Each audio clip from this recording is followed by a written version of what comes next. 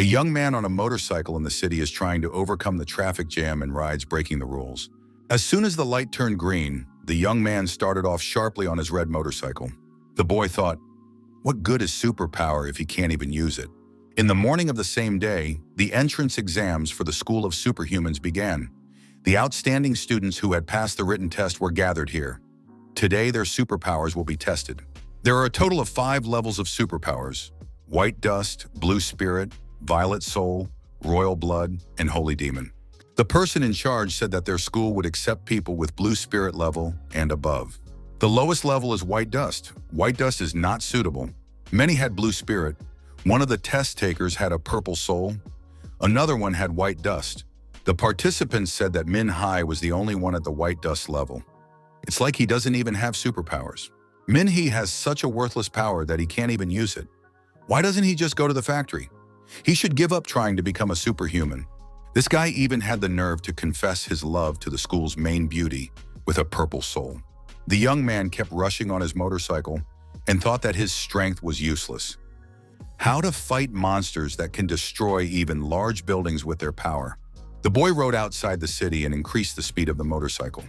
Up in the sky, he saw a comet. The young man thought that he couldn't even be hit by a bullet, let alone a comet. The Earth is huge. There is no chance of a comet hitting him. However, this was an erroneous judgment. The comet did hit this young man, and he fell from his motorcycle straight to the ground. An identification of the owner and subsequent merger with him was made. The identification was successful. There was a connection to the hippocampus. After analyzing it, information appeared that the owner did not possess combat abilities and could easily die. A rendition of powers took place. The talent level was now upgraded to royalty. There was an assumption that this guy was now capable of fighting. The young man found himself in a hospital bed. He was hooked up to a ventilator. The doctor said his body was fine, but because of the blow to his head, he would be in a coma for quite some time. The nurse said she would try to take care of this guy. Dr. Zhao was summoned. Tian Wen's group sent a bottle of monster blood. Everything should be checked and analyzed. A few days passed. Visitors came to our hero, but the young man continued to lie unconscious. A month passed. Friends and classmates also visited Min Hai in the hospital. They knew that the boy really wanted to become a superhuman, but he had taken his worthlessness too personally. He should have taken care of his safety. The young men expressed hope that he would find a normal job after he woke up. One of the visitors read the letter and realized that Lu Chian had responded to this guy's confession. After all, no one even knows if he will wake up or not, and if he wakes up, he might end up with a disability. A year passed. Min Hai continued to be in a coma. Something unbelievable started happening in the city. Monsters, insects of monstrous size began to crawl out of the sewer manholes. A large number of mutant monsters appeared in Nancheng. All staff members need to leave the premises immediately. The nurse thought of that student from room 409. After all, he was the only one left there. Even if he doesn't wake up, he can't be left behind. The nurse continued to move towards the ward. The mutant monster was already following her. The girl entered the ward and saw Min Hai lying there alone, unattended. The nurse approached the bed of the patient. The young man had to be dragged to the wheelchair somehow. The girl saw a reflection in the window. There was a huge mutant monster behind her back. The girl was holding Min Hai's hand. The huge monster encompassed the girl's body. The nurse shuddered in fear. The impulse of fear was transmitted to the patient. The young man abruptly opened his eyes and jumped up. He tore the medical sensors off his body. The boy turned around and with a sharp movement threw the monster far away from the nurse. The monster broke through the wall of the building and flew outside. Min Hai asked the nurse if she could get up. The girl could not worry, the monster was destroyed. The young man thanked Nurse Sung for taking care of him all this time. Sister Song thanked the young man for saving her after he woke up. Min Ha wondered, wasn't this the Nancheng hospital? How come there are mutant cockroaches here? Song replied, the superiors said that radioactive liquid had gotten into the sewer system and all the vermin had mutated. Min Hai asked the girl what would happen to the others. Sung assumed that everyone would be evacuated to a safe place. But the young man was unconscious and she was afraid to leave him alone. Min Hai said that the girl didn't abandon him in the beginning. That was something he would never forget. Sung said that she was only doing her job as a nurse. But how could a mere student destroy a mutant monster with a single blow? The young man thought that he had been practicing fighting techniques for a year. The boy said that they should leave the building and join those who had already evacuated. Mutant insects began to appear from all directions. Min-hai told the girl to hide and wait for him here. Min-ha snuck into the lab and grabbed a bottle with the necessary liquid. He broke this bottle, and the liquid spilled onto his fist. At this moment, a huge insect was about to devour Sister Song. Min-hee thought that he had practiced this move in his head millions of times, but he decided to try it for the first time. Song realized that the young man's superpower was related to fist strikes. Min-hae said that he was still a student who had failed the exam last year. Nurse Sung assumed that the examiners were blind. Even some superhumans with the rank of Pyro couldn't be compared to this young man. All the monsters around were destroyed by our hero. Minga wondered, how could cockroaches become so terrifying? What kind of vibe was that? Song replied that there were more than just cockroaches in the city sewers. At that time, a passenger bus was moving across the bridge over the river. A lot of mutant monsters came out of the sewers and onto the riverbank. Because of the cockroach infestation, the driver almost steered the bus into the river. The bus braked sharply and stopped at the edge of the bridge. The people on the bus began to call for help. There are many mutant monsters on the bridge. The help of superhumans is needed. A savior appeared on the roof of the bus, a superhuman. He said he was a pyro-rang superhuman. He would deal with these creatures personally. The man stated that he didn't care how many monsters there were around. His superpower is endless bullets. The insects will get what they deserve. Suddenly, a huge rat appeared behind the superhuman's back. The monster jumped onto the roof of the bus, and the bus swayed on the edge of the bridge. The passengers panicked and screamed even louder. The rat had gnawed through the roof of the bus and was about to reach the people. It seemed that there was no escape. Nurse Song and Min-hai found themselves outside the hospital. The girl asked, "Are the monsters still chasing them?" The young man replied that there was no danger nearby. The girl saw a bus on the edge of a destroyed bridge. It was about to fall into the river. It was the bus that was taking people out of the hospital. The passengers are in danger. There was an intercom nearby, and the young men heard the bus being attacked by a mutant mouse. A pyro-rang superhuman appeared on the bridge with pistols. However, he was defeated by the mutant and shows no signs of life. There were no other registered superhumans nearby. Minnie asked that the nurse tell him all about the demon rat, what its abilities and weaknesses are. The girl replied that this monster has a weakness for fire. Over the intercom, our hero was told that all the theory he knows about rats is useless. We should run away and seek shelter. Min-hai said that these people have been taking care of him for a year. He can't leave them. The giant mutant rat grabbed the bus, lifted it up, and was about ready to throw it into the river. Min-hye, observing the scene, said it felt like the monster was playing with its food. The guy told the nurse to stay where she was and not to go anywhere. The girl said that the rat is dangerous and Min-hai shouldn't go near it. Min-hye replied that when a patient is in danger, Nurse Sung doesn't stand by either. The young man stated that if he doesn't try to defeat this monster, he will never know if he is even capable of doing so. The young man thought with disgust that the cockroaches that used to be the size of a fingernail had now become as big as a person, and the rats were as big as a 5-story building. Ming-hee thought that if such a huge monster clawed him, his bones would shatter into pieces and he wouldn't be able to fight. The young man attacked the monster, but immediately realized that the rat was very fast. The monster dodged his attack. Min-hee realized that the rat shouldn't even hit him. Otherwise, it would end badly. The first thing to do was to get the beast away from the bus. The rat was distracted for a moment and grabbed a nearby car with its teeth. The young man thought this was his chance. He threw a powerful punch using his superpowers. The rat lost its balance and fell to the ground. Was one punch really enough to deal with this monster? It was necessary to make a control attack. After all, animals like rats could pretend to be dead. And indeed, the rat opened its eyes, grabbed and ripped apart another car. The monster jumped up on its paws and rushed in pursuit of the young man. The monster stopped beside the destroyed car. Gasoline from the fuel tank was spilled nearby. Minnie took out a lighter. Min-hee ignited the lighter and threw it into the puddle of gasoline. The fire began to spread everywhere the gasoline was spilled. A doctor approached the nurse and asked how she was able to escape. Did he get the impression that the superhuman who saved them was in the uniform of a patient at their hospital? The people who got off the bus saw a huge explosion. The explosion occurred in the place where the monster had just been. After the explosion, the monster was engulfed in flames. Min-hai was nearby and was not injured. Our hero remembered the information that the huge rat was afraid of fire. Ming-He thought that this fire was very dense. Its strength would instantly increase with it. The young man said that this gutter monster is getting what it deserves. There was no need to touch innocent people. Our hero delivered a crushing blow, and the bus passengers saw this superhuman destroy a giant rat. People shouted with joy that they were saved. The doctor wondered, why is this super-ranked superhuman in the uniform of a patient of their hospital? Wasn't this the student who had been in a coma for a year? Medical nurse Sung said that this young man's name was Min-Hai. He's the student who wasn't recruited by the superhuman school. Command center. The girl reported that Lu Chian could return. The general rank mutant monster has been destroyed. All the people have been saved. The girl added that someone was approaching them. There is no danger.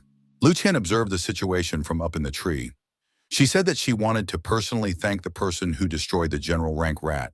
The girl in the command center didn't know who the superhuman was, but he wasn't on the registration list. It couldn't be a mere disciple. Apparently, it was a strong superhuman. The commander wondered if Lu Chian had found another source of radiation. The number of mutant monsters would only increase in the future. All they can do is ask the people of Nanchang to leave and shut down all the contaminated areas. At the rescue station, Nurse Song was treating our hero's wounds and said that he was incredible. If it wasn't for him, no one would have gotten out of there alive. A girl tried to get inside, bypassing the guards, and said her brother was still in the hospital. He was unconscious. The guards stated that absolutely no one is allowed in. The guard added that they had already evacuated all the people and cordoned off Nanchang. No one except transportation vehicles and superhumans would be granted access. It was too dangerous. The girl replied that she didn't care. She had to save her brother. The girl cried and begged to be let through.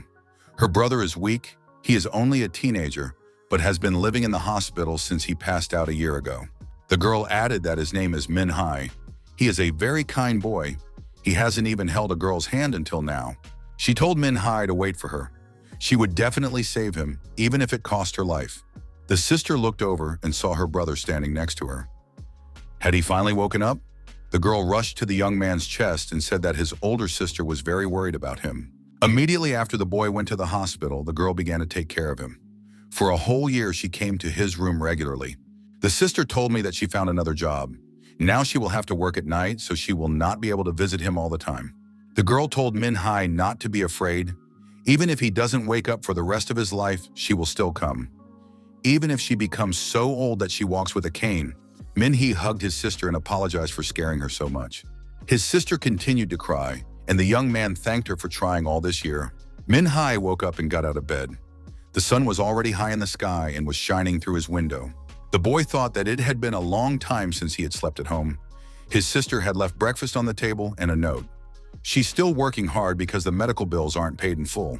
Min-Hai thought that big sister is working 3 jobs because of him. One of them is a delivery person on a scooter. She also does cleaning work. She looks even paler than the patient. The young man decides he needs a way to make a lot of money and improve his sister's life. She shouldn't have to work so hard.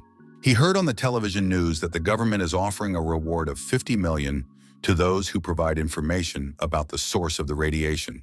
It was also reported that today's reward for a mutant cockroach was 3,000, and for a giant mutated demon mouse was 5 million. Many thought that nothing was known yet, and they were already paying that kind of money just for information about the source of the radiation.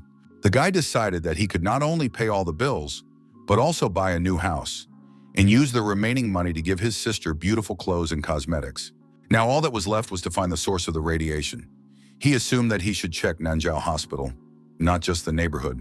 He figured that even if he didn't find any clues, he could make some money by destroying monsters. Getting rid of evil for the sake of the people would also give him some combat experience. The young man decided to check out the Red Hall of Rewards. A girl met him and greeted him. She asked if he was here for the award announcement or as a superhuman. Min-Haye replied that he was superhuman. The girl asked what his rank was so she could pick the right mission. Min-Hee said he wants to destroy some mutated cockroaches.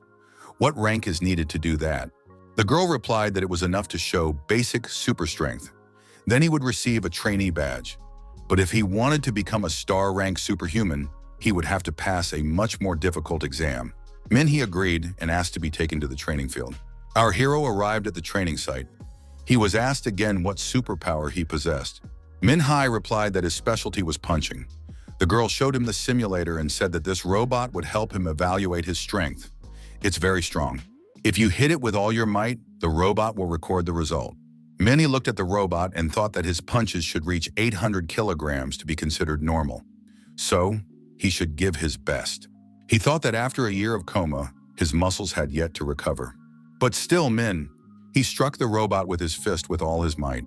The punch was so powerful that the robot even went up in smoke. What was the strength of his punch? The robot's result was 1,000 kilograms. The guy said that he barely reached the minimum. The audience was surprised. What does he mean? He just broke the record. The girl explained that 800 kilograms was the result of the first iron rank that had recently debuted. Min-hai is the first person to break that record. The girl gave our hero a prize for the record, a 1,000-coin shopping card. If he breaks a few more records during the exam, he'll get additional rewards. Min-hai asked what the ranks were. The girl replied, starlight, moonlight, sunshine, sunshine, and celestial brilliance. If it is higher than these four, one must go elsewhere. Our hero had heard that one who had reached the rank of celestial brilliance could buy a villa and an expensive car. But he wasn't sure if it was true. He just needs to become stronger and impress everyone. In front of the entrance to the inner area, there were people recruiting members for teams. Our hero didn't expect that so many people would be interested in the reward. This was the first time he had seen so many superhumans in one place. A young man approached Min-hee and asked if he wanted to join the Blood Eagles. Ming-he inquired, "Are they here to find people to join the team?" Luo Kai-xuan, who possessed the Moonlight rank, confirmed it. "If you go alone, you'll be eaten by monsters and no one will even know. No one is allowed to enter the danger zones alone." Luo Kai-xuan asked what the guy's rank was and if he could show his badge. The fatty saw that the guy in front of him was just a star-rank trainee. He apologized. "Their group doesn't take newbies." Luo Kai-xuan advised our hero to practice for a while. Going there as a Starlight-ranked trainee would doom himself. Min-hee was confused.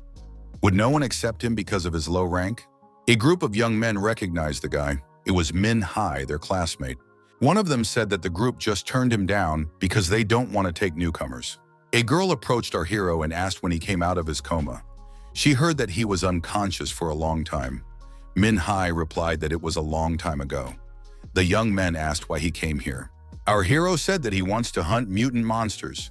He needs some money to pay his medical bills. Xu Jing said that with this physique, he could become lunch for the monsters. How is he going to hunt them? Lian said it's very dangerous out there. It's not worth the risk. Besides, Min-hai's ability is not a martial type. Lu Xinghong agreed. After all, the guy only had luck as a skill. With such a gift, one could only win a bottle cap that said, "Congratulations." One more. The girl told her classmates to stop acting like this. Min-hai just got out of the hospital. He's doing his best. And they, as his former classmates, should support him. She added that Min-hai can join them. They will protect him. The guy thought that since the guards won't let him through alone, he'll have to go with the group. He also thought that all these people are looking down on him. They've been studying at the Superhuman Institute for over a year now. They must have gotten stronger. In their eyes, he's a loser, expelled, and he's also been in a coma for a year. One of the students said that at least Min-hai has good luck. Could be their mascot. A classmate added that he should help him. That's what friends are for. After all, they went to the institute together.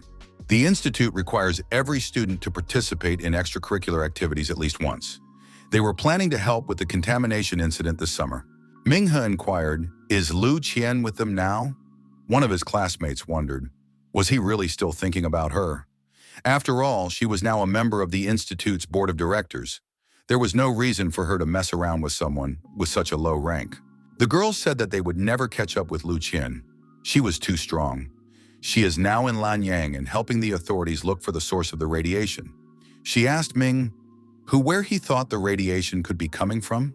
The guy wondered, what's the point of good grades if he never got into an institute with zero combat skills? Besides, they're just hunting mutant cockroaches. How can students like them even find the source of radiation? According to reports, there are 3 types of monsters: mutant cockroaches, mutant larvae, and giant mutant rats. All of these vermin live in the sewer system. The source of the radiation is probably some kind of liquid in the sewer system.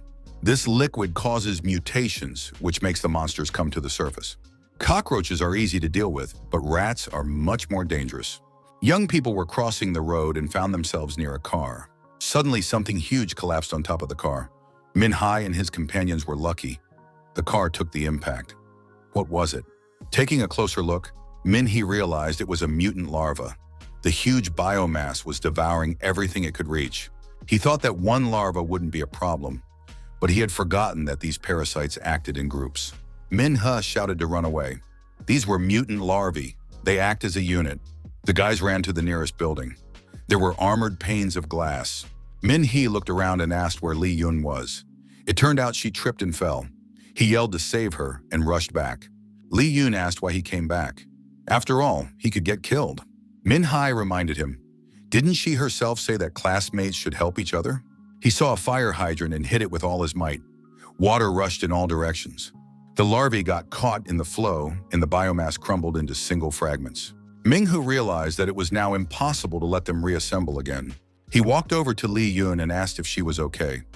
The girl was amazed by his bravery. Was this really the same Min-hee? He said that they were almost there. The girl looked at him carefully and thought he was quite handsome. Too bad he already has someone he likes, Lu Chian, but it's good that he didn't leave her in the lurch. Min-hee and Li Yun entered the building and were safe. The classmates asked if she was okay. The young man said they were going to rescue Li Yun, but he was quicker. No one even noticed that she had fallen. The guy added that he almost missed the chance to save the person. Everyone noted that the maggots had retreated back into the sewers. Min-hee asked a classmate to treat Li Yun's wound. The maggot secretion could be dangerous and ointment might be needed. Li Yun replied that it was just a bruise. It wouldn't stop her from moving. Min-hee said for the others to stay put. He would check the building himself and keep the mutants from getting inside. Wang Shodan asked why none of them had thought of inspecting. Even Ming-he, who hadn't entered the institute, was more prudent. Ming-hu walked out of the lab and studied the evacuation plan. As he passed by Vivarium number 1, he saw butterflies. There was no one in Vivarium 4. And in Vivarium number 9, the glass was broken. The young man remembered that Vivarium number 9 has been listed as a missing insect site since December 30th, 2030. The place is fenced off and awaiting investigation. Min-hee thought it had already been half a year. Didn't these insects become mutants under the influence of radiation? He assumed that it was from the sewers that all mutants came out. Checking the back door, he made sure it was locked. There was no other way out. The sewer hatches were sealed off, too. The maggots shouldn't be able to get in. Up ahead down the corridor, he spotted a figure. It was Dr. Zhao. But what is he doing here, in an isolated area, alone? Ming-hu realized that the doctor was heading towards a dilapidated building. Does he really live there? But after all, he's not superhuman. It's too dangerous. A phone call from an unknown number rang out. There was a girl on the line. She called him Min-hee's little brother. She asked if he wanted to have dinner with his little sister. She hadn't thanked him for saving her life yet. The word no is not acceptable. It was Nurse Song. She said her name was Song Lan. The young man could call her Nurse Sung. Min-hee told the girl that he was now in an isolated area. Sister Song wondered, what is he doing there? Isn't that area completely closed to people? She had heard that there were many mutant monsters in that area, including some that hadn't been encountered yet. It's very dangerous. Min-hee said it's very profitable. He needs to earn money to help his sister pay for his treatment. Song Lan asked if this is about Qin Yu. Are they blood brother and sister?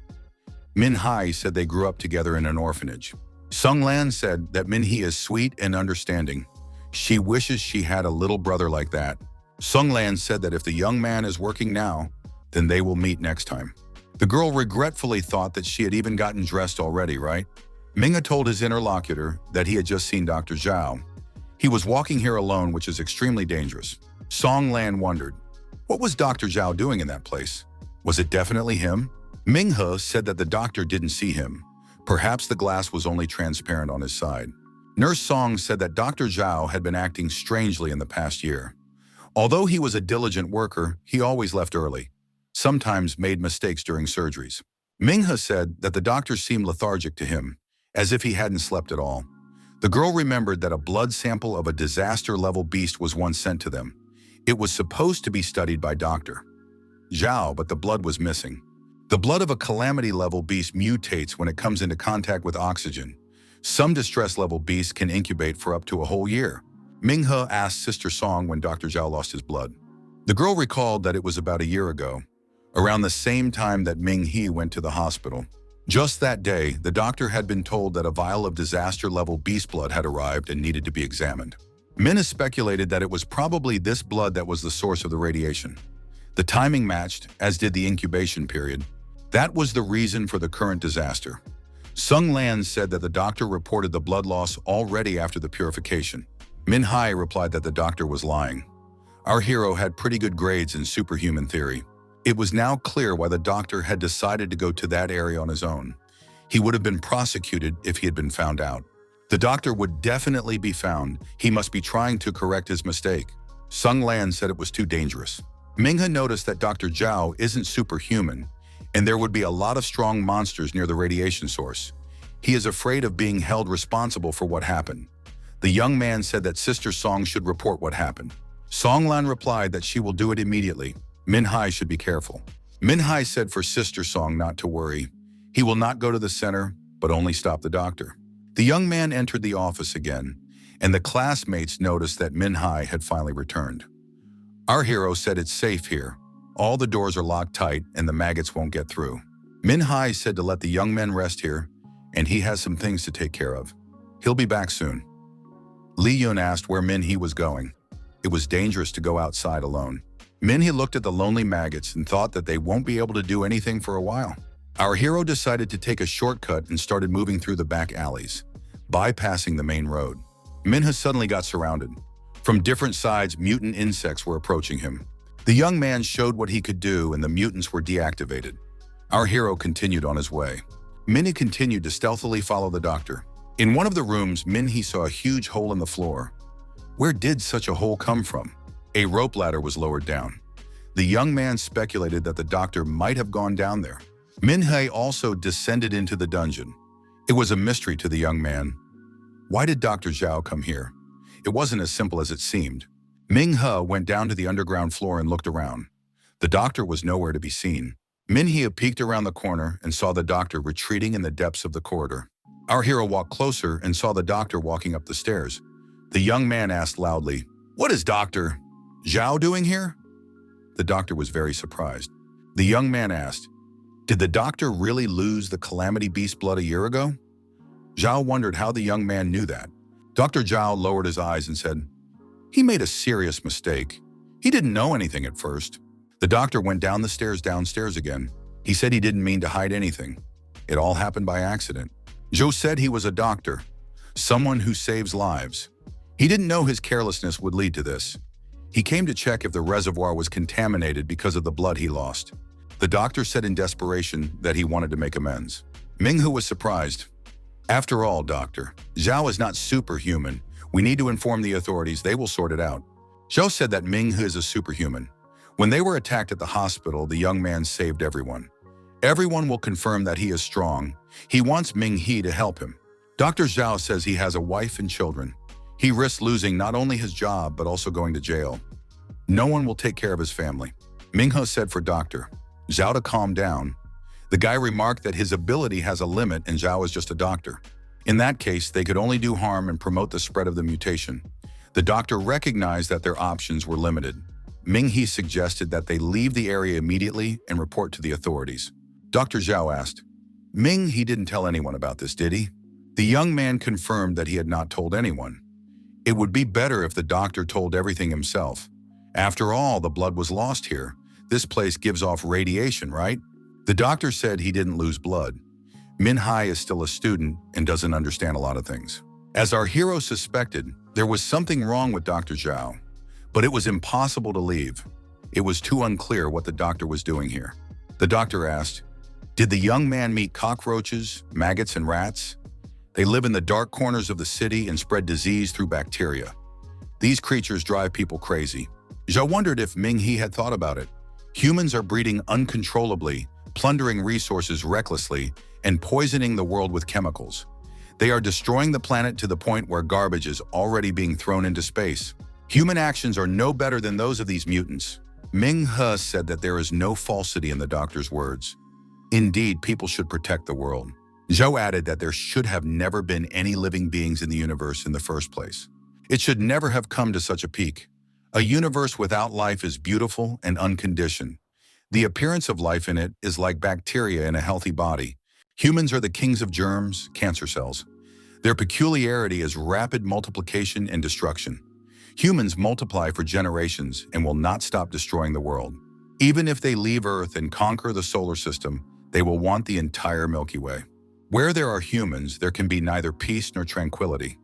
What is the difference between cancer cells and humans destroying the universe? Minghe asked Dr. Zhao if he thought his thoughts were against humanity. It was hard for the student to understand the meaning of those words.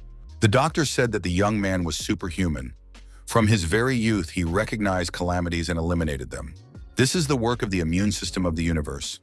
Everyone obeys it. The universe spends its energy on destroying viruses.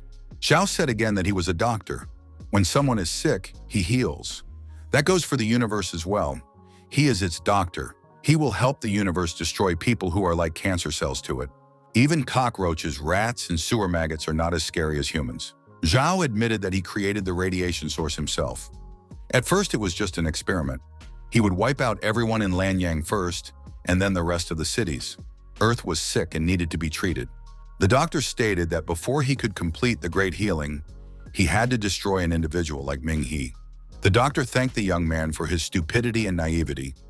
Now he could continue with his plan to infect the city. Our hero told the doctor that South City is isolated. The mutation will not spread to other cities. The doctor said that even though they may cut off the surface and sewers, it won't help them. All the water flows through here. The pipes will carry the radiation to Lanyang City. The city uses that water to wash groceries, take showers, clean the streets. It's needed everywhere. After that, the water is drained into the city sewer system. All the rats, cockroaches, and maggots start to mutate. Minhai realizes that he needs to get out immediately. The doctor is not superhuman, so he can't stop it. The young man said he didn't understand Dr. Zhao. Let him mind his own business and he would leave. The doctor asked, "Didn't Ming he show his justice by saving people in the hospital? Doesn't he want to be the hero who saved the city?" Minhai replied that he actually treasures his life and gets away with it. He is just trash who was not accepted into the Superhuman Institute and is not fit to be a hero.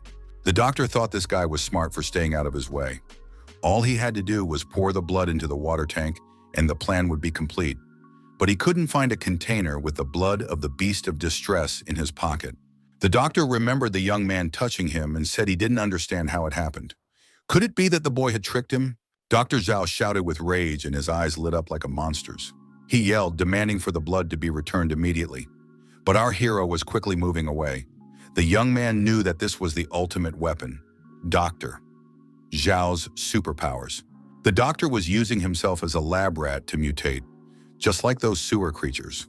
Zhao tried to catch up to the young man and tear him apart. Minghe finally reached the rope ladder. Now it was necessary to climb to the top. The mutant beast surrounded our hero and began to slowly approach. Minhai realized that the doctor was not aiming at him, but at the ladder, to cut off the escape route. The young man was faster. Outsmarting the monsters, he jumped a few jumps to get out through the hole. Once at the top, he saw a huge amount of liquid concrete spread over the surface. This was just the right amount of concrete. Minhee used his powers to direct the concrete into the hole and solidify it. The young man succeeded. The hole was safely sealed with concrete. The mutants and Dr. Zhao remained below. Dr. Zhao could smell the beast's blood. It was bubbling inside him. He said that he wouldn't just let Ming-He escape. However, our hero left the building and tried to run out to the main street through an underpass. The strength of mutated monsters depends on their original form. Larvae, the weakest, this is the initial rank. After them come the cockroaches, the normal rank. The general rank includes rats. They are the most ruthless. Already rats are strong enough and it is difficult to cope with them. And if an adult has mutated, it's a real disaster. Minghe wasn't sure if he could handle Dr. Zhao. The young man decided that it was impossible to run towards where Li Yun and the other classmates were. If Dr. Zhao caught up to them, he would destroy everyone. One must stall until the authorities arrive for blood. Huang Feng, who possessed the rank of Moonlight, reported that the sweep was complete. All the maggots in the vicinity have been destroyed. Xiaojian, also possessing the Moonlight rank, to the west of the abandoned building, confirmed. The sweep is complete. Lo Xiaojiang offered to return. She had completely exhausted her magic power. The fatty said that in that case, he would call off the puppets. They had already received a generous reward. One of the young men added that he was a healer, and it was none of his business. Huang Feng wondered if there were any stronger monsters here. Suddenly, he shouted loudly.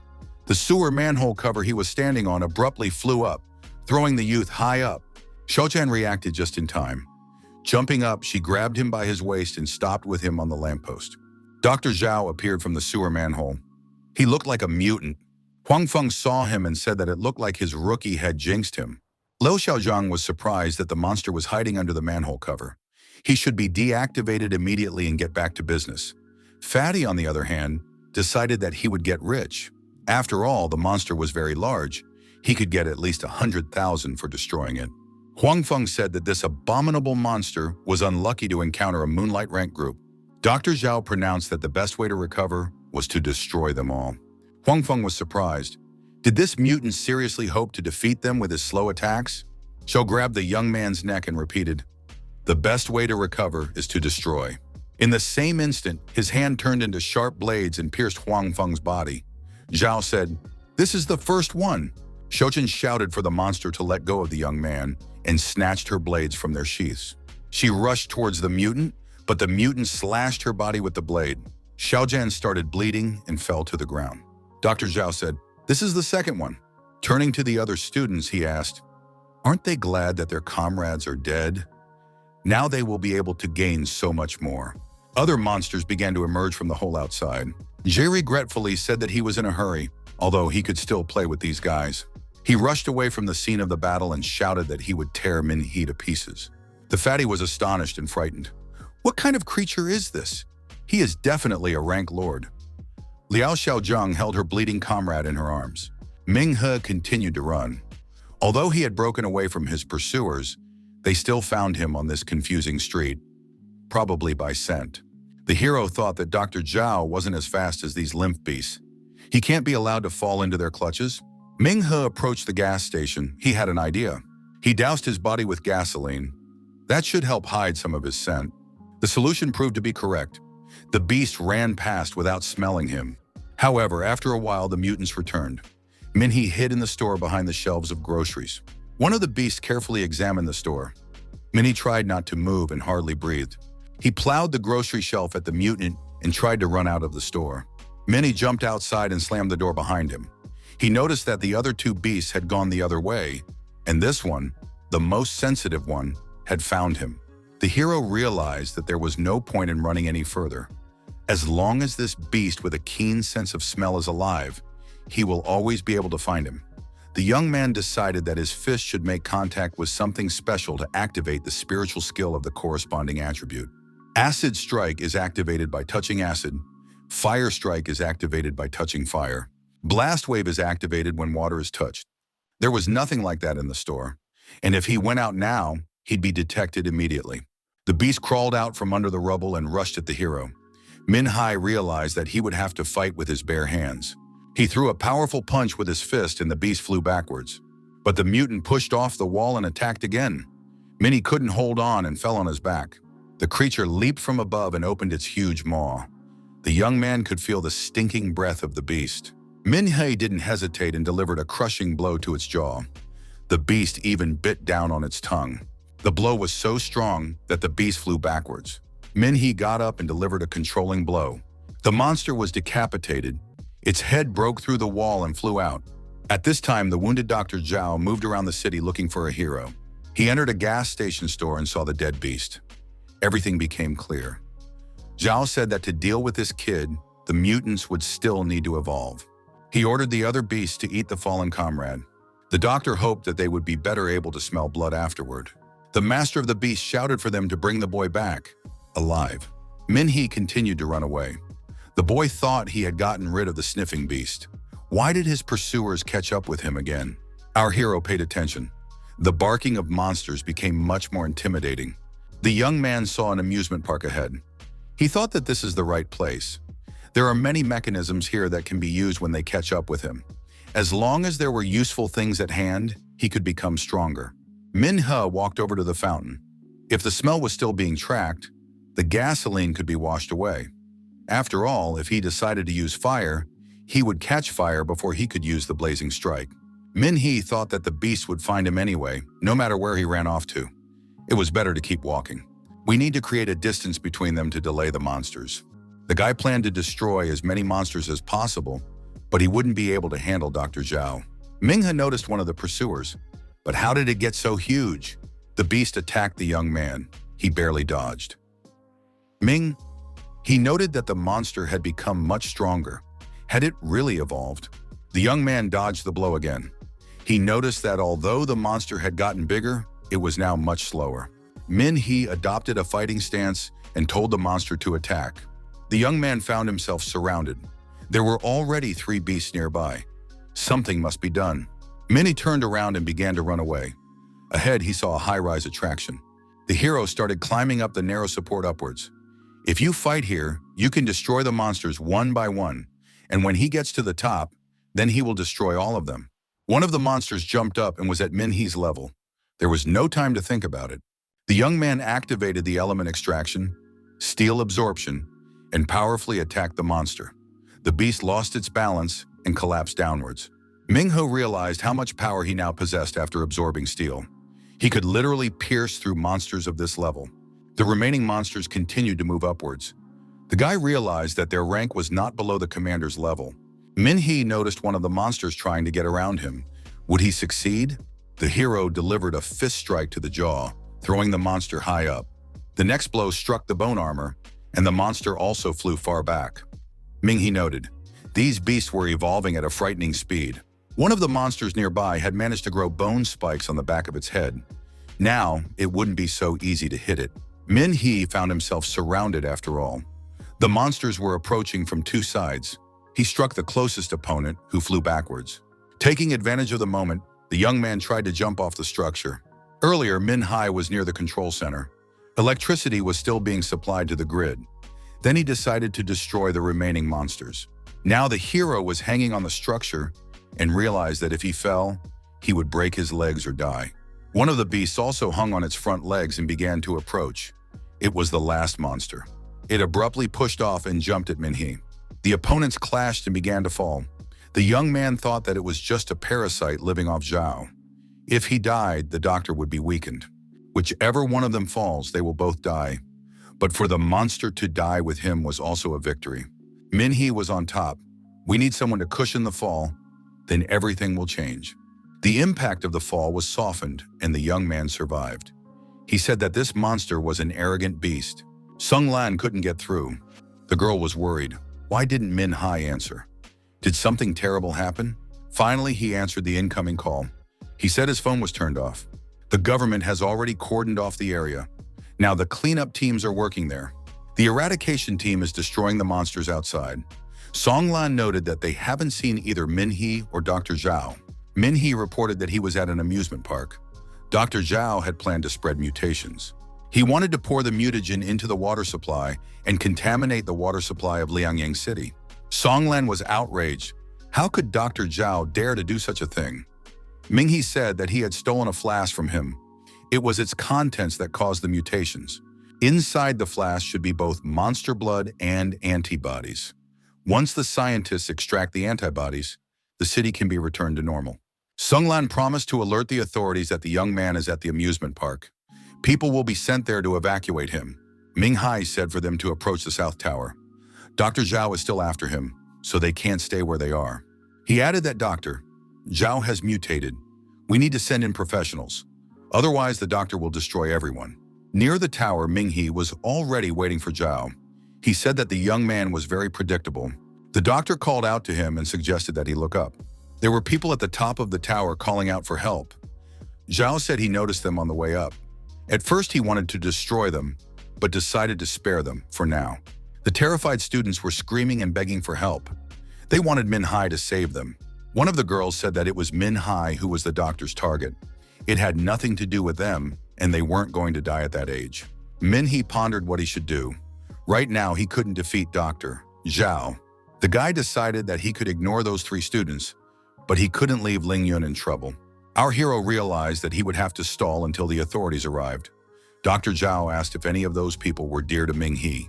The doctor looked up and suggested that his girlfriend might be there, most likely the one who advised him to run away. Ling Yun said that they were just classmates. The doctor laughed. It's not like a girl would risk her life for just a classmate. Min Hai said that such a rascal wouldn't understand that. After all, to him, people are cancer cells that infect the universe. All these words in the subway sounded quite funny. Min Hai said that to him, human lives were what gave the lonely universe meaning. The evolution of the universe led to the emergence of life. The doctor laughed again. What kind of evolution and development are we talking about? Min-He replied that civilization and thinking are unstoppable in development, including superhumans.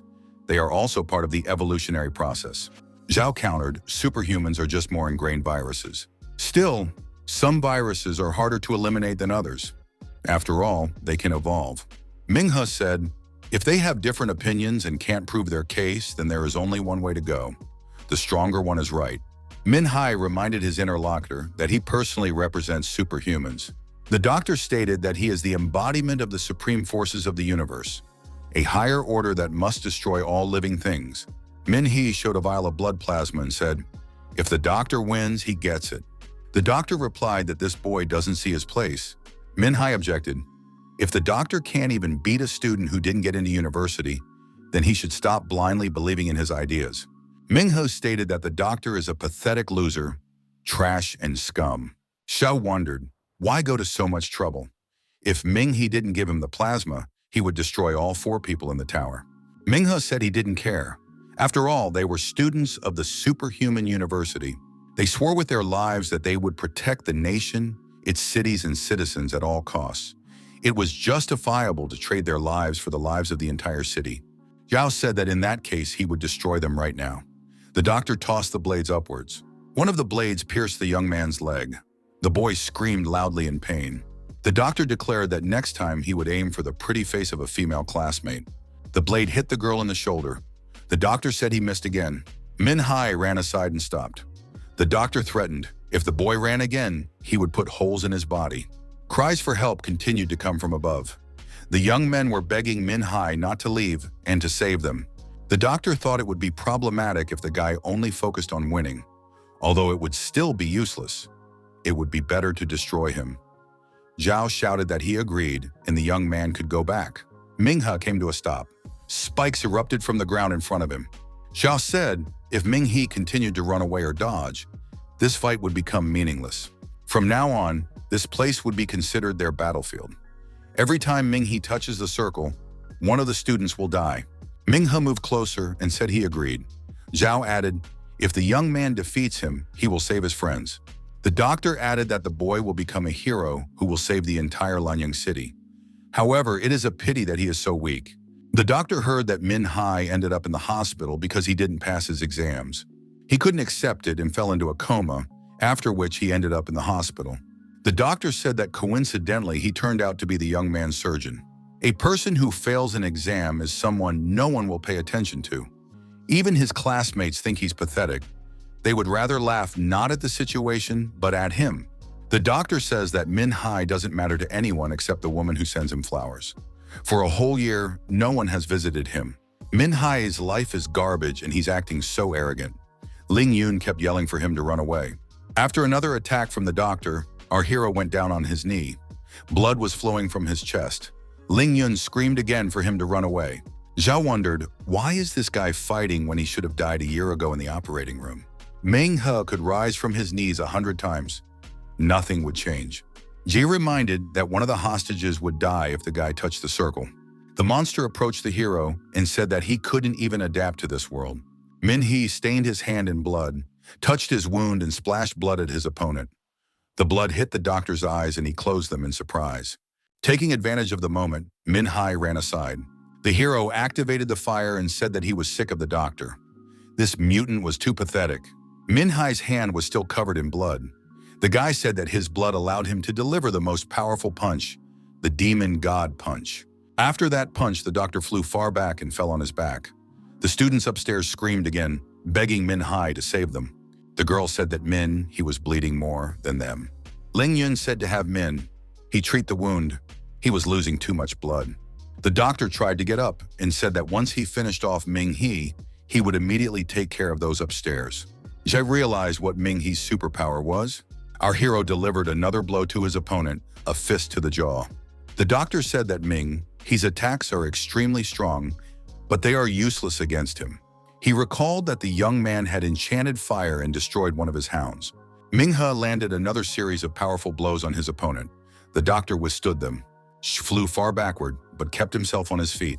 The mutant noticed that this superhuman was able to absorb the properties and energy of various things and use them as weapons. This is quite an interesting skill. Dr. Zhao once again stated that all of this is useless against a high-ranked monster. Ming-He's ability to absorb different environments and create different effects with his strikes is a rare and unusual power. But no matter how hard he tries, it's not enough to defeat a person of the leader's rank, which is the doctor. One of the hostages said that Min-Hai has an unusual talent. Even white dust refers to his invisible power. And his other ability is just luck. It's not something that can be used in battle. A classmate recognized that Min-Hai is stronger than everyone present. She told him to use a little more strength and destroy that monster. The doctor said that he was now using the strength of a leader rank monster, not the strength of that maggot that the young man had destroyed. The guy wouldn't have enough strength to defeat it even with a Bluefist rank spirit to reach the point of destruction. Zhao assumed that the young man was experiencing that feeling of having given 100% and still being outsmarted. This is especially unpleasant. The mutant added that this superhuman will always be weak. How dare he compare himself to his perfect body? The opponent said that Min-Hai wasn't the only one with fists. The opponents punched each other with their fists. The blow was so powerful that the hero flew far back, but stood on his feet. The monster approached Min-Hai again and continued to attack. The young man thought that ever since the doctor started fighting with his fists, his speed had noticeably increased. After another attack from his opponent, Ming-He flew high up. Zhao said that he would guide the young man to the right path once more. Ming-He grabbed his chest again. The wound continued to bleed. The doctor said he had forgotten about another of the boy's unusual talents. Luck. He was already at his limit. One blow would be enough. Even if he survives, he will most likely remain maimed. But the power of his luck is very useful. The monster draped his hand over the hostages and said that none of them had luck like Min-He. Min-He shouted for the doctor not to do that. After all, they had a deal. The doctor replied that he always keeps his word, but the young man should see where he stood now. The boy realized that he was out of line. Zhao declared, because of this young man's incompetence, one of his comrades must die. A bone spike pierced the chest of one of the girls. The victim lowered her head and stopped moving. Min-Hai said that he would never forgive the doctor and would take revenge to the fullest extent of the law. Our hero's eyes glowed demonically and he screamed loudly. The doctor said there was no need to be nervous. As a specialist, he could claim that the girl wouldn't die until the bone was removed from her.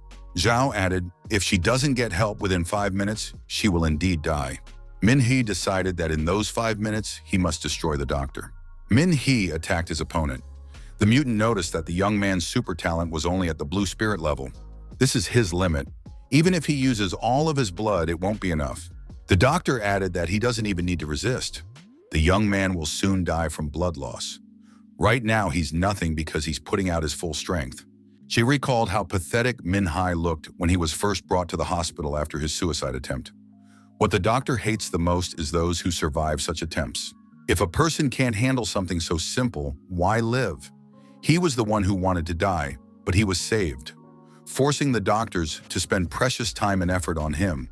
Zhao added that Ming-He is just a pathetic worm that no one cares about. He is so weak that even when he finally decided to commit suicide, he failed. Does Min-Hai know how much trouble he has caused his family? His sister denied her dignity for him. When medical expenses were written down as debt, she kneeled in front of the doctor, begging him not to kick her brother out of the hospital. Min-Hai and his sister have always lived at the bottom of the city, working hard for the strong and rich. So why is he deluding himself and trying to claim something great? The monster said he would put an end to this miserable life so that the young man would no longer have to bear the burden. Dr. Zhao threw another punch, but the young man withstood it. The monster noticed that the boy was out of bounds again. Zhao said, if the young man survived the attack, then someone else must die in his place. Min-He stated that he has never tried to commit suicide. He values life more than anyone else. The doctor replied that it doesn't matter. What is important is that he allowed another one of his comrades to die. Ming-He added that the one who was indifferent to everything was not him, but Dr. Zhao. His sister denied her dignity and pleaded with the doctor because she cares for him, her only family. She said she would visit her brother even when she got old and needed a cane to come to him. When the animal mutation started and everyone in the hospital was busy fleeing to save their own lives, Nurse Song didn't abandon him. She didn't leave someone who couldn't get up for a year. Min-He said he would never abandon his classmates because Lin Yun led the fundraiser and helped organize a donation from the whole class for his sake. The doctor said that the girl who collected donations for him would soon die right in front of his eyes. Min-Hai said that he had a clarification. His super talent is not just a blue spirit rank. The young man said that his opponent had the ability to self-repair and regenerate body parts, but every blow he struck left a mark on the monster's body. There were 49 blows in total. The doctor realized that he was now vulnerable. Ming-He pounced on his opponent again with his icy fists. Dr. Zhou realized that this young man was capable of executing an ultimatum move. He is a purple soul rank super talent. Our hero's attack was successful. The monster appeared defeated and lay on the ground. The young man said that its current power was indeed low, but it was thousands of times better than a hideous villain like Zhou. Ming-He lowered the students down to the ground. They looked at each other in surprise. Is his talent really at the violet soul rank? And he is even capable of using a secret art. This guy is incredibly strong. The students thanked the young man for the rescue. Was the school really that blind? Min-Hai is really strong, but it can't be seen with the naked eye. The problem is either the test machine or the examiner. Min-He ran up to Ling Yun and told the girl that she was now saved. The officials with authority were about to arrive. Lin Yun said that Min-He is very strong. None of them expected this. One of the students noticed that the officials had already arrived. The young men waved their hands and shouted that they were right there and help should be sent to them. The woman said she would take care of the injured and Lin Kunyu should handle the crisis situation. Loling demanded that everyone step aside and leave the injured to the medical team. The chief medic said that the injured person was lucky. The spear had not come out completely, and if help was given in time, there would be no life threat. Lolin added that Ming-He was also badly injured, and his wounds needed to be treated with medical supplies. The commander said that when they arrived at the place, they found a mutated master rank monster. Minnie is very lucky. None of his friends died. The woman inquired, where did this mutated monster escape to? Lin Kunyu, a sun-ranked master, reported that the critical situation had already been resolved. Loling remarked that there was no need to be hasty in completing missions. A master rank monster could ambush them and observe them. Lin Kunyu reported that the mutated monster had already been eliminated and pointed at the ditch. At the bottom of the ditch lay the burnt body of the monster. It was a mutated human. It had probably used a few dirty mutations to enhance itself. Luling inquired who had massacred this monster. Everyone present silently pointed at Ming-He. Our hero also remained silent.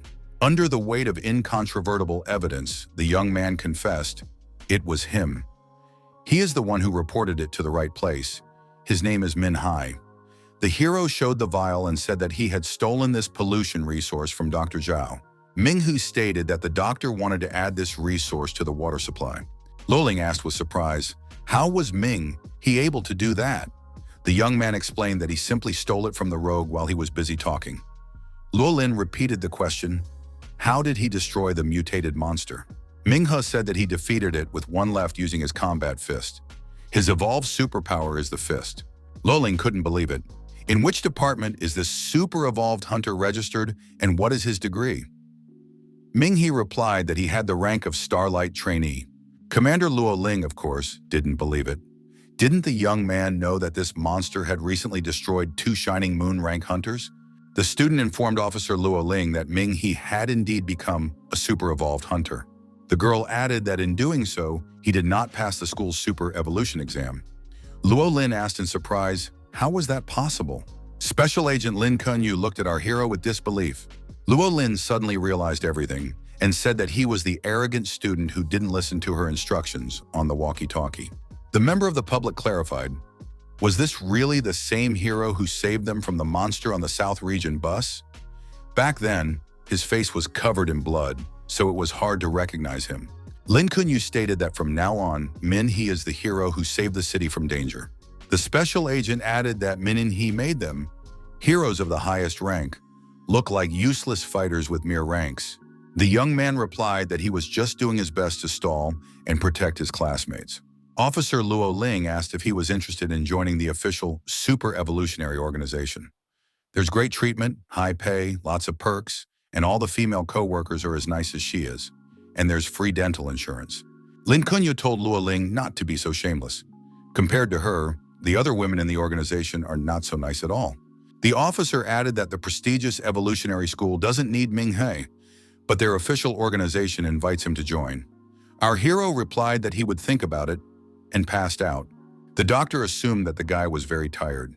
He had lost a lot of blood and his body was very weak. The news channel reported that after the hard work of the Advanced Evolutionary School, the official hunter organization had completely wiped out the monsters in the city's southern suburbs. Also reported was a superhuman who made a huge contribution. He discovered the source of the pollution and stopped the danger from spreading. The superhero is currently undergoing treatment. The interview with him will continue after his condition improves. Lanyang City Hospital. A nurse sits by the bedside of a patient. Nearby in a vase is a bouquet of beautiful flowers.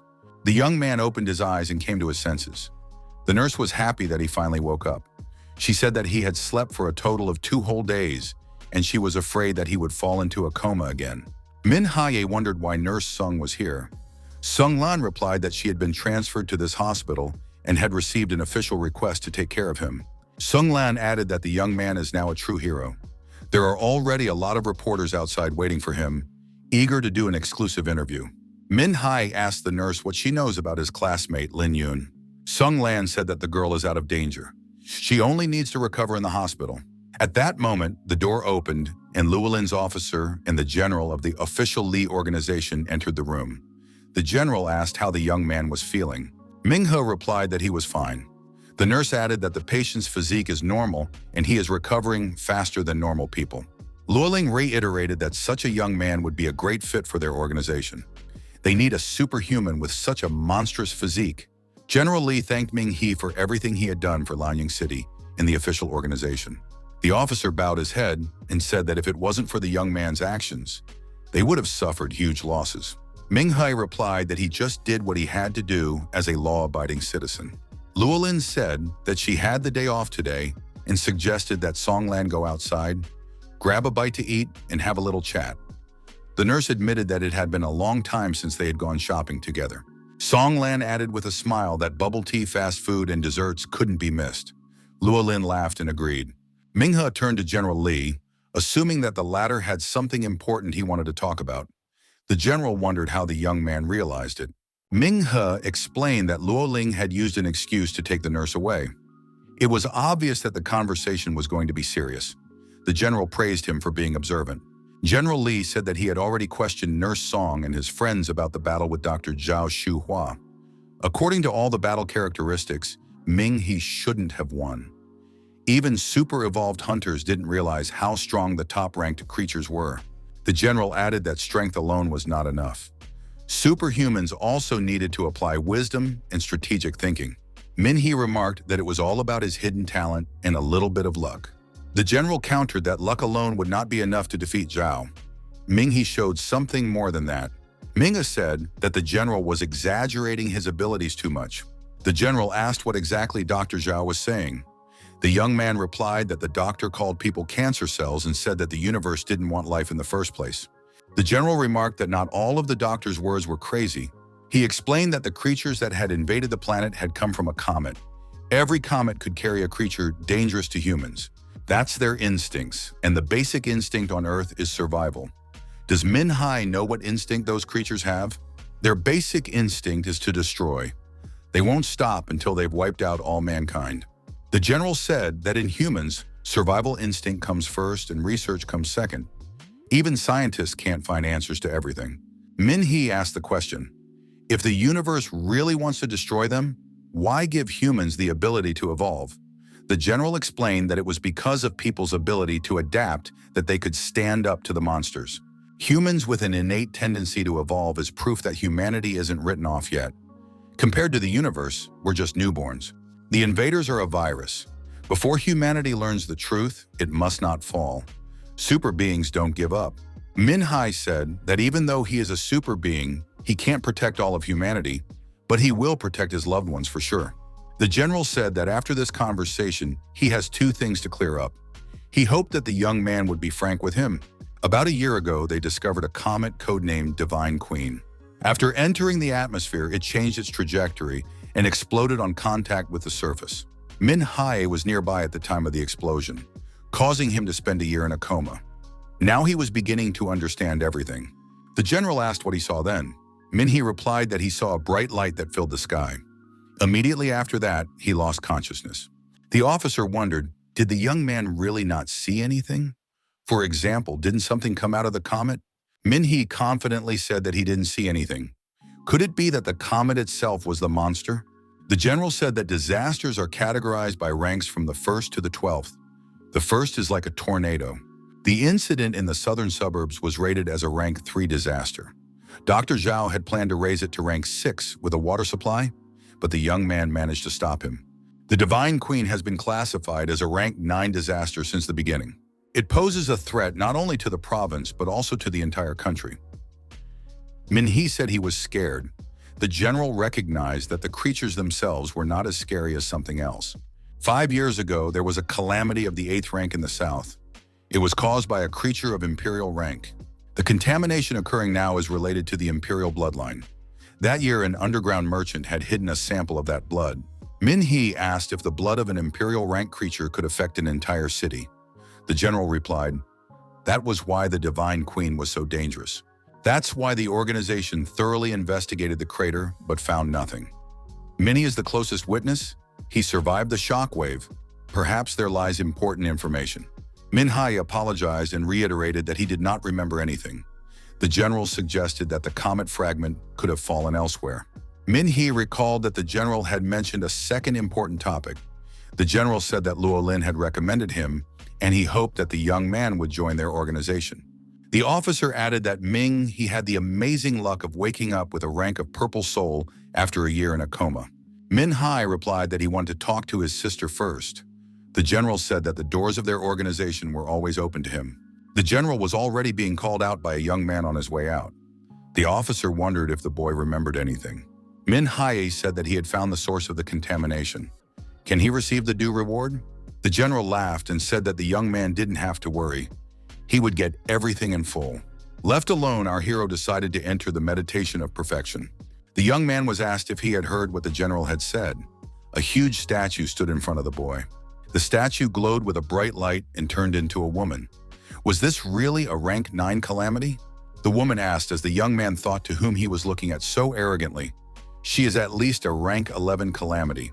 Ming He wondered, did she really come to destroy humanity? The woman replied that even if she is, does the guy remember what the doctor said? Humans were too greedy, and that alone made the universe uncomfortable. Min Hai said that in that case, there was even less reason to leave her. The woman said that she would give the young man a powerful super being ability. Even when he was in a coma for a year, she would still let him out to train. If not for that, he wouldn't have been able to defeat the mutated doctor. Min Hai said that they live in symbiosis. If he dies, she dies. The woman said that if it wasn't for that accident, she wouldn't have settled in that body. He is a very weak host and is completely unsuitable for her, a goddess. Minghu remembered what General Li said. Her main instinct is to destroy, but isn't her instinct to survive? Even when the host is weak, for the sake of survival, she decided to instill herself into him. The goddess told the boy not to compare her to lower creatures. Her life is much nobler and higher. Does the young man really think that finding a vessel is so easy? Even among several billion people, it can be hard to find even one. Symbiosis takes a long time to adapt. This body needed a whole year. Min Hai said that was why he was in a coma for a year, to allow her to improve his abilities. The woman said that in the future, they would live in peace and harmony. Min Hai remarked that if survival was the most important thing to her, then her and the human's instincts were similar. The woman offered to show the young man her world, and he would change his mind. Their world isn't perfect, and it has a dark side, but overall, it's not that bad. Min Hai recognized that the goddess is very nice. He's glad that he met her and hopes that they will find common ground. The woman said that Min Hai should first of all work hard and develop himself. He met a fake master rank monster and almost died. She doesn't want to die because of something like that. The woman suggested creating a strong opponent for training. The guy said he wanted to rest. Even in a place for meditation, overwork is not a good option. Our hero came out of meditation mode. He thought he had a dangerous nuclear bomb sitting in his body, but if he told anyone about it, that bomb would blow up everything in the world. When the time comes, he doesn't even know what kind of disaster it will cause. The young man thought that if the goddess is sitting inside him, then he can handle rank 9 disasters. But first he must deal with her. The reporters greeted the young man as a hero who solved the case of the mutated pollution. First question, why is the hero wearing a mask? He should take it off because everyone wants to know more about him. The journalist demanded that the hero say a few words. The young man said that he would do everything he could to protect the people around him. As for destroying monsters, officials, schools, and associations are in charge of that. Min Hai added that everyone who sets foot in South City is a hero. Journalists can interview each of them. Classmates remarked that Min Hai gave a great speech. At that time, the fat man was at the cemetery. He is very offended. The fat man repeated our hero's words. Everyone who has set foot in South City is a hero. Their troop is the hero of the city. While in the park, Min Hai thought that in this situation, it was best not to show his face in public. Otherwise, he might be dragged off to some lab for experiments, and he was still quite young. Our hero asked the nurse not to tell his sister, because if she found out he was hospitalized again, she would freak out. The girl saw Min Hai and asked, "What is your brother doing here?" Min Hai stated that the officials gave him a huge amount of money as a reward, so he wants to take his sister to the festival today. The girl stated that she wouldn't leave until she sold all the ice cream. They should save up the money. Min Hai offered to help his sister in that case, and after work, they would go eat something at the festival. The girl suggested that her brother should go and take the exam instead of wasting time. Sister said that this morning, the whole city is discussing the hero who saved South Suburbia. Didn't brother say that he also wanted to become a superhuman and protect the city? We should take an example from that hero and work on ourselves. And she believes that brother will pass the exam. Min Hai told his sister that he is that hero. The doctor said he needed to breathe fresh air, so that's why he was here. The young man shouted loudly, "Ice cream for sale! Anyone who wants to refresh themselves can come over here. We have many flavors." Officer Luo Lin, watching from the sidelines, thought that this guy could have become famous throughout the city and become a superstar. Instead, he's just helping his sister, acting like a big kid. The phone rang and our hero answered it. The person on the line was Luo Ling, a combat officer of the southern suburbs. The woman asked if the young man had decided to join their organization. Ming He thought that his sister had worked hard for many years so that he could study. She dreamed of him going to an evolutionary school. So he plans to study, and when the school opens, he will join the special enrollment. After graduation, he will accept her offer. Luo Ling said that their organization also has a similar guild, better known as Dragon Fang. Her members can move around freely. They usually don't need to defend the city. Also, a young man can join a legitimate superhuman organization. He will only help their organization in some special and emergency situations. Not only do they get official powers, but they get a yearly employment fee. The Advanced School of Evolution is not cheap. The woman added that they will not be pressured. The choice is left to the young man. Every year, he will have to help them at least twice, and he will still get the amount due. Minghe said that if Luo Ling needs anything, she can go to him. Working for the country is the duty of every superhuman. The woman said that he was part of the Dragon Claw from this day forward and wished him good cooperation. Min Hai told his sister that he talked to a representative of the official organization. He was hired and the salary's quite high. Sister doesn't need to work so hard anymore.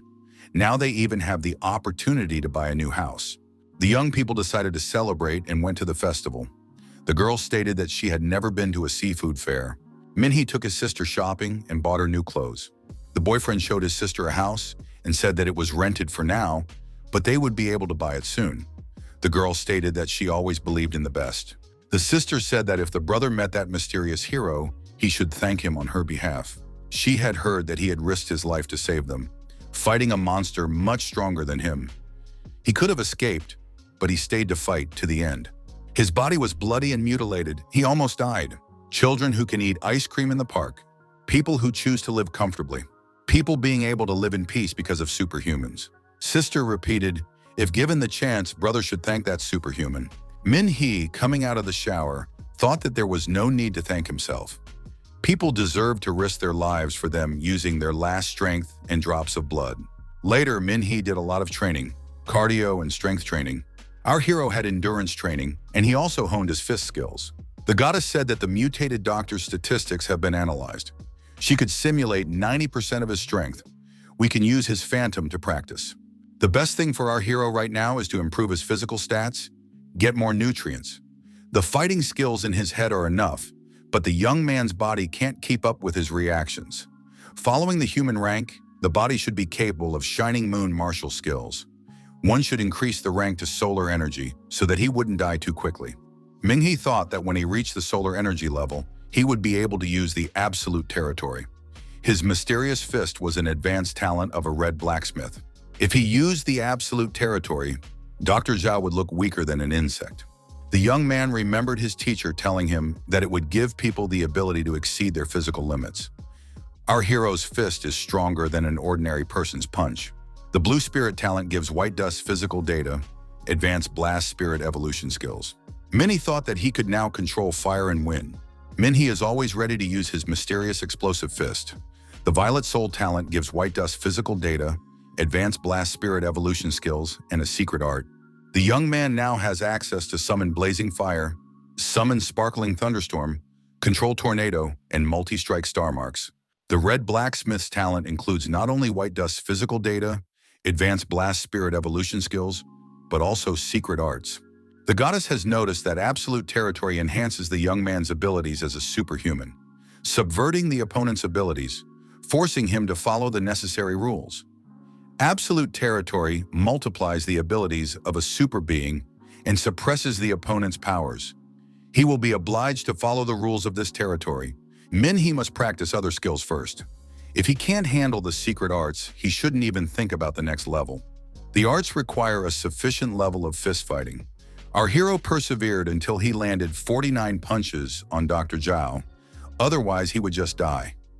Would the multiple star fist strike be the strongest if he gave out more punches? The goddess said that 49 marks was the minimum for activation. Ming-hee's punches should be fast. He should use his surroundings and explosive strikes more accurately to increase the number of tags. It would be easier for him to use secret arts. A month later, the young people were saying goodbye. Min-hee told his sister not to be upset. After all, he was just taking an entrance exam, not going to war. South City Park, Bingshan. The security guard said that he has worked for many years, but this is the first time he sees such a night fog. The colleagues suggested that Lao Wang should not waste time and continue the inspection, because the fog would make it necessary to increase the control. After a while, the men decided to return. However, surprisingly, they hadn't reached the place yet. Did they take a wrong turn? Lao Wang said that he had been traveling these roads for 10 years and couldn't have gotten lost. The guards saw the building in front of them and wondered, how could they have reached here? The colleague repeated that they had definitely taken a wrong turn. Lao Wang was startled. What was that sound? Wasn't it just something they heard? The guard was suddenly attacked out of the darkness by a huge monster. The man shouted, "Save me! Help me!" The guard Lao Wang was very frightened and fled. His colleague was destroyed by a huge mutant spider. The man managed to run to the control room and close the door behind him. He took out his smartphone and tried to contact the higher-ups. Lao Wang looked around and saw a woman in the room. He shouted that it was very dangerous here. With the woman turned out to be a mutant monster. This guard was also destroyed. An increase in radiation levels was detected in the atmosphere. The temperature rose to critical levels. Through a tunnel in the mountains and a high-speed train moved our hero. At that moment, he was talking to his sister on the phone. The guy noticed that his friends were helping to find the necessary house for purchase. One of the passengers asked the conductor for a bottle of water and wondered how long it would take them to get to South City. Tang Xing said they would be traveling for about an hour. Tang Xing remarked that the school year would start soon. The passenger asked if that's why she was taking her daughter there. The woman confirmed. Her daughter Fan Niarong is a student, got the highest grades, and entered the advanced evolution school. A passenger nearby heard this conversation and said that the future hunter of the advanced school in front of him was a girl beautiful and capable. The other passenger asked that Fannyarong write a blessing for him. He wants to enter this school and become a superhuman to save the city and people. Our hero thought that getting into a school with top grades using his own strength is really awesome. Not like him getting in without exams. Suddenly, the train braked abruptly. A passenger with a small child could barely hold the infant in her arms. To prevent the baby from falling out of her arms, Min-hai helped the girl hold the baby. One of the passengers hit his head. What happened? It was sunny just now. Where did the fog come from? Why did the train stop? Min-hai noticed that there was no cell phone signal. This happened to all the passengers. One of the passengers looked out the window and saw the outline of a man through the thick fog. The young boy told his mother that there was something outside. The woman told the boy not to be untruthful. You can't see anything through that fog. The child added that he saw something big. The conductor said that the crew has encountered an unforeseen situation and is trying to solve the problem right now. Passengers should remain seated for their safety. Unhappy exclamations were heard. People didn't want to just sit there. It was necessary to go and find out everything. Some even had strange feelings. Minnie got up from his seat and decided to really scout out the situation. The guide said that it was necessary to stay seated. There was no need to cause even more trouble for the crew. Minhee asked what happened and why did the train stop. The girl replied that they are now investigating the reason. Minhee showed his ID and said that he was an advanced evolutionary level hunter. If something untoward happens, the conductor should tell him the whole truth. The woman offered to follow her in that case. Fannyarong approached our hero and said that she was also an advanced hunter, so she wanted to help in any way she could. The security representative said that they had checked the information of all the passengers. Unfortunately, there are no hunters of advanced evolutionary level on the train. What are they supposed to do? The conductor led the young men to the guards and said she had found these two men. They could help solve the problem that had arisen. The guard asked what rank these young men were. Ming-hee and Fannyarong showed their identification cards. The Chiming guard was disappointed. In front of him was a Starlight trainee and an advanced evolution school student. These young men would definitely not be able to handle it, and besides, there was no telling what danger awaited them outside. Minnie said that in any case, it's better than just staying on the train. The longer they stay here, the worse the situation might be. At least they will be able to call the rescuers when they pass by a place with a connection. The senior guard said that the young man was right. Chiming will guide them, but caution must be used. Ming had told the companion that she was staying behind. Fannyarong has not yet enrolled in her studies and is therefore not an advanced evolutionary hunter. It's dangerous for her. The girl objected. After all, the young man is also just a trainee. If he goes, so does she. Mingho relented and told Fannyarong to stay behind his back. He has a bad feeling. The girl told the conductor to be sure to lock the doors and not to open them for anyone else under any circumstances. The young men, accompanied by Chiming's guard, went to explore. Chiming said that usually even during the fog, the search continues. There was an emergency braking due to the fact that there might be wild beasts on the tracks ahead. They could even get through the hedge. The conductor who remained inside the train hoped that everything would end safely. Tangxin looked out the window and wondered, why is there a girl outside? Why did the passenger go out on her own after all? It was dangerous? A passenger approached the conductor and asked why the girl was outside. We need to let her inside. She may have gotten out through other doors. Tangxin peered through the window but couldn't clearly see who was outside. A passenger asked why the conductor didn't open the door since there were still knocking outside. Ms. must be scared. Tangxin said they shouldn't open the door. The hunters warned her not to let anyone in but them. As soon as the train stopped, the doors locked and no one could get out on their own. A passenger said it was probably the locals who came and they were asking for help. You can't be so heartless. Couldn't you hear the woman outside crying? Tangxin said resolutely that she would not open the door. It is necessary to wait for the hunters. The passenger said that he would open the door in that case unless the conductor did. The woman outside was already in tears. The passenger pushed the conductress away and she fell. The man said she asked for it. She is a member of the crew and should help others. The man opened the door and told Ms. to get inside faster. He has a very kind heart. The passenger held out his hand to the stranger and said he couldn't stand it when girls cry. However, the woman outside was not easy. It was a mutant monster that aggressively attacked the passenger. The man screamed loudly in fear and pain. The mutant monster dragged the passenger out of the train. The conductor saw the whole thing. The conductor wanted to run away from the open door to the passengers. Tang Xin thought that besides her, there was no one to protect the people in the train cabin right now. The girl went back to close the carriage door, but the monster's tentacles wrapped around her body. The conductor screamed and gasped, but still managed to close the door. However, she found herself outside the train. The young men in the carriage tried to dispel the boredom and played cards. They wondered how much longer they would be standing here. Tang Xin's colleague walked to the closed door and wondered, where could she have gone?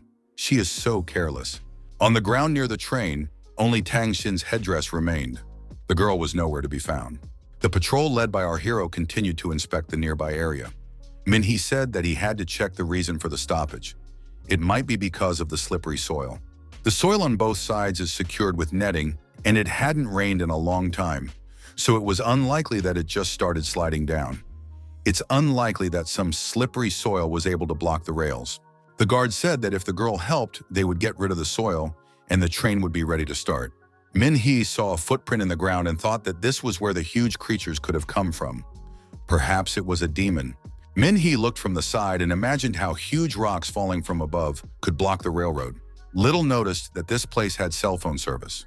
Officer Luoling said with relief that Minhee finally answered her. The young man said that something happened on the road. Luolin, thanks to geolocation, tracked that the young man was near Nandu Xiaopei. Mingho said that he was just about to go there, but there was a mishap in the middle of the road. There is a lot of fog and the telephone network can barely get through. The train staff can't contact the headquarters. The young man said that the train is still running. It's fine. The road is blocked. When everything is cleared, it will be possible to proceed. Luoling said that as soon as the road clearing is finished, it should be reported. This area needs to be left as soon as possible, otherwise there might be trouble because of the fog. Minghe asked what was wrong with this fog. Luoling said that considering the rank of the young man, it would be difficult for him to survive in this fog. One must make sure the train is safe and leave from there. The young man went down to the guard and said that they should leave from here immediately. Minhee added that he received a call from the command center. Orders to leave this place as soon as possible. Minhaye told his companion that there was cell phone service upstairs, so he was able to talk on the phone. He also found the footprints of a disaster beast. It probably caused the collapse while crawling over the mountains. Our hero said that this fog is a high-ranking disaster. Need to make sure everyone on the train is safe. On the way back, the train guard fell and hurt himself. He said he seemed to have knocked out a tooth. The guard screamed in fear. He saw a dried-up body beside him. The man was hysterical and screamed loudly. Minhe and Fan Nyarong looked in surprise in the direction where the guard was. Our hero saw the female monster and grabbed his companion's hand and shouted for her to be careful. The monster laughed and began to approach the young people. Minghe resolutely told his companions to take cover, and he was ready to engage in an unequal fight. Fan Nyarong said she would help and activated her unique abilities. Our hero asked the girl to just hide to begin with. From there, they would act according to the circumstances. Fan Nyarong countered that Minhee was an ordinary Starlight rank trainee. He wasn't much stronger than her. The female monster wrapped her tentacles around our hero. The young man wondered why she was doing this. Our hero jumped high up and said that at that speed, he could deliver a perfect punch. The punch was indeed impressive, and the female monster flew far back, taking her tentacles. Fang Nairong was surprised, for this was not like a punch from a mere trainee. The female monster flew back far away, but it stood on its feet and prepared for the next attack. Our hero started throwing a huge number of punches at the mutant. Fan Nairong said that she couldn't even see the blows. It was an incredible speed. From the large number of blows, the monster's body burst, and he saw a person inside. Was there really someone else sitting there? The young man recognized that it was the train conductor. Minhee released the girl from the monster's body. The young man felt like he was drowning. It seemed to the guy that the conductor was still alive, so he put her on the ground. Fan Nyarong said that the monster was crawling away. Minhee was surprised. Does she really care? They have to save the guide. She's still breathing. Fan Nyarong said that the girl is covered in some kind of slime. It's very disgusting. To bring the conductor to her senses, the young man gave her mouth-to-mouth resuscitation. After that, Minhai continued to perform CPR by pressing on her chest. The train security guard ran up and inquired where did the ghastly monster go. The conductor started coughing, her breathing returned to her, and she woke up. The train doors opened and the other conductor told everyone to get inside immediately. But what had happened to Tang Xin?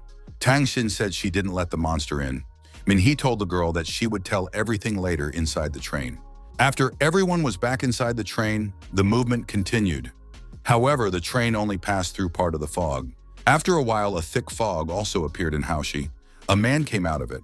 Lin Kun-yu told a phone interviewer that authorities discovered a disaster meteorite in the western Nandu forest a month ago. At the time, astronomers said no alien life forms were detected. According to the report, other than the huge volumes of vapor around the crater, no anomalies were found. But since then, the meteorite's impact on the Heishan industrial area has intensified, and astronomers attributed it to the fact that humans had encountered something new. Upstairs, they called it fog. Lin Kun-yu said the fog moves chaotically, but most of it is centered around the mountain. In the wilds of the fog, beasts of calamity appear. When the fog disappears, the beasts inhabiting its area also disappear.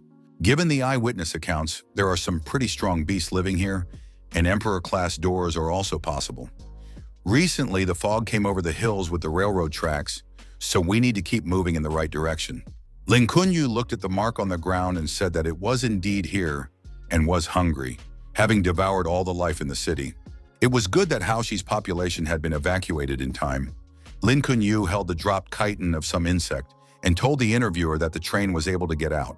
Lin Kun-yu added that there were no survivors from the industrial area. It was necessary to investigate the fog and its wilds, otherwise there would be more victims. Everyone who entered the fog got lost in it, as if they had entered another dimension. The investigation is complicated by the fact that when the fog disappears, the creatures that inhabit it disappear with it, leaving no trace. If it weren't for one incident that allowed for a breakthrough in the research, they would still be standing there. The interviewee sent the photo in a message and said it was a clue that entomologists were able to find. They lost the subject centipede about 6 months ago. Later, with the help of a GPS chip embedded in it, they discovered that the individual was hiding in a cave near Heishan. Lin Kun-yu was surprised. Is it really an insect? The centipede is very huge. Luo Ling replied that considering that the centipede was hiding in the depths of the cave, their guys still couldn't get it out of there, so they just left it there. This cave was located near the Heishan industrial zone. Lin Kun-yu suggested that this insect was the inhabitant of the fog. Luo Lin agreed and added that she was the only organism that was able to survive in the fog. The entomologist discovered that it had changed its location and reported it immediately. Lin Kun-yu said that the centipede was a surviving witness. If it is caught and studied, one can better understand what the fog is. Luo Ling agreed again and added that they currently had no information about what was happening inside the fog. Lin Kun-yu suggested that the centipede might have changed slightly while it was inside the fog. The man saw a huge monster that looked like a centipede. The monster was about to swallow the animal and was screaming loudly. Lin Kun-yu asked, "Is it really called a little centipede?" On the train, the guards thanked our hero. They never would have thought that a Starlight trainee could be so strong. He has a real talent, Min Hai said as he simply chased that thing away. Truly, the guide should be thanked. If the monster had gotten in, there would have been a terrible disaster. This girl has no superpowers, but she is more valiant than everyone here. The guards agreed that Tang Xin is very brave. She is their heroine. She is bound to get fame and glory. Leaving the hospital, our hero thought that he had some strange connection with these institutions. A call from an unknown number rang out. Min Hai answered and asked who was calling. The girl inquired, "Didn't the young man have a clue?" The boy thought, "Is it really Lu Chian?" The girl recognized it and smiled. "Ming," he asked, "how did she get that number?" Lu Chian said that she got it from his sister. She also added that Ming He would be in the south today, so she decided to call. Ming He said something happened on the way here. Lu Chian asked if they had encountered the fog. The young man confirmed that they had crossed it. Lu Chian inquired where Ming He is now. She is immediately going to look for him. Ming He replied where he was and added that he would wait for the girl. The young man remembered giving her flowers when they were high school students. The girl then said that it was a bit sudden. She needed time to think it over. The guy noticed that it had been a year and she still hadn't responded to him. Should this be taken as rejection? Lu Tan told her friend that this student must have seen the letter she was sending him after waking up. He agreed to meet as soon as he woke up. The friend said that if you lined up all the guys who wanted to date Lu Chian, the line would be pretty long. How could some high school graduate compare to the rich and powerful masters of South City? Lu Chian objected to her friend that it wasn't what she thought. She liked him before. Her friend remarked that it was over a year ago. Back then, Lu Chian was just a simple student with no experience. Now she's a school idol. Strong, smart, beautiful. You shouldn't be with this guy just out of pity. Lu Chian said he was a nice guy, and the rest doesn't matter. If after waking up he decided to come here and meet her, she owes it to him to give him a chance. If it doesn't work out, she'll just tell him that so they don't waste time. A friend said that Lu Chian could break a lot of hearts with this decision. Southern City is famous for the number of real geniuses, and she decided to choose some trash who couldn't even pass the exam. A friend advised Lu Chian to take it easy and just try to be his girlfriend. No need to try too hard. Lu Chian said that Min Hai will be here soon, so she's leaving to meet him. In general, he's a nice guy. The friend replied that she's only interested in handsome and strong guys. The rest are usually nothing more than frogs to her. Southern City Evolution School. Min Hee thought that this school was much cooler than he had imagined. Ming He decided that he should be enrolled here because the teaching here must be excellent. The schoolgirls saw Lu Chian and thought that she was the real master of their school. It was rumored that some young master had bought an entire beach to present to her, but was refused. Even a rich, handsome man like He Lin, a master of an organization in the top 3 cities, couldn't win her over. The young people finally met each other. Min Hee said hello to the girl and said that he didn't even recognize her right away. Lu Chian replied that he too had changed and became more confident. Lu Chian offered to take a walk and treat the young man to a cup of coffee. Min Hai agreed. The schoolgirls were surprised. Did Lu Chian really go out for coffee with this ragamuffin? He must be her friend. Our hero pondered whether to ask her. After all, it had already been a whole year. The young man thought that Lu Chian was buying him coffee just to cheer him up. Lu Chian thought that Min Hai wanted to kiss her, but there are a lot of people around. The young man decided that just being her friend was fine too. The young people came to the coffee shop. Everyone was looking back at the girl. Min Hai assumed that everyone here knew her. She must be a superstar. Lu Chian said she stood out a few times and people remembered her. Even Ming, he came to South City to see her. Min Hee replied that he came for a special program. Actually, he still wants to enter the Super Evolution School. Minna said he came to try again and see the biggest city in the South. Lu Chian asked where he lived. The guy replied that he hadn't found a place to live yet. He wanted to look around and rent something. The young man asked why Lu Chian was blushing. Maybe she wasn't feeling well. The girl replied that she was fine. Lu Hian said she could help find more information on programs. If he got in, they would become classmates and could spend more time together. Min Hai thought she was talking about studying like she did in high school. He often met her in the library. There must be a lot of guys running after this girl since she's very pretty, or she already has a boyfriend to envy. Lu Qian asked Ming He if he noticed anything while walking through the fog. The guy replied that there was some kind of creature with tentacles, a female monster with skin as pale as the moon and incredible strength. Min Hee added that this monster was still perfectly transformed. Therefore, from the train window, she looked like a girl with long hair. Lu Qian wondered how they were able to get out of there. It must have been very dangerous there. Ming Hee said that he was now an evolutionary hunter.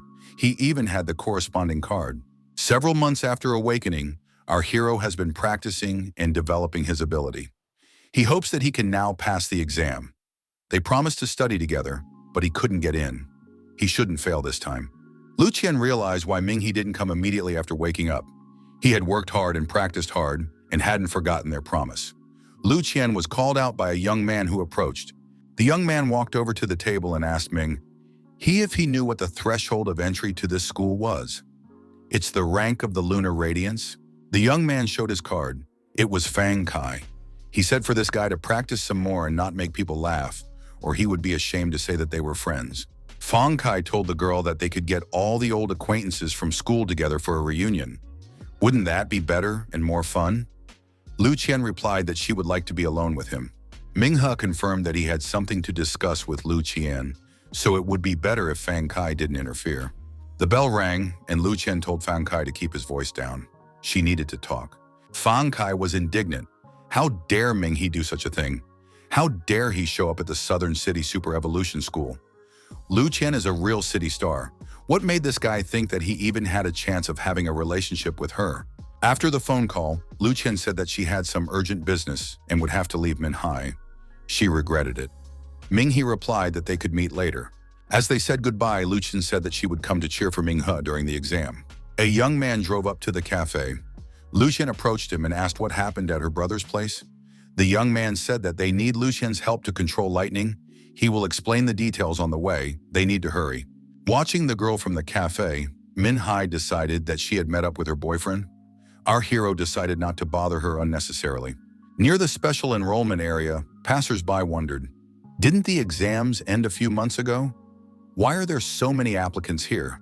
Another passerby said that this is a special enrollment that takes place every year after the main enrollment. It's for the rich and powerful who couldn't pass the main. If they had the strength, they would have passed the official exam. The young man asked our hero if he was in the special recruitment. Min-hee confirmed.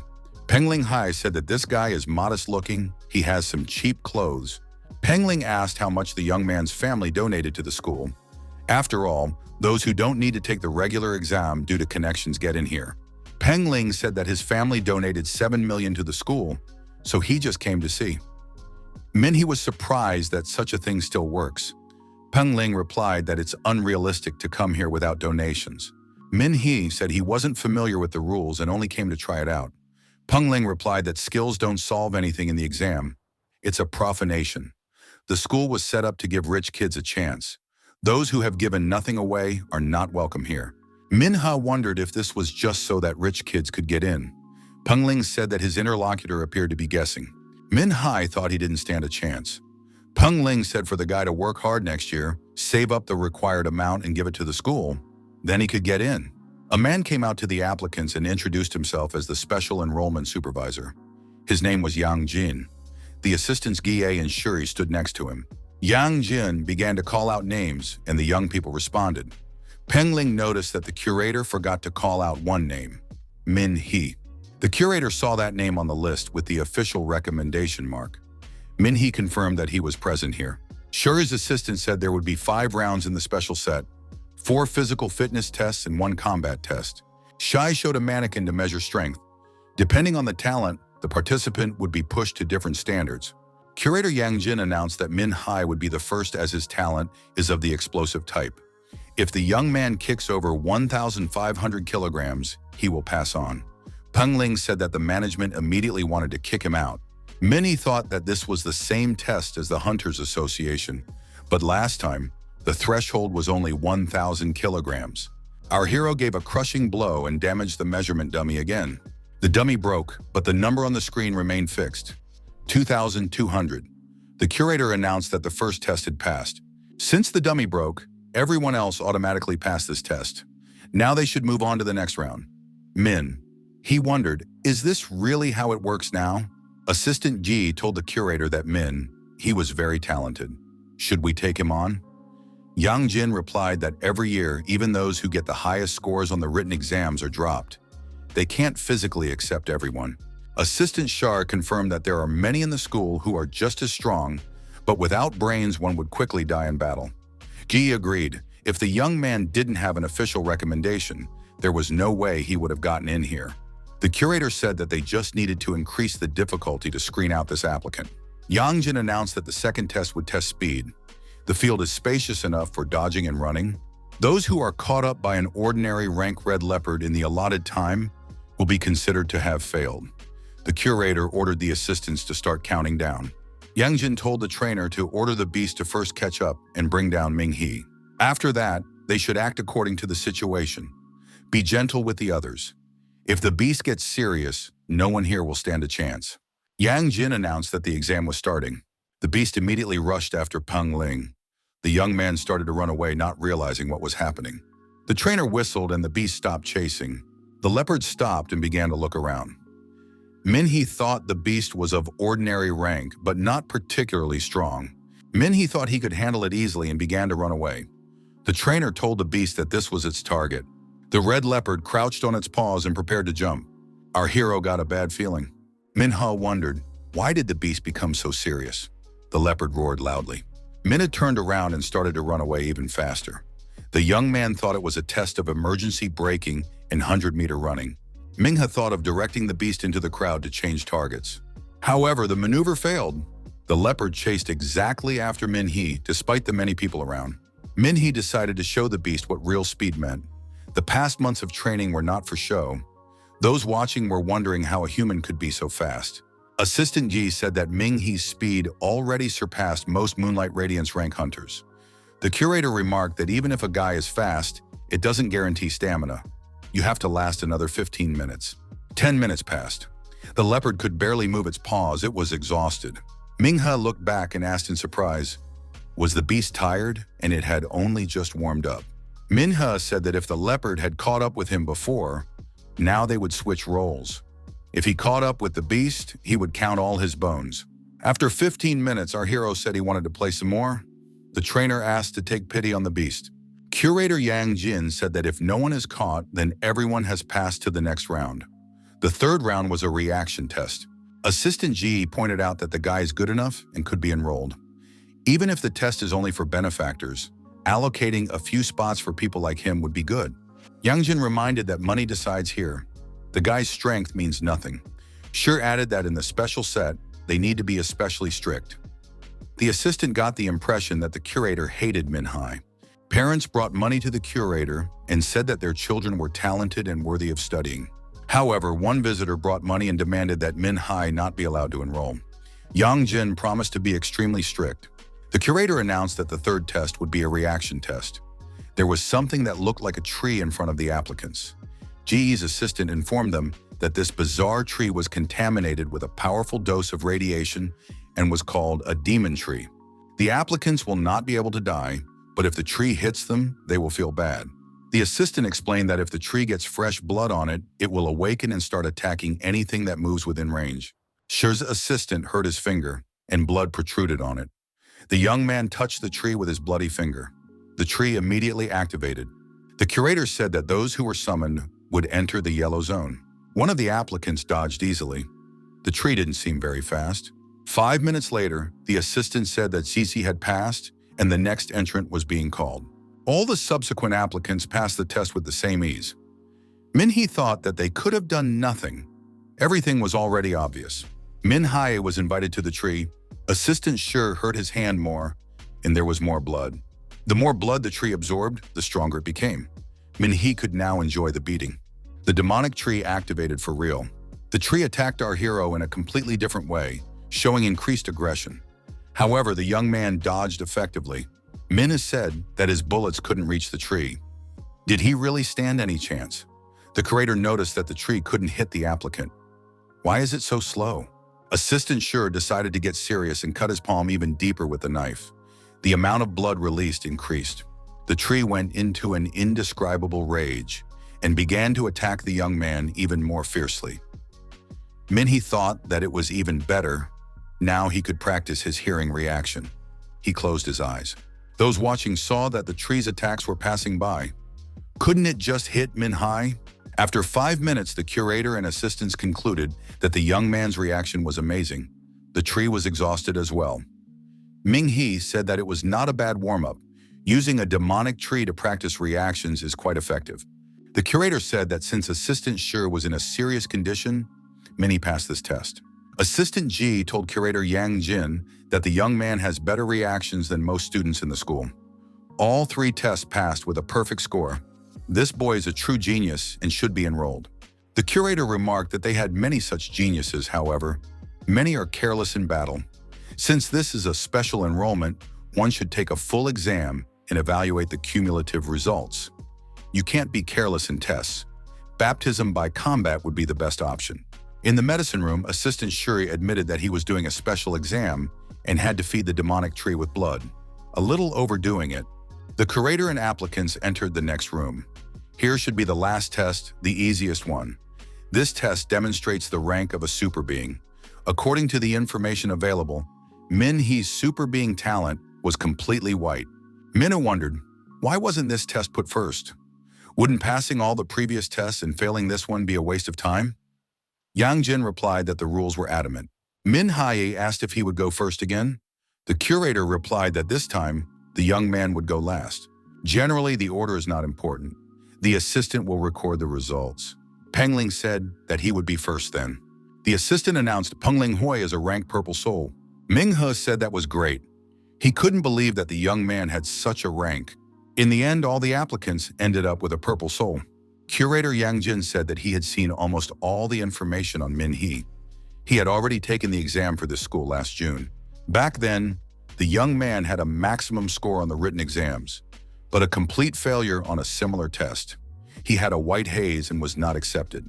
Yang Jin explained that such a superpower had no value in battle. Min He wondered what the curator meant by that. Yang Jin pointed out that Min He didn't understand the most important thing. The first lesson at the university, superpowers can be changed. A liquid called drops of life, extracted from the bodies of disasters, can change the user's superpowers, giving new abilities to replace the old ones. White, blue, purple. It doesn't matter. It can all be changed. If one had the means and influence, one could undergo such a procedure and become stronger. The young man now understood why all the applicants had purple souls. Yang Jin added that even though he had incredible results in the first 3 tests, it didn't matter if he failed now. Min He remembered what the passing rank was.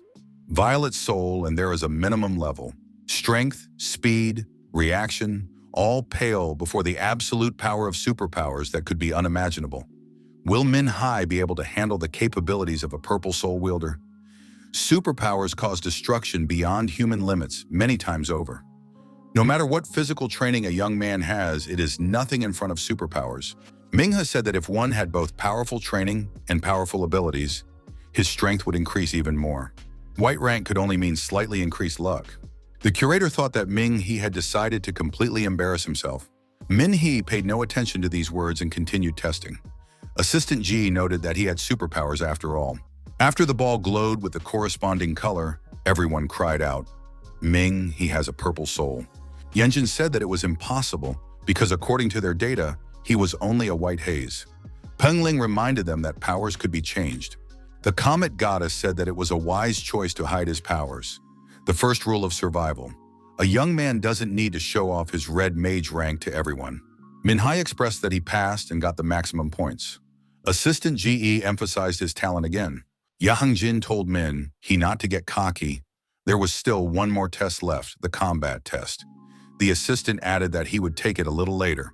Yang Jin was upset, figured the guy had come on purpose to mess it up.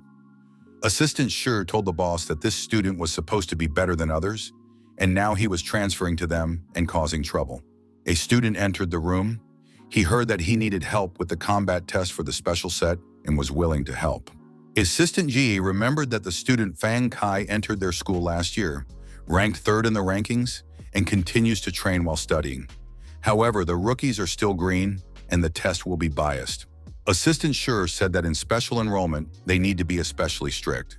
Fang Kai said that he is currently ranked 10th among the sophomores. Yang Jin said that in that case, Fang Kai is good for them. In the battle arena, Pengling noted that the test attracted a lot of attention. Many saw Lu Chian among the spectators, but remembered that the girl already has a boyfriend. Assistant Ji said that the combat test is open to everyone. Students from all schools can come and watch. Yang Jin pointed out that everything is out in the open, so no one can accuse him of overstepping his authority. Assistant Shi announced the list of fights: Min He versus Fan Kai, Pingling versus Jiang Xing. The female spectators said that Fang Kai is one of the best in the 2nd year. Very strong. All the spectators wished Fang Kai good luck and said that he is the best. Fang Kai told our hero that he met an old friend. He added that it was the school's way, he had no choice, but he won't feel sorry for Min Hai as an old classmate. Min Hai admitted that he wasn't going to hold back either. The battle had begun. Fang Kai declared that he was a berserk, grabbing the wind by the throat. The berserk began to spin in place, increasing its speed to create a centripetal force and attack the opponent. Minnie was ready for such an attack. Minhe said that the previous 4 tests had helped him warm up, so now he could play around with his opponent. Fang Kai said that the person in front of him was trash who failed the school exams. The sophomore called his opponent an unemployed man who carries bricks at construction sites and thinks that's what gave him strength. Could he really justify his confidence here at South City High School? Minghe asked why Fang Kai was here if he thought the opponent was unworthy. The sophomore replied that it was by the school's decree. Assistant Ji added that Fang Kai asked for it himself. Fang Kai stated that this is a special recruitment exam, and if he says that Min Hee didn't pass, so be it.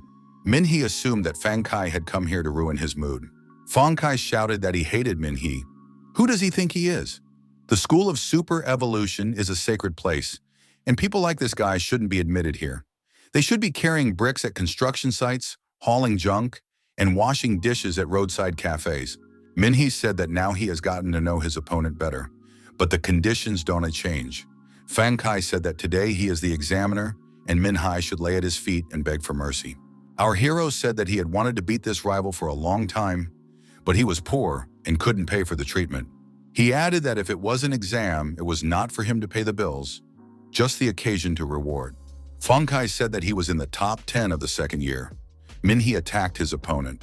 The sophomore activated the second-degree acceleration and soared high into the sky, preparing to attack. Fang Kai said that Ming He wouldn't even reach him. How on earth is the latter going to fight? The opponent's fists are strong, but considering the ability, it doesn't mean anything. Our hero used a spiritual technique and created a huge fist from the sand, which he used to attack the opponent in the sky. The people present wondered, did Fang Kai really deserve a spot in the top 10 if he was so easily beaten by someone who wasn't even accepted into the school? A student said that if Ming Hee had such strength, it was no wonder he was dating Lu Chian.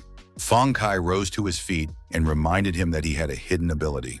The sophomore noticed that the more he rages, the stronger the wind he controls becomes. Fang Kai recognized that his opponent had managed to bring him to such a state. The spectators saw Fang Kai use the secret purple soul technique. It was frightening. The sophomore is taking the test seriously. Assistant Ji told mentor Yang Jin that this is just a special set test. How can a student use such a technique? It's unprincipled. Our hero was surprised. Is it really the opponent's secret technique? But compared to his own technique, it seemed insignificant. Assistant Shi pointed out that the talents of purple souls were very diverse. Fang Kai's Wind Berserk is very effective against the same ranks. Ming Hee doesn't stand a chance. Assistant Ji added that Min Hee is in danger. Pengling shouted for Ming Hee to run away immediately, or else the Wind Berserk would devour him. Ming He decided to give advice to his opponent. If he wanted to win, he should use all means, including secret techniques.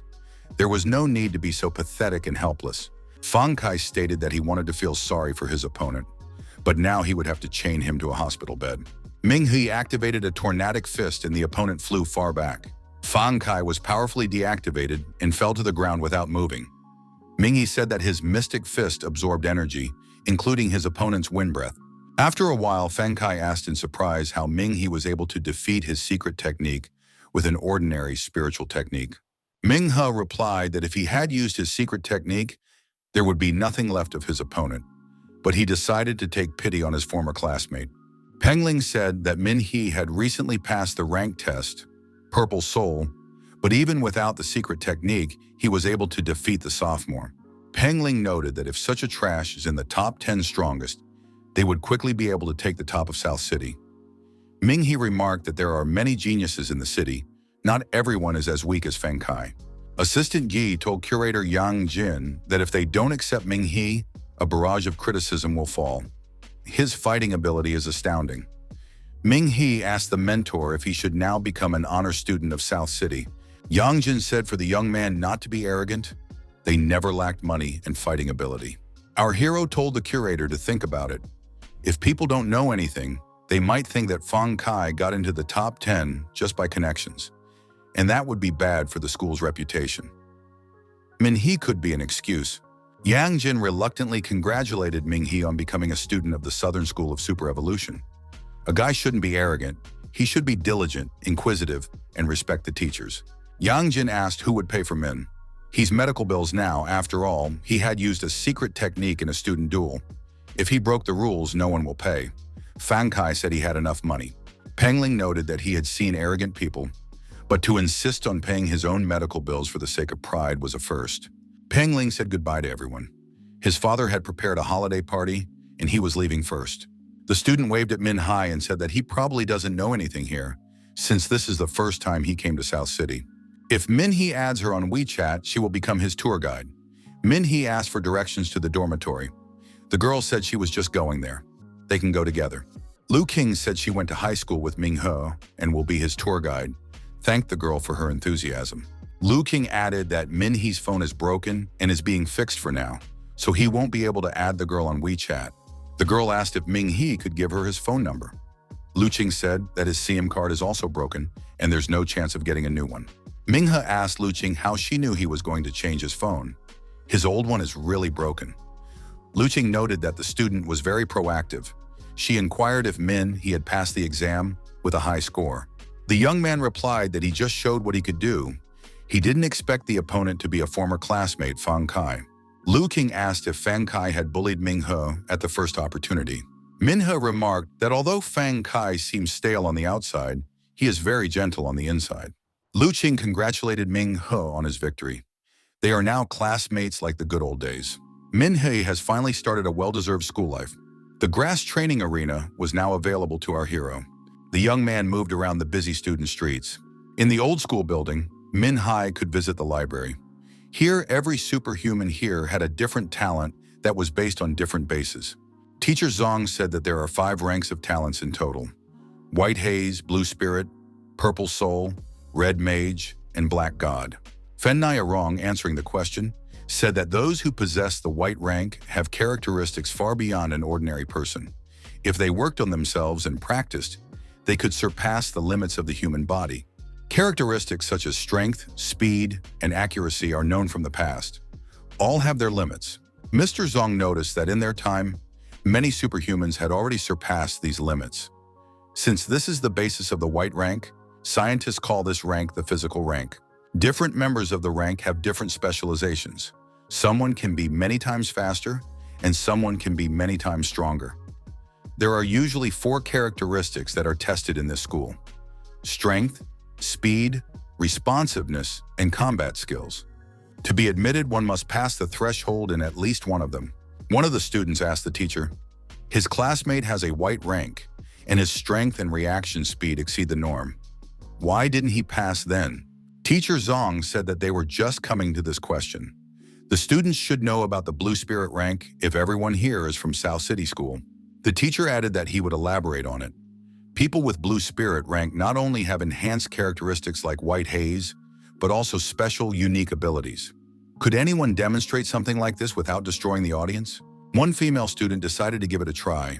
She said that her talent was Bright Light, and the basis of the Blue Spirit rank was Dazzle. Everyone would be able to feel it. Teacher Zong asked everyone to close their eyes. But on the other hand, if everyone closed their eyes, they wouldn't realize anything about this student's ability. Could the girl make the light less bright? The girl replied that she could control the intensity of the light. Everyone present, and even the instructor, squeezed their eyes shut from the bright light that appeared. It was an explosive spiritual ability. Zong said that blue spirits had various unique abilities in addition to their physical characteristics. This kind of ability is called an explosive ability. These abilities could deal a large amount of instant damage and impose unexpected effects. All blue spirits' abilities require a good understanding and frequent use. Explosive abilities require a lot of stamina and mental strength. That's why blue spirits are more powerful than white haze from the start. But they can still train physical parameters. One of the students asked Teacher Zong what he could say about purple spirits. The teacher replied that people with the rank of Violet Soul had more than just powerful physical characteristics and abilities. The student remarked that there are not very many people with this rank in the whole school. Zong replied that different techniques require different activation conditions. Some may require danger to the life of the user. Sometimes abilities and techniques are linked. It can be considered a sort of multiple reinforcement. The teacher added that he had gotten his hands on a recording of a combat exam in a special set. There was a secret technique being used there. Now the students would see the tape. Everyone should pay attention. In the video, the face has been blacked out because they do not have the proper authorizations. There would also be some of the sound missing. Min Hai thought it was lucky. It meant he wouldn't be exposed so early. The students were scary and interesting to watch. It's just like a small disaster. Student fan Naya Rong thought that this guy looked familiar to her. The teacher pointed out that this student's talent was combat wind. Previously, he had used a wind whip and a wind kite. These abilities were of the wind type and synergized with the user's surroundings. Thus, the condition for using the secret technique was for the wind to reach sufficient strength to activate. Minghe thought that if he dispelled that kite, Fang Kai wouldn't be able to use the secret technique, and it would be possible to end the fight much easier. The student said that Tornado was about to tear someone to shreds. Who could even stand against such a technique? The character in the video, is he even human? That fist just dispelled his technique. He's like a small tornado himself. After the lesson, Fan Naya Rong approached our hero and asked if it was him. Who used the fists in the video? Min Haye replied that it was all unintelligible in the video. Why did Fan Naya Rong think it was him? The girl said that when they were on the train, he was not yet a student at South City High School. However, now Min Hai is sitting next to her. There is only one possibility. He went through a special recruitment. The young man replied that many people had gone through it. Fan Naya Rong remembered Ming hitting the creature with his fist while they were in the fog. The young man replied that many people use their fists, such as Saitama. It was reported in the city that a group of astronomers had spotted a small meteor entering the atmosphere. The suspected location of the meteor is the southern city's Shao Ridge. All residents of the range should evacuate immediately, and commanders should prepare for battle. The rear services need to detach the area and prepare reinforced teams. A phone call rang, and the caller asked Fan Nai Rong if she had heard the astronomical warning. After entering the school, the girl was assigned to the rear guard. Luo Lin told our hero that the disaster in the mountain range would include more than 1,000 alien creatures. While the vanguard does its job, the Dragon Fang organization asked the young man to be ready for new orders in battle in case of emergencies. Our hero inquired as to what was required of him. Luo Ling stated that their organization only deals with emergencies. During these few days, the young man must not engage in battles, leave South City, or accept any outside requests. Minhee returned to the dormitory. The guy heard part of the conversation. A student asked, why was he acting so arrogant? Zhang Yuan asked, isn't he just a simple member of the reinforced rear team? Wang just said that there is no need to worry because they are all neighbors. Those who are members of the rear guard have some kind of privileges. The young men saw Min Hee and said hello to him. Our hero said that he was a little late. What was the conversation about? What are the rear services? Wang Jie explained that whenever astronomers predict disasters, the government, leaders, schools, and hunters associations handle it. If a disaster has a rank higher than the 5th, all organizations are required to send several of their members to suppress it. Min Hee said he was in a small town. There were no major disasters there. However, all the southern neighborhoods are all connected and controlled by South City in one way or another. Wang Jia said that the school is the leader of the school forces. If someone becomes a member of the rear guard, it is very honorable. Zhang Yuan said that a mere rear guard has nothing to be proud of. He will be scared if he even sees the shadow of some critter. Zhang Yuan added that his brother Zhang too is fighting at the front. He's the one who sees the meteor crater and fights the critters face to face. The rear men are merely picking up those who are fighting at the front. Wang Jia excitedly said that Zhang Yuan has a very strong brother. He heard that the frontline fighters live in luxury apartments, one person at a time. Zhang Yuan pointed to a neighboring building and said that those who fight at the front live there. The student said that while walking around in the afternoon, he saw their goddess heading there. So it turns out she is also a frontline fighter if she lives there? Min Haye inquired, who is this goddess they are talking about? Wang Jia replied that everyone knows about the 3 school beauty goddesses.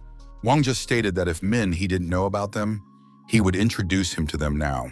The first one is the Ice Princess, Tang Ning. The second one is Marshal St. Fengling. The third one is the Lightning Princess, Lu Chian. Ming He asked why they have such pathetic titles. Wang Jia replied that all the titles were given to them according to their talents by the students of the school themselves.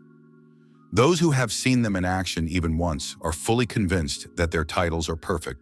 Minha said that he was Lu Chian's classmate in the old school. Zhang Yuan said he didn't believe it. This kind of thing is called waifu here. Minhee stated that he is telling the truth. Zhang Yuan added that he shouldn't try to use this as an excuse to get a room across from the girls' dormitory. Minhee went to his room to practice meditation. Our hero asked the goddess who would be his opponent today.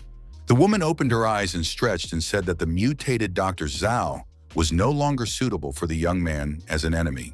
Minhee found himself at the training ground where his opponent was supposed to be. The opponent told Minhai to be careful. There are no eyes on his fists and feet. Our hero easily dodged the opponent's attack and thought it was too weak compared to his virtual opponent.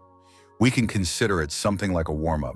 At this time, hand-to-hand combat training was also taking place in the third zone. The girl in red was intensely fighting with the white beast. The opponent's leg kick sent the white beast far back. The white beast lay on its back and said that it was just sparring. Could she hold back a bit? Marshal St. Feng Ling invited the next opponent into the arena. Everyone present refused to be sparring opponents. The girl said that she didn't even break a sweat today. The man on the podium said that considering her skills, it was all like beating up children.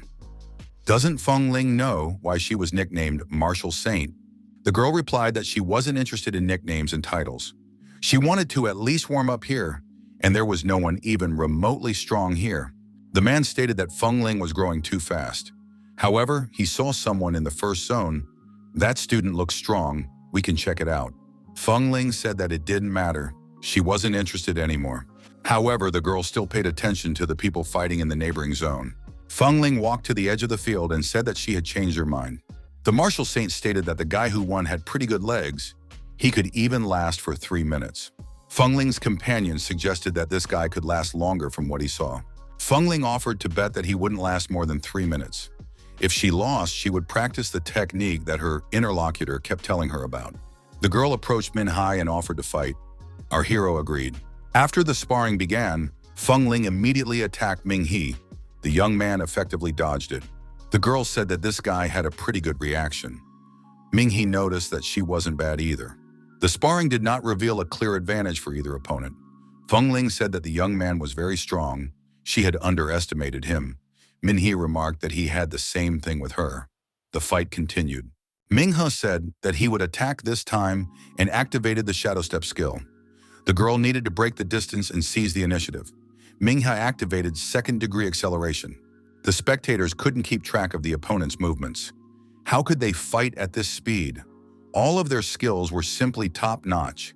Feng Ling's companion answered the phone and informed the girl that they had an urgent mission. When the fight stopped, the spectators said that this was Feng Ling, the Marshal Saint.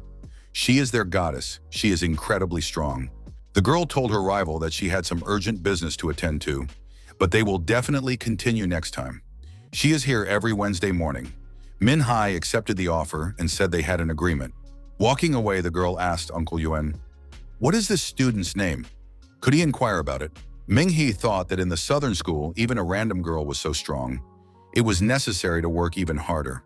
The television news announcer said that thanks to the hard work of the defense forces, the red-eye disaster had been completely eliminated. This allowed the people of Shao Ridge to return to their homes. Special thanks go to the 13 students of South School. They were able to destroy the hostile nest. Student Yang Yuan pointed to the TV screen and said that one of them was his older brother and was being interviewed. Student Wang Jia said that he too would like to be on the news on TV. Now the whole school will only talk about it. Zhang Yuan asked Li Mian how things are going on the home front. After all, the guy doesn't have the qualifications to go to the front. Li Mian replied that they had seen Yang Yuan's brother's accomplishments. What does the young man have to do with that? Wang Jia said for Yang Yuan not to be nervous and to calm down. They are all neighbors after all. Wang Jia asked the young men if they had packed their belongings. There is a wilderness training coming up. There will be army simulations. Zhang Yuan said he completely forgot because all the freshmen will participate. We'll have to take more food. Min He said that he is already prepared. Teacher Zong said that the training plan has already been made. Everyone needs to be extremely careful. These trainings have been coordinated with the authorities. Shao Ridge has been chosen as the destination point. The students wondered why there. There are lots of mosquitoes, worms, and bugs there. Besides, we'll have to live on a farm. The fighting just ended there recently. Teacher Zong said they don't send students there to go out. According to the Hunters Association, the creatures from the disaster in Shao can lay eggs. The growth and maturation rate of these eggs is unbelievable. Even if all the adults have already been killed off, the remaining eggs pose a huge threat to the people of Shaoling. Teacher Zong added that the students are not yet able to fully integrate into society, so they will be sent to mop up. One of the students stated that they are being given the dirtiest jobs. Isn't there anyone who can do it instead of them? The teacher replied that Shaoling needs to be completely secured. If everyone here is a superhuman, they have no right to refuse to do the job of protecting the citizens. If any unkillable creatures are there, the school and the authorities must be informed immediately. Zhang Yun asked if they managed to find any wounded creatures. Will they get some reputation for destroying it? Wang Jia replied that they weren't experienced enough to deal with a lot of red creatures yet. They should start with easier jobs. Zong said that their class hadn't chosen a representative yet. He heard that Finalizing has excellent evaluations from the official team representatives, so it's okay to nominate her. Finalizing will represent this class if no one objects. Now everything needs to be prepared for the trip to Xiao Ridge. Our hero saw the missed calls from Lu Chian and called her back. The guy said that he had just finished his class. Lu Chian replied that she was at a cafe and suggested the young man come there. Min-hee agreed. Wang Jia heard a woman's voice on the phone and asked if Min-hee already had a girlfriend. Min-hai replied that it was just a classmate. Zhang Yuan said that she talked to him very nicely. Is it really just a classmate? Min-hai clarified that that girl already has a boyfriend. Wang Jia noted that it's still unexpected since she's inviting him to the cafe. The young men asked our hero what that girl's name was. Could she be his imaginary friend, Lu Chian? Min-hee replied that she was exactly that. He said goodbye to his friends and said he had to meet her. The guy asked Wang Jia to bring this book to his room. Wang Jia suggested that his friends follow Min-hai. Zhang Yuan agreed to do it. Li Mian said it's boring and he's going back to the dormitory. Wang Jia pulled Zhang Yuan's hand and said that they should hurry up or they would miss Ming-he.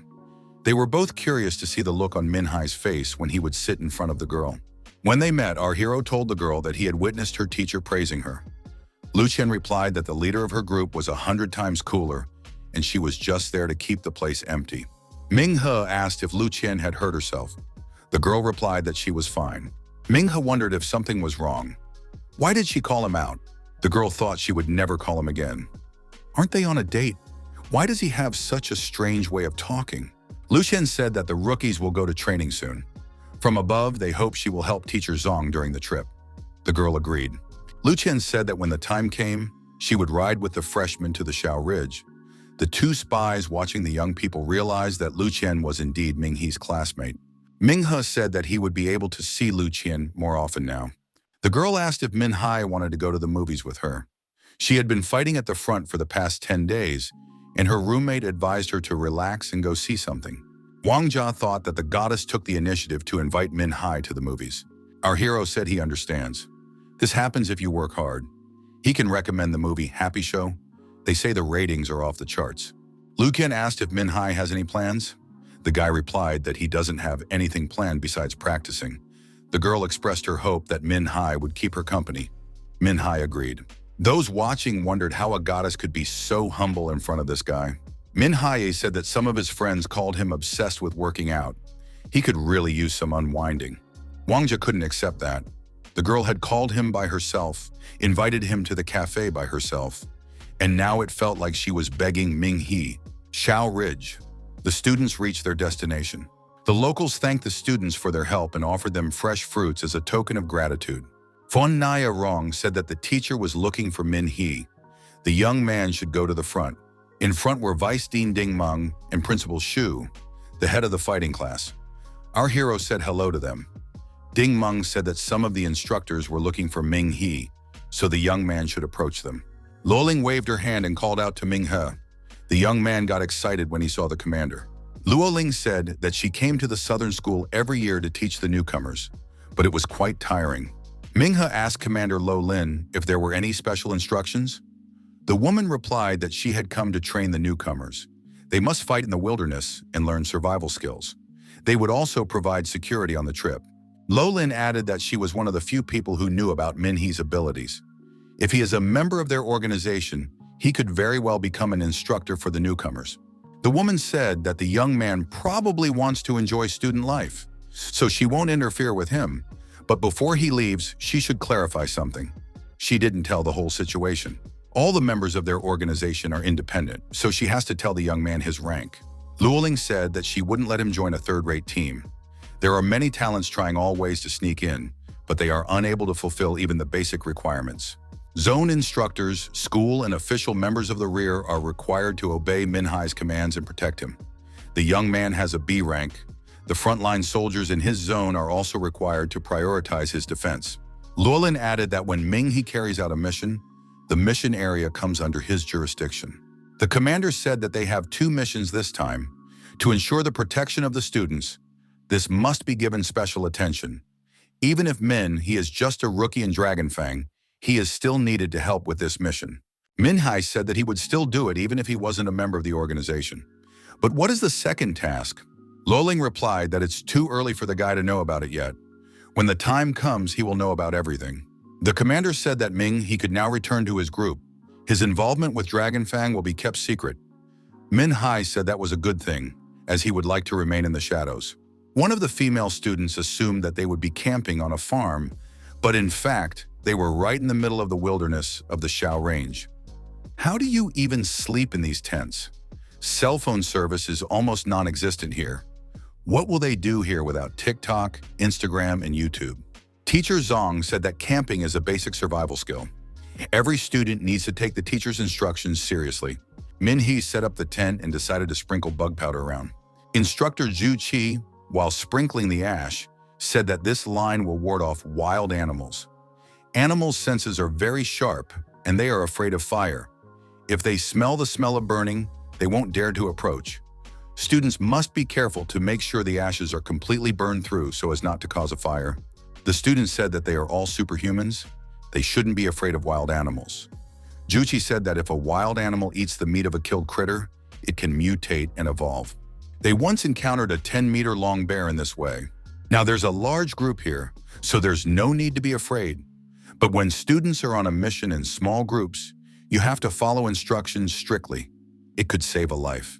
One of the female students sitting around the campfire asked Luoling if she had any scary stories from her life. The woman said she was willing to tell about the attack of the Beast Emperor. Even being a few kilometers away from this monster, they already realized that it was the size of a mountain. The entire city saw it inevitably approaching. The city was now in ruins. The creatures were nesting there. It's a good thing they evacuated all the inhabitants. The student asked what rank this emperor was. Luoling replied that it was a royal rank. The student wondered, is a human being capable of defeating him? Luoling replied that they lost a few strongest people back then. One of them was the dean of students. Teacher Zong said that it was getting late. It was time to go to bed. There would be a long battlefield cleanup in the morning. The morning came. Everyone needs to gather in 10 squads according to each student's class. One of the girls suggested that we warm up a bit in the morning and then come back here for breakfast. We need to approach this responsibly. Those who fall behind will only eat steamed beans alone, said Teacher Miolan. The students thought it wasn't hard since everyone here is superhuman. Their physical characteristics are far from weak. Miolan added that the teachers and their assistants will go at the end, and those who fail will have to follow them to successfully complete the warm-up. Miolan said it was time to start and began to run away, quickly building up speed. The students followed the teacher, but it was not easy to catch up with her. She appeared to be very fast. Miolan changed locations, moving from mountains to rivers. The flagship group of students tried to keep up. At one point, the students wondered, why did the teacher stop? After all, it was still possible to run. Miolan said that only 4 students were able to hold on. The rest were left behind. These 4 deserved a short break. The top 4 were Liandong, Limin, Minghe, Minghe, and Fan Nayarong. The girl thought that Min-hee didn't even break a sweat. After a while, the stragglers came up. Liandong said that they had been waiting for 5 minutes for everyone. Miolan said that if the majority were already here, they would continue warming up. The finish of the training was at the camp. The teacher said that while breakfast was being prepared, the students could rest. Fan Nayarong said that there are capable students in every group, but it is quite difficult to adapt to such an intense training. Limin said that it can't be otherwise. The best students in the city are gathered here. Wang Jia said that everyone who entered South School belongs to one of the 3 top ranks. A student asked where these guys were from. Limin replied that he is local. Fan Nayarong is from the city of Lanyang. Minhee added that he is also from there. After breakfast, Miolan asked if the students had memorized the route they took in the morning. Now it is necessary to explore it in more detail. We can't miss any hollow tree, burrow, or cave. All mutant eggs must be destroyed. When meeting with a red-eyed monster cannot act alone. In such a case, one must return to the base and launch a flare so that the teacher can find them. The instructor said that the results of this training will affect the grades. One must work hard to successfully complete the assignment. Wang Jia suggested splitting into groups and choosing directions. Li Min said he noticed bushes downstream in the morning. Red eyes like wet places with such bushes. The student remarked that Li Min was very smart. managed to notice it even when running from the last of their strength. Wang Jie recognized that a random search would be ineffective. The lowlands of the river should be thoroughly searched. The students scrambled through thick and tall bushes. Someone tried to cut them with a spirit technique. Min-hee remarked that it was best not to use such a technique in the wilderness. Li Min said that he would clear the way, and the others should be careful. Ming-he asked Fanirong, "Didn't the instructor say that there were mutated beasts left here? You can't make noise and let them escape." Min-he said, "It should be fine. These areas should be protected before letting students in. The locations are not unknown. Teacher Myo-lan is excellent at navigating the terrain and didn't get lost during the training, choosing different roads back and forth." While everyone was sleeping, the instructors combed the route one more time. Fanirong wondered, why were they given this assignment then? Min-hee replied that the eggs were so small that even a special team with equipment couldn't find them all. Our hero said that the eggs are like snake eggs that can't be traced even with special equipment. Suddenly, a red-eyed mutant appeared in a nearby tree. The students were vigilant and spotted it. Going a little deeper into the forest, the young people discovered a huge number of eggs. Fanirong told her colleagues that they had just been attacked by the mutant. It managed to hide, wanted to attack, but suddenly turned around and ran away. Li Min asked where exactly the mutant had fled to. To find it would be a great achievement. Minnie said that the mutant couldn't have gone far, but if it hid in the bushes, it would be hard to find it. To be safe, we should call the instructors to help. Li Min asked, "Is anyone really afraid of an ordinary mutant? If they destroy it, they will get the highest score." Min-hee replied that this mutant is cunning and agile. Going alone to look for it would only make things worse as it could hide anywhere, so they should call more people. Li Min wondered, is Min-hai really afraid of him? Then how is the young man going to fight him? Fanirong supported Ming-hee. Li Min said for Ming-hee to find an assistant teacher in that case and tell everything. Our hero agreed. Min-hee ran to the right place and reported that the mutant had been found hiding in a thicket. Suddenly, Min-hee heard a cry for help. He turned around and ran in the direction where the screams were coming from. The assistant reported to the teacher that the instructor was in the red zone. A red-eyed mutant has been detected. There might be casualties among the students. Min-hai quickly arrived to help and confronted the huge red-eyed mutant. Our hero didn't stand on ceremony and began to tear the mutant apart.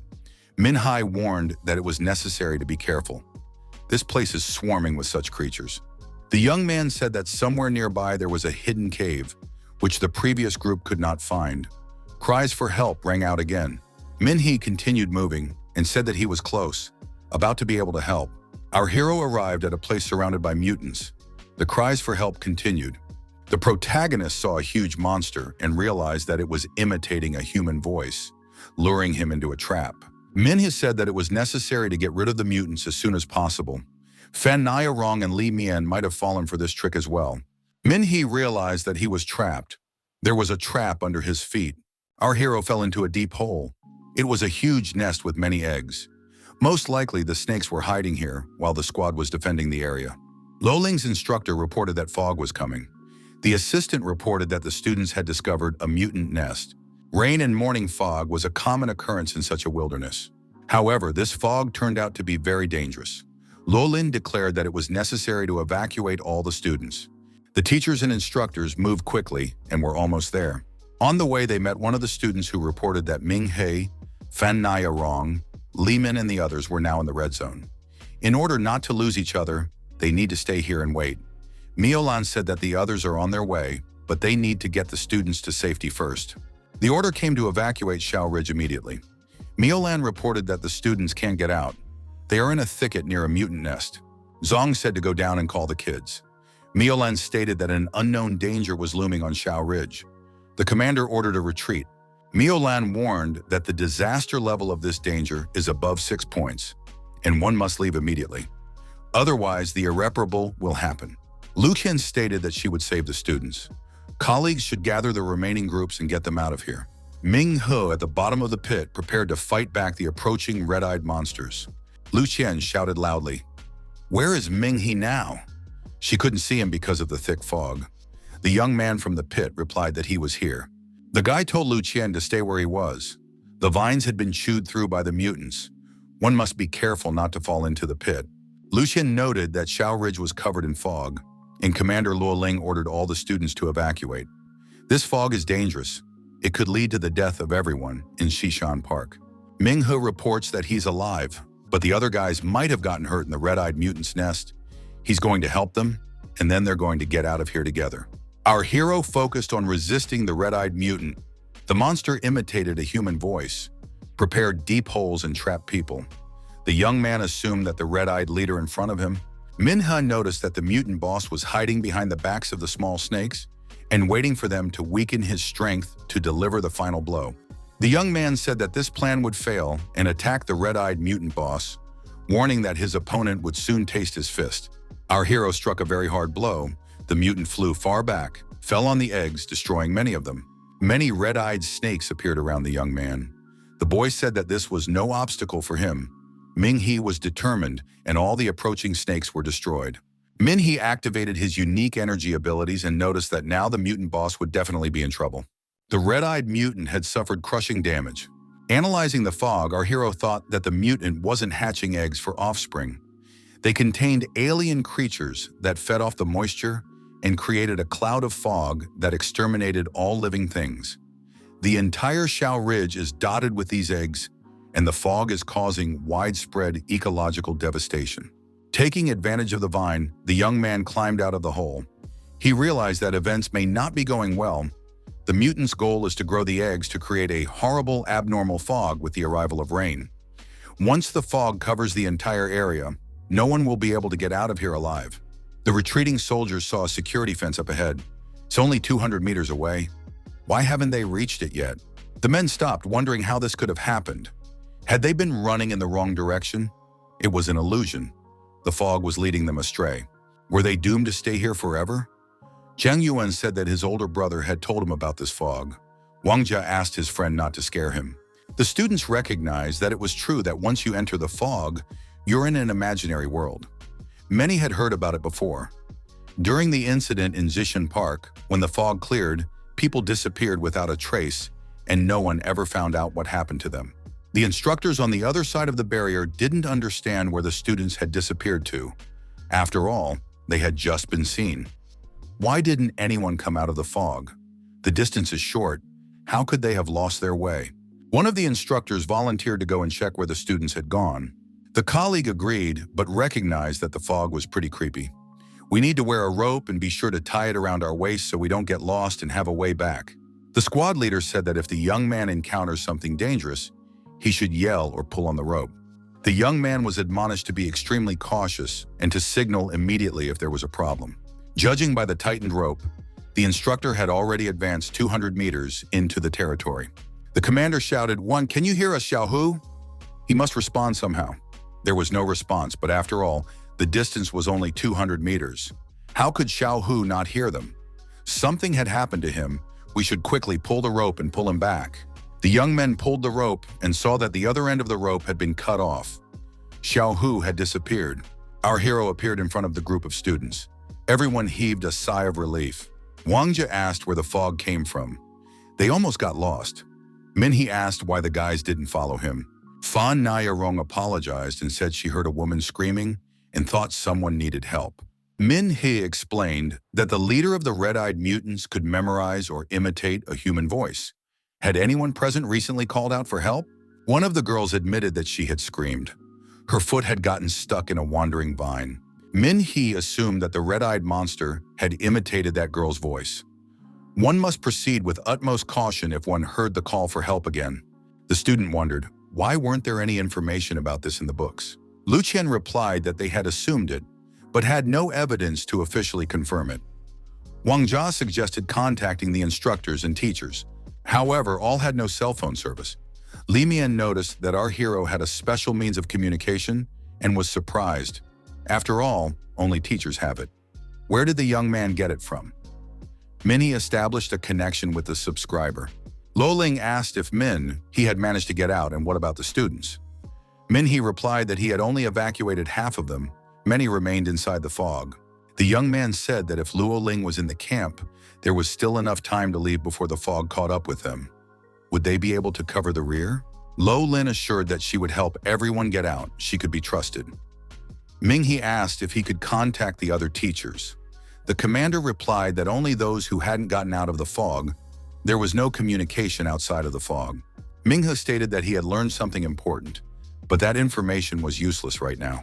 Luoling said that any leads will help them now. They need to get as much information as possible. Minghe explained that the abnormal fog is created from mutant eggs. When they come into contact with water, they release a kind of gas. The gas rises up, and when it comes into contact with the humid air, thick clouds of fog are formed. Luoling pointed out that this was a very important finding. Now they have hope for rescue. Recently, the research center had caught a huge centipede with a human face, the only creature from the fog they had been able to apprehend. They tried to bring it back, but the centipede managed to escape. In the initial stages, they found out that these centipedes feed on beetle eggs. They probably prefer mutant eggs in large quantities. By mutating, they can escape from the fog. Minghe wondered, would they really have to eat those eggs too? Luoling replied that they shouldn't. The eggs are poisonous. Only a centipede can digest the poison contained in them. According to the latest information, the centipede is in the Shao Ridge area. It is most likely in the foggy area right now. Minghe said that they just need to find this centipede, and then there will be a chance to get out of here alive. In that case, there was no time to waste. A group of people led by Teacher Zong appeared out of the fog. He said that they might not be able to get out of this abnormal fog. Even for the Astronomical Union, its isolation ability remained a mystery. Wangzhe wondered, are they really stuck here? He had heard eerie stories about this fog. Zong recognized that the people outside the fog didn't know what was going on inside. They shouldn't rely too much on reinforcements. Minnie told the teacher that they shouldn't give up. The young man added that Commander Luoling had already thought of an escape route, but it would take a concerted effort. Lu Chian told Teacher Zong that Minghe had just contacted Commander Luoling. The young man said that we need to hurry before that creature appears. We need to find the maximum number of mutant eggs. Lu Mian wondered, would Minghe really suggest doing such nonsense in such a situation? How would it help them? The student added that they weren't sure if they would even survive, and now was not the time to think about it. Minghe told the audience that these eggs can help them get out of here. They're being used as bait for the centipede. She's their only chance. Our hero outlined the plan they have devised and added that they have no other choice. This fog is terrifying, but they must not give up. Teacher Zong agreed that now is not the time to give up. We need to split into groups and search intensely for eggs. Minghe said for Lu Chian and Teacher Zong to save the rest of the students. Don't get lost in the fog and gather everyone in the camp. Our hero said that Lu Mian is well aware of the location of the mutant nest, so he and Fan Nairong will make sure that as many eggs as possible are collected. In that case, they would be able to catch that centipede. Minghe said that there were some things left in the fog that needed to be figured out, and he would look into it. Fan Nairong said she was sure too. There was something dangerous wandering around in the fog. As they were on their way to school, the train stopped at the border with the fog. A monster emerged from there and destroyed everyone who got in its way. Minhai remarked that due to this, one must be extremely careful. Whoever sees the monster should not let themselves be caught. Lu Chian and Teacher Zong found themselves in a place they hadn't been to yet and weren't looking for anything. Luoming informed her interlocutor that she had switched the communication channel and made contact with all the battle groups. Instructors Zhu Qi, King He, Miaolan, Jing Xini, and Guoming reported that they were in contact and ready to take orders. Minghe, Dragon Fang, also reported that he was on call and was running a mission at this moment. Teacher Miaolan heard Minghe's voice and realized that it was the student who wasn't at the morning training. Is he really a member of the Dragon Fang organization? Luoming said that the monster detection device was ready to be used. The fog spread to a radius of 3 kilometers. The commander said that there were no monsters visible yet, but in the next moment, she reported that monsters appeared at 3 points at once in the valley, the river headwaters, and the mountain peak. The woman was surprised. A few seconds ago, there wasn't a single monster. How could they reproduce so quickly? Luoming said that they didn't have a starting point.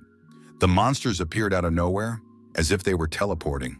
Luoming told one of the instructors, Fan Qing, that a monster had appeared right behind his back. It's a huge mutant. We need to leave immediately. Fan Ken received the order, but she hadn't seen the monster yet. The huge monster was on a tree right behind her back. Fan Ken looked around and saw this beast.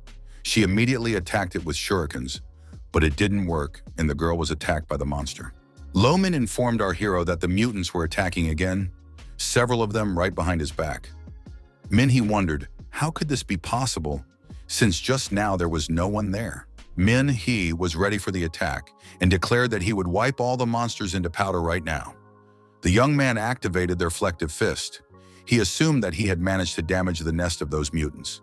Luoming said that Min-hee wouldn't be able to destroy all the mutant fly scorpions. The protagonist asked what he should do in that case, since the mutants could smell him. Lo Ming replied that she had discovered the place where the mutants come from. The fly scorpions all fly out from one point. Their nest is on the south side of the ridge. Min-hee reported that there were already more than 10 individuals in front of him. How many can there be in the nest? Lo Min said she could only see a few red dots on the sensor. Next to Ming-hee, it's as if there's an entire nest factory with an endless number of these creatures. As soon as the young man destroys some, the next batch immediately heads towards him. Min-hee noted that the mutants don't get smaller no matter how many he destroys. If he let them go in a few hours, they would fill the entire valley. Luoming agreed that when they gather an entire army, there won't be anything left alive. They'll wipe out not only humans, but all the vegetation. The commander said that they had underestimated their opponent. Dealing with the fly scorpions was harder than originally thought. Since the camp is located outside the valley, Luoming assigned our hero to guard the valley. The woman noted that she must instruct the other instructors as well. They too are in danger. Luoming reminded the young man that although he was a member of the Dragonfang organization, he was just a student like the others. The woman apologized on behalf of the official organization for putting such a heavy responsibility on the boy. She added that Min-hee is very capable and should promise her that he will survive. Min-hee expressed his gratitude to Commander Lo Min and the other instructors. After all, they don't abandon students. Ming-hee approached the area of bright glow and assumed that it was the nesting factory that Commander Luo Ming was talking about. Our hero attacked the mutants at the epicenter of their appearance. The young man fought more and more intensely as he approached the glowing object. He realized that it was an unknown portal leading into the mist, not an insect factory. Strange monsters probably used this portal to appear here. Min-hee was curious about what could be on the other side of the portal. He wasn't scared and went inside. Something unusual awaited the young man on the other side of the portal. There were also monsters and eggs here. He saw a huge fire dragon that was moving through the otherworldly realm. There were a huge number of fly scorpions that surrounded everywhere in this world. The comet goddess shouted that Ming-hee had gone crazy. How could he be here? He should leave immediately. Min-hee wondered, how did she get here, and what kind of place is this? The goddess didn't bother. Did Ming-hee really want to die so miserably? Min-hee decided to obey the goddess and leave this area. The mutants began to chase after the young man. The goddess told Ming-hee to leave quickly. She would destroy this wormhole soon. After the monsters attacked, Fan-shin was activated and lay on the ground. The monster stated that it wanted to team up with this girl. The students didn't realize which direction to go because of the fog. Suddenly, instructor Fan-shin appeared. The students calmed down. Now they would be rescued. The young people said that they encountered many monsters and had to escape. Fan-shin turned into a monster and opened her mouth and screamed loudly at the students. The monster pounced on one of the students and bit its neck. The young people realized that it was not the instructor. The students scattered, screaming in different directions. The monster chased them with the intent to enslave and destroy them. One of the girls tripped and fell. Her leg was twisted. Her friend told Jingjing to get up. They needed to run away. Jingjing got to her feet, and thanks to her friend, she tried to get away. However, the monster grabbed both of them with its tentacles. The monster pulled the girls towards her, already anticipating her prey. Luoming had no way of contacting Instructor Fan-shin at this moment. The commander said that if the instructor could hear her, she should move forward and meet up with Ming-hee. The assistant said that Fan-shin might have died. A while ago, her signal went out. This means that the vitals have disappeared. Luoming said that nothing can be ruled out, but Fan-shin is their battle buddy. If she is still alive, she can't be left to fend for herself. Luoming suggested that there was something wrong here. The probability of the device malfunctioning was low. She said that she would reassure herself and make sure that Min-hee acted carefully. Suddenly, Min-hee's signal also disappeared. How could this be possible? Could he really have been killed? A disciple ran into the tent and reported that Fan-shin had just destroyed his classmates. Luoming didn't understand what was happening and tried to contact Ming-hee. She yelled that Fan-shin was not an instructor. She was being controlled by something. Luoming added that something very dangerous was approaching them. It wasn't the instructor. The goddess told our hero that he came to his senses in time. His soul would have disappeared if he had stayed on the other side of the portal a little longer. That world is full of the unknown. There's still a lot people don't know. Minhai confessed that it was as if he had accidentally seen the real hell. The woman said that everything is fine now and suggested that the young man take control of himself. When he becomes strong enough, it won't be difficult for him. Minhai admitted that he was stunned, but decided not to give in to fear. He speculated that his carelessness might have caused the communication device to malfunction.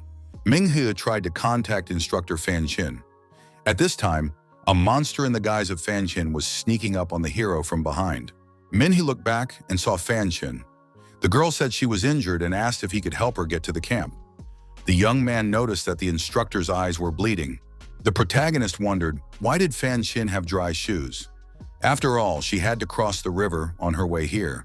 In this condition, she wouldn't be able to jump from rock to rock. Fan Chin suddenly turned into a monster and tried to reach for Minghe. The young man realized that it was the same demon from the station.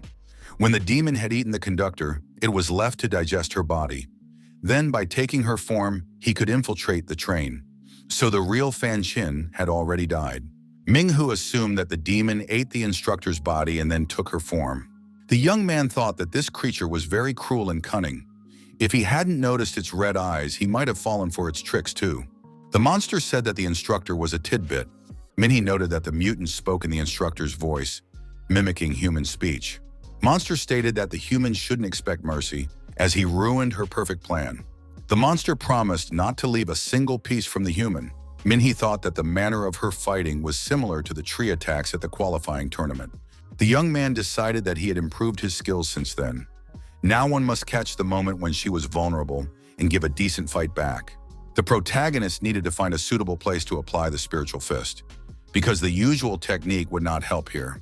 The monster said that thanks to the instructor, Fan Chin had become much stronger. The woman stated that she would become even stronger when she ate this person. Minghe got tired of the threats and attacked intensely. The monster flew far back, but the young man realized that his mystic fist wasn't strong enough to destroy her with a single blow. The female monster asked, "Is that really all this man has?" Humans fight too predictably. She recognized that the boy was successfully dodging her blows. The young man has powerful blood vessels and is even more appetizing than the previous instructor. Minhai responded by saying that the monster was simply disgusting. He calculated that he had only 13 strikes, and to use the secret technique, he needed 49. Realized that it was too dangerous to start a melee fight. If it wasn't for luck, it would have punctured his stomach and spleen by now. Luck was saving the guy. Need to find a more durable enhancer to destroy the demon with the mysterious fist. Normally, sand would be useless here. Minhe thought that a stone 10 times stronger than normal was needed. During his morning run, he had noticed an obsidian cave in one of the mountains in the valley. But now, because of the thick fog, he couldn't see where to go. All he could remember was that there was a dead tree behind the cave. Minhe discovered this tree. However, a monster appeared nearby and told the guy not to even think of running away. The woman said that the man would not be able to escape and should let himself be eaten by her. The hero saw the sought-after cave up ahead. The female monster followed Minhe into the cave and said that his fists wouldn't be able to hurt her. Minghe replied that she would have to test it and use the Fist of Fury. The monster flew far away, but she stayed on her feet even though she was disoriented. Minhe said that she wouldn't wait for mercy. The female monster wondered how he managed to do that. Minghe said that it didn't matter who the monsters were or how powerful their kingdom was. If they dare to take over this land, will be immediately exterminated without the right to exist. The monster said that people would not be able to escape and save themselves. Everyone here was doomed, as no one could hide from the mist. The monster found herself restrained by the crystals activated by the hero. Minhe saw that a strange object appeared on the destroyed monster. What could it be? The goddess from the mist said it was a drop of life, the same one that granted or changed abilities. The moon demoness was a high-level mutant. She had not yet reached the peak of her strength when the young man destroyed her. Minghe had noticed that she was quite strong the first time they met, but today he really felt her power. She had almost defeated him. The goddess had said that intelligent mutants that could evolve were very dangerous. If not dealt with immediately, they would turn into the moon demon realm. Minghe realized that the appearance of the drop of life was now explainable. The goddess suggested that the young man give the drop to her for purification. As long as the mutant spirit was in it, he wouldn't be able to use it. Ming He asked goddess Xiaohua if she would use the drop to become stronger. After all, she was higher in level than this moon demoness. Xiaohua replied that she couldn't handle this demoness, but if the guy could prove otherwise, she would accept it. After all, he himself wanted to show how beautiful human life was. Despite the recent events, her point of view remained unchanged for now. Ming He knew that Xiaohua would support him and make him stronger so that he could fight the most powerful being of the other world. The goddess asked if the young man remembered their deal. They help each other evolve to the right level. Xiaohua expressed her hope that the arrangement still stands. Ming He reaffirmed his commitment. The goddess told the young man to forget what he saw in that hole. She hates that place too. Compared to the human world, that world is ugly and alien. Ming He stood over instructor Fan Qin's body. The young man had hoped to save the girl, and he carried her on his back. Luo Ling asked over the comms if he could hear her. Ming He asked the commander to give a clear and loud order. Luo Ling asked if Ming Hu had encountered Fang Qing. The young man replied that he was carrying the instructor to the camp. Ming He added that the instructor was showing no signs of life, but he didn't want to leave her where the monsters could act cruelly. Luo Ling wondered, is Ming He really okay? After all, this girl was controlled by the Azure Moon demonic mother, who had the ability to devour and acquire the abilities of others. She had just been destroyed. Min has said that all the eggs had already been collected. They should get out of here soon. The protagonist stated that he had seen a horrifying sight. When the monsters come to the humans, there will be nothing left of them. Luo said that they are already close. The path that Ming He is traveling is completely clear. The egg collector asked Brat Shu, why have they been walking for so long and still no village in sight? Shu punched that guy. Wasn't it his idea to get this far to steal red-eyed eggs to sell? The guy scratched his head. It's not like he didn't know they could get lost in this fog. In any case, they had collected a lot of eggs, but getting back was proving to be problematic. The young man asked his companions if they thought someone kept following them. Su told this boy not to be so cowardly and stop scaring the others. However, there was indeed something approaching them. Teacher Zong and his squad approached these people and asked if they were residents of the local village and why they had come here. Shu saw the people, calmed down, and said that they had frightened them. They already thought they had met the red-eyed people. The students said that they had put up a notice saying it was forbidden to enter the ridge. The young man said that they just wanted to make some money. Shu added, because mutant eggs cost 100 times more than chicken eggs. So they figured that if the area was cleared, they would be able to gather eggs without any problems. Yu said that they had collected as many as 3 baskets. Zong remarked that that would be just enough for them. It was necessary to take the eggs to the camp. The girl said that Lu Chian left a message. She went to look for a group of students and also wrote that you would be waiting at the foot of the mountain in an hour. Zong stated that they need time to get there and then return to camp with Lu Chian and the others. The instructor stated for everyone to follow them. They don't have much time. Lu Chian met with the students. The young men said they were fine, but just that someone was chasing them. They were very scared. Lu Chian said there was no need to worry. Everyone can stay close to her. It is necessary to go back to the camp and get out of this fog. Lu Chian led the students through the mountain cave. Next, the young people followed through a stream. The travelers also traversed a bamboo forest. Lu Chian said that at this point, all the students had been found. Now the signs left on the trees would lead them to Teacher Zong and the others. However, Lu Chian was vigilant and sounded the alarm. She said that they were being attacked from above. An attack from above was indeed organized by the monster spiders. Lu Chian continued to show dedication and strength as she destroyed the monsters attacking the students. Everyone recognized that this girl was incredible.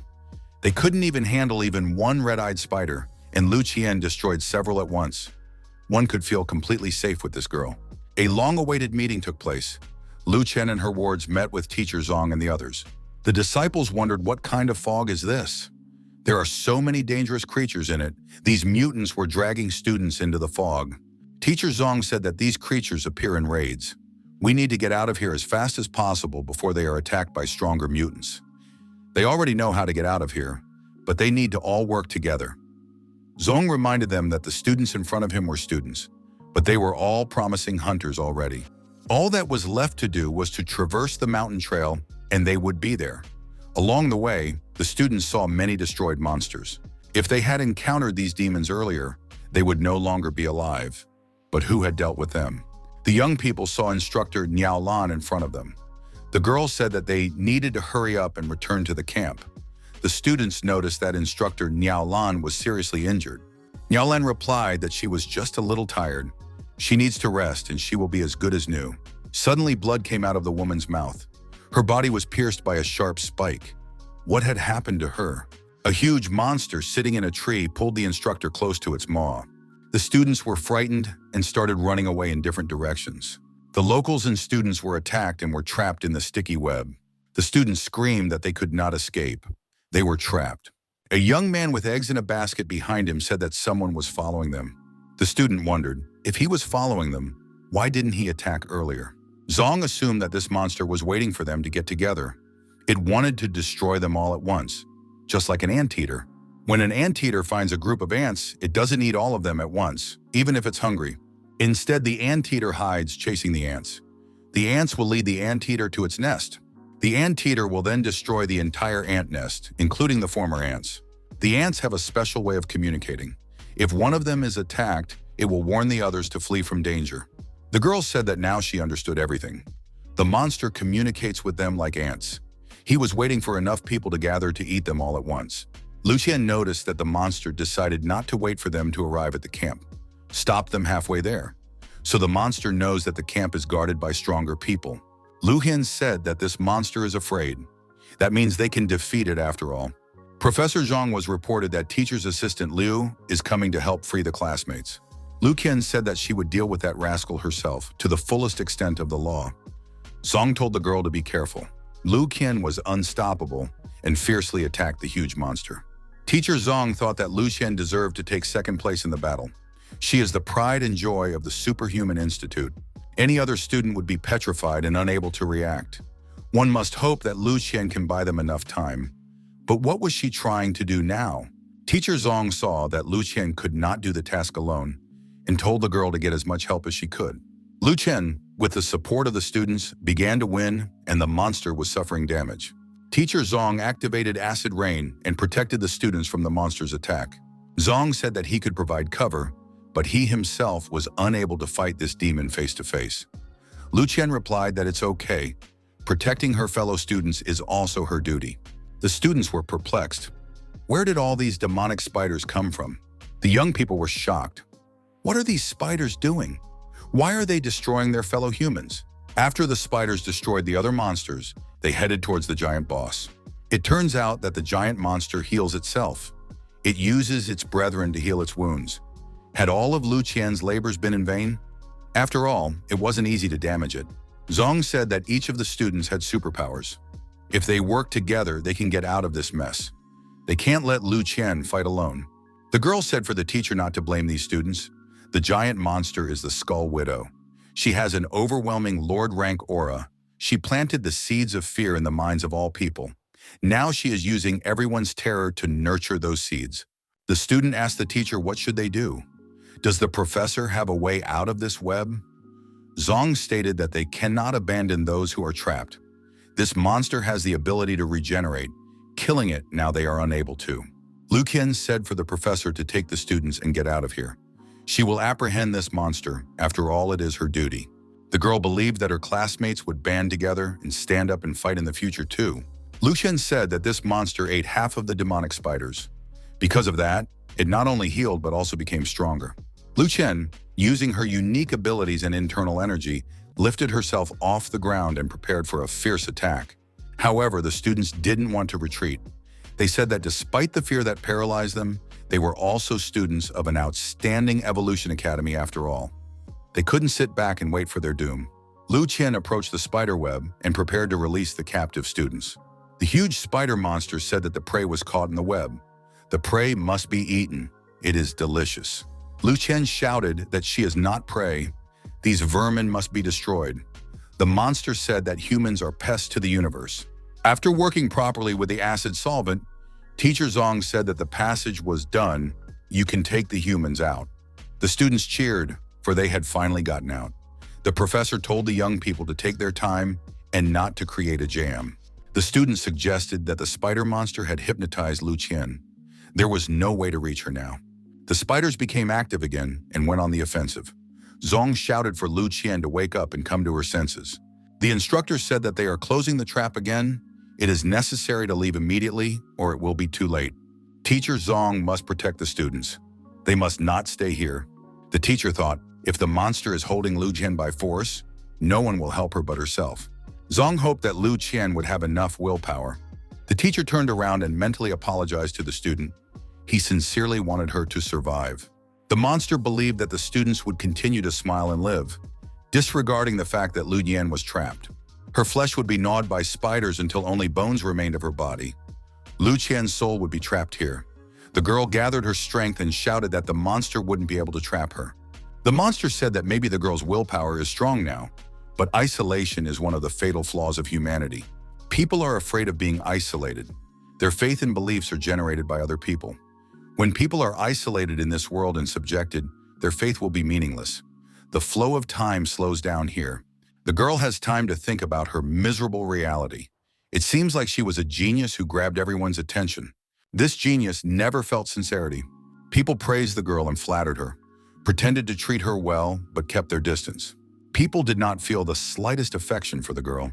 They thought her ideal image was insincere. Time flows slowly here. She has plenty of time to think. Teacher Zong controlled the student's exit from the danger zone. At this time, He came over to him. Lu Chian replied to the monster that it's just ridiculous. He is a vicious creature who ate his fellow creatures to heal his own wounds. How dare he mock humans as if they were pests?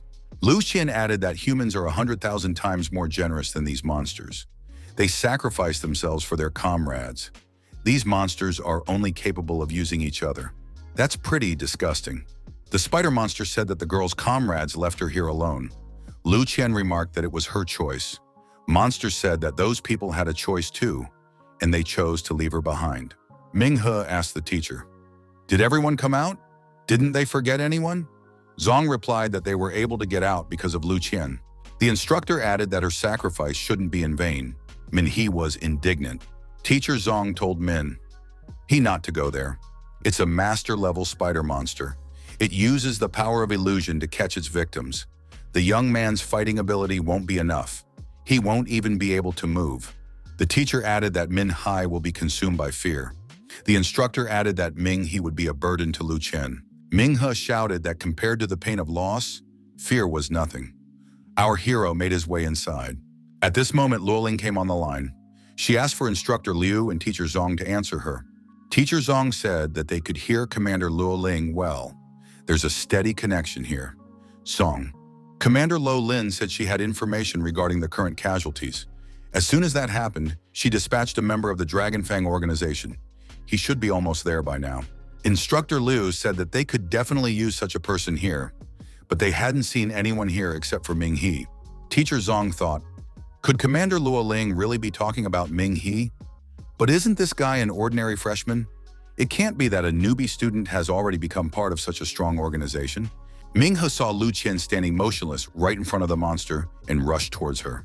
Without wasting time, our hero attacked all the spiders that came across him on the road, and approaching the girl, grabbed her in his arms. The young man said that now it was the turn of this boss monster, and gave him a crushing blow. Where the spider had just been, a huge funnel was formed. At the bottom of the funnel rested the remains of the spider monster. He once again picked up the girl under his arms and stared intently into her eyes. Was she still under hypnosis? Consciousness began to return to Lu Chian, but she didn't realize what had happened to her. He held out his hand to the girl. Lu Chian didn't realize who was in front of her. The girl said that her head was splitting. Our hero tried to get out of the place with Lu Chian. On the way, he met Juqi's instructor. The instructor said that the other students reached the camp safely. He did well for being able to defeat the boss spider monster. If it wasn't for him, there would have been many more casualties. He said that Lu Chian had done the bulk of the work. He only gave the final, controlling blow. The girl needs help. She was under the influence of illusions and was heavily hypnotized. Fortunately, the spider monster didn't have time to imprison the girl in its trap. Otherwise, Lu Chian would have remained paralyzed. Manga noticed that the girl was in no danger of that now. Before she lost consciousness, she said something. So everything was fine, and they should return to the base. Instructor Zhu Qi was confident that Commander Luo Ling had already informed the young man about the second mission. Ming He confirmed that. Zhuge asked if there were any witnesses when Ming He fought to save Lu Chian. The young man replied that the witnesses saw him go inside. But what happened? The instructor said that Commander Luo Ling had recommended Ming He to join their team, but he had his doubts. Now he was glad that Ming He was here.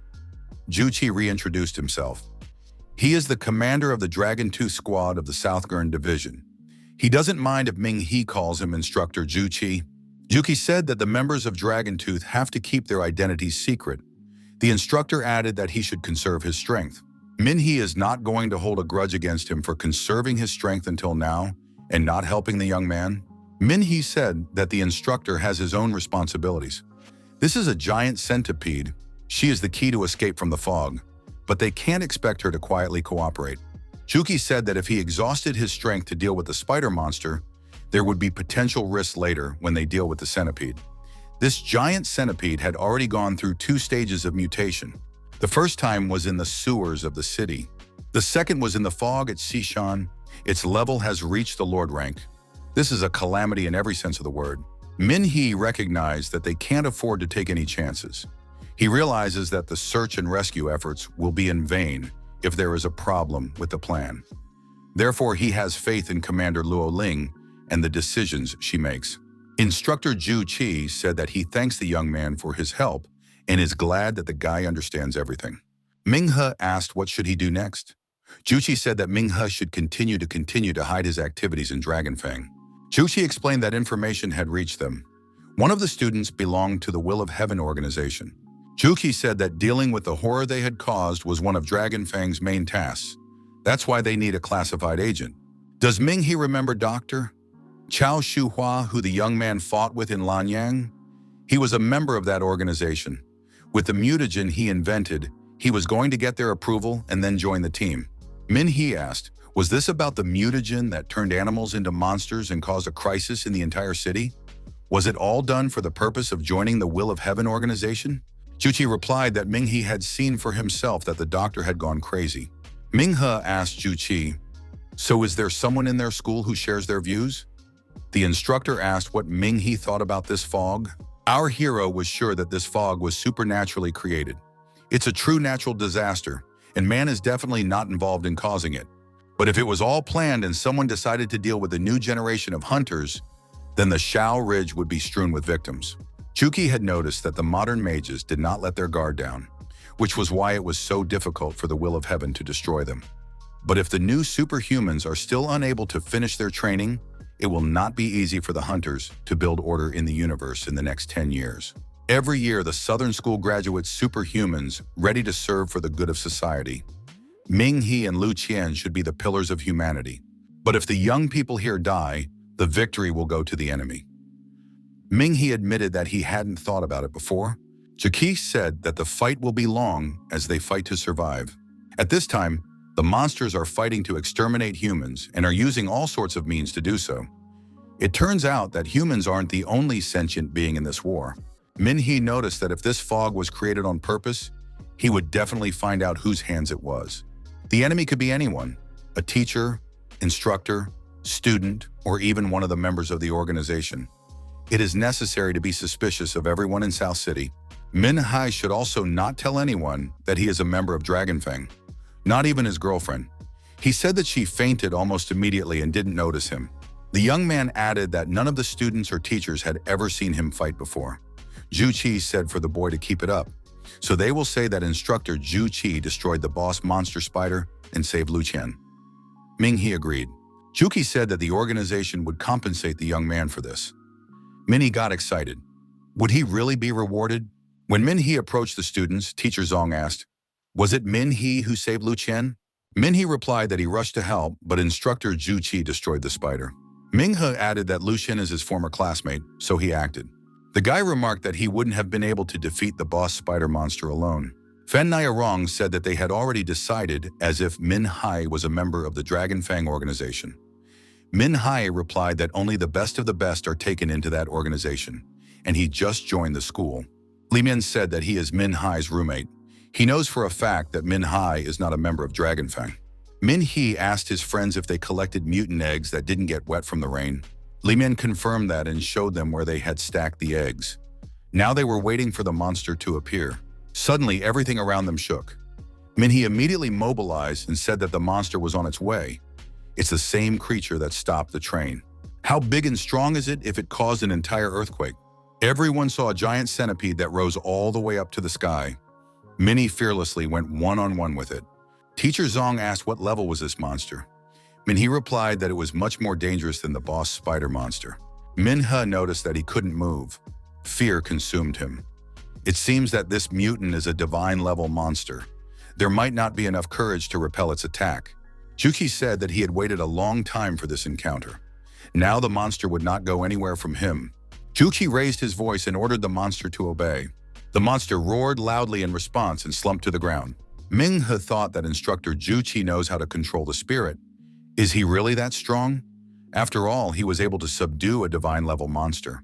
Ming-he quickly approached instructor Juchi, who was in close proximity to the monster at this time, to lend his support. Juki said that people should make every effort to stay alive. The instructor turned to our hero, and the young man saw his red eyes. Juchi said that he used this talentless body to ensure the future of the new generation of superhumans. Ming-he didn't understand what was going on with instructor Juchi. The instructor threw himself down the cliff. Our hero looked down at the retreating Juchi. Why did he do that? Min-hee was left alone with the giant centipede. Ming-he thought, was this really instructor Juchi's parting gift? On the way to the camp, they had time to talk about many things. Back then, the young man didn't even have a thought that Juchi was going to do such a thing. Commander Luoling walked up to Ming-hee and looked our hero in the eyes. Ming-he said that he would find the rascal who was behind all of this and would definitely take revenge. Luolin said that they don't doubt Min-hee. After all, everyone knows that the young man will be able to do it. Ming-he cried and said that he would really find him. Min-he stood alone on the ledge of a huge rock, and around this rock was a huge monster. The whole camp fit on the huge centipede. All the students were there. Teacher Zong said for everyone to climb on the monster and they would go. Min-hee said for the monster to now take them out of this fog. Already at the foot of the mountain, the person in charge of the organization said to contact the control center. We need to report the situation inside the fog as soon as possible. It is necessary to be cautious. No one should enter the fog. At this moment, everyone saw a huge centipede appearing from the fog. Riding on top of the centipede was Commander Luoling. She greeted the people present. The woman said that they were able to shorten this huge creature. People rejoiced when they learned that the students were alive and were able to get out of that fog. The defenders of South City were immensely happy, for these people had survived.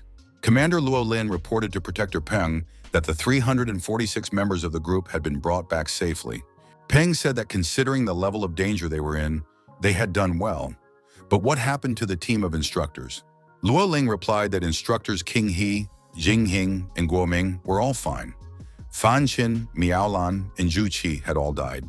They sacrificed their lives for the success of this mission. The attendees saluted the dead who had contributed to the defense of this country. The manager of South School, Mrs. Meng, said that this school will always remember their feat. At the memorial ceremony, portraits of the benefactors of this school were shown. They are heroes and idols who will be forever honored and respected. All present observed almost a minute of silence to honor and pay tribute to those who died fighting the monsters. The speaker said that today he would not single out the freshmen who had performed brilliantly in the battle with the mutants. He thanked everyone who had made significant contributions to the academy. The attendees saw Lu Chian, the pride of this school, again.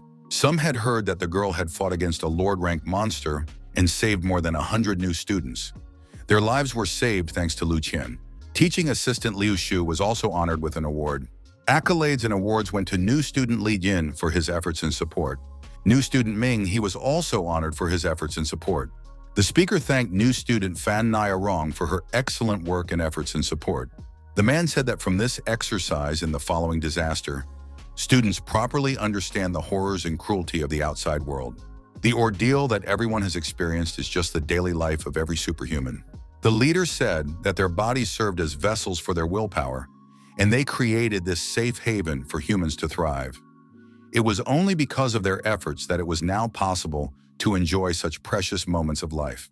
The leader added that everyone present will live up to their expectations. He can already say this about several students who have decided to put themselves on the line. They have an extraordinary future ahead of them, a shining ray of hope in the midst of crisis. Lu Chian returned to her room with a bouquet of flowers. At this time, a phone call rang. It was Ming-He on the line. Lu Chian was very excited and even blushed with embarrassment. The young man said that he was waiting for the girl downstairs. Ming-He inquired if he could stop by for a visit. Lu Chian replied for him to go upstairs. The door was open. The young men met, and joy was in each of their eyes.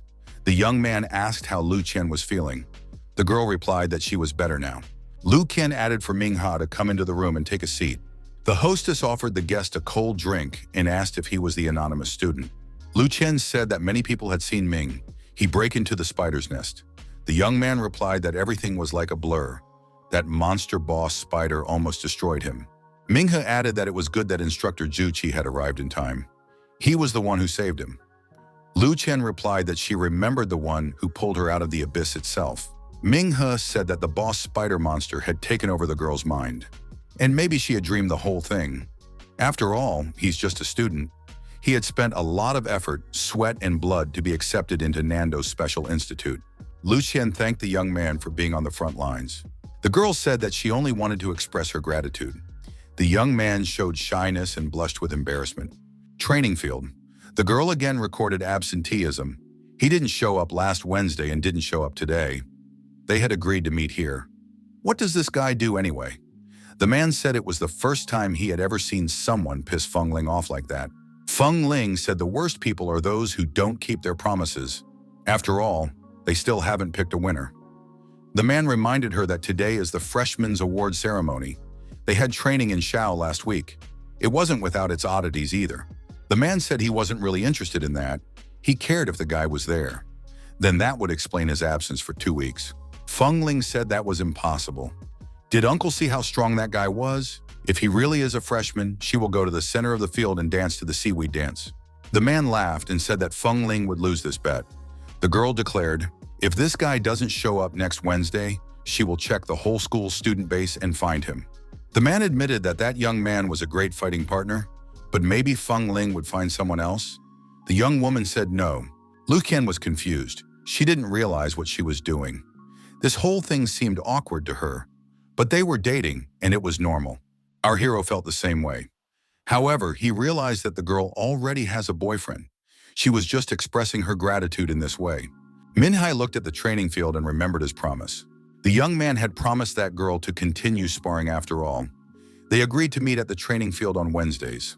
Min-Hai remembered that today was Wednesday, so he hurried up. He might still have time. On the way, our hero put on a mask. The man saw Min-Hai and was surprised. Did this guy really decide to show up? Min-Ha apologized to the girl and said that he was late because of the award ceremony. Feng Ling realized that he was indeed a freshman. Uncle laughed. Feng Ling had lost after all. The girl asked what kind of dance she should perform in the center of the field. Feng Ling was furious. This day was definitely not going well for her. Min-Hai asked her opponent if they would be practicing today. The girl replied that there would be no sparring and that it would be better for the young man to stay out of her sight. Feng Ling's companion told our hero what she assumed. The young man was older. That was because he fought her on equal footing. She didn't realize that he was 2 years younger than her. Min-Hai was surprised. Is this girl really a third-year student? The man confirmed. He was amazed. Does the guy not know who she is? Would there really be someone in the Superhuman school who didn't know the beautiful Feng Ling? The man handed our hero a business card and said that if the guy suddenly got bored, he could call them. Feng Ling could be his partner. She lacks an opponent as strong as herself. The man told the freshman to name a price, Ming. He wondered, what are we talking about? The man explained that he was talking about the price for fighting this guy. How much does he charge per minute of fighting? The man said he would pay the young man 1,000 greenbacks for each training bout with Feng Ling. Min-He agreed, and they agreed to meet the following week. Min-He returned to the dormitory and prepared to meditate. While meditating, our hero found himself in front of a huge insect monster that immediately attacked him. Goddess Xiaohua said that the young man needed to become stronger. According to their ranking system, he was still at the Moonlight rank. Ming-He admitted that he wasn't strong enough to fight the new dragon. The previous monster, the spider boss, was just an appetizer. Above that dragon, a terrifying monster appeared and completely covered the sky. The remnants of its skin turned into nests of flying scorpions. If Lu Chian didn't inflict a deep wound on him, he wouldn't have been able to defeat that monster with his current strength. Ming He recognized that he wasn't even a match for these monsters. He wasn't strong enough. The young man didn't want anyone to die in front of him. One must continuously train to become stronger. Xiaohua said that although the young man had become much stronger in the past 6 months, the human body has its limit. If he wanted to surpass himself, an additional component would be required. The goddess said she had studied human technology for a long time. Humans are capable of creating amazing things from the body parts of destroyed monsters and demons. The life shard is the most powerful weapon mankind has ever invented. It allows an ordinary person to become superhuman and grants them super strength. Xiaohua remarked that shards of poor quality would not help Ming He. The goddess said that the refining of this shard has already been completed. Its rank is now Purple Soul. This purified shard is able to bestow the ability to change its appearance. Ming He remarked that it was quite a versatile power, but it was not suitable for those who fought at the front like him. Xiaohua agreed. Any superpower obtained through a life shard would need to be mastered and then improved on its own. Ming He decided that it was better for him to focus on enhancing his current strength. In addition, he had yet to awaken the royal bloodline ability. The goddess said that the young man had not even perfected the violet soul ability. It's too early for him to think about the royal bloodline. His task is to train tirelessly. Xiaohua explained that the highest degree of violet soul ability was comparable to the sunshine rank. The young man's physical strength had not yet reached this level. However, the strength of his ability was already at a pretty good level. Ming He inquired, how could he reach sunshine rank faster? Xiaohua said that mankind had come up with many ways to strengthen it. In addition to the life shard, humans had also invented liquid stardust. Liquid stardust is made from the blood, bone marrow, and flesh of monsters. The goddess said that he is a freshman and doesn't know much yet. The young man agreed. He still had a lot to learn. Xiaohua remarked that only the rich could afford stardust. It was quite expensive. The more Ming He practiced, the higher her efficiency would be. Right now, the young man's body lacked energy. There will be little benefit from consuming protein, milk, or protein shakes. Liquid stardust extracted from monsters would be the perfect solution for someone like Min Hai. Our hero stated that he would definitely get some stardust. He would buy at least 1 bottle and use it to reach the sunshine level. Xiaohua said that Ming He could sell the Purple Soul Life Shard. A phone call rang out. Peng Ling was on the line. Ming He said that he was just about to call him. If he wanted to sell something valuable, where was the best place to do it? Peng Ling said that the easiest place to go would be to the Hall of Hunters. Min He asked what to do if he wanted to buy something expensive. Peng Ling replied that in that case, he should go to the Hall of Hunters as well. You need to find a personal assistant of the Hunters. He will help you. When something is for sale in the Hunters Hall, the assistants will find the best price. Min He said that it is a very useful place. Peng Ling said he invited all the special class students to the party. Would Min Hai go? Our hero replied that he is busy right now. Maybe another time. Peng Ling added that if Min Hai had any problems, he could feel free to contact. He had good connections in Handu. Min He gave his thanks. In the Hunter Hall, the administration was bored. It had been a long time since there had been any big customers. One of the girls said that only small orders were coming in nowadays. Everything was moving slowly. It wasn't even enough to rent a room. Min He entered the building, and the girls thought that a young hunter was heading towards them. The young man had a hunter apprentice badge on his chest. One of the female staff members said that she would rather do charity work than be an apprentice hunter's assistant. Zhang could do that. Zhang saw the young man and approached him. The young woman inquired if there was anything she could do to help. The staff member introduced herself as the hunter's assistant, Zhang. She asked the young man for the hunter's code to better advise him. After getting the information she needed, the young woman informed him that the hunter apprentice in front of her was a moonlight rank hunter apprentice. However, due to the successful completion of the past mission, they could promote him to the rank of moonlight hunter. Zhang asked if the apprentice wished to upgrade his rank. The next level would allow one to take on more difficult missions. Min He said yes. The protagonist added that that wasn't why he came here. The young man explained that he would like to sell the Purple Soul Life Shard. Zhang exclaimed when she saw the item. The girl clarified if the young man was sure that he had this particular rank. Zhang examined the item carefully and realized that everything was true. Another assistant approached our hero and said that Jiang worked here recently. She was still a newcomer. The girl introduced herself as a golden rank hunter assistant. Such valuable items can only be sold by experts of her level. Minha said that he would continue talking to the girl named Zhang. Zhang took the crystal in her hands and thanked Minghe. The assistant said she would contact an appraiser. The specialist will provide the young man with a detailed analysis of the life shard. After the initial price is set, it will be auctioned off at the Hunter Hall. Minha said that he needed help. He would like to purchase liquid stardust. The young woman asked what degree of purification the young man was interested in the product. Zhang offered to go to the VIP room. The appraiser would soon analyze the life shard and set an initial price. If the price is not satisfactory, an appeal can be made. Zhang reported that a small shipment of liquid stardust had recently arrived. She added that it is a high purification level dust, so it is very expensive. The purification level depends on how long the liquid has been neutralized from the poison. After all, stardust is mined from monsters and dangerous creatures. Even with current technology, it is impossible to completely get rid of the toxins. That's why liquid stardust shouldn't be abused. In the case of an overdose, the body could suffer irreparable damage. Minhee thought that even if he wanted to, he still couldn't overdose. It was too expensive. The higher the level of purification, the less toxins in the dust. The body will be able to neutralize them faster. Even high purification stardust takes about 6 months to eliminate from the body. The girl added that it is not recommended to use stardust more than once every 6 months. She specified, if a young man fights honestly and trains a lot, his body will neutralize the poison faster, and the interval of intake can be reduced. Our hero inquired about low-grade stardust with a more affordable price.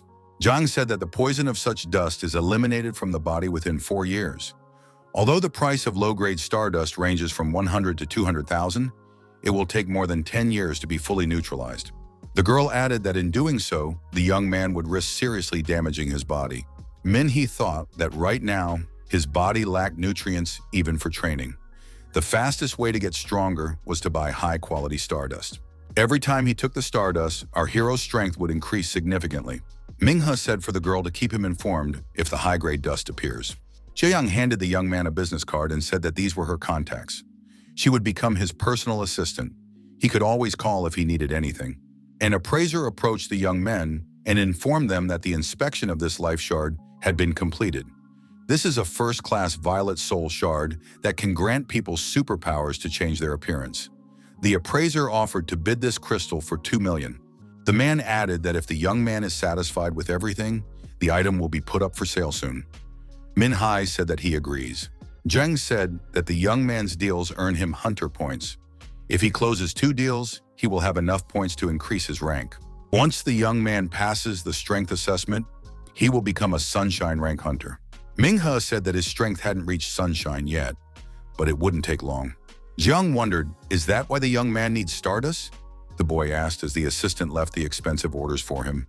The young man returned to Nandu school and thought he could finally dive into school life in peace. According to the schedule, our hero had classes in the mornings. In the afternoon, there were practice fights. After the fights, returning to the dormitory, the young man did his homework. The class began. Almost all the fragments of the cataclysm emitted radiation. The professor continued the lecture.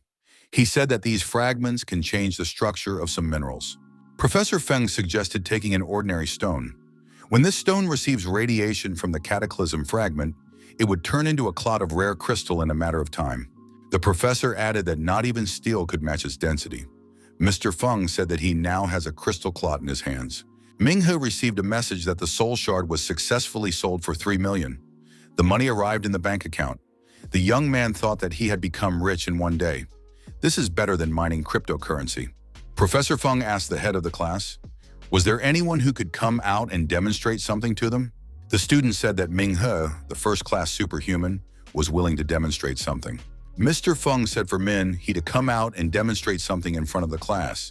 There was nothing to be shy about. The professor asked the young man to use all his strength to break that mutated crystal. The professor added for the young man not to underestimate this tiny crystal. The professor remarked that 90% of the people present would not be able to leave even a scratch on this crystal. At this time, our hero was trying his best. Everyone present noticed that the mineral contaminated by the radiation of the cataclysm fragment was changing its structure. Feng added that after the crystal absorbed all the elements around it, it would turn into a mutated crystal-like material. The professor turned to the young man and was stunned by surprise. The crystal had been crushed to powder. Our hero excused himself after all. The professor himself had said to use all his power. Feng asked if the young man was a high school student who had sneaked in here. The professor assumed that it was a defective crystal. It was definitely his mistake. He should have brought a higher category crystal. Professor Feng observed that such crystals were high-grade minerals. If the youngsters find such crystals, they should keep them for themselves. They would be useful in many ways. Minghe looked at his hand and didn't understand what was going on. This small mutated crystal was somehow reacting to his mystic fist. The hero's hand was covered in shards of crystal. Minhee approached the professor after the lecture and said that he had a question about the mutated crystals. Minhee showed the professor his hand studded with crystals. The guy said that it happened when he affected the crystal with his power. The professor said that it was an amazing ability. Minhee thought that because of his mystic fist, he could absorb different materials and release their properties through his fist. Professor Feng said that in that case, it was not surprising that something like this happened. The young man remarked that such a small mineral shouldn't have caused such a strong reaction. The professor replied that someone wasn't listening to him. After all, he had talked about it in class. Being exposed to radiation, the mineral absorbed all the surrounding elements, turning into a crystal that is many times denser than ordinary stone. It cannot be underestimated. The amount of minerals it absorbed could be compared to a small mine. Minghe wondered, did his fist react not to the size of the mineral, but to its density? Professor Feng suggested an experiment and told the young man to follow him. The teacher said that he had better quality samples in his lab. The professor noted that even outside of school hours, he remains a young man's teacher. Mr. Feng added that the young man can approach him at any time. It is his responsibility to answer his students' questions. Mr. Feng led the student into his laboratory. The young man looked around with interest. Minghe was surprised to notice that his hand began to change as he approached the better quality sample. Mr. Feng suggested that the young man put on protective gloves. The teacher said that the young man's ability was outstanding. After all, it was a royal blood. Minghe wondered, how did the professor know? Feng replied that he had an eye for such matters. Otherwise, he wouldn't be able to teach at the Superhuman school. The professor said that he could tell more than just the young man's rank. The boy was still a long way away from fully mastering his superpower. Professor Feng said that when the young man joined them, his hand was accidentally exposed to the mutated crystals.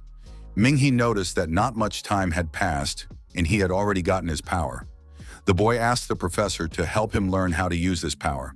The professor reminded him that the young boy's ability allows him to absorb certain substances and release their properties through his mystic fist. When he needed to absorb a substance, all he had to do was touch it. However, as soon as the student entered the lab, there was a reaction to the mineral. The guy thought that absorption works only by touching, but it turned out not to be so. The hand of our hero reacts to everything around him. The young man assumed the denser the substance, the stronger the reaction will be. He hadn't noticed that before. The professor said, the more the young man absorbed a material, the purer it became and the more energy it would take. The teacher pointed out that if the young man wanted to increase his power, he needed to learn how to control the absorption process. Mr. Feng suggested that the boy take off his protective gloves for a while. He needed to absorb the ice crystal, but without direct hand contact. Minghe took off his gloves, stepped closer, and said he would try it. The young man's hand began to absorb the crystal, and his fingers crystallized. This turned out to be quite unexpected. Substances from all the crystals in the lab began to tend to the young man. The young man's hand was absorbing everything in the vicinity. Everything just as the professor had said. Mr. Feng noticed that he hadn't perfected his ability yet. Without self-control, his fist is useless. Besides, if one were to touch material with his hand in battle, it would become a vulnerability. What if a guy wants to use a flaming fist and the fire is 100 meters away? If the enemy found out about this feature, he would block the path to the source. Minhee thought that indeed, there were almost never any suitable materials nearby before. This is problematic. The professor told the young man to touch the crystal and pay attention to how the reaction would change. The protagonist did as the professor said. Now it was necessary to control the process. The protagonist's arm up to the elbow was covered with a crystal of the corresponding substance. Mr. Feng said that it was possible to stop. The professor suggested that the young man go to the test field and perform a few test hits. The teacher pointed out that it was a complete shambles there now after the previous test, but that was not a problem. Mr. Feng told the student to throw a few punches using all his power. Our hero applied the destroying ice fist. The result was impressive. The impact mark stretched for several tens of meters. The professor said that it was an impressive and incredible ability. Minghe noted that it was the first time he was able to use such a powerful fist. Feng confirmed, the young man's strength depended on the density of the substance. There was a shimmering rank crystal in the class, and the ice crystal that the young man touched was of the dazzling rank. Such a tiny crystal could be compared to an entire mine. It was amazing. Minghe thought that with such a hand, he is simply invincible. Minghe asked Professor Feng if something like this could be purchased somewhere. The professor replied that low-grade crystals could be found, but even they were rare, and top-rank crystals are not sold at all. Most owners keep them as relics. A social organization donated that one amazing ice crystal to the school. Minghe asked what would happen if he acquired such crystals beforehand. During battle, he would be able to absorb them and use times more powerful force. The professor remarked that with the help of such enhancers, his strength would increase manifold. But there's a problem. It's all insanely expensive. Mr. Feng wondered if the young man had enough money for it. Besides, ice crystals of dazzling rank are actually priceless. The professor said that the young man needs to improve his skills. He could purchase a few crystals for emergencies. Feng suggested starting with perception training. After all, the young man's ability is incredible. Once he learns how to use it properly, everything around him can make him stronger. Mr. Feng explained that it was about the senses such as sight, hearing, and smell. You need to use everything to perceive the world around you more deeply. Until now, Minghe had only used his eyesight, but it is limited. A person may not be able to notice many substances and elements. The skin can sense temperature, the nose can sense dust in the air, the ears can pick up the sound of flowing water, hands can feel the blowing of the wind. The professor said that a student should train all 5 senses. One should focus on small things. The eyes should not control the body. Min has suggested that one should start practicing with his eyes closed. The professor brought some altered crystals, dim, shimmering, bright, and dazzling rank. The student can try to determine their rank. Minghe thought that at first glance they were no different. The professor said that was why the student should develop perception, to use more than just his eyesight. Such training would change his perception of the world and allow him to pinpoint the right materials. Minghe said he understood. He would be able to use everything around him and turn it into a powerful weapon. Feng noted that perception was the first goal. Absorption is the second. The professor clarified. By absorption, he did not mean touch. A young man should be able to pick out substances even at a distance of thousands of kilometers. Minghe wondered, would he really be able to absorb materials that far away? Mr. Feng said that the young man was just underestimating himself. One day when lightning flashed nearby, he would be able to catch it and absorb it. The professor announced that it was time to start practicing his Decheng. Minghe didn't want to feel weak, worthless, and useless. However, he realized that he wasn't strong enough yet. Our hero was filled with determination and knew that he would definitely become stronger. Perched on the roof of the dormitory, the young man looked at the crystals and still couldn't understand the difference between them. He felt that he lacked concentration. It was necessary to focus and grasp their differences. At some point, Minghe told himself that he had succeeded. However, he still couldn't discern the dim, bright, flickering, and dazzling ranks. The young man decided that he needed to try concentrating on the elements in the air once more. Minghe felt a faint wind blowing. If what he was picking up was modified, it could be compared to a flickering rank. There wasn't much energy coming from it. The young man decided that it was necessary to expand the field of his perception. The boy determined the direction from where the rather humid wind was coming from. There was a lake there. Minghe thought, if he absorbed everything there, his strength would be equal to a bright rank. However, this time, the young man didn't succeed. The protagonist looked down from the roof and decided that concentration was working pretty well right now. In the future, he would no longer have to search for substances to absorb. The young man was called out from below by a girl who was Jia Yang's assistant. Minghe wondered, what was Jia Yang doing here? The girl replied that she had gotten what the young man needed. Our hero rejoiced and immediately jumped from the roof of the dormitory to the ground. The roommates were envious of our hero. Does he really have a magnet for beauties? Isn't Lu Chian enough for him?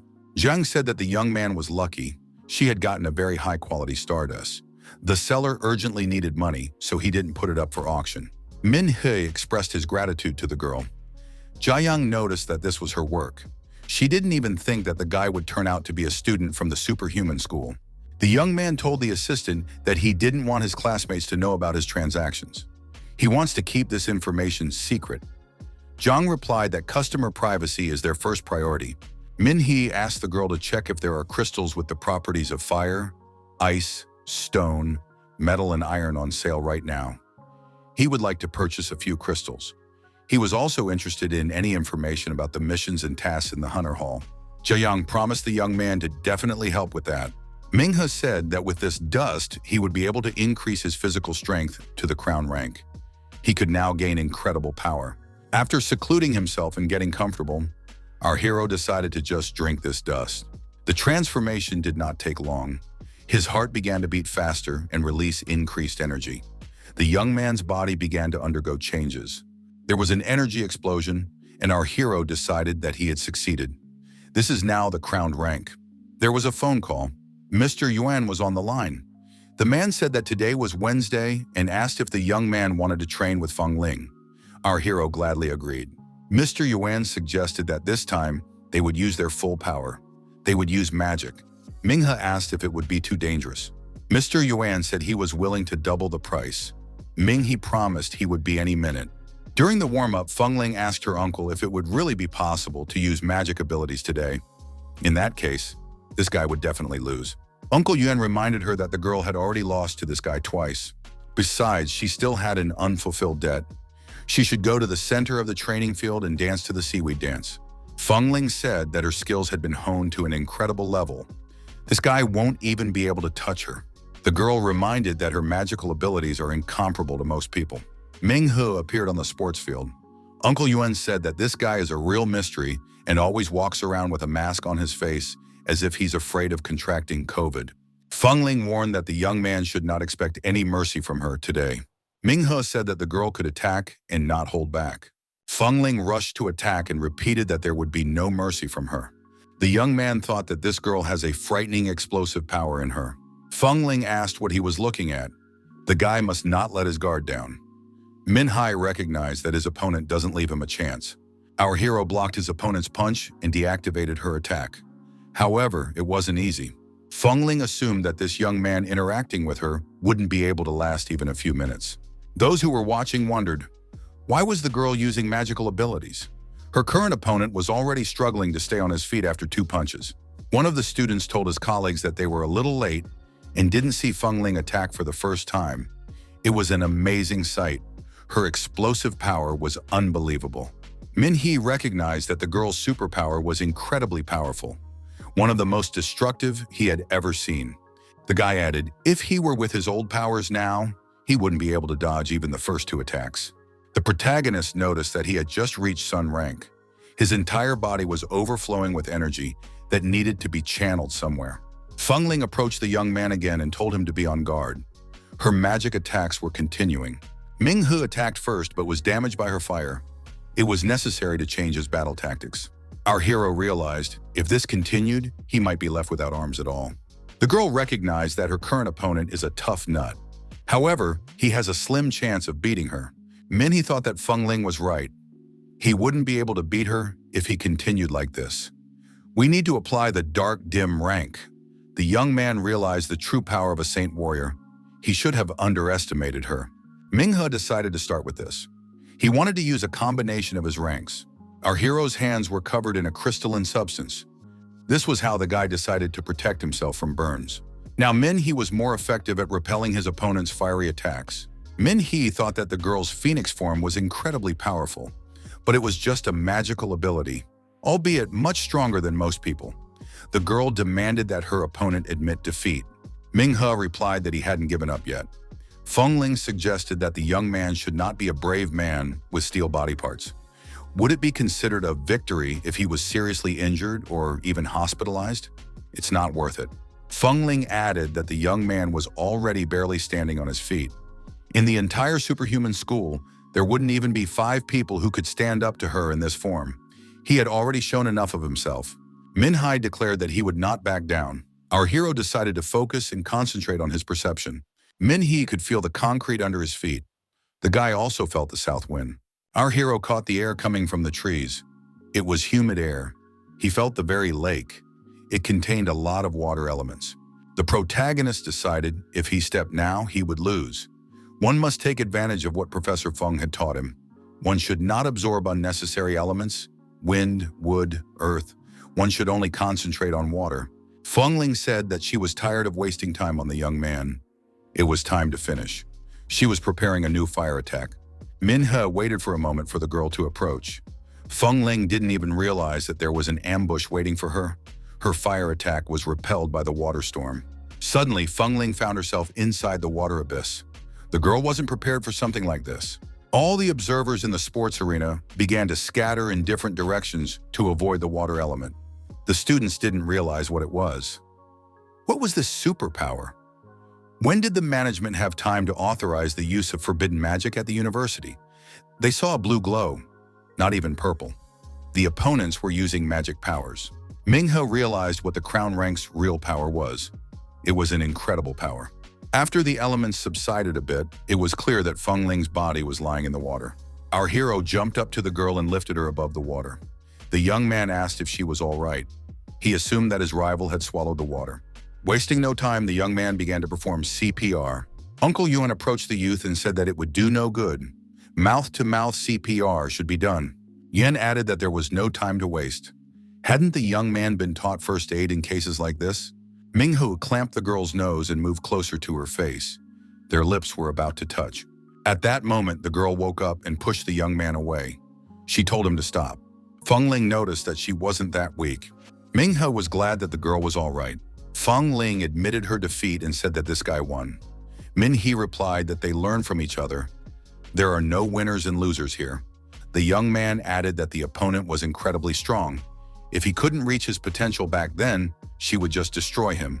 Feng Ling reiterated that she had lost, and there was no need for the opponent to play the humble guy.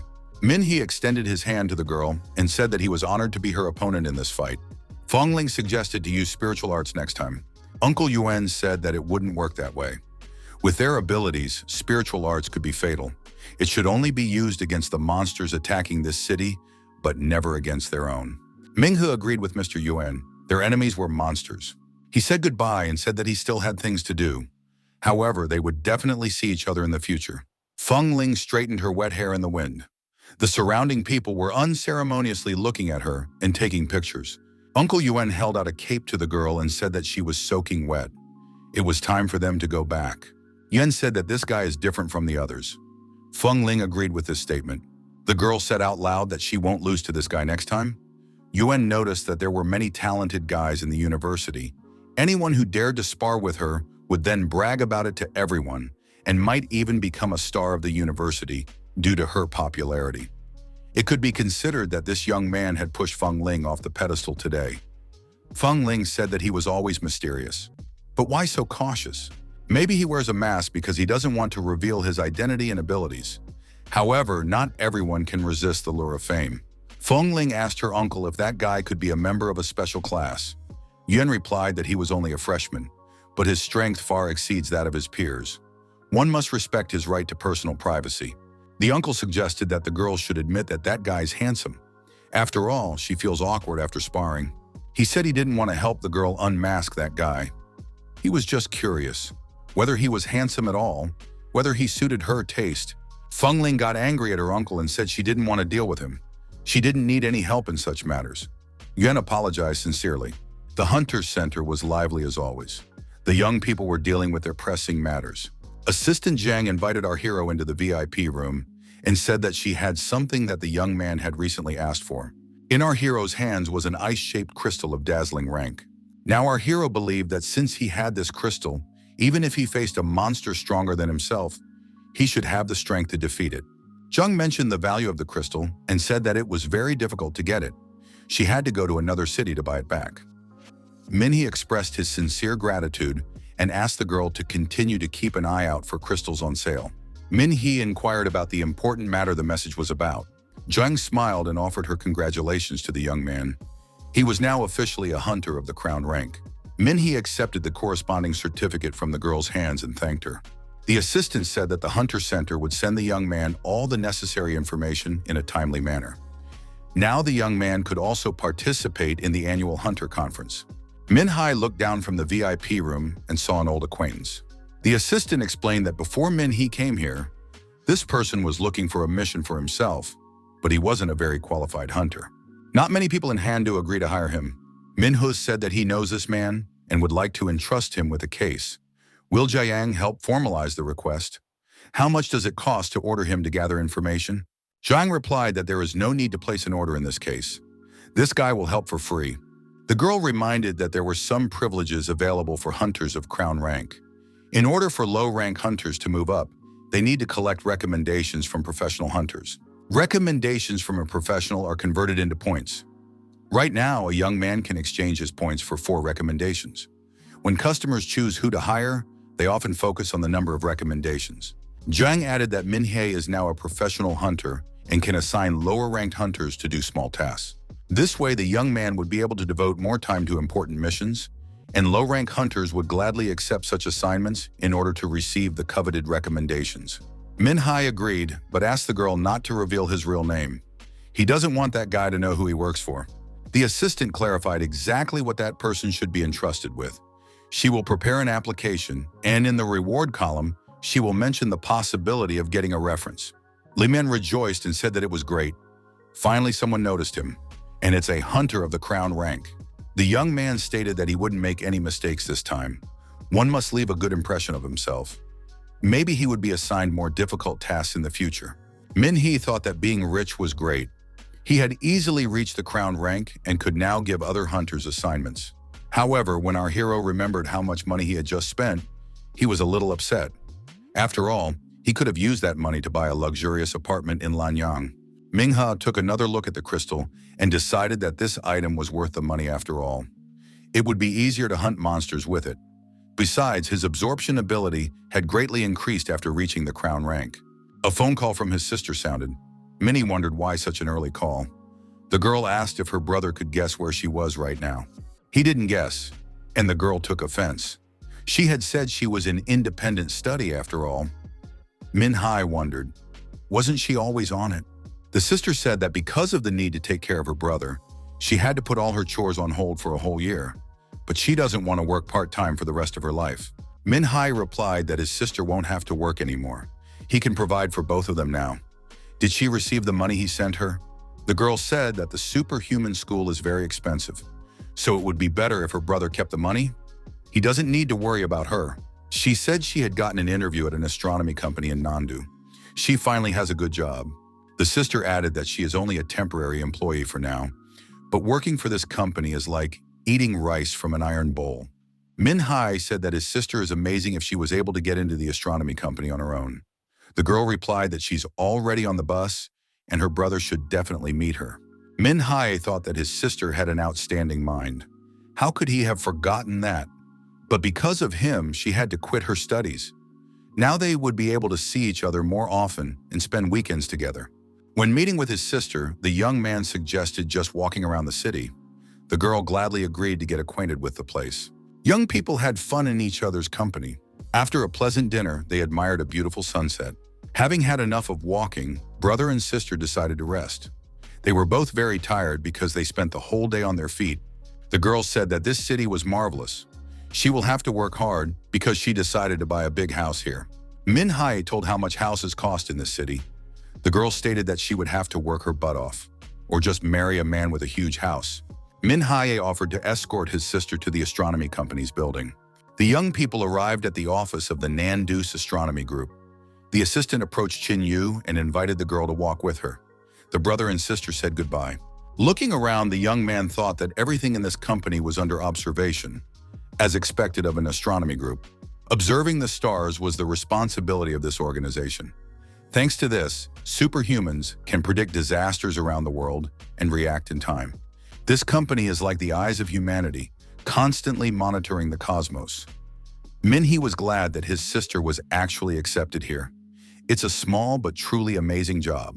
Minhee saw a man walking down the steps to the lobby. The man looked pensive. The man took a seat next to the young man and started saying something about confusing algorithms. Min thought, is this really the same doctor who he had read about?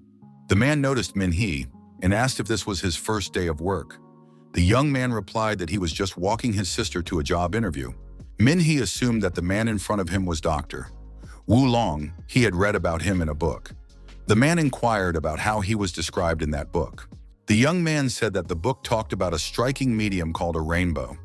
Through astronomical observations of the energy emitted by the rainbow medium, the strength of beasts could be predicted. Dr. Wulong remarked that this sounds like praise. Min added that the book called him an outstanding scientist. Without his research, the organization would not have been able to respond to threats so effectively. The doctor asked if the young man wanted a picture with him. Min nodded happily.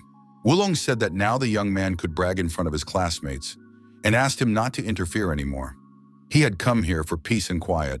The scientist added that he had an interesting book in his hands and wanted to read it quietly during the short break. An assistant came up to the doctor and told him to stop running away from the lab. They were already halfway there. Wulong replied that he was just putting his thoughts in order. The woman reminded him that the doctor should finish his work before wasting time on a hobby.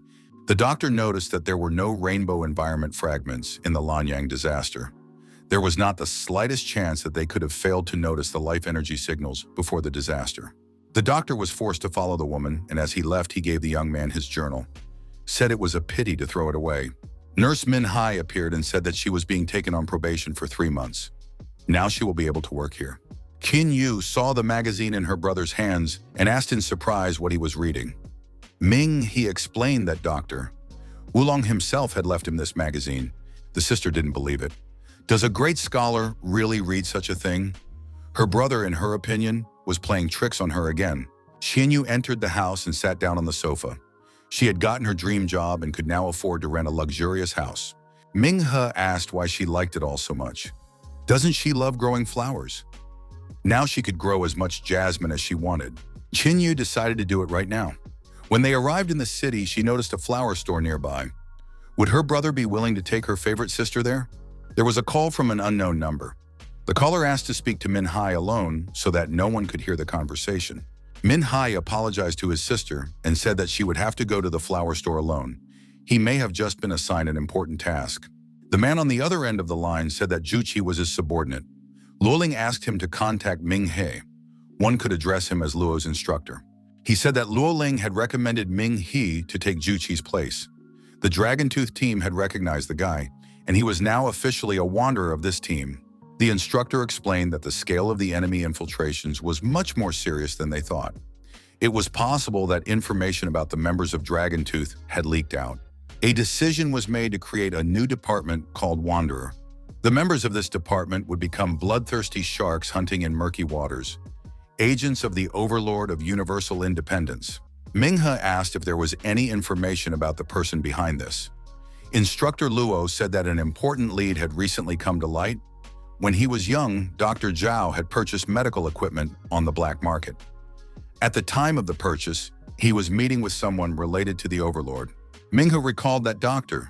Zhao needed the equipment to extract the blood of beasts. The instructor replied that he would send the young man the address. They wouldn't be able to catch a small fish like Ming He, but there was a chance that the young man would find that person's trail. Min He agreed to investigate. The instructor warned, if he discovered the organization's hideout, he should immediately inform Luo Ling, then reinforcements would be sent. Mika wondered, was the black market really that big? The young man noticed 4 suspicious people and thought that they were clearly not simple. One of them asked what was the purpose of Min He's visit. Min He replied that his girlfriend had lost a bit of her looks and he advised her to come here, but he himself decided to check prices beforehand. The woman at the entrance told the young man to go up to the 3rd floor. That's where he would find out everything. The other floors were the operating rooms, and it was best not to go there. After going upstairs, he met the sales manager, Zheng Tian. The manager offered to familiarize him with their biochemical treatment methods. Zheng Tian thought the young man was a caring son who came to pick up treatments for his parents. He noticed that everyone was hesitant at first. Everyone who wants to find out about the treatments looks just like Ming. He at first, but as soon as they see the result, the doubts disappear. Min Hai asked if their procedures really prolong life. The manager replied that the company specializes in sex reassignment surgery only. Min Hai said he wanted to see the results in person. If he was satisfied, he would sign up. The manager suggested going to the demonstration studio to see for himself.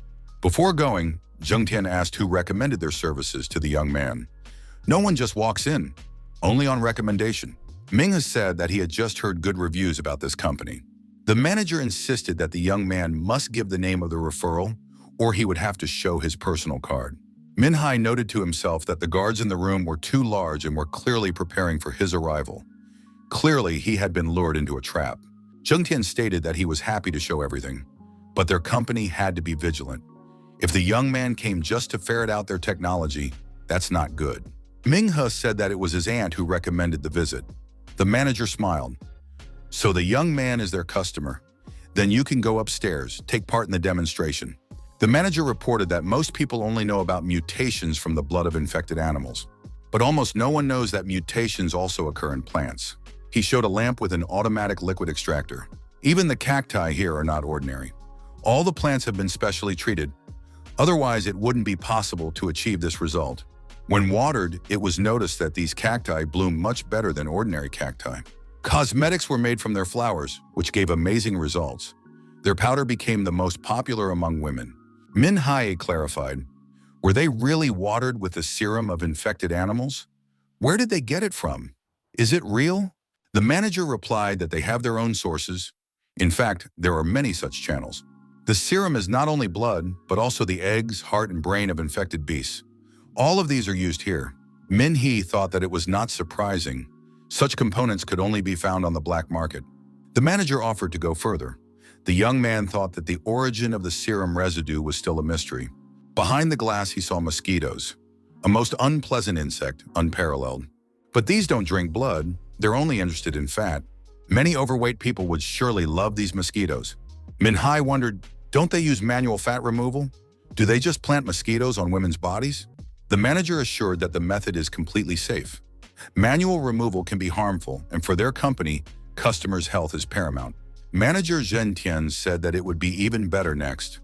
Ming He thought that these smugglers were profiting from the production of poison, a serum technology that causes biological changes. The manager asked if the young man had watched Journey to the West, where the hero became younger by taking a piece of meat in his mouth. Zhen Tian pointed out that human life had never been so short. In the past, each person could live for at least 120 years. So why did people now only live to 70? If they tried to live longer, they would feel young even at 70. The manager showed a huge number of eggs. They came from the interaction of their kind with humans. Scientists have discovered that these individuals have immunity to all earthly viruses. If everyone undergoes this procedure and their offspring are assimilated with humans, humanity could be cured of all diseases, especially those that shorten life. This is what the company has been working toward for years. It is the elixir of youth. In an era when the world is taking the next step toward progress, Xuanzan's serum is the key to evolution. Disease and old age will be a thing of the past, and humanity will enter a new era. Ming He thought with consternation, what is this person up to? Infected creatures were very strong and had many terrifying abilities. There were several such specimens in the textbooks. The temperature of some of them had already dropped to -40 degrees. The embryos showed no signs of life. However, in a warm and humid place, they could recover and even break through the shell on their own. Therefore, even if something interrupted their life with the right environment, they could be resurrected. The manager said that all of this was astounding. Our hero thought that he was a smuggler who encapsulates embryos to make money from them. Don't these people realize that once they inject them into humans, the animals will have the perfect breeding environment? These creatures will breed in the human stomach, hatch there, and come out. These people cannot be ignorant of the peculiarities of these organisms and still continue to sell drugs to unaware patients. It's truly insane. The manager suggested that what the young man saw scared him a little, but to convince him that their goods are real and of good quality, he will let him take a look. In fact, there are many companies in the capital who are willing to spend money to see everything live. Everyone is curious about it. Ming He inquired what Zhen Tian wanted to show him. Ming He saw a huge monster confined in space. It was the larva of an infected animal. Zhen Tian noticed that the young man's face wasn't so pale before. The manager said that the larva was still alive. Ming He asked if they would be sued for something like this. The manager replied that they aren't the only ones doing research on larvae. Before experiments, they always send the data to the research center for permission to conduct. Ming-He wondered, didn't the court prohibit research on larvae of infected animals? Tian replied that they have a loophole. Every rule has its exceptions. Customers only care about knowing that their goods are of high quality. Is the young man willing to purchase them? Min-Hu said that's great. He didn't realize their research had made such progress, especially with these capsules. Min-Hai stated that he was interested since everything is official. The manager said he could prepare 7 pieces for the young man. Tian warned that they only accept payment in cash to keep personal information safe. Min-He replied that there was no problem with that, but he still had a question. He was afraid the authorities might find out about the smuggling. Tian said he doesn't like to spread about it. Everything will be explained to the young man by Madame Hu. The manager warned the young man not to spread about the loophole. After all, it is in the Department of Extraordinary Research at Nandu University. Tian added that this is why the young man should not worry. Having renowned professors gives them assurance. Ming-He replied that he was calm in that case and asked if he had to pay now. Tian suggested going up to the 3rd floor. Ming-He noticed one peculiarity. It took longer for the elevator to pass the 9th and 10th floors. Apparently, the speed of the elevator didn't change. So why did it feel like there was another floor between the 9th and 10th floors when he entered the elevator? If what lies on the surface is already forbidden, then something capable of terrifying a person is surely hidden on this floor. But where is the button?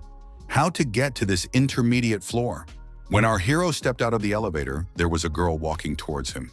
Manager Tian asked the young man if he had seen this woman. Ming-He replied that he had noticed her. The manager asked if he recognized her. She was the one who recommended their services to him. Min-Hai realized that he had been exposed. The manager wanted to hear an explanation. Tian told our hero that what they hate most is spies and never let them get away with it. Ming-He grabbed the crystal in his inner pocket, but at that moment, someone spoke out. Xiao Ming. The girl asked, why did Tian detain this person? Xiao Ming had come to meet her from work. The manager asked Miss Song, was it really her boyfriend? The girl confirmed. Tian said that Mrs. Hu passed by them recently, and this guy didn't recognize her, although before he was taken upstairs, he said that she brought him here. Mrs. Song said she asked Auntie about the assortment and called the young man over to help sort it out.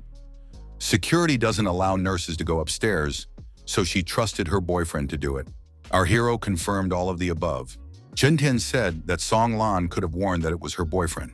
Ming-Hai replied that Song doesn't want to spread about the relationship. Song Lan asked Tian's manager to keep the relationship a secret. She doesn't want the whole company to know about it. The manager smiled and said that he can guarantee her that. The next day, the whole company will know about her love for the babies. Tian added that it was a joke and remarked that he could give a discount on the items he purchased. He has enough authority to do so. Song Lan took the young man under her arm and said that it was time for them to go back. The young men walked into the restaurant. Min-Hai asked Song how she could work here. The young woman admitted that it was a bit risky. However, when she went to Nandu University with Mr. Zhao, he bought some equipment here. Since then, Zhao came to Nandu often, so she has a suspicion that he had gotten involved with someone and completely changed. Ming-He said that Song is very smart.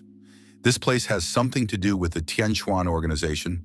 The girl replied that she had another interesting observation that she wanted to tell after she herself had found out more about it. And today, she unexpectedly met Ming-He. Min-He thanked the girl. She had helped him out in time.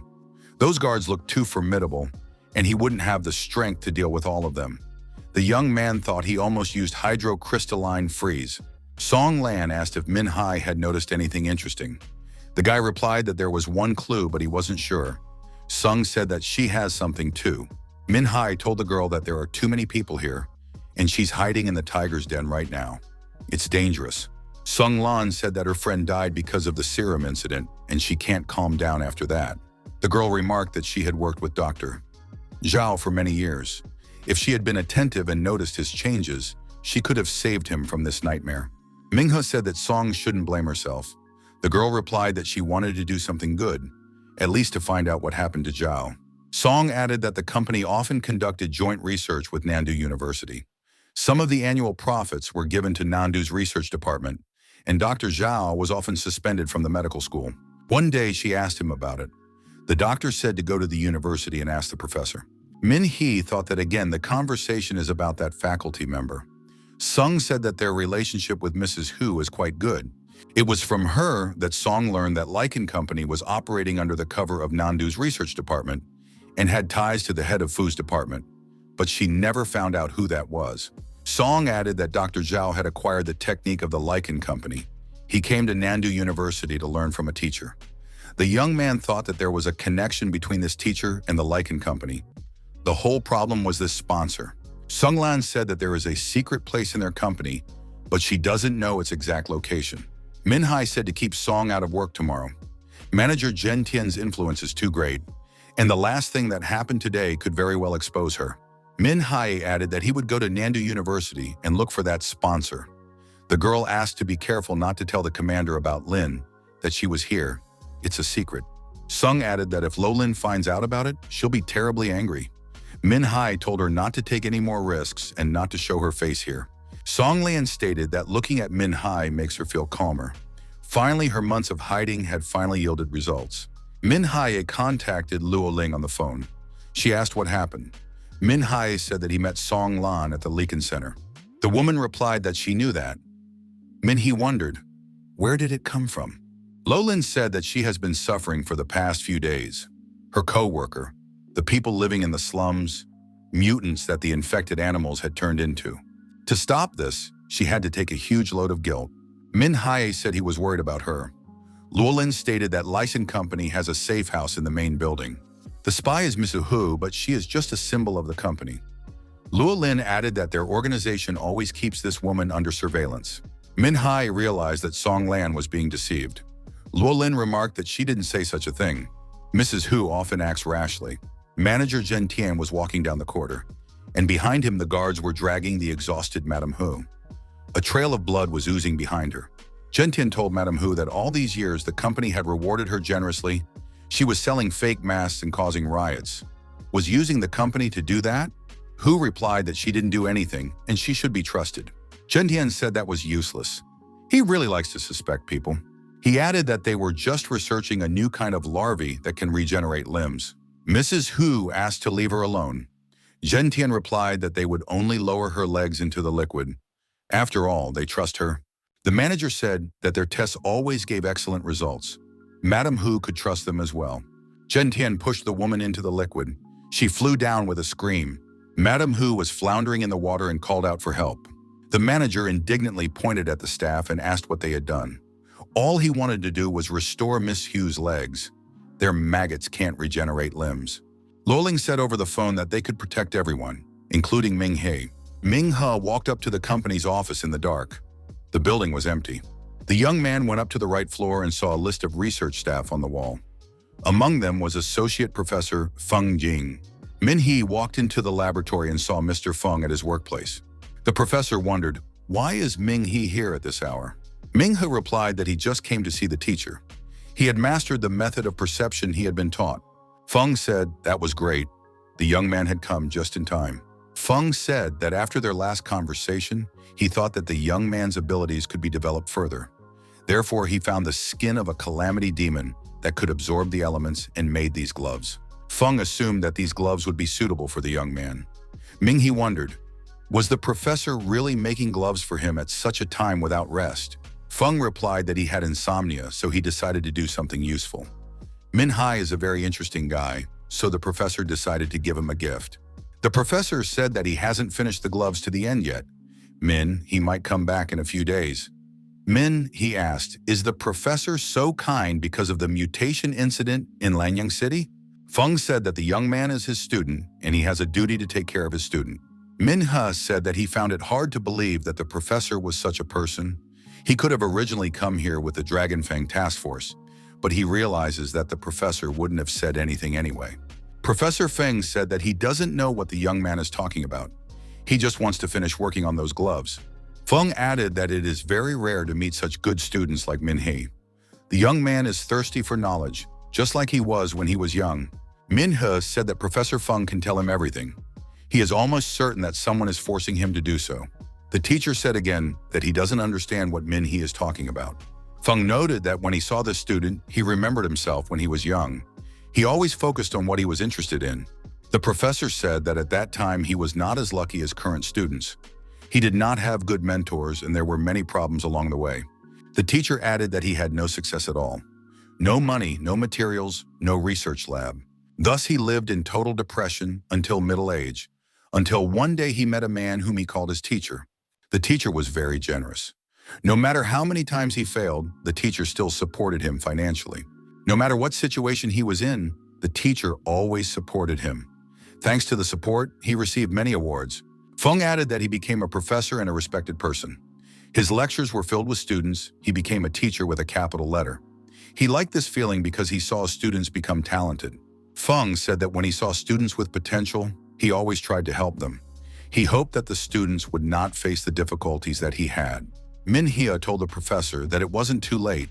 He should confess who his teacher was. The professor replied that it was only his fault. The young man stated that it wasn't. Mr. Feng asked for the hero's forgiveness. Because of him, the young man's homeland faced disaster. The teacher added that when he found out that Ming-He was from Lanyang City, he couldn't sleep. The professor said he would soon finish the gloves and the young man should take them. Ming-He asked if the professor had taught Dr. Zhao how to extract the blood of a disaster beast. Feng said Dr. Zhao asked about it and he told everything he knew. The professor added that he knew what it had led to and was very sorry. If it was possible to turn back time, he wouldn't have done that.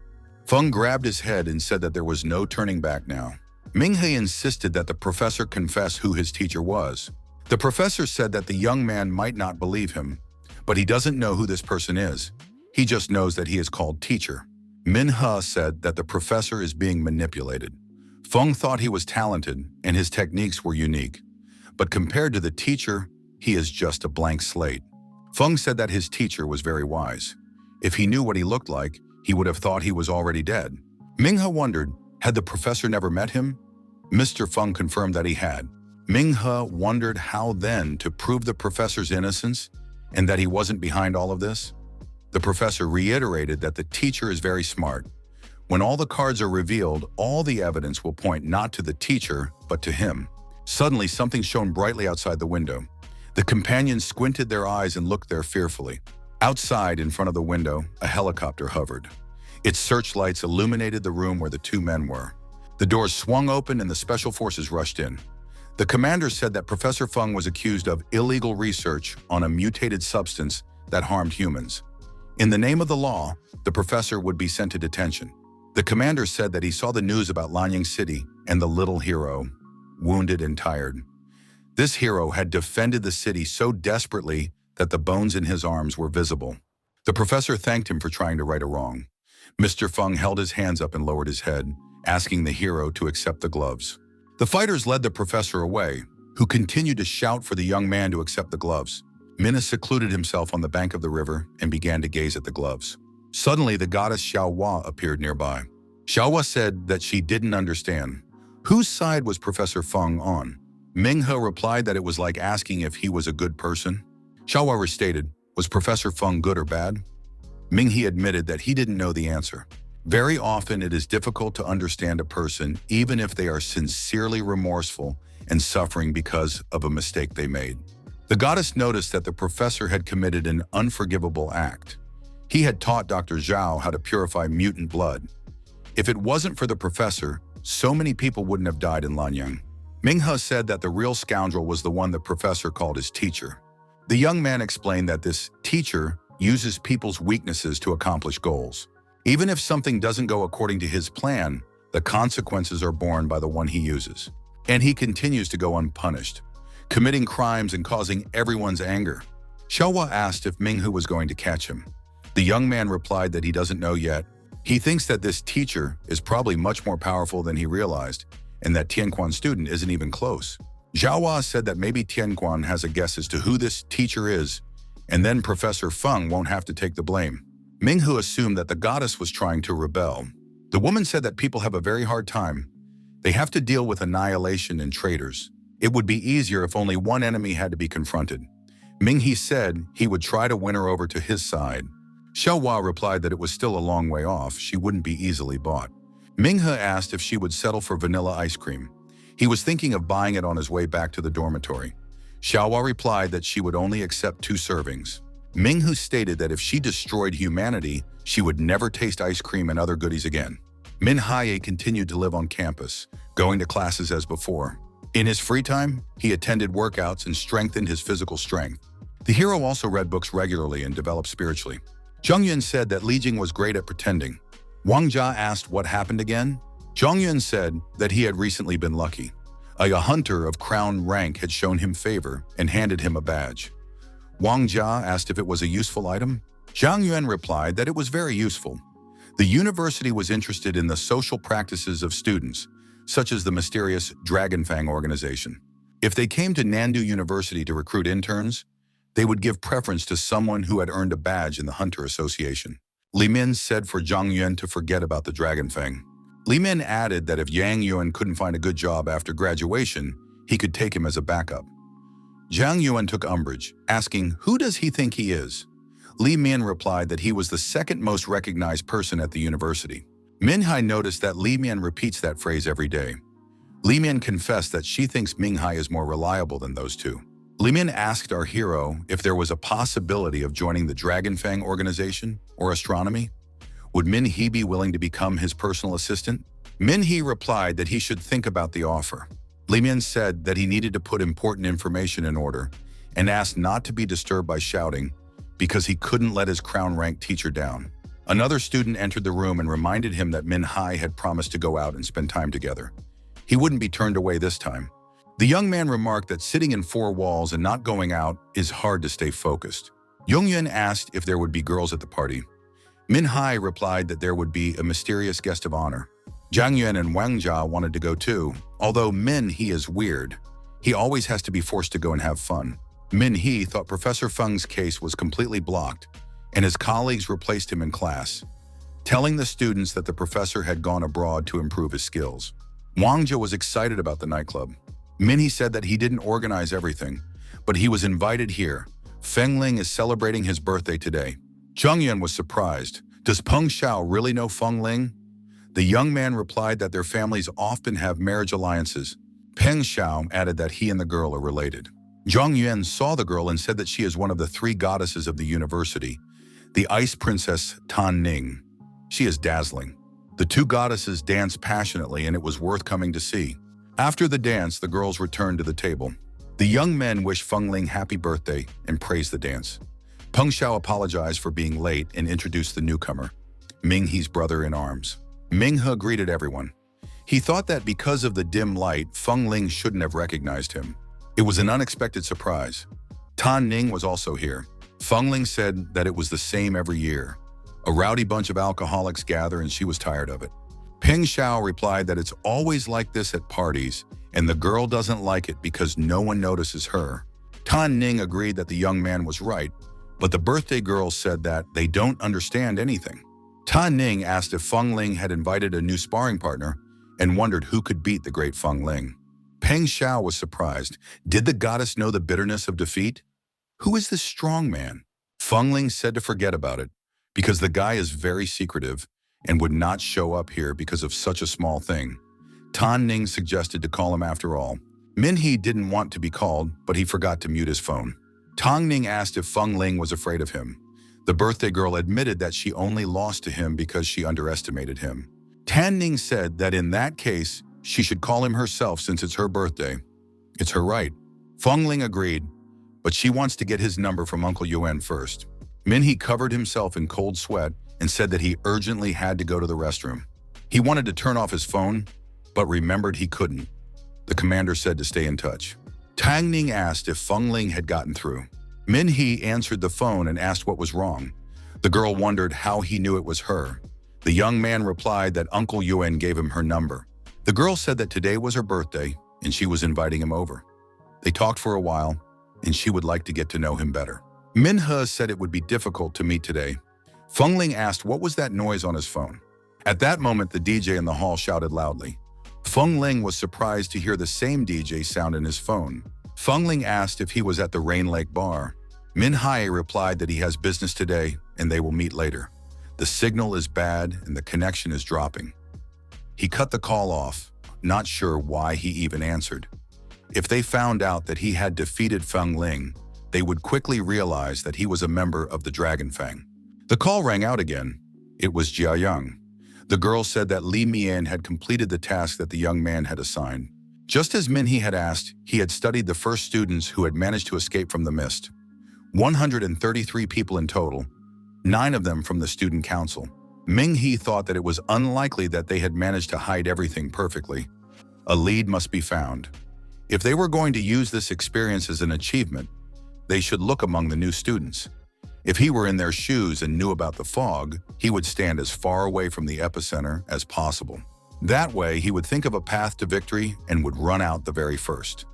It was just as instructor Zhu Qi had said. This training period was especially important.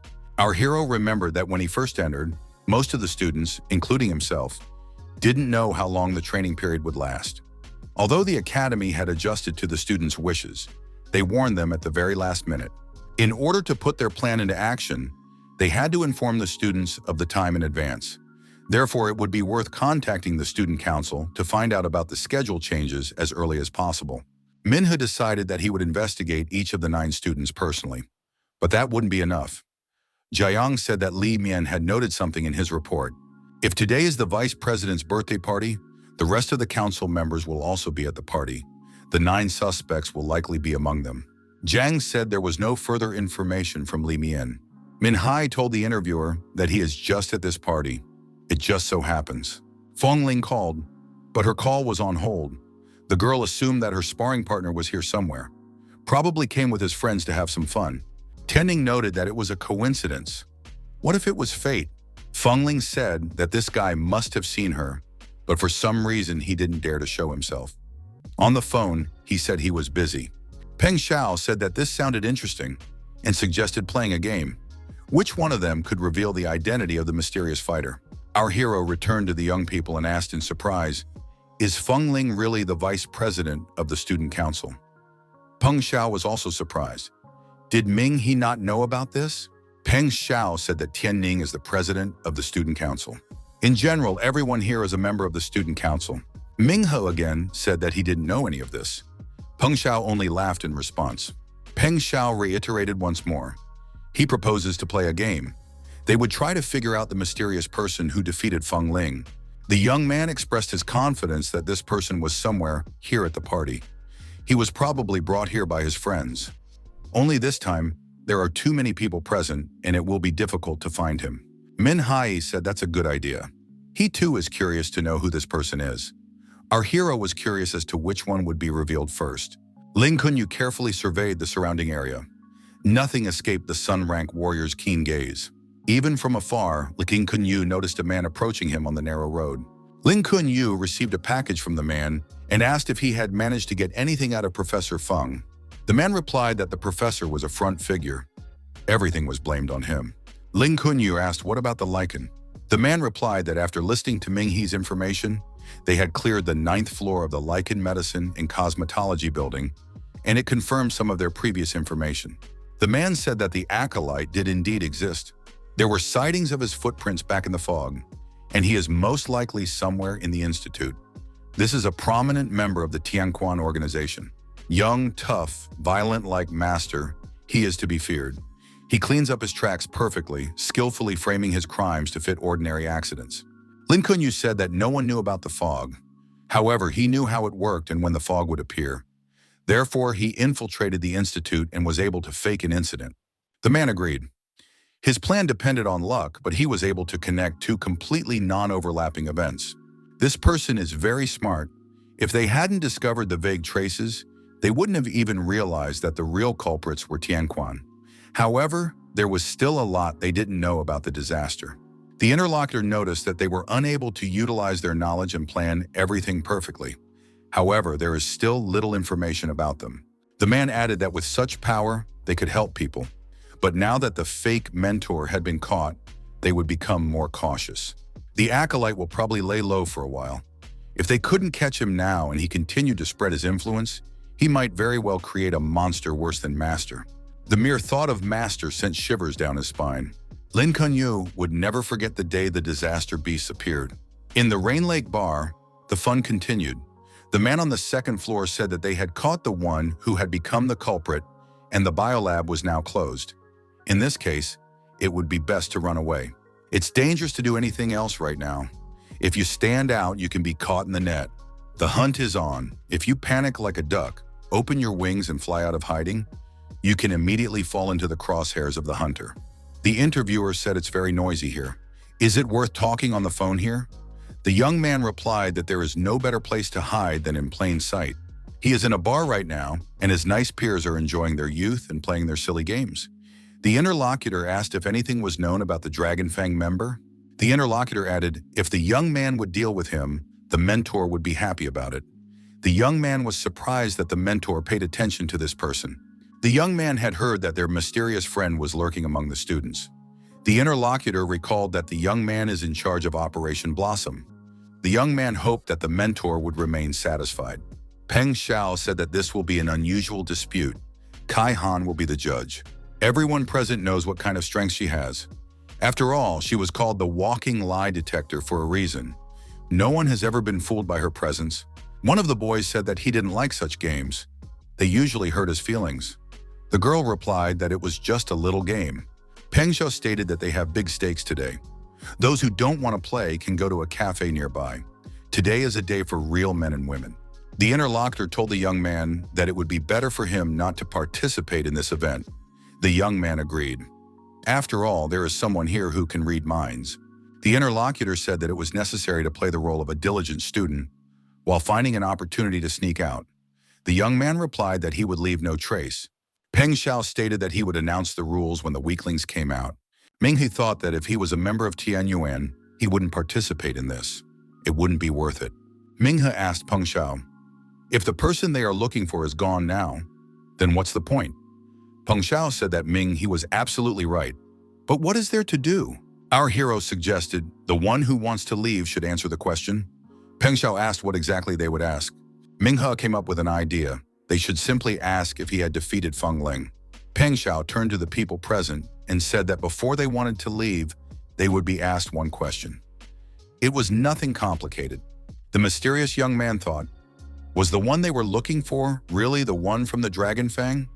Could it be that the one who had gotten in his way was currently here? If that was the case, this game could be much more interesting. The mysterious stranger and our hero wanted to see the true face of the opponent. Peng Xiao said that the rules are very simple. Everyone present can ask one question, and it must definitely be answered. Those who answer yes will have to go to the dance floor. There will be no cheating. Everyone will face the truth today. Peng Xiao stated that the first question would now be asked. Is there anyone at the party who anyone here has a crush on? The excitement was incredible as many people rushed toward the dance floor. Our hero Feng Ling and Tian Ning remained seated in their seats. Kai Han watched from the side. Kai Han decided to check. Did her heartbeat increase? If so, a lie is present. There was no hiding the truth from her. Kai Han scanned those who were nearby. The girl declared that it was very boring. No one lied. Peng Xiao announced that the first round was over. He asked to memorize those who came out on the dance floor. The young man then announced the second question. Tianning got up from her seat and said that she would ask this question. If today was Feng Ling's birthday, the question would be related to the birthday girl. Those who are secretly in love with Feng Ling should come out to the dance floor. Feng Ling was indignant. What kind of question is this? Many young people appeared in the center who appeared to be in love with the birthday girl, but it seemed quite natural. Feng Ling said that she would now ask a question. Those who were in love with President Tian Ning should come forward. There were also many young people on the dance floor. Peng Xiao said that those who never once came forward for 3 questions should drink a whole bottle of wine. Minghe was forced to fulfill this condition. Our hero had to drink the wine. Peng Xiao approached Minghe and said that he definitely liked someone from the Three Goddess Institute. Doesn't the young man like Feng Ling or Tian Ning? Could it be that he is a loyal fan of Lu Chian? Wang Jia clarified that Lu Chian is this young man's girlfriend. Peng Xiao was greatly surprised. Minghe told no one to listen to this guy. Lu Chian is just his classmate. Their relationship is only a little closer than ordinary classmates. Zhang Yuan said for Minghe to stop pretending. He saw everything with his own eyes. Lu Chian asking him out on a movie date. After the award ceremony, everyone saw them walk towards her room together. Tianning asked with undisguised curiosity, is Minghe really dating her? Peng Xiao said for all the virgin boys to come out to the dance floor. Several people came out to the dance floor, including our hero. Next, those who are currently without underwear were to come out on the dance floor. Zhang Yuan said it was an accident. It was blown away by the wind when it was drying. He usually wears underwear. Peng Xiao said that many people have already asked questions. Wouldn't Ming He like to ask his own? Our hero pondered, if he can only ask one question, what better question to ask to reveal the secret agent? If the question is too direct, it will cause panic and the game can't continue. And if it was too vague, there would be too many people on the dance floor, and he wouldn't be able to figure out who exactly was the enemy. Tianning remembered that they were supposed to find the mysterious guest. How could they have forgotten the most important thing? Having wasted their questions, now they would have to wait. Peng Xiao said that he would now find someone to ask the question. Ming He thought that a question in this game can only be answered with a yes or no. The question has to be precise, otherwise the answer can just be evaded. There's a high chance of having to go out on the dance floor himself. One of the people present said, whoever defeated Feng Ling in sparring should go to the dance floor now. Zhang Yuan said that 3 more questions passed and Min Hai didn't get on the dance floor once again. So another bottle of wine is needed. Minnie got up from his seat and went to the dance floor. Everyone looked at him in surprise. Feng Ling thought, is this really the sparring partner? It can't be. Tianning speculated that it could indeed be him. After all, when Feng Ling was talking to him, he had said that he needed to step back. Had he really been around all this time? Peng Xiao said that he knew so. It was Ming He. Wang Jie recalled how Ming He had taken the exam. It was hard to imagine what he was doing back then. Feng Ling remembered that young man and said that it was the same person. Tianning regretfully thought that he liked Lu Chian. He is really handsome. The mysterious young man thought that he had found the representative of the Dragon Fang. However, other youths began to enter the stage. Everyone present was surprised. Why are there so many people here? Are they all really better than Feng Ling? A young man asked the expert. Surely some of them are cheating. Kai Han was at a loss. The girl said that they were from the video game club. Feng Ling asked, does losing a game count? The young man replied that the person who asked the question didn't specify what exactly they won. Min He thought that would definitely help him. Now it was his turn to ask the question. He needed to do it so that something like this wouldn't happen again. Tianning realized what the matter was. It turned out that they were all from the video game club, even Ming He. Feng Ling said that she didn't remember everyone from that club. There were quite a few of them. The birthday girls suggested that we call it a day. Peng Xiao said to let Ming He ask his question. Ming He said that before he asked his question, he wanted to clarify something. He is not a member of the video game club. He was discussing with Feng Ling about using spiritual skills. She had begun to use them much better than before. The people present were surprised. Had this guy just admitted that he was the mysterious stranger who had defeated Feng Ling? Peng Xiao had no doubt that Ming He was telling the truth. But after all, he didn't want to reveal it before. Why is he acting like this? Perhaps it had to do with the question he was about to ask. Min Hai asked who among everyone present underestimates him or even hates him. Which one of them wishes him dead? Min Hai walked up to the birthday girl and said that the vice president should help him determine which of the 9 students would go on the dance floor. He showed the smartphone screen and explained that it was very important. Feng Ling replied that she didn't know all the council members by sight, especially the newcomers. Tianning decided to take a look. She never forgets a face. Several people came out onto the dance floor. What was on their minds? Tianning said that none of those 9 were among them. Peng Xiao announced that it was time to end. It was already getting late. He once again wished Feng Ling a happy birthday. The mysterious young man thought that he had found someone from the Dragon Fang. Ming He was very upset. He had exposed himself, but he couldn't figure out the culprit. Now this could affect not only him, but also his loved ones. To drown out the bitterness of defeat, he finished the wine from the bottle. Min He didn't understand how he could let this person escape. How could he have made such a mistake? The scoundrel who had massacred Zhu Qi and the instructors had walked right out from under his nose. Feng Ling apologized to Ming He for causing trouble. He replied that it wasn't her fault at all. It was his own fault. Peng Xiao noticed that Ming He was drinking a lot. If he had known this before, he would have invited the young man to have a drink with the guys in their task force. He added that all 5 people who entered through the special exam were here now. Peng Xiao pointed out that they were sitting at a neighboring table. Didn't Ming He recognize them? Ming-he admitted that he didn't even notice them. Peng Xiao pointed out that these young men were quite interesting. They talked a lot about Ming-he's bravery in the special exam. Ming-he thought that perhaps he had encountered the criminal before, but in that case, the one might not have come forward. He recognized that his question was incorrect.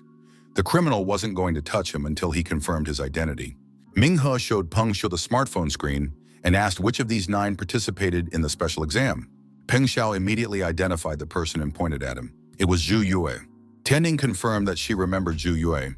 He had joined the student council last. Ming-he asked, did the student council set the training time for the newcomers? Tianning replied that they discussed it, but the final decision was made by the institute's management. Ming-he decided that this was definitely who he was looking for. He asked Peng Xiao where this person was headed.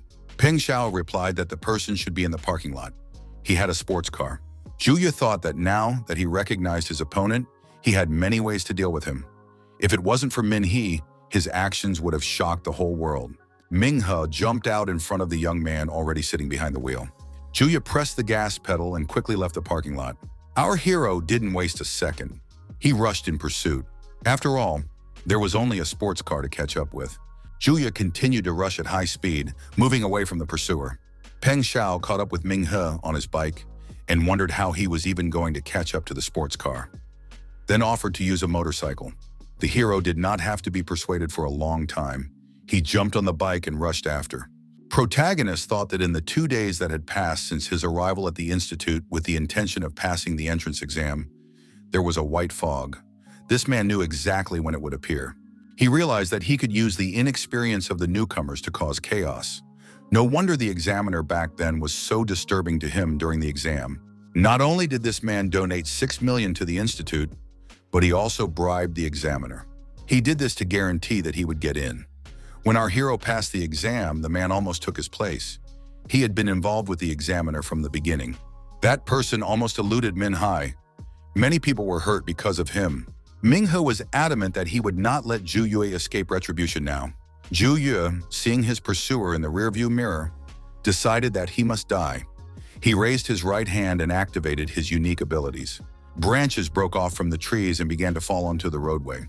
The protagonist deftly maneuvered and avoided the obstacles on the road. Zhu Yue turned on the autopilot and stood up to his full height on his convertible. He spread his arms out to the sides and activated his energy abilities. The trees growing along the road began to fall into the roadway. Our hero continued to chase after the sports car at high speed. He knew that Zhu Yue would not be able to escape. Ming-he approached the criminal's car. Zhu Yue asked threateningly, "Does Ming-he really want to go to hell?" Ming-he let go of the control of the motorcycle and jumped onto the sports car. Zhu Yue thought that this guy had finally lost his mind. Our hero managed to hold on by hooking onto the edge of the car with one hand. Zhu Yue stepped on the gas and drove the car down the cliff. He himself jumped out at the same time. He walked to the edge and looked down at the exploding car. "It's done," the villain laughed. Did this person really want to fight him? It was a pity that he had accidentally fallen off the cliff. Zhu Yue contacted the right person on the phone and informed him that that guy had died. He added that he didn't know his identity, but it didn't matter anymore. After all, he was dead. He then said that he couldn't stay in that place anymore. Zhu Yue said that he needed to find a new hiding place. Just then, a man suddenly came out of the forest. Ming-he, wearing tattered and burnt clothes, said that he would not let Zhu Yue get away with it. He would send him to the other world to apologize to everyone who died because of him. Zhu Yue was shocked that this guy was still alive. Why was Ming-he pursuing him so persistently? The criminal once again decided to use his unique abilities and said that he was definitely not invincible. His strength was not a threat. Our hero was attacked, but managed to successfully dodge the blow. Zhu Yue disdainfully said that the man in front of him was just a pathetic insect. Ming-he noticed that his opponent was about to activate his internal energy for another attack. Zhu Yue stated that he knew how the opponent's ability worked. There's nothing around him that he can absorb. Is he really going to fight alone? He waved his hands and promised to show his true strength. Min-he must learn what it means to be a superhuman. Our hero didn't procrastinate and activated his ice skill. He told Zhu Yue not to think too much of himself. Who was he to dispose of other people's lives? Ming-he was surprised. Did the opponent call himself a superhuman? The protagonist gave a crushing blow and said that the person in front of him was just trash. If he didn't want to be an ordinary person, then he would die in a ditch somewhere. He doesn't belong among those who just want to live. At the Hall of Fame, a man asked Commander Luo Ling where Ming He was now. The woman replied that she didn't know either. Why did he gather them together? The man suggested that he must be having a hard time. Ming He is still young and just enrolled, but he has already been through a lot. Luo Ling said that she understood his feelings. The man offered to cheer the young man up. He's had too much on his plate lately. Ming He was no doubt upset. Professor Feng had been arrested. He didn't expect an enemy to be around, especially since that enemy would turn out to be his teacher. Luo Ling and her companion saw Ming He with some stranger. Ming He told the commander that it was an acolyte. He caught him as promised. Zhu Yu stated for Luo Ling to hurry up and get him. He doesn't want to be alone with that psycho. Luo Ling told Ming He not to overdo it. Ming He looked at the pictures of the dead and said he wanted them to rest in peace. Luo Ling remarked that he shouldn't have taken such a risk. He could have died. The representative of the organization said that they had already dispatched people. They would be coming for acolytes soon. The man thanked Min Hai on behalf of the entire organization. The man replied that he was just doing his duty. Seeing the hero off, Commander Luo Lin said that he would be cleaned up at the hospital. The woman approached the portraits of the dead and said that they must be proud of this guy. They sacrificed themselves to save the students. Now these students are capable of many things. The commander added that Zhu Qi was right. They were all too weak for now and couldn't change the world. But at least they can use their lives to pave the way for the next generation. They live in a dark time where it's hard to find light. Luo Lin said that these people didn't die for nothing. It made sense. At the university, the young people met each other. Fan Rong asked if Ming He had also chosen teacher Tang Han's course. Min He admitted that it was a funny coincidence. The girl said that she had been to many classes during the semester, but only Tang Han and Professor Feng's were really interested in the material. She couldn't make up her mind for a long time, but Professor Feng had gone abroad. Min He replied that he regretted it. The professor was a great teacher and could have taught them a lot. Fang Rong said she didn't know what topic Tang Han would be taking this semester. Min He assumed it would be something important.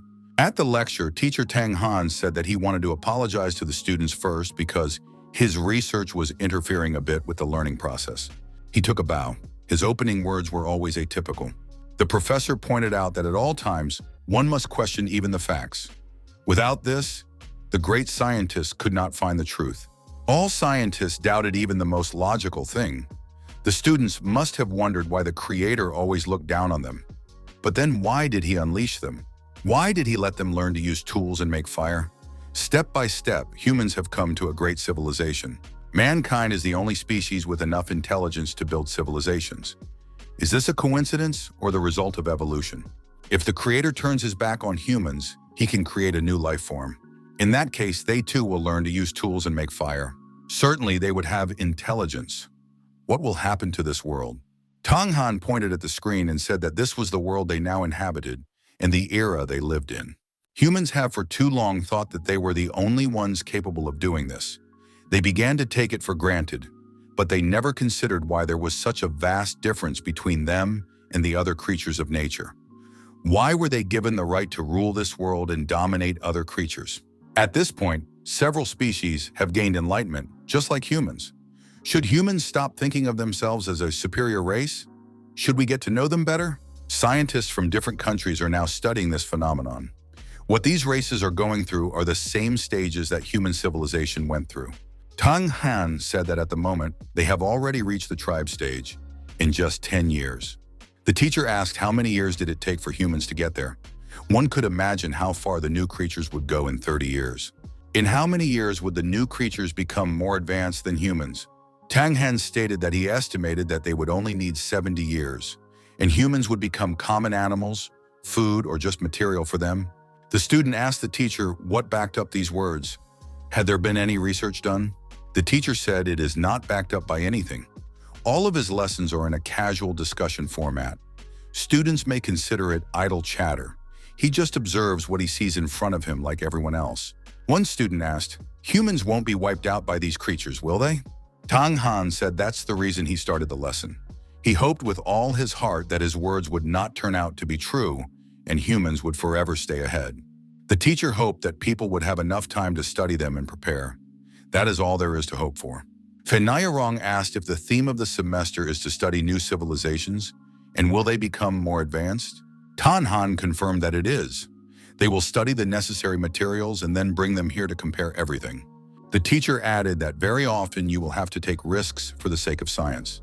The Hunters Association will help them. The teacher regretted that little attention is paid to this topic. The budget is catastrophically lacking. It is hard to earn the attention of the authorities. The students suggested that this is an important topic. Maybe they can make some great discovery. Like Professor Lun, for example. Tang Han understood who he was talking about. The student added that in that case, they might be able to solve some mysteries and help humanity. Tang Han assured that the academy would fund them. No need to worry. The student council will also support them. After the lecture, our hero secluded himself in the forest. Goddess Xiao Hua said that many people have now realized that they too are evolving. Ming He remarked that teacher Tang Han is an excellent scholar. Ming He suggested that his topic is not as simple as it seems. He would like to learn more from the teacher. Xiao Hua remarked that he is one of the few who consider them equal to humans. The goddess added that the other teachers put them down to nothing and consider them as animals. They are too arrogant. Ming He asked the goddess if she thought they would be overtaken in development in 70 years. Xiao Hua suggested that mankind was developing at a slower pace. In just 200 years, they had invented many weapons. If their cultivation was also taken into account, then perhaps the teacher was right.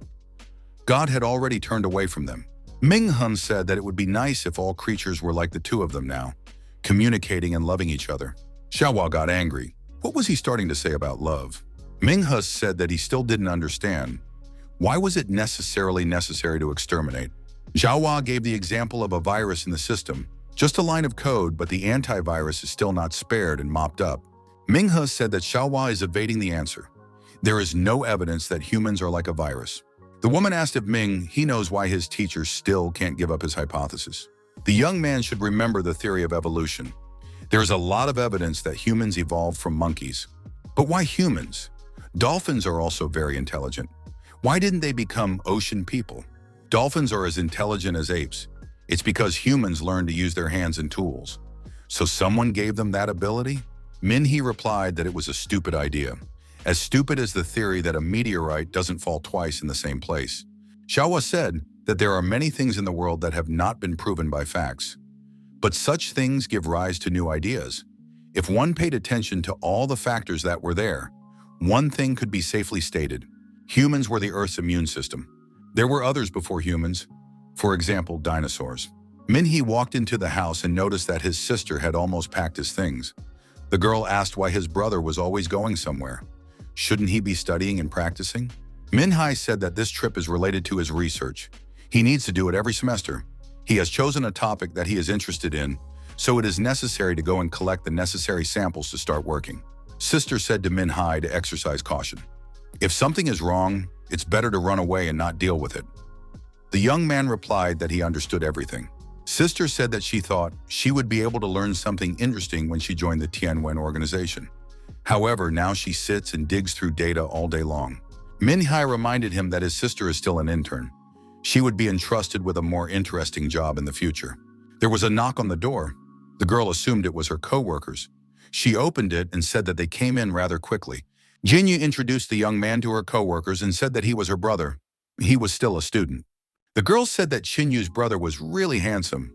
The co-workers suggested that Minghe go with them and have a drink, but Qinyu said he had business to attend to. The girl on her way out of the room told her brother that she had packed his things. He should call her if something was wrong. Min Haye also saw Lu Chian. His classmate was also packing for the road. Lu Chian saw our hero and waved at him with a smile. Min Haye asked where they were going. The young man replied that they were going to fight in the ruins to the very front line. Lu Chian saw that Minghe was also carrying things. So he's working on a project. Minghe confirmed that. Lu Chian said that in that case, they're going one way. The girl's companion remarked that the freshmen can only sit in the rear guard, only suitable for cleaning up and walking around the ruins. The young man added that those who are honored to be in the vanguard are students with unique strength. No one paid attention to this guy, and he had to leave. Lu Chian told our hero to be careful. He should stay out of the way. Min Hai told Lu Chian not to take any risks either. He is always ready to come to the rescue, no matter how far away it is. Wang Jie accidentally pushed the young man with his backpack as he walked by, and the young man staggered and hugged the girl. The young people blushed with embarrassment. Lu Chian recovered first and said that she had to go to the bus. Ming He wished her good luck. The teacher told everyone to take their seats. It was time for them to leave. The student council president Tian Ning was also on the bus with everyone. Peng Xiao saw Tian Ning on the bus and said that it was definitely fate. Now this trip would definitely not seem boring. The student council president replied that she was forced to keep an eye on the newcomers. Tian Ning asked why was that even necessary. Tang Han replied that being in the vanguard is always important because they make invaluable contributions. The students on the bus couldn't believe that they were accompanied by the student council president. Among the students was Eagle Eye. He is a very skilled sniper due to his keen eyesight. This is Lu Feng. Plus he uses a modified sniper rifle. He has taken the place of one of the strongest and no one wants to piss him off. Zheng Wenwei, the high school girl with ponytails, was also on this bus. If she takes things seriously, even a whole squad of superhumans can't handle her. Wang Jie told the curious that this girl likes to play with fire. The archer in traditional clothes is Xiana, a mysterious girl. Almost nothing is known about her. Xiaodong has the appearance of a quiet boy from junior high school. His ability is unknown, but he is one of the top 10 strongest. One of the female students said that it's unexpected they will be protected by many strong high school students. So teacher Tang Han's research is considered very important. Fujun Village. Guanyun Lake. The locals are fishing. A neighbor said Wang is a real hero. Yesterday, everyone in the village heard him entertaining his wife all night, and since morning, he's already fishing. Wang said he sat here all night, never letting go of his fishing rod. He doesn't know how he had the patience. Wang asked the neighbor in surprise what he had said about his wife. The neighbor said that he heard what he heard. He said that his cat was screaming loudly all night. The neighbor said Van's eyes were very red, probably because he was up all night. A passenger car was passing on the road not far from this place. The girl saw a lot of dandelions outside and rolled down the window. Her mother reminded the girl that it was dangerous to stick out the window at high speed. How many times can you say that? One of the dandelions flew into the cabin and landed on the neck of the driver, the head of the family. The man started to pull on the fishing rod. He felt something huge. The fisherman said he had come here much later than Wang, but he was already getting a bite. The fisherman pulled a huge fish out of the water. He was overjoyed and asked Wang to help him. However, when the man took the fish in his hands, he was frightened. It was strange. There was something peeking out of its mouth. The man threw the fish aside. Some algae began to appear around it and on it. The fisherman walked over to his neighbor and asked, "Does Wang see this too? What's wrong with this fish?" After all, just a second ago it was alive. The man looked at Van and was even more frightened. The neighbor was sitting motionless and completely dry. There were some strange plants or creatures stretching from Van to the water. The man dropped the fishing rod out of fear and ran home. Wang continued to sit motionless by the lake. Fun Nyarong said that teacher Tan Han never told them. What kind of specimens would they collect? Tang Han replied that it was a well-known plant. Recently, a hunter had sent him some interesting specimens. Research had been done. Tan Han said he had discovered these plants are aggressive. Fan Nyarong asked, "Aren't all plants inherently aggressive? A lot of trees grow upwards. They don't pay attention to other small plants. A big tree will cover the sun with its crowns. The small tree will die and rot, and the big tree will get nutrients." Tang Han said aggression between plants is common, but this specimen wasn't fighting for the sun or soil. This plant was attacking animals. It had predatory behavior. It wasn't hunting flies, butterflies, or moths. The plant preyed on large animals and even humans. The bus driver hit the brakes. There was a collision with something. Archer jumped up from her seat and asked, "Was it a monster attack?" The driver said it was a wild deer. It suddenly ran out onto the road. The president said for Jiana to go and check if everything was all right. The driver objected that it wasn't necessary, as it was just an ordinary deer. Lu Feng said that they weren't far from the ruins now. It was better to be reassured. The bus doors opened and Jiana got out to explore the surrounding area. Shana stepped to the curb and said that the deer wasn't killed. It ran away. However, there was blood all over the place, and it was unlikely that it would last long. The girl stated that it was an ordinary deer. There is no threat. Tianning, already on the bus, asked what happened to the body. Shana once again said that the deer ran away into the forest. Tianning asked the driver if the bus was okay, if she could go on. The driver replied that everything was fine, nothing was hurt, we could leave. The bus continued traveling along the given route. This was no ordinary deer. It had demonic, glowing eyes. Peeking out from the bushes, he was watching the bus with his gaze. The bus arrived at its destination point, Fujun City. There were many police officers in the vicinity. Students looked out of the windows. What had happened? Was there really a crime here? Why were there so many policemen? The young people got off the bus and headed for the hotel. Teacher Tan Han said that everyone should check in before lunch. After that, they would start with assignment distribution. The teacher said that the Hunter Association had given him information. The necessary specimens were available in several cities nearby. They will start from where they are now, Fujin City. Tang Han said that they would divide everyone into groups, and each group would look for a different specimen. Each of the 5 groups will be led by a senior student.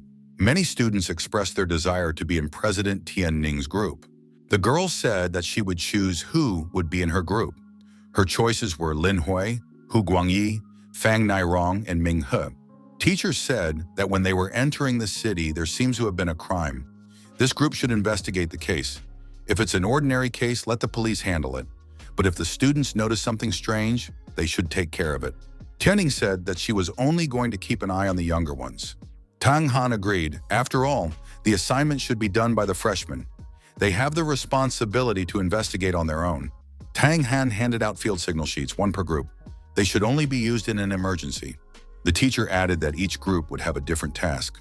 If there are no questions, everyone will disperse in the given direction and begin their tasks. Police officer Zheng Wei didn't understand how this could happen and who did it, man or beast. They just had to wait for the Hunter Association. The officers were far away from the city and realized that no one might be sent to them. However, a group of students approached them. Fen Nairong said that they were students from the academy in Southern City and had come to do their own research. What on earth had happened here? The police officers thought that the students could understand the situation and perhaps even help in some way. One of the officers said there was a body nearby.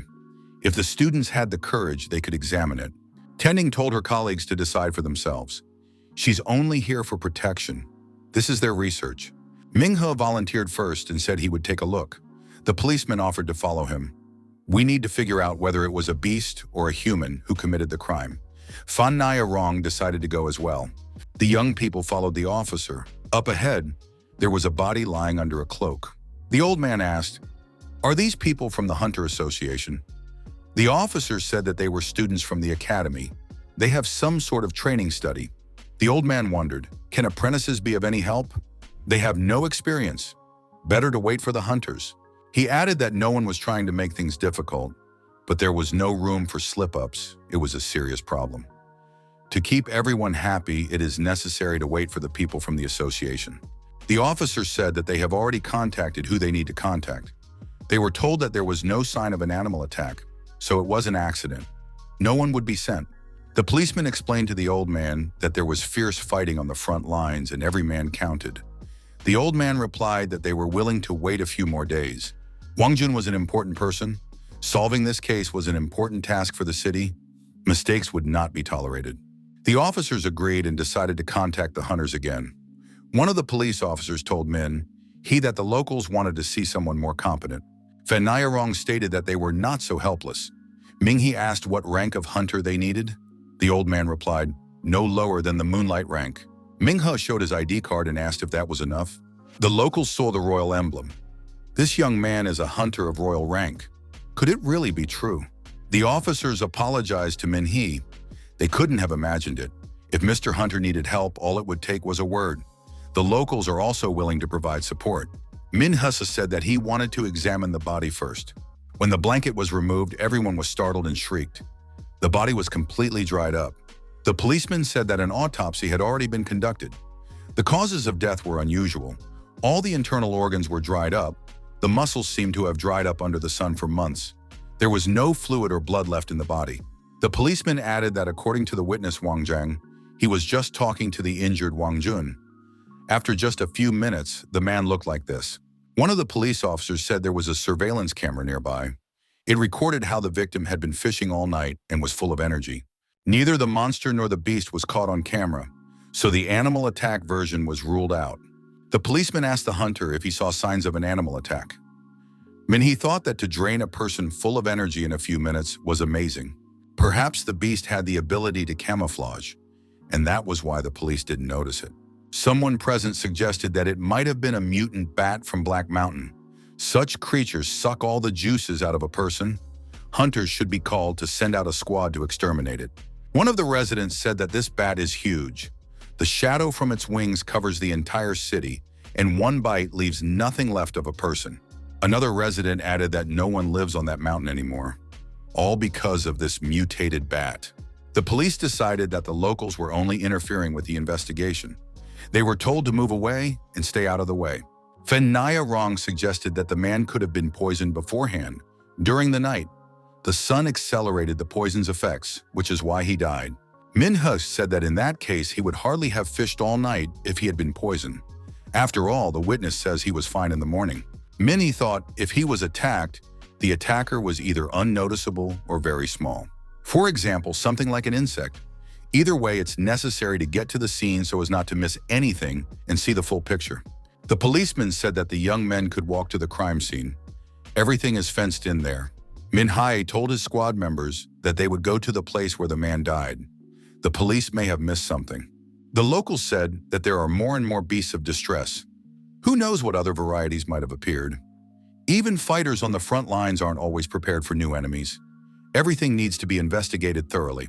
One of the students said he heard about a mutant bat in the mountains. Should we go there? Minnie replied that if that beast really lives there, they don't know anything about it. Rushing into battle is not wise. The student said that they are superhumans. They have nothing to fear. Besides, the student council president will be with them. She will protect them. Manhwa remarked, if a mutant is behind this, it would be better to hand the matter over to the Hunter Association. They will gather a group of superhumans and solve the problem. Our hero added that they are here to collect samples. Some bat is not their business. The young man was surprised. How could Manhwa say such a thing? After all, he is a student of the academy. The student remarked that their duty is to fight evil and protect people. And Ming. He only thinks about himself. Is he willing to ignore possible sacrifices for the sake of a high academic grade? Finalizing called everyone to order and said to calm down. He only meant that an investigation should be done first. The young people headed to the scene of the incident, the shore of Guanyun Lake. Manhwa immediately noticed a dried-up fish lying on the shore. It interested him extremely. The policeman said that this was where the victim's body was found. It had dried up in just a few minutes. Manhwa asked if the water had been tested. The policeman replied that it had not been tested. They didn't have the right instruments. Minnie pointed to the fish. How long has it been here? It even has its scales intact. The policeman said he didn't pay attention to it. It was just a normal fish. The student wondered, why ask about the fish? Isn't it a crime scene to study? Manhwa remarked, scales are usually peeled off when cooking, and there was no sign of a fire nearby. The policeman asked, does Mr. Hunter really think the fish is connected to the victim? Manhwa replied that he was not sure. The officer said he remembered something. The witness had mentioned that some fish had scared him. Manhwa asked how. The police officer admitted that he was surprised himself. He thought the witness was just scared and talking nonsense. He's still in shock, so it's best not to question him yet. Manhwa asked where the surveillance camera was and if he could see the footage. The police officer admitted that he hadn't thought of that somehow. The officer promised to contact his colleagues and prepare the recordings. Manhwa said he would look around for now. Manhwa sat down and picked some grass. Tianning asked what made him interested in wild grass. Ming-He replied that he listened to the professor's lectures about the plants of disaster. Tang Han had brought them here to collect samples. There might be something like that here as well. Maybe this herb has something to do with the crime. Tianning said that Ming-He is very funny. Ming-He looked at the plant and said that he would like to hear the president's opinion. The girl replied that it was dandelions. It's just an ordinary grass, no discovery. The officer pulled out his smartphone and said he already had the tape. After the witness threw the fish, it landed exactly where it was found. The police officer also wondered, it had only been one day. Why was the fish so dry? Manhwa assumed that the condition of the fish was the same as the victim's. The policeman compared the photos and recognized that the hunter was right. Barring the difference in body structure, the cause of death is the same. Manhwa suggested that the culprit might be hiding in the body of water. After a while, professional divers arrived. They dived to the bottom of the reservoir. The officer asked, does the hunter really think that someone is hiding in the water? Minhai replied that he wasn't sure, but we should study the specimen first. We should ask the divers to collect samples of underwater plants. The police officer agreed. The students wondered, why are the police even listening to Minhai? He must be just covering himself with the teacher's name. The young ones decided to do their own investigation. One student suggested that the other student go to the mountains or forest to find animal tracks.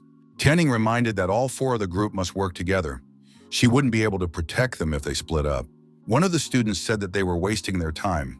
Why should they obey Ming He? It's not like he's the leader of the group.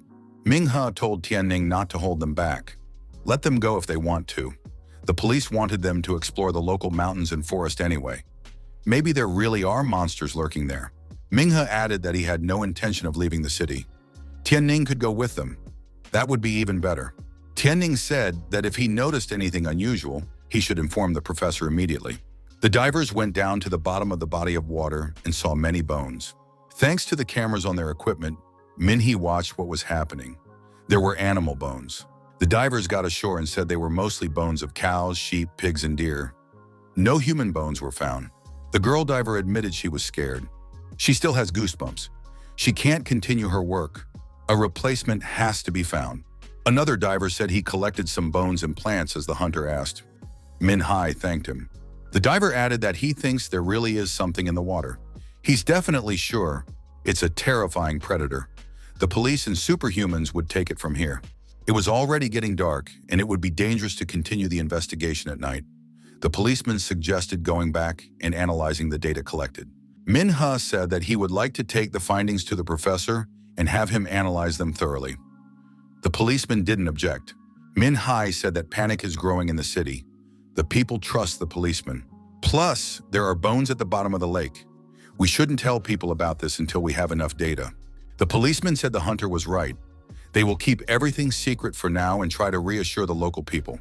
Minhee handed Feng Nairong a bag and said that he had collected some more samples from the shore. All of this should be handed over to Professor Tang Han. He and the officer would take care of another matter in the meantime. Minhee and the police officer went to the victim's house. They saw the wife of the victim, Zhou Tao. The officer said that they still didn't have time to have dinner. Ming He suggested finding a noodle shop somewhere nearby. The woman said that if the young people didn't mind, they could eat at her house. She explained that she had been busy with family matters all day and apologized for not meeting them earlier. Min Haye replied that they would take her up on her offer. They just had a few questions for her. The woman asked them to follow her. Zhu Tao told the policeman and the hunter to take a seat. She would get everything ready now. Ming He told the officer that there was a beast here. He was sure of it, and its appetite is impressive. It's dangerous and always hungry. Our hero stated that the best option would be to evacuate all the residents. The policeman replied that this would be difficult to accomplish. He had just received news that the war zone had expanded. The mountain road is now blocked. The battlefield has blocked the evacuation route, but it is possible to try to evacuate people to the mountains. Min Hee said it's not safe in the mountains. It is already getting dark and help has not arrived. The policeman said he was warned about this too. Because of the fighting, it's hard to send help. One can only rely on one's own strength. Min Hai said he would go underwater himself the next morning. The officer replied that it could be dangerous. Ming, he said that if there was really something in the water, he would do his best to get rid of it. Zhou Sema returned from the kitchen and reported that the food was ready. Minna thanked the woman. Zhou Tao said she would bring more soup now. The student and the policeman tasted the food and almost spit it out. They had better find a restaurant. These culinary skills are hard to describe. A ruined city, monsters and mutants everywhere. 10 kilometers from the border, hunters gather information and necessary materials on the riverbank. Many years have passed, and the ruined city has still become a breeding ground for beasts of distress. If it is not destroyed, this place will turn into a huge hive. The girl asked if they would really be able to get there. The man replied that according to intelligence, all the local monsters were afraid of water. Luo Yi added that the river was their only way there. The girl told her brother that it's still dangerous. What will happen if they are discovered? Luo Yi told his sister not to worry. She needs to think about her mission first. He and his team are the best of the best. Even if they are discovered, they will be able to give battle. Luo Yi added that the human forces are preparing a counterattack. Someone has to go first. If they can infiltrate there and contact the others, it will be a huge step towards victory. If they fail to destroy the monster's lair, it's not just the southern city that will suffer. Thousands of people might die. The girl said that in that case, she could go with her brother. Then they would have a better chance. Luo Yi replied that her rank was not enough. The young man added that the sister should do her duty here. The girl reminded that her brother had promised to return for her 20th birthday. Luo Yi reminded that he never missed her birthday. There was a group of people nearby who already had an idea of what the Combat Hawks special unit was. The girl expressed her confidence that they would bring the news of victory. They would always be considered heroes. The weakest of them are of the heavenly flame rank. The young man said that this girl's brother is even stronger. Is he really a white swan rank? There were starlight, moonlight, crowned, heavenly flame, white swan, and galactic present. The girl thought that she was as much as 3 ranks weaker than the weakest one. At the inn, our hero went to the teacher's room and saw that Tang Han was still awake. The professor said he was studying the samples. He can't sleep on a bed like this, so he spends his time researching. The wild grass and dandelions turned out to be quite interesting. Min Hai said he doesn't know about it, so he brought everything to the teacher. Besides, he's worried that he might have missed something. Tang Han replied that the young man made the best choice. Min Hai stated that he wants to dive underwater for the bones in the morning. The professor said there was no need for that. What was already there was enough.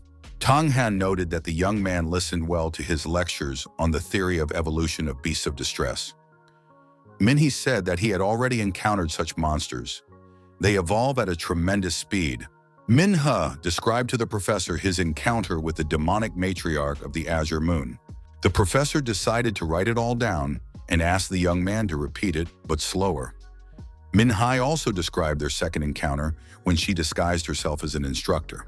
She became much stronger and repeated the techniques of the instructor she replaced. Tang Han said that this creature was of great importance to his research. It was a pity that the young man destroyed it. Minnie asked what the professor had learned from the remains. Tang Han suggested that there was a similar creature involved. We can take a look at the samples. Among the samples were a duck bone, a dog bone, and a cattle bone. The professor inquired if the young man noticed anything. The young man noted that the duck's wing had begun to rot in several places, which meant that it had been thrown into the river long ago.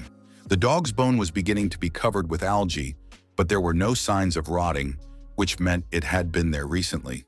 The large bone had no rot or algae, so it had been in the water a while ago. Tang Han recognized that this was impressive attentiveness. Did the young man understand what it meant? The professor added that he had already given all the clues he needed. Min He replied that if this creature was a predator, judging from the increasing size of its victims, it had gone through several stages of evolution. At first, it could only eat birds and other small animals. After a while, it evolved to eat larger animals, such as dogs. Now the creature can eat cattle. The professor said that the young man is right. Tan Han said the biggest problem is what the creature will do to the people of the city when the rest of the food runs out. If the creature has been dumping bones into the reservoir for a long time, it's safe to say that it's hunting somewhere near the city. Perhaps the monster's looking for a way to get into the city. Minhu said that in that case, people are in danger, but because of the fighting nearby, there is no way to evacuate them. The professor said for the young man to still collect samples.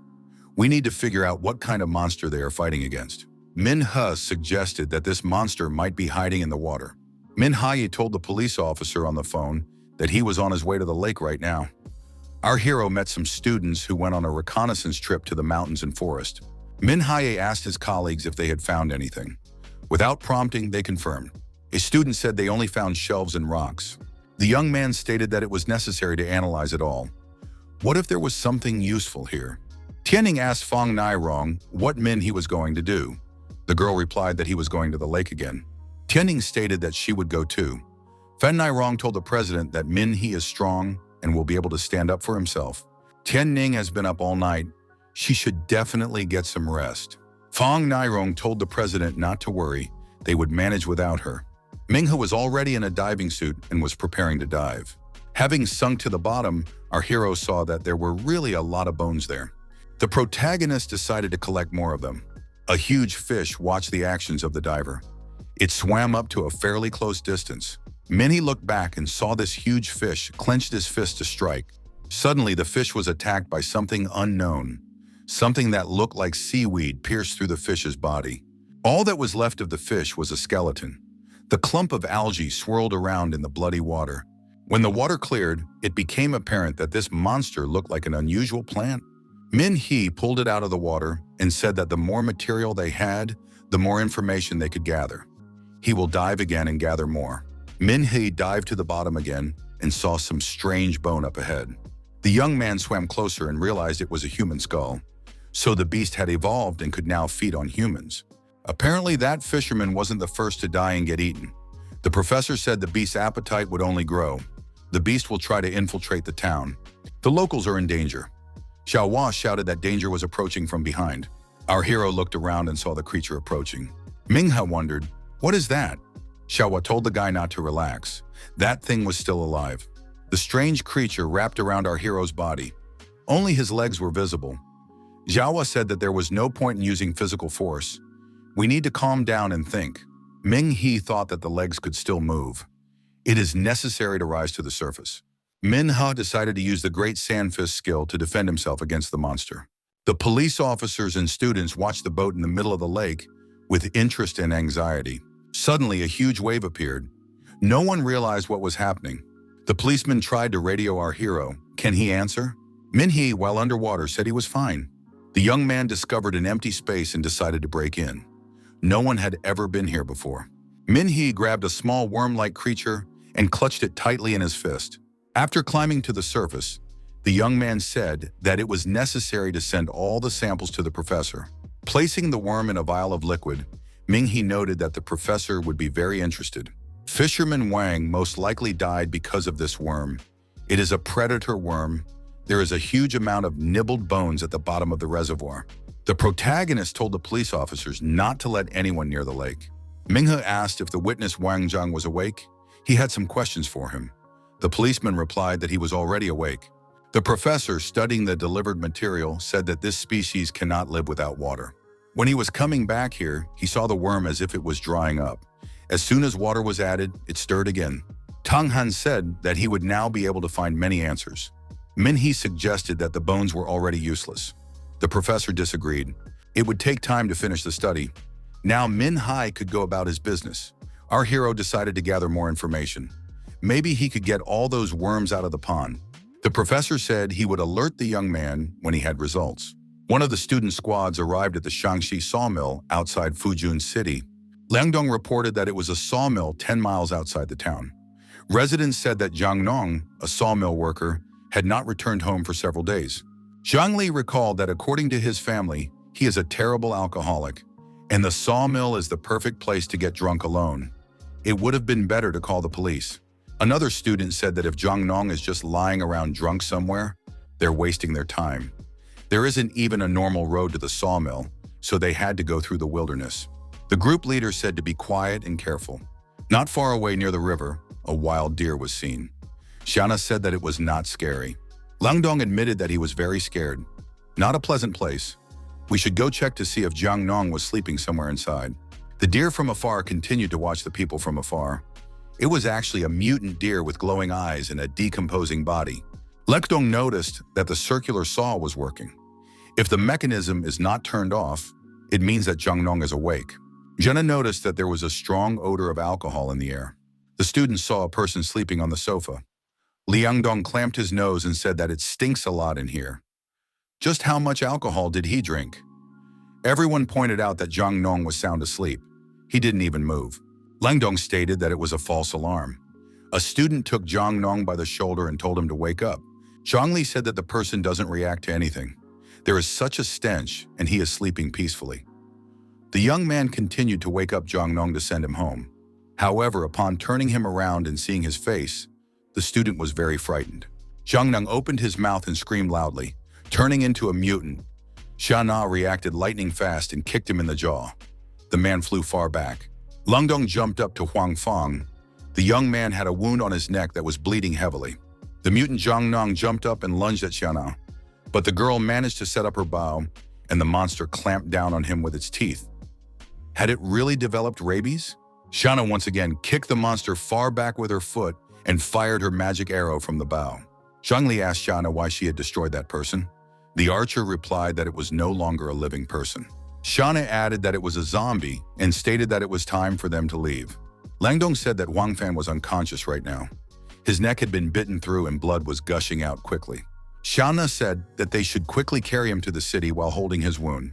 Suddenly, a mutant deer appeared nearby. The students were even more frightened. Xiana recognized it as the same deer that was hit by their bus. Zhongli said that it couldn't be. Is it some kind of beast or has it mutated? Jiani said the monster is very fast. Everyone should stand behind her back. She will deal with it herself. With that, she prepared an arrow for a bow shot. The deer moved around the room with quick jumps, changing its trajectory. Xiana continued to shoot magic arrows at the moving target. The girl tried to drive the deer to where the circular saw was working. However, the deer broke the saw with its antlers. Xiana continued firing magic arrows, but the deer proved to be indestructible. She determined that the monster in front of her was a high-level monster. Zhangli said that they had better leave. Liangdong noticed that blood continued to flow from Huang Fan, but the monster clearly didn't want to let them go. Zhang Nong hissed and opened his eyes. The water level in the Guanyun Reservoir had already dropped significantly, but no monsters could be found. Drones with video cameras were sent to scout. They were circling over the dried-up area. The police officer said that so far they have not found any of the monsters that were talked about earlier. The entire body of water needs to be examined. Min Hai noted that when the entire body of water is dried up, the monsters will have nowhere to go. It will be much safer for the locals now. The locals saw that there were a lot of bones at the bottom of the lake. Now it's clear where their pets went. The assistant police officer said that they should remove all the bones and leave someone to monitor the body of water. Tianning joined the young people. She had finally gotten some sleep. The girl asked if Minghe had really found something in the water. Are all those bones really connected to that thing? The local said that it was getting late. Everyone must be tired and hungry. He suggested gathering in the ancestral hall. The elder had prepared dinner. Tianning pointed at the students and said that a lot of time had been lost because of them, but now Ming-He could rest. She would look after everything here. During dinner, Min-He said that he needed to ask some questions to the witness. The police officer said he would go to the witness with the hunter.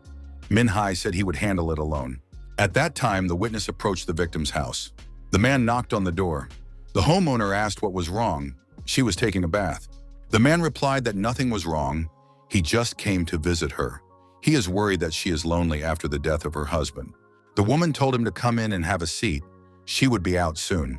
The landlady came out of the bathroom and asked why Zhang showed up so late to see her. Zhang replied that when Wang was fishing, he heard the woman screaming. He thought he could help her. The landlady confessed that she was very scared alone. She couldn't even sleep. Zhang told her not to be afraid and offered to escort her to her room. The woman stated that this was somehow wrong. The landlady told Zhang to stop and not to push. Zhang repeated that he heard everything that night. The woman repeated once more for Zhang to stop, but he was already not controlling himself well. He told the girl not to pretend. Didn't she know what he was talking about? Zhang couldn't stop and continued his wrongdoing. He confessed that he had always liked her. The girl told him to take his time.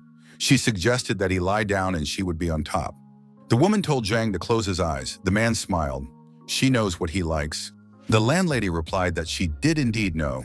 She was ready to eat him straight up. Zhang screamed loudly in fear and pain. He was indeed eaten. The landlady got dressed and said that he definitely enjoyed everything. The scream was just fine. Minghu approached a local and asked who the owner of this restaurant was. Mrs. Tao? The man confirmed that it was Wang Jun's wife. Her full name is Zhou Tao. She's very smart and hardworking, and she's also a great cook. Everyone in town liked her food, so she opened a restaurant. People from neighboring towns came to eat at her place. Minhee remembered how he had been treated and wondered if she was really a good cook.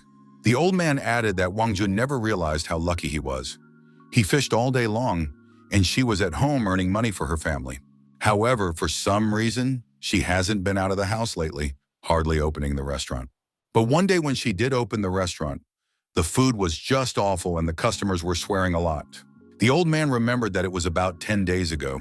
Min Hai asked, had she always opened a restaurant before? The old man replied that she opened her restaurant even on New Year's Day.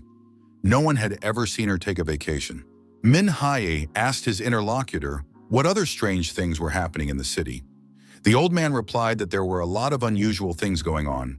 A one-eyed man lives in the forest who never picks fruit when it's ripe and loses a lot of money because of it. The girl at the clothing store is always getting the change wrong. There are some people who play cards all the time, even when it snows. They sit and play. The old man said he can never win from them. He doesn't even have a chance. Min Ha-ye thanked the old man for his help and said it was time for him to leave. The heroes wondered, where did Zhang Zhang go? Shouldn't he be at home? Our hero decided to ask about him at home. Zhou Tao met him on the doorstep and asked him what was wrong. The young man replied that he wanted to ask Zhang Zhang, but he was not home for some reason. Maybe Zhou Tao knows where he is? The woman replied that he was at her house. Zhou Tao explained that he said it was as if he was scared alone and couldn't sleep. So he came to her house. She and her husband were like brothers. He often came here to eat or spend the night. Ming He asked if the woman could wake him up. Zhou Tao said she was cooking right now and couldn't leave the kitchen for long. The young man himself can wake him up. He is in the far room. Zhou Tao inquired, has the young man eaten yet? If not, she suggests that we have dinner together. Ming He replied that he had already eaten. Everyone had dinner in the ancestral hall and thanked her for the offer. Zhou Tao stated that she is definitely a better cook and the young man should try it. The boy said that he wanted to talk to Zhang Zhang first. A kitchen cleaver appeared in the woman's hands. The young man walked into the room and saw a man lying on the bed under a blanket. Our hero introduced himself. He was Min He from the Hunters Association. Ming He pulled off the blanket and turned the man's face toward him. Zhang Zhang's dried-up face had glowing eyes. He became like a monster and said that this kid was caught. Ming He bounced to the side. Tentacles appeared from the monster's mouth. He said that they were already talking near the body of water. Min He asked in surprise, was it really the same beast that was hiding in the water in front of him? The monster said that he was not a beast. They were supreme beings to whom humans were wild beasts. Zhou Tao entered the room and asked if they could eat first. Ming He inquired who they were. The woman replied that they were ordinary people just like this young man. Min He said that he doesn't understand such jokes. Monsters make him sick. The monster said he wants to gut this guy, and then the woman will take his meat and bones. Zhou Tao said not to worry. This guy's already next in line. Just need to ask him some questions first. The woman put the plate of food on the table and told the guy not to worry. The meat in the plate is not human, it's just chicken stew. The woman asked, hasn't this guy already tasted her food? What can he say about it? Zhou Tao said that it mimics her perfectly. Even her closest acquaintances can't tell the difference between her and the real Zhou Tao. There's almost no difference. The woman stated that something still sticks out. Why are people so good at cooking food? She does everything according to the recipe, but somehow the flavor is consistently wrong. She has copied, studied, and practiced as hard as she can to reopen the restaurant. The result is very bad, and it annoys her. The guests don't like it. The woman said she destroyed one guest and dumped him in the lake. Min, he was surprised. What kind of cooking are we talking about? I mean, they were born to destroy. The woman said she had to fully understand the nature of humans, so she wouldn't reveal herself. Min He said that the monsters in front of him are ordinary monsters. No matter how hard they try, they can never imitate humans. The woman said to peel the scales and throw them, while still alive, into a pan of hot oil, to fatten the domestic animals until they were fat, and on a suitable day to let them go to meat. Had it never occurred to the young man that these creatures considered humans their family? Even a plant that grew by itself would sooner or later be plucked by humans or simply trampled. Zhou Tao asked, maybe that's why she can't cook like humans do. She is kinder than them. She just destroys living things instead of playing with them. Min He said it's all empty words. The bones in the pond showed their ugly marks. Although only rotten bones are left, you can still tell from them that the animals were frightened before they died. Min He said that humans are not perfect. They have both bad and good in them. She may look like a human now, but she's actually a pathetic parasite. She has never done anything good and beautiful in her life. The young man added that they easily notice evil in people. Hence, we can conclude that their nature does not depend on their surroundings as humans do. They are pure evil by nature. The monster says he's changed his mind. He won't leave the young man's meat for the woman. He will tear off his tongue and then eat it along with the soup. Zhou Tao said that people have dishes where fish is cooked alive. Maybe the flavor would be much better from human meat. The monster spread its tentacles and said that this man was not going anywhere from him. The woman shouted that this man's strength was dangerous. It was necessary to exercise caution. Ming He used the purple spirit technique and activated his ice fist. The place that was hit was shattered and covered in ice crystals. Xiaohua shouted for Ming He to run away immediately. Both opponents were still alive. The goddess noticed that his strike using ice crystals and spiritual power was powerful enough to destroy Lord-rank creatures. Ming he wondered, are they really Lord-rank creatures? Xiaohua said that they might be even stronger. If the guy didn't use the crystals, he might not be able to survive. Ming He started to run away and wondered, what kind of species are they? How do they even turn into humans? Why can't they be distinguished from the people they copy? Xiaohua replied that she didn't know that. All sentient beings can evolve. They adapt to their environment. In that, they are similar to humans and also undergo natural selection. The only difference is that they don't need millennia to do so, but only a few months. Min Hai said that this was too much. Usually in hero stories, the opponents are stupid goblins and trolls. How did they become so powerful? They are extremely intelligent and evolve quickly. The woman noticed that these creatures are the spawn of people's sick minds. They have no connection to the real world. Humans were lucky that they had only recently appeared and were just beginning to evolve. Otherwise, humans would have been wiped off the face of the earth long ago. Ming He stated that Professor Tang Han was absolutely right. Xiaohua said that the guys should decide how to get out of this situation. He froze them for a while, but they would obviously get out.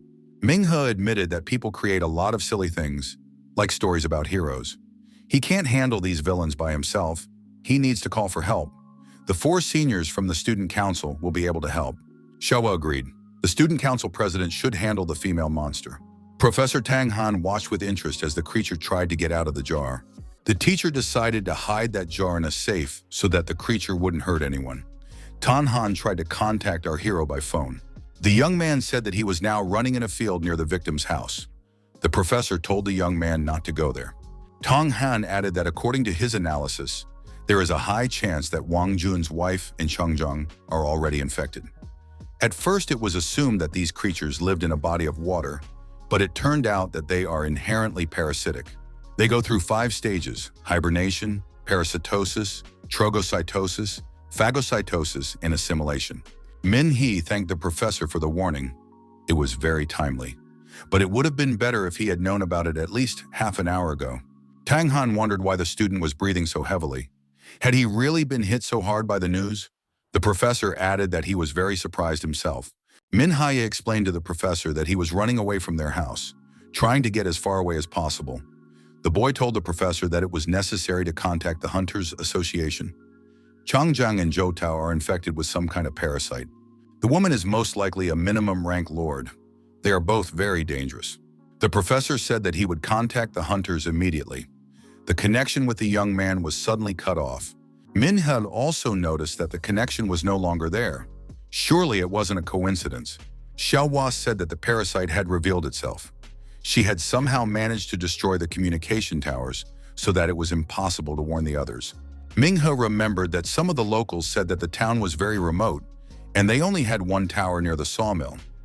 Xiaohua noticed that a group of students had gone there, but one couldn't be sure if everything was all right there.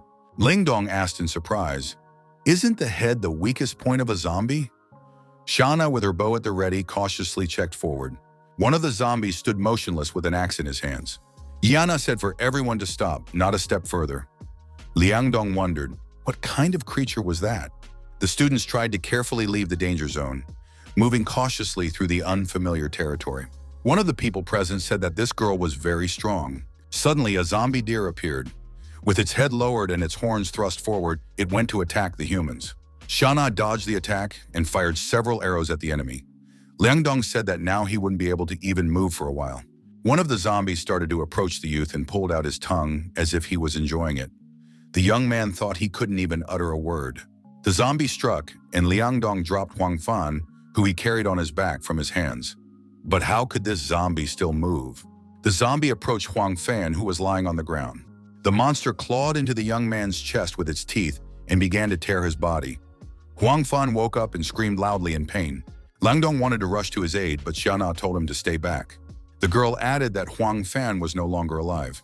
Xiana shouted that they should run away immediately, or else everyone here would die. All the students turned around and, picking up speed, began to run away.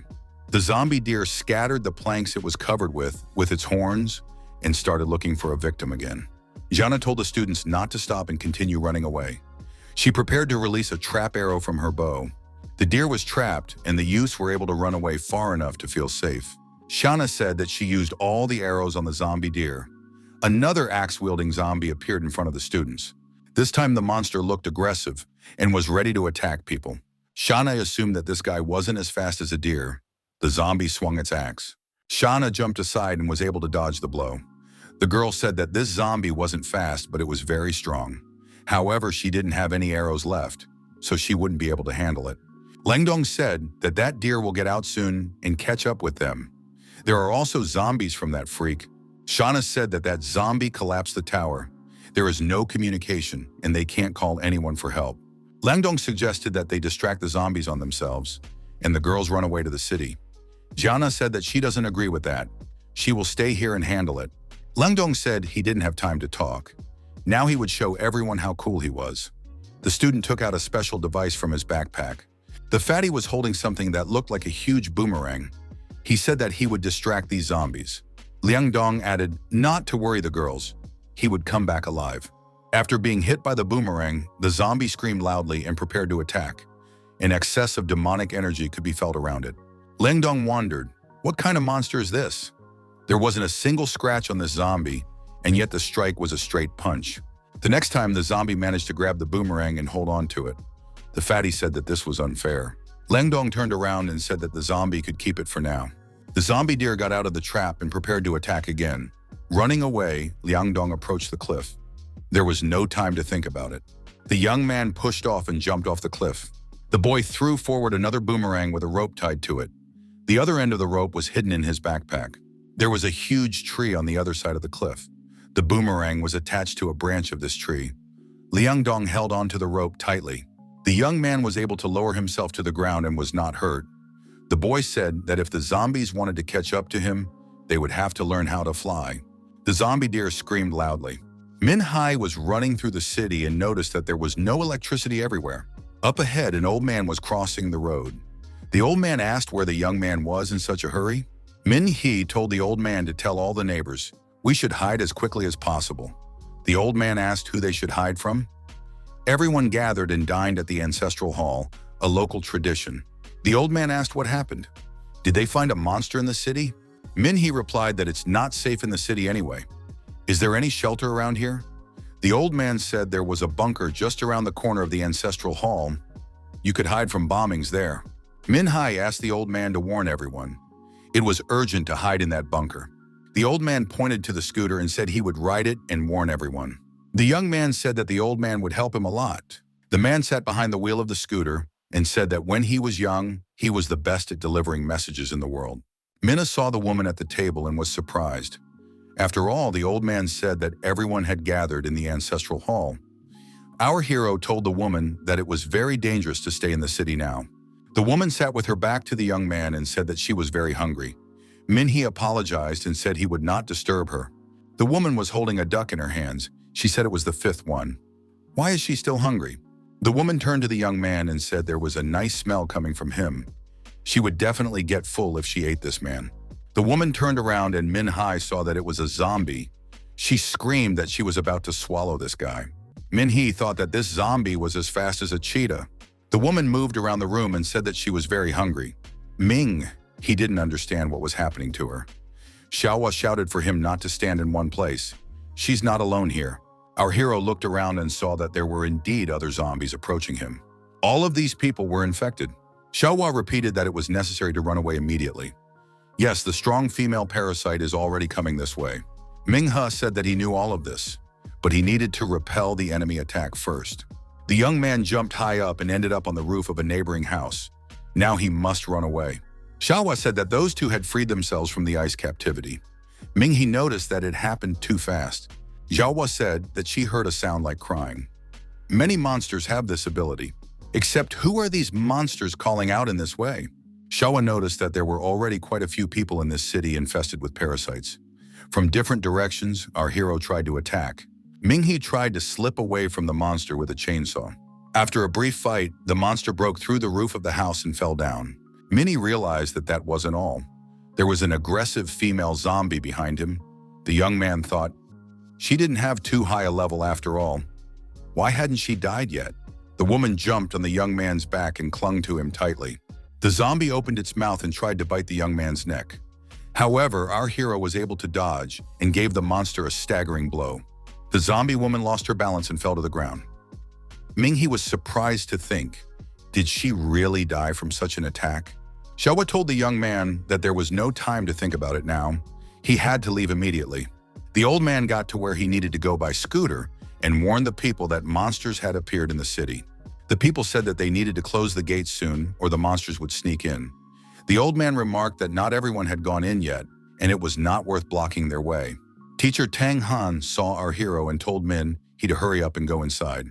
The young man replied that the situation was very bad. Ming-Hu explained that it wasn't just Zhou Tao and Changjiang who were infected. On the way here, he was attacked by a few locals. They were fine before, but now they had changed drastically. Professor Tang Han said that there must be a pattern here. The parasites need to take over all the internal organs to take control of the body. Fen Niajun asked what to do with the people who had gathered here. None of them are infected? The professor replied that it was hard to determine without a thorough examination. The old man said that there was nothing to determine. There were no monsters here. Everyone who came here is perfectly healthy. Min-He asked the old man why he was so sure. The man replied that these creatures are just learning to imitate human behavior. They can easily reveal themselves so they don't appear in crowded places. Since many people had died in this town recently, it was decided to have a big dinner for 3 nights, an old tradition. Even his grandfather used to say that the first 3 nights after death, the souls of the dead return home. Everyone has to act like nothing happened. That's why everyone goes to the Hall of the Ancestors. People have a feast here so the souls can find peace. The teacher explained. The old man wanted to say that the infected didn't know about the tradition, so they did not come to the dinner in the ancestral hall. The old man confirmed it. He warned everyone that something was going on in the city, but no one believed him. So he spent nights watching everything that was going on. Tang Han asked Min, if all the monsters behaved the same? The young man replied that, not really. Unlike Zhou Tao and Changjiang, the other monsters were weaker and stupider. The professor said that he was right. Parasites could be divided into first and second generation. Zhou Tao and Changjiang are the first generation. They are strong and their intelligence allows them to mimic humans almost perfectly. Ming-He remembered that Zhou was in the ancestral hall. She had also invited him and the policeman to her home for dinner. The first generation has evolved to the point where they can become part of society, and the second generation are zombies. They are primitive, violent, and have not yet completed their evolution. The professor added that according to his analysis, the first generation parasites are at least 3, the second generation at least 30. Tang Chen said that now they knew for sure. There were no second generation parasites among these people.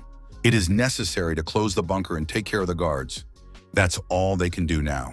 The second generation is roaming the city.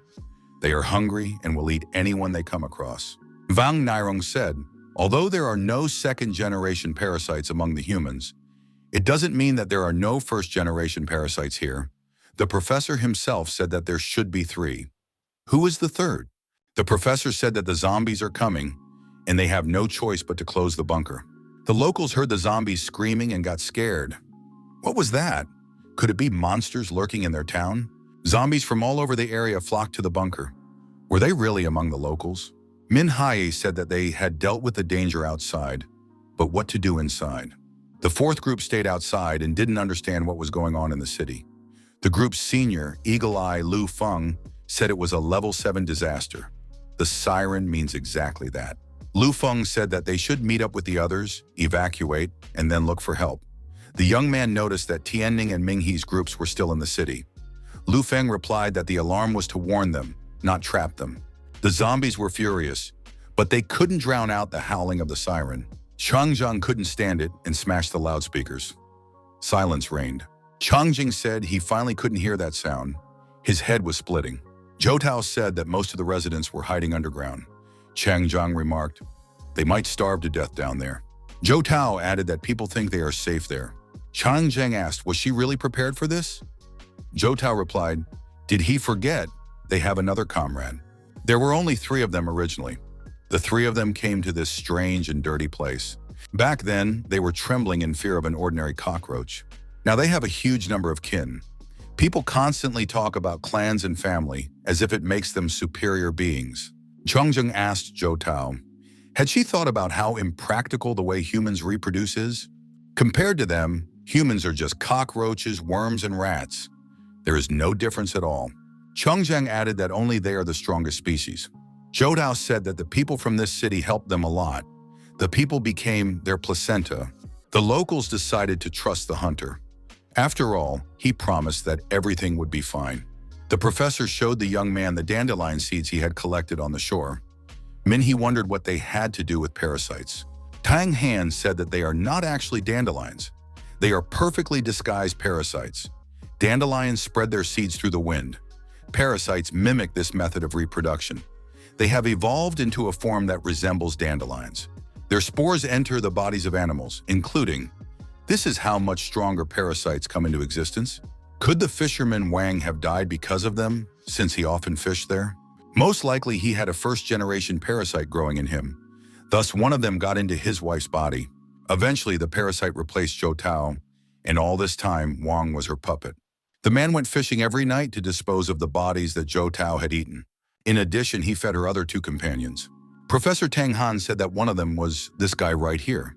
In his hand, he had a container with a parasite inside.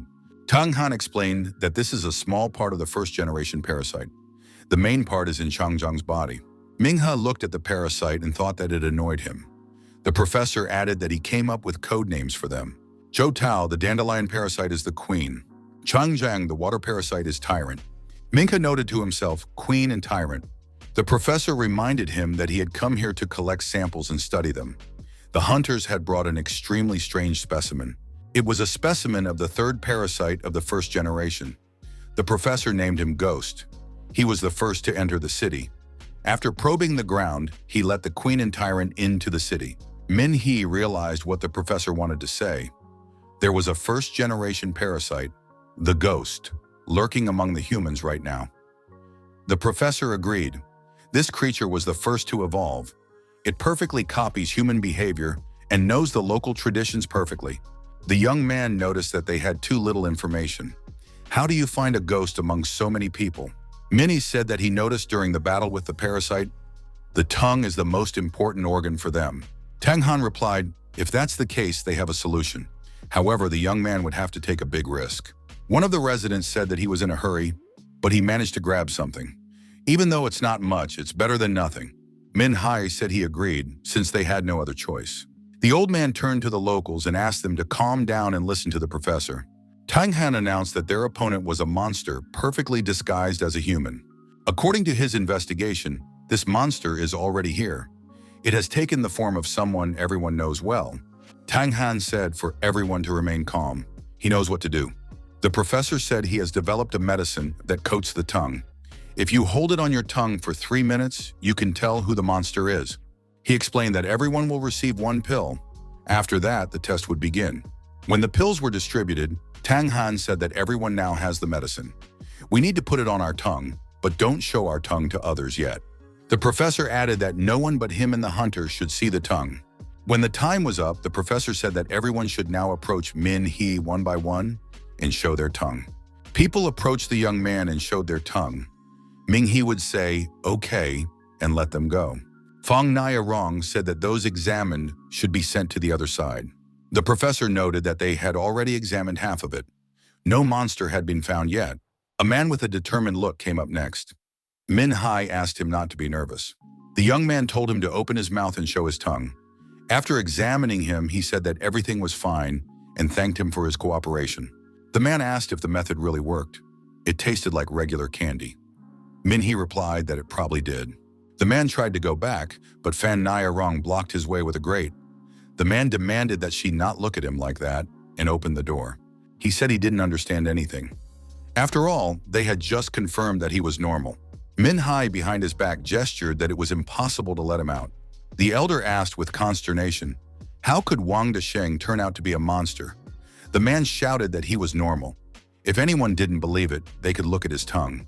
He showed his tongue and said that it hadn't changed at all, so he wasn't a parasite. The professor told him not to pretend. He is the third parasite of the first generation. He is a ghost. Min-hee told the monster to open his eyes and see what a normal person's tongue should look like.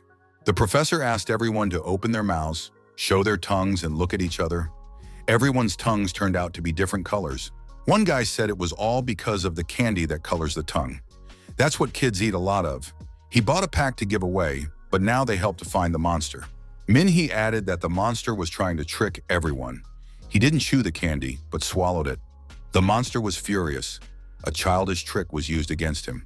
Min-hee said that this was the first lesson humans had taught the alien species. The monster began to transform and change its appearance. The parasite said that when it came to these lands, it saw a creature as hideous as these humans. The ghost stated that he could tell you who it was about now. The ghost said it was the small seeds of the banyan tree. Hydro added that he had seen this tree growing right on top of other trees, saw its vines like tentacles wrapped around other trunks. The banyan tree grows and its vines get thicker and thicker. Soon the whole trunk is covered. Now not even a ray of light can penetrate beneath them. All the nutrients are absorbed by the banyan tree. The tree did not expect that some seed would be its end. Eventually it dies in agony, trapped by the vines. When people see the banyan tree, they only notice the mighty and beautiful crown, obscuring the sun and the blue sky. They marvel at it. Who cares that there is another tree beneath it that has a right to life? People look at the banyan tree as if it were God himself. They don't realize how unfair it is. Humans behave the same way. They endlessly breed. Their greed has even reached into space. The wisdom of humans and their civilization is slowly but surely destroying the universe. The ghost said that they would not allow humans to become mighty trees while they are still just pathetic seeds. The monster tried to attack our hero and said that all humans would be exterminated. Min-hee thought that this was just the first strike of his opponent, but he was incredibly strong. The ghost suggested that this hunter is the only hope for humans. Our hero was attacked, but managed to dodge and jumped aside. Min-hee thought that he had only survived because of his abilities. The protagonist realized that he would only have a chance to use the ice crystal once, and there were two more of the same monsters waiting for him outside. Ming-he decided that he had no right to hesitate and was obligated to deal with this monster. He activated the charge strike. However, the monster was able to block it. Ming-he thought that he was holding on for now, but ordinary skills would not be enough here. The old man asked the professor, "Wasn't there someone stronger than this student?" Tang Han replied that he was an ordinary professor and came here to do research. Fon Nia told the professor that she would also go to fight the monster. The teacher objected that she would only hinder Min-hee. If Ming-hee fails to deal with that monster, they will all die. They only have to have faith in the young man. The child shouted that he wished the hunter good luck and wanted him to defeat the bad monster. The monster told the boy to be quiet. He could watch the protector be destroyed, and then it would be the turn of the humans. The monster said he would eat the humans one piece at a time and tell him how sweet they tasted. The ghost asked our hero how he would prefer to die. Min-hee put up a decent resistance to the ghost, but the monster said that this hunter was too weak even by human standards.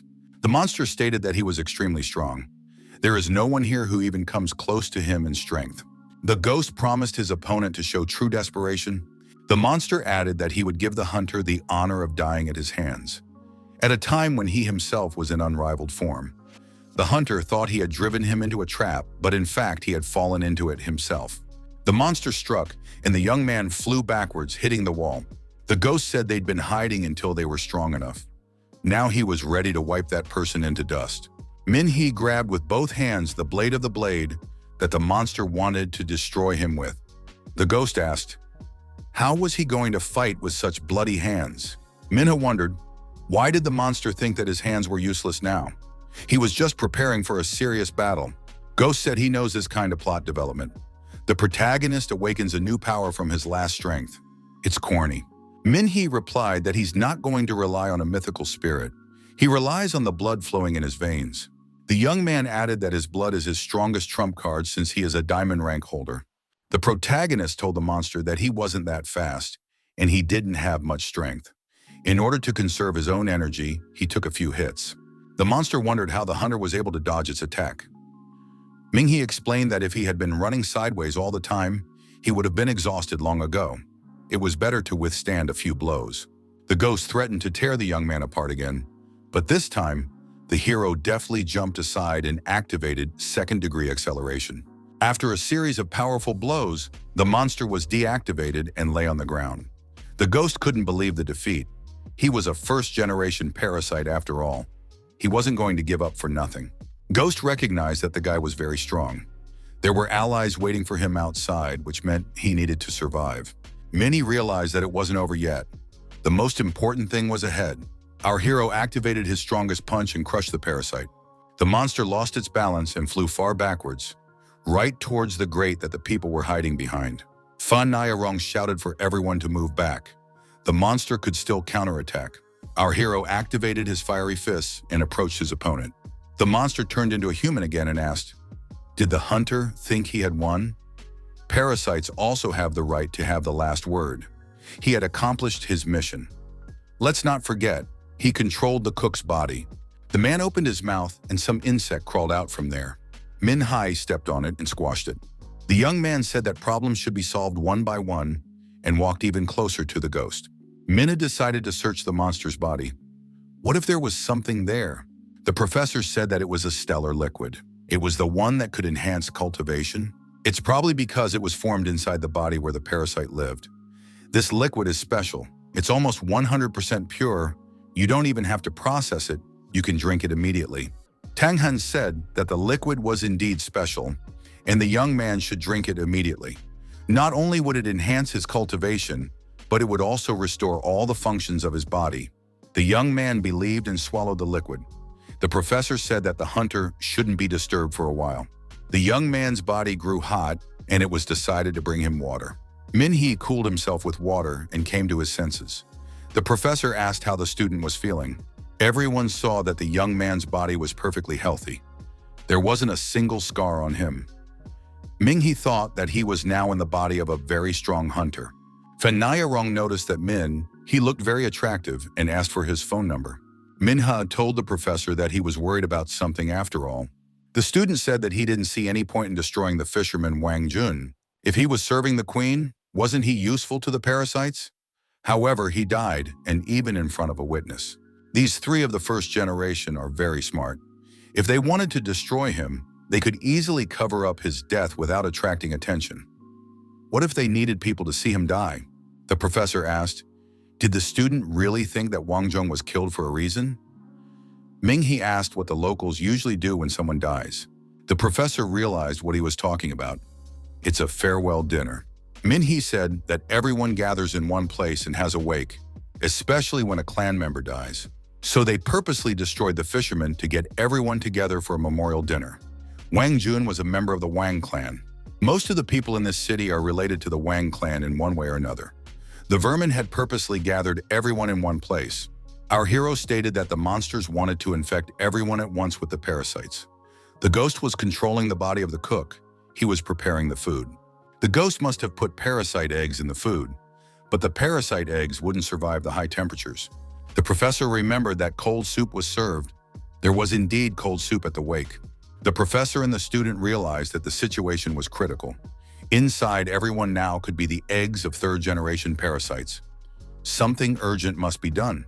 The professor said that in 2 days, everyone's bodies would be taken over by the parasites, and they would become second-generation parasites.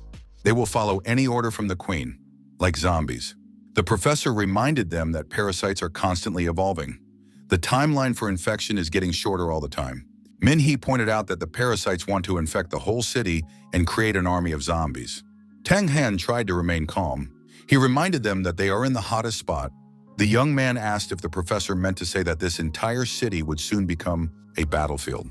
The professor added that the outcome of this battle would determine the fate of the entire southern capital. Tens of thousands of superhumans were now fighting on the main battlefield. The city of Fujian is along the evacuation line. Once the main battle is over, the surviving superhumans will evacuate through this city, but the infected may block their way. Then they'll be trapped and no one will escape. The professor said the parasites don't even need to be strong. They only need to hold back the retreating ones until the rest of the creatures approach. Min Hee thought that in this battle, humans would just be exterminated. Tang Han asked if there was anyone on the front line, dear young man. The man nodded in the affirmative. Min Hee asked, does the professor really think they will lose that battle? Tang Han recognized that people had failed similar operations before. Otherwise, where would such a huge lair on the ruins come from? Minhee must realize that city once belonged to humans. Minhee asked the professor, would they really just watch and do nothing? The professor replied that in their situation, going to the ruins of the city would mean losing. There was no point in it. Minhee apologized, saying that he just lost his head. Right now, the most important thing was to focus on the current situation. If the main battle is lost, it's their duty to not let the creatures go any further. It's not just the locals that need to be protected. They have a duty to make sure that the retreating ones don't fall into a trap. Tang Han said that with the samples they collected, they could calculate the approximate number of second-generation parasites. There are about 50 of them. Minhee said that he had already fought some of them. Almost all of them were around the same strength level. The young man added that they had a feature that made them hard to defeat. You had to rip their tongue off first. The professor told the students not to rush into battle. They can take on some second-generation parasites. Fan Nia Rong said she could easily handle 3. The teacher pointed out that if they gathered the rest of the group, they would have a chance to win. Fan Nia Rong recalled that they had sounded the alarm, so the other groups had to evacuate. Tang Han said those couldn't have gone far. If the front fell, they wouldn't be able to get out anyway. The professor said that now we have to figure out a way to get them back. We'd have to signal them. The professor looked in the box and suggested using fireworks. The student council members know how to recognize signals.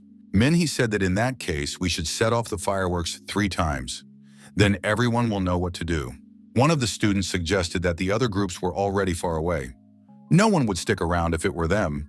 The professor replied that they couldn't know that for sure. But if they all came together, the chances of winning would increase. Besides, Minhee had made it easy by destroying one of the first generation. Now it remained to decide how to set off the fireworks. The professor pointed at the ventilation shaft. He had an idea. The child with the fireworks was sent into the mine and began to advance. The old man said not to worry. The ventilation exit is well hidden. The monsters won't find the boy. Besides, there are several exits. Even if one is blocked, the child will get out. Fireworks in the right amount were launched into the sky. They could be seen from afar. Tianning saw the fireworks and realized that it was an emergency gathering, so there was no road for retreat. We need to push our way through. Tianning indeed moved forward, destroying all the zombies that got in her way. The monster said that this girl had destroyed 7 of his children while he wasn't around.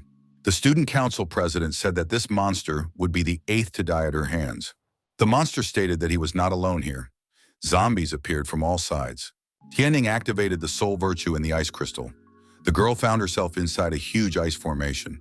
The monster realized that the girl had become unreachable and said that she was worth something. However, she had signed her own judgment. How long would this crystal last? Chongjing said that the people hiding underground had finally crawled out. He commanded the zombies to keep an eye on this crystal. Minhee came to the surface and said that all the zombies were near their mommy because they couldn't open the door. The queen said that this hunter destroyed her comrade, so now he would take his place, although she didn't like that one either. The queen added that she would eat that person from the inside first. Minhee thought, before the bloody aura dissipated completely, he should deal with this woman in one blow. However, the queen was hiding behind a large number of zombies. Minhee realized that this woman was quite cunning. She realized that he was at the peak of his power right now, so she avoided a one-on-one battle. The hero had to resist the attacking zombies. Fan Nia Rong saw Liu Feng and said that he had received their signal. She added that the weak point of the zombies was the tongue. Minhee thought that these things were very tenacious. The blood fist didn't work. If the tongue is intact, they don't die at all. Lu Feng with his sniper rifle came back to help. He told Minhee to break through. He would cover. Minhee said he understood and rushed towards the armed and embittered zombies. Tianning was still inside the crystal. There were more and more zombies around him. The girl suddenly activated her internal reserves and destroyed the crystal from within. The zombies immediately pounced on her. She thought that after using the technique, her mobility had decreased. Now she would have to fight just like this. One of the female students exclaimed in surprise, "Was their president really in this situation?" It was Jian Wen. She was wearing a fireproof uniform and had come back to help. Tianning asked why Jian Wen hadn't evacuated. She replied that she wanted to, but the situation worsened and she had to stay. Jian Wen asked in surprise why the zombies weren't burning. The president replied that their weak point was their tongue. The flames only hold them back for a short while. Tianning said that one should not relax. These zombies might be stronger than they appear. Tianning helped deal with the zombies, but Jianwen said she could have handled it herself.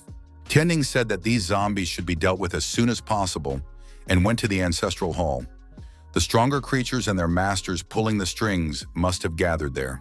The girls agreed to cover each other and took up their respective positions. Lu Feng continued to take aim at the zombies. He looked through the scope and was surprised to see Ming. He still managed to point a finger up, even though the enemies were pressing in from all sides. The queen was furious. The zombies can't even slow down this hunter. They're useless trash. The blood beast ability was activated, and Zhou Tao attacked our hero. The young man thought he managed to strike before the blood meridian dissipated. The queen was deactivated. Zhou Tao rose to her feet and said that not much time had passed, and the hunter had already become stronger. But it still wouldn't help him. The woman noted that the young man's energy was weakening. Ming He wondered, how can she speak after such an attack? She really knows how to hold a punch. Judo said that this body is weak for now, but she will find a replacement for it soon. Minghu replied that this woman is in for a bad end. She will be sprawled on the floor. Suddenly, Changjung appeared between our hero and Zhou Tao and blocked the young man's path. Minghu did not hesitate to land a staggering blow on his opponent. Changjing said that this strike was too weak, and now he would deal with the hunter himself. The monster landed a crushing blow, but the young man dodged and jumped aside. Minghe thought that Changjung had become much stronger. These things evolved too fast.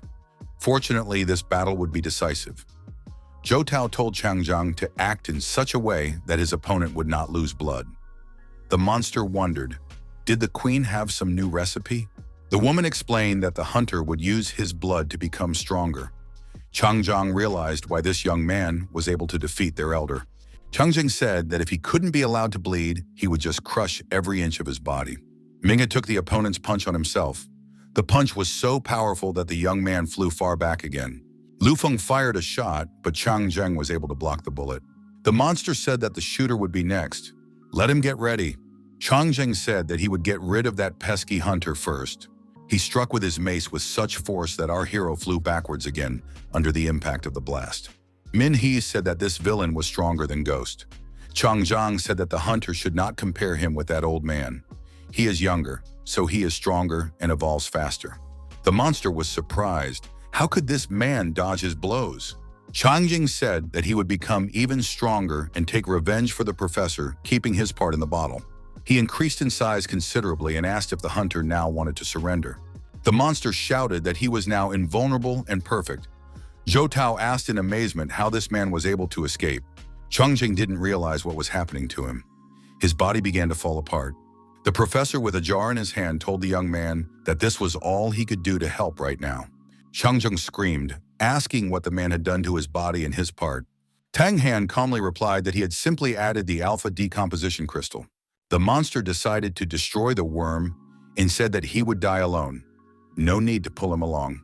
Minghe said that until a few seconds ago, Changjung had called him Little One, and now he was ruthlessly destroying him. How can he be called a highly intelligent being? The protagonist declared that such vermin should disappear from the face of the earth and gave the monster a crushing blow. Changjung replied that the man was still too weak. He couldn't even scratch him. The monster laughed and said that he couldn't even feel those blows. Now he would show what a real punch was. Lu Feng took another shot and wondered again, why can't the bullets take this monster? Zhou Tao appeared behind his back, preparing to strike. At the last moment, Liu Feng jumped aside and avoided the attack. The queen wondered, how could the man do this? Liu Feng didn't understand how she managed to sneak up so stealthily. Zhou Tao said that this man would not escape her. The woman released her tentacles and Liu Feng found himself captivated. She pronounced that naive sheep like him are the most delicious. Ten Ning suddenly appeared and demanded that Liu Feng be released. He told the president that the opponent was at least a Lord-rank monster. The girl replied that she knew, but among all the students, she was the only one capable of defeating it. Tianning told Wenwen to keep her distance and not to approach. She replied that such things are usually afraid of fire. Zhou Tao said that everyone was finally all together. Now we wouldn't have to send the kids out to look for it. She looked at Wenwen and said that her flesh looked tender. It would taste great. Wenwen told Tianning to take Liu Feng away. Wenwen used the explosion technique and said that she was about to destroy this monster. This was followed by a flame shot. The attack was well-timed and reached its target. However, the queen steadied herself and counterattacked. Wenwen flew far back.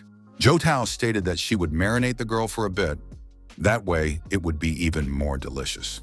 The woman said that she was already hungry, and it was time to put some parts of this girl into a jar. Tianning stood between them and declared that she would not let that happen.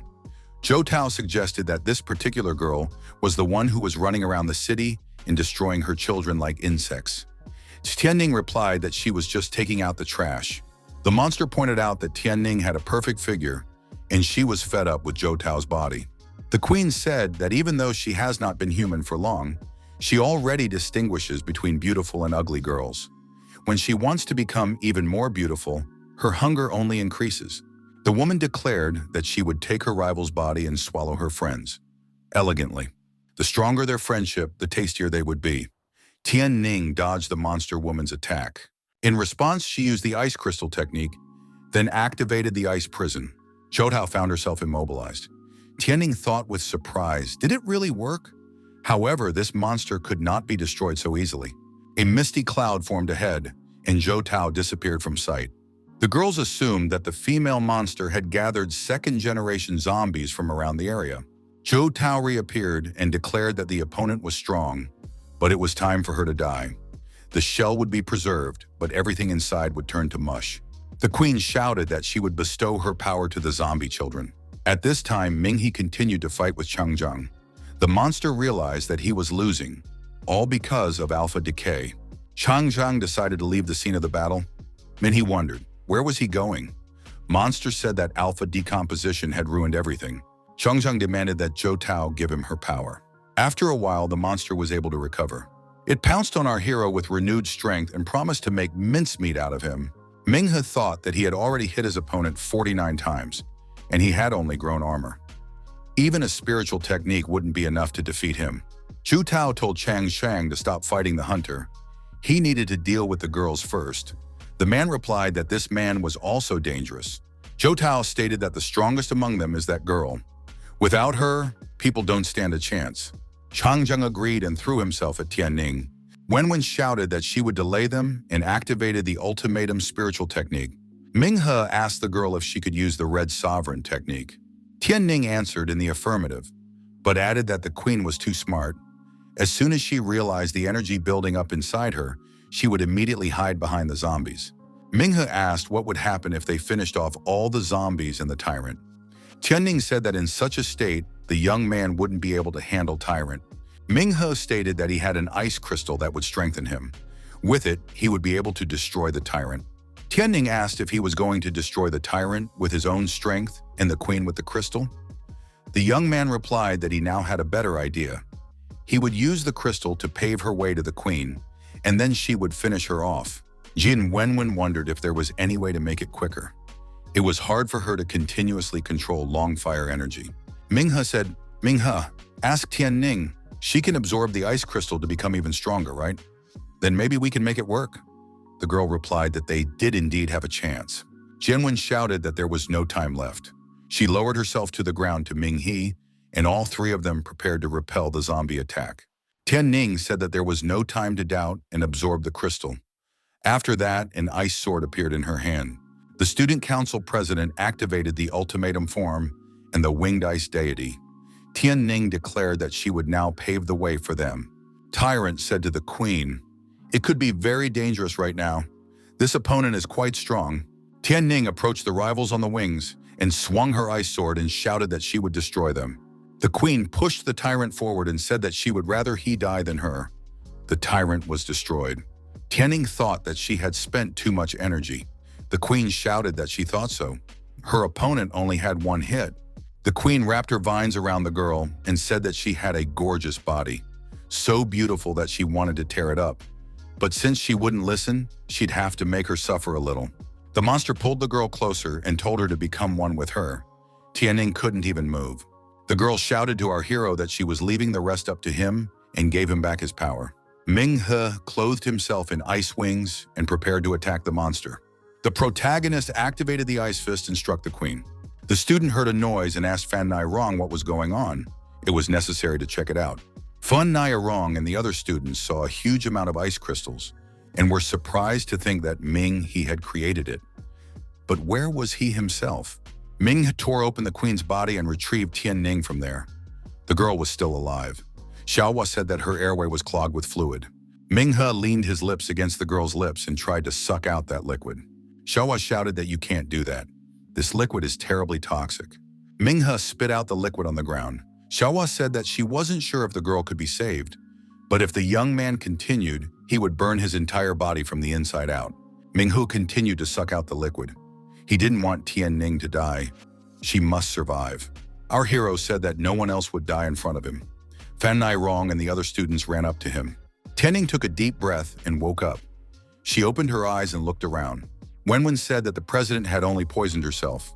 In the distance, Professor Tang Han appeared with a bottle in his hand. He shouted that it should be drunk as soon as possible. The queen's head was imprisoned in the crystal. One of the students said that he was very cool. He was able to handle such a monster. The professor told the young man that the other zombies had already been dealt with by the other students. However, they need to rest for a while. The medicine won't work right away. Feng Niarong said that the president has already started to be treated, so there is no need to worry. The wounds are serious but nothing life-threatening. The professor said he knew she was still worried about something else. He's done everything he can. Now we need to take care of those at the front. They will be able to retreat. The students in the forest saw that there was a lot of blood by the river.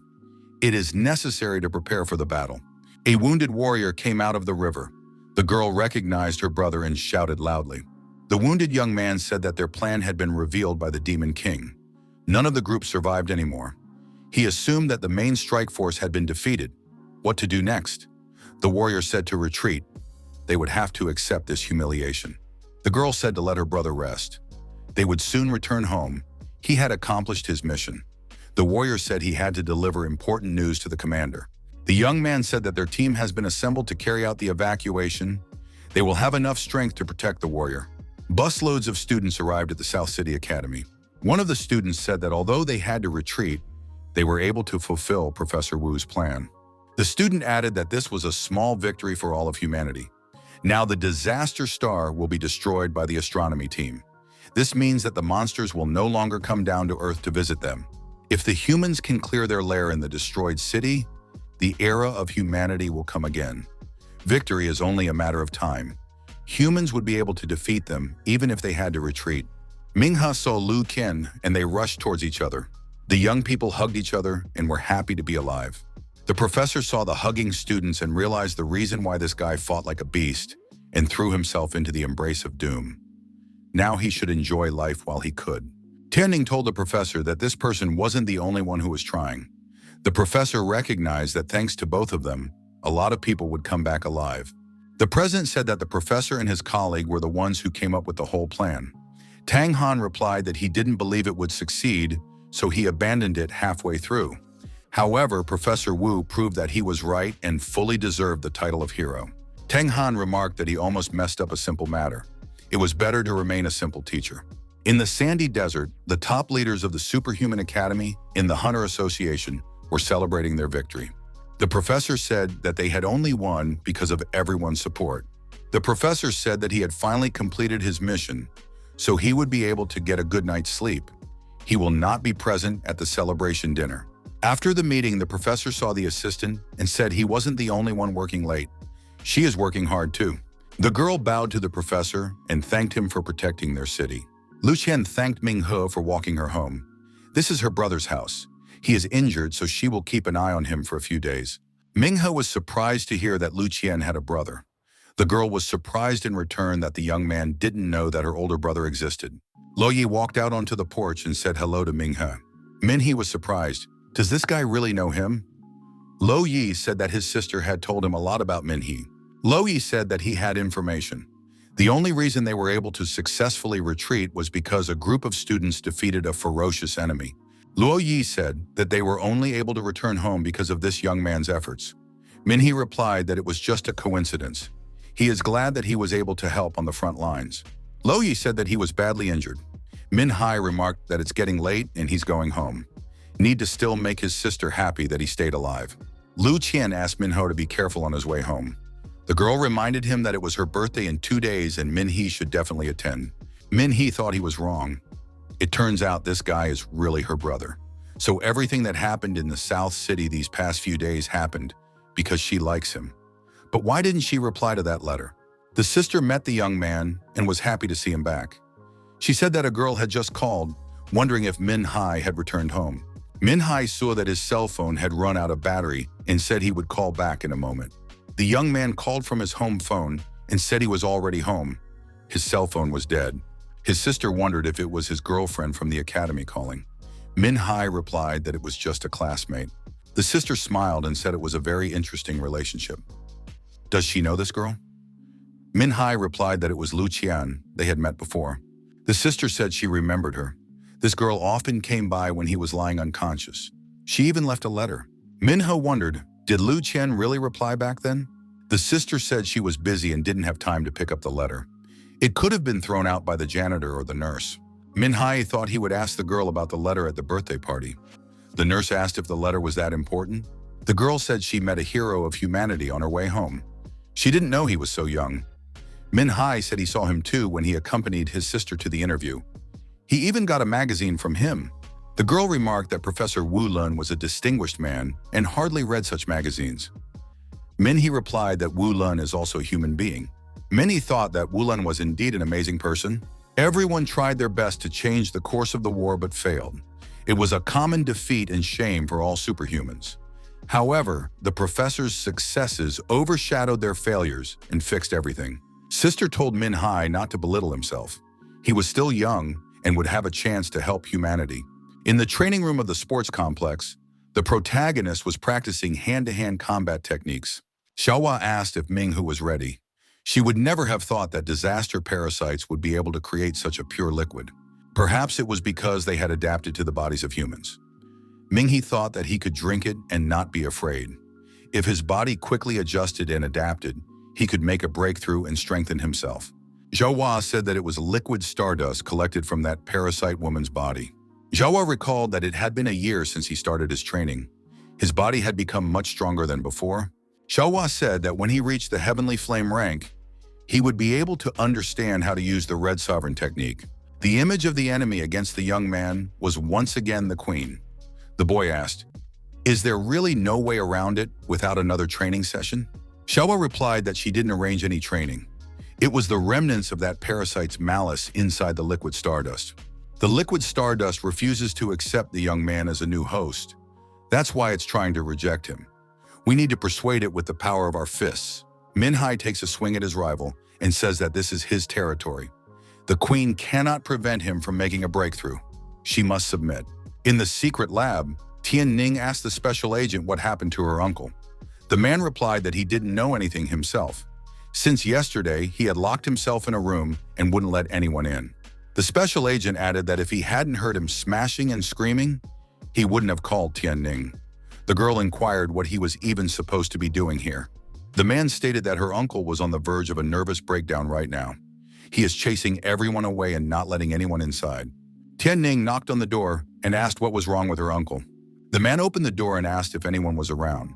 After making sure the girl was alone, he let her inside. Tian-ning asked, "Why did the uncle mess everything around here? Even if there's no progress in the research, there's no need to react so violently. One should just give oneself some time." The professor said that he hoped there would be no progress. Tian-ning was surprised to ask why he was so upset. The man replied that he had lost. Tian-ning wondered, could he still not get over what happened then? The professor said that they lost and he feels like a criminal. Tian-ning asked her uncle to calm down, stop shouting, and tell her what happened. People entered the room. The girl inquired who they were. The head of the Dragon Fang said that the plan had already started to take effect. The leader of the first group of Dragon Fang said that everyone was waiting for the professor's instructions. The leader tells the professor that they have the same goal, even though they haven't known each other that long. They may not succeed, but they shouldn't live a life of regret. The sister tells our hero that he looks great. He should try his best and bring the girl home today. The young man replied that he was just going out with his classmates and nothing more. The girl said that Min-hee has grown up quickly and can now take care of himself. She is very happy. Min-hee replied that it's all because of her care. Min-hee decided to buy gifts for the birthday girl and for his sister. On the roadway, our hero witnessed a car accident. The guy remembered the accident that happened many years ago. The drivers of the cars began to clarify relations and argue about who was to blame. Min-hye rang the doorbell, and the birthday girl opened it to him. The young man wished the girl a happy birthday. Lu Chian said she invited their old classmates. Min-hye said he wanted to know the girl's opinion on a matter.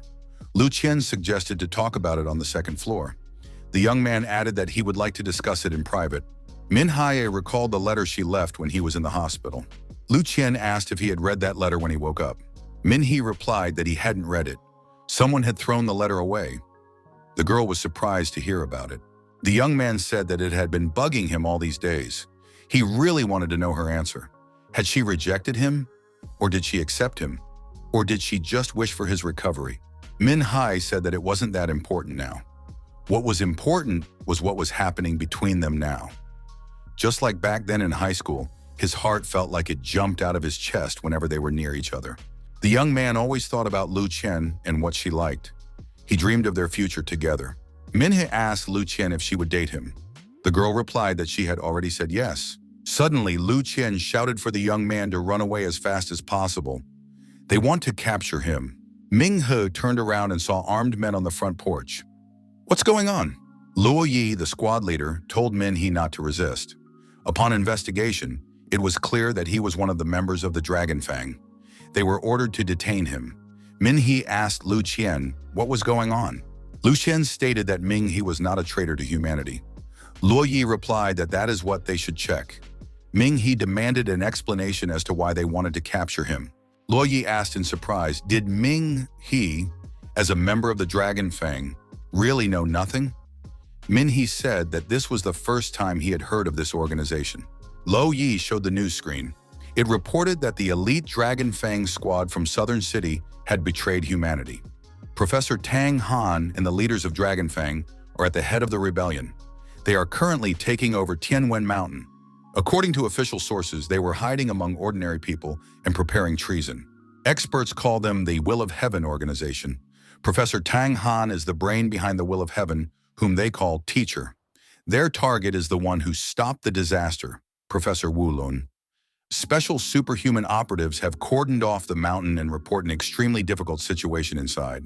Most of the members of the Will of Heaven have already been apprehended, but the special operatives have suffered heavy casualties and continue to evacuate the citizens. Min-hye couldn't believe his ears. Professor Tang Han couldn't turn out to be a traitor. It seemed impossible. Luo Yi said that if Min-hye was here, then he might not have participated in the plan. However, according to the data, he had joined the Dragon Fang a year ago and was secretly running errands. Luo Yi continued, the group the young man belonged to turned out to be traitors. They are at war against humanity. Min-hye was carrying out their orders without suspecting anything. That doesn't make him a member of the Will of Heaven. It's more complicated than that. Min-hye must cooperate with the investigation. He will be tried fairly. Luo Yi added that resisting will only confirm suspicions. Min-hye said he can't trust them. Luo Yi said he has faith in Min-hye and Lu Chian. He believes they have not succumbed to influence. Ming-hye has connections with Dragon Fang and Tang Han. He could be the key to the investigation. Luo Yi asked Min-hye not to resist. He promised that nothing would happen to the young man. Ming-hye agreed and promised to listen to Luo Yi. Lu Chian was indignant. After all, he had said he would help. Then why was he handcuffed? Luo Yi replied that it was a temporary measure necessary for safety. Sister has nothing to worry about. Luo Yi said for Lu Chian to go with them. She needs to testify. At the main gate of the astronomy department, there was a battle going on. The squad leader declared that Luo Ling was a traitor. If they dare to harm the professor, they will be eliminated. Luo Ling said that they should still hold out. More time was needed. Xiaohua was perplexed. Had the young man really been tricked into not joining the Dragon Fang? Ming-hye thought that he wasn't the kind of person who would rack his brains. To the Dragon Fang, he doesn't belong to the Dragon Fang. He knows that he hasn't done anything wrong. Xiaohua agreed. Perhaps the problem is with the higher echelons of the Dragon Fang or their internal conflict. Along with Luo Yi, the vice captain of the special unit, Hong Xiao, entered the room. Hong Xiao said that their organization had questions for Ming-hye. The protagonist asked to bring Lu Chian. She's the only one he trusts right now. Hong Xiao said that after analyzing the situation, they are inclined to believe that the young man was tricked, but they still don't understand what's going on. The vice captain admitted that they themselves are not completely sure. After all, they used to believe that the Dragon Fang was a reliable shield for humanity. But now the truth has been revealed. They have taken over the entire astronomy department and tried to destroy the hero of humanity, Professor Wu Lun. Hong Xiao said that Ming He's hands were clean. He has been manipulated. They hope he realizes the position he is in. Ming He wondered, does he really look like a brainwashed person? His mind is clear, he just doesn't realize what's going on. Hong Yao replied that they don't understand either. All 5 teams of the Dragon Fang have taken up arms, taken up positions on the mountain, and are not communicating. The negotiators can't reach them. Ming He asked if they are really being led by Professor Tang Han. Hong Xiao said she was 100% sure. The vice captain added that the young man was in contact with one of the commanders, Luo Lin. She was the one who assigned missions to him. Hong Xiao said that they need someone who hasn't fallen under the influence of the Dragon Fang and realized what's going on. They believe that among those people, there are people as deluded as Ming He. If the young man can contact them, he might be able to convince them that they are wrong. Then there will be a chance of salvation. Hong Xiao said that Ming He will become their contact. They are absolutely certain. Since his awakening a year and a half ago, he has not been their liaison. He acted voluntarily, driven by a sense of duty to humanity. Hong Xiao said that Ming He is needed to infiltrate the Dragon Fang and possibly rescue Professor Wu Lun. The vice captain showed the map and said that before the communication broke down, they received a help signal from this place. Professor Wu Lun gathered his men and took shelter there. There are several hidden hideouts inside, but it is only a matter of time before they are discovered. Ming He asked what would happen to the other members of the astronomy department. Hong Xiao replied that they are also hiding in the same place. There was almost no time left. A full-scale assault would soon begin. We would have to break through their defenses at the gate. While the battle is going on, Ming He must find the professor and bring him to safety. Hong Xiao said that Ming He has 5 minutes to make a decision. If he agrees to cooperate, he will no longer be suspected. Otherwise, the young man will remain here awaiting trial. A decision needs to be made immediately. Lu Chian apologized. She should have warned Ming He earlier. Min He said that he would go to the mountain. He must understand the reason for everything that is happening. The young man asked Lu Chian if she believed him. The girl nodded affirmatively, although she admitted that she didn't understand why it was so hard for the young man to realize everything. Min He said he wanted to ask the girl a question and expected an honest answer. The staff members watching the young men were trying to figure out what they were talking about. Hong Yao entered the room again and asked if Ming He had made a decision. The young man replied that he was willing to cooperate. The vice captain said that they would send someone to escort him to the mountain. From there, he will go on his own. If Min He encounters an enemy, he must say that he is a member of the Dragon Fang. Then he won't be interfered with. Hong Xiao added that they will put a tracker on him and watch his every move. That way, they can control the situation. She also revealed that Luo Yi will go with him, which will make sure that Ming He won't betray them. The captain explained that these were preventative measures and apologized for them. Luo Yi told Ming He not to worry. After all, the purpose of their mission is to rescue Professor Wu Lun. As long as their goals coincide, he will help. Hong Xiao expressed her confidence that Ming He will not disappoint her. Lu Chian stated that she wants to go with them. The girl's brother said it was too dangerous. Ming He reminded her of the threat as well. Lu Chian objected, Ming He can't trust everything they say here, and her brother doesn't trust Ming He. If they can't trust each other, how will they agree? Without trust, they can't save the professor. Hong Xiao recognized that the girl was right. Ming He and Luo Yi once again expressed that Lu Chian should not go. But Hong Xiao made a decision.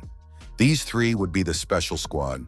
The special purpose squad reached the dormitory of the astronomy department.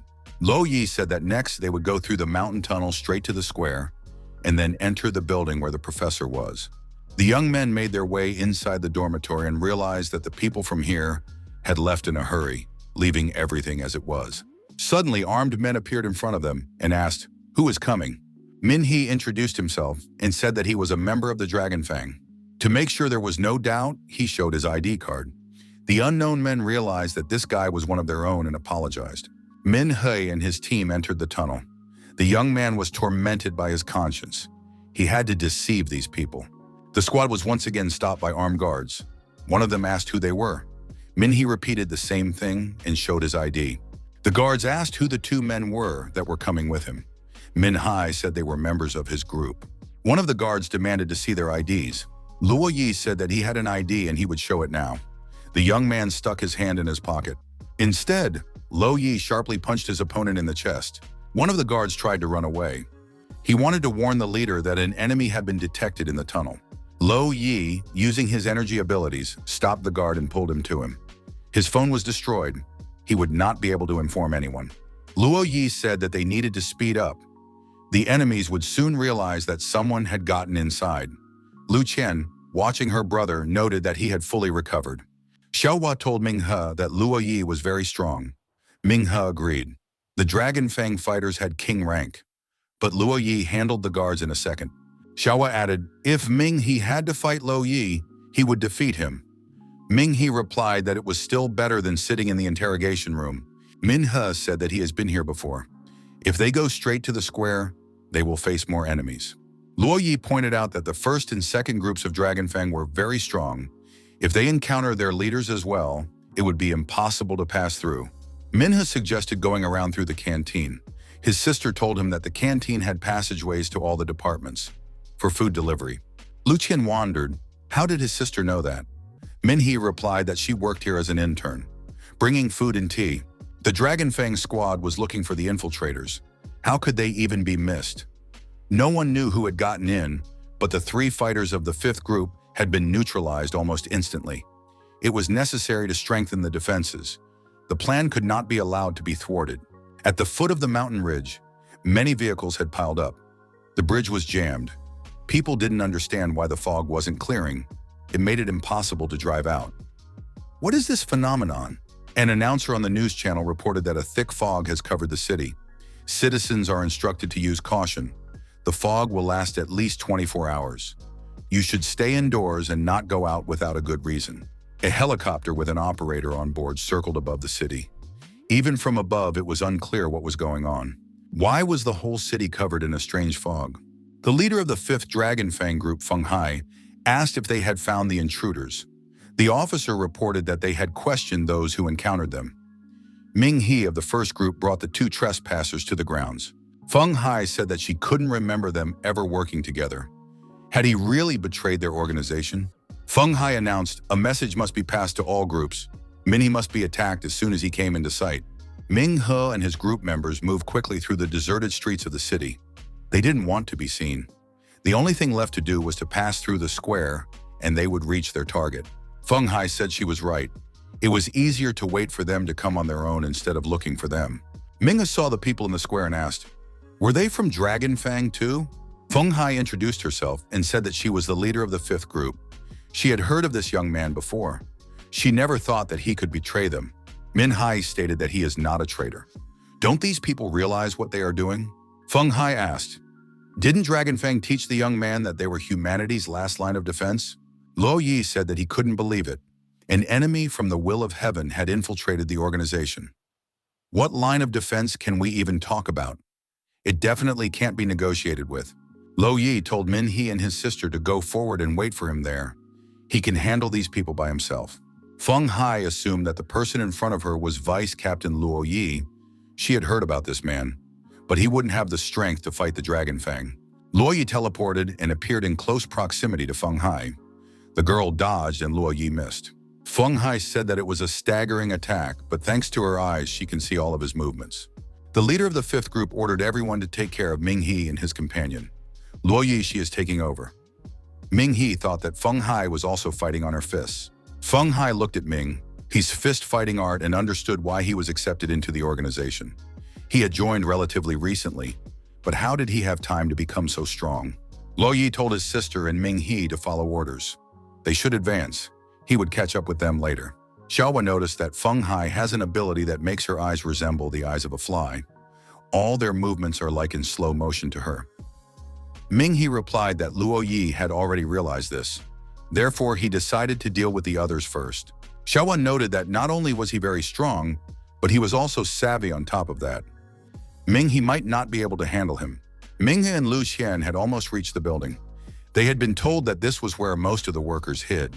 Feng Hai had been deactivated, with almost all of her group members eliminated. It seems that the intruder is extremely strong. The warrior took Feng Hai in his arms and swore that he would destroy this opponent with his own hands. Inside the building, everything was quite unusual. Ming-He couldn't believe that everything here was built out of aluminum. Everything looked like the rest of the buildings. There were 5 levels here, but there was no basement. Min-He assumed that it looked like a maze. It would be hard to figure out.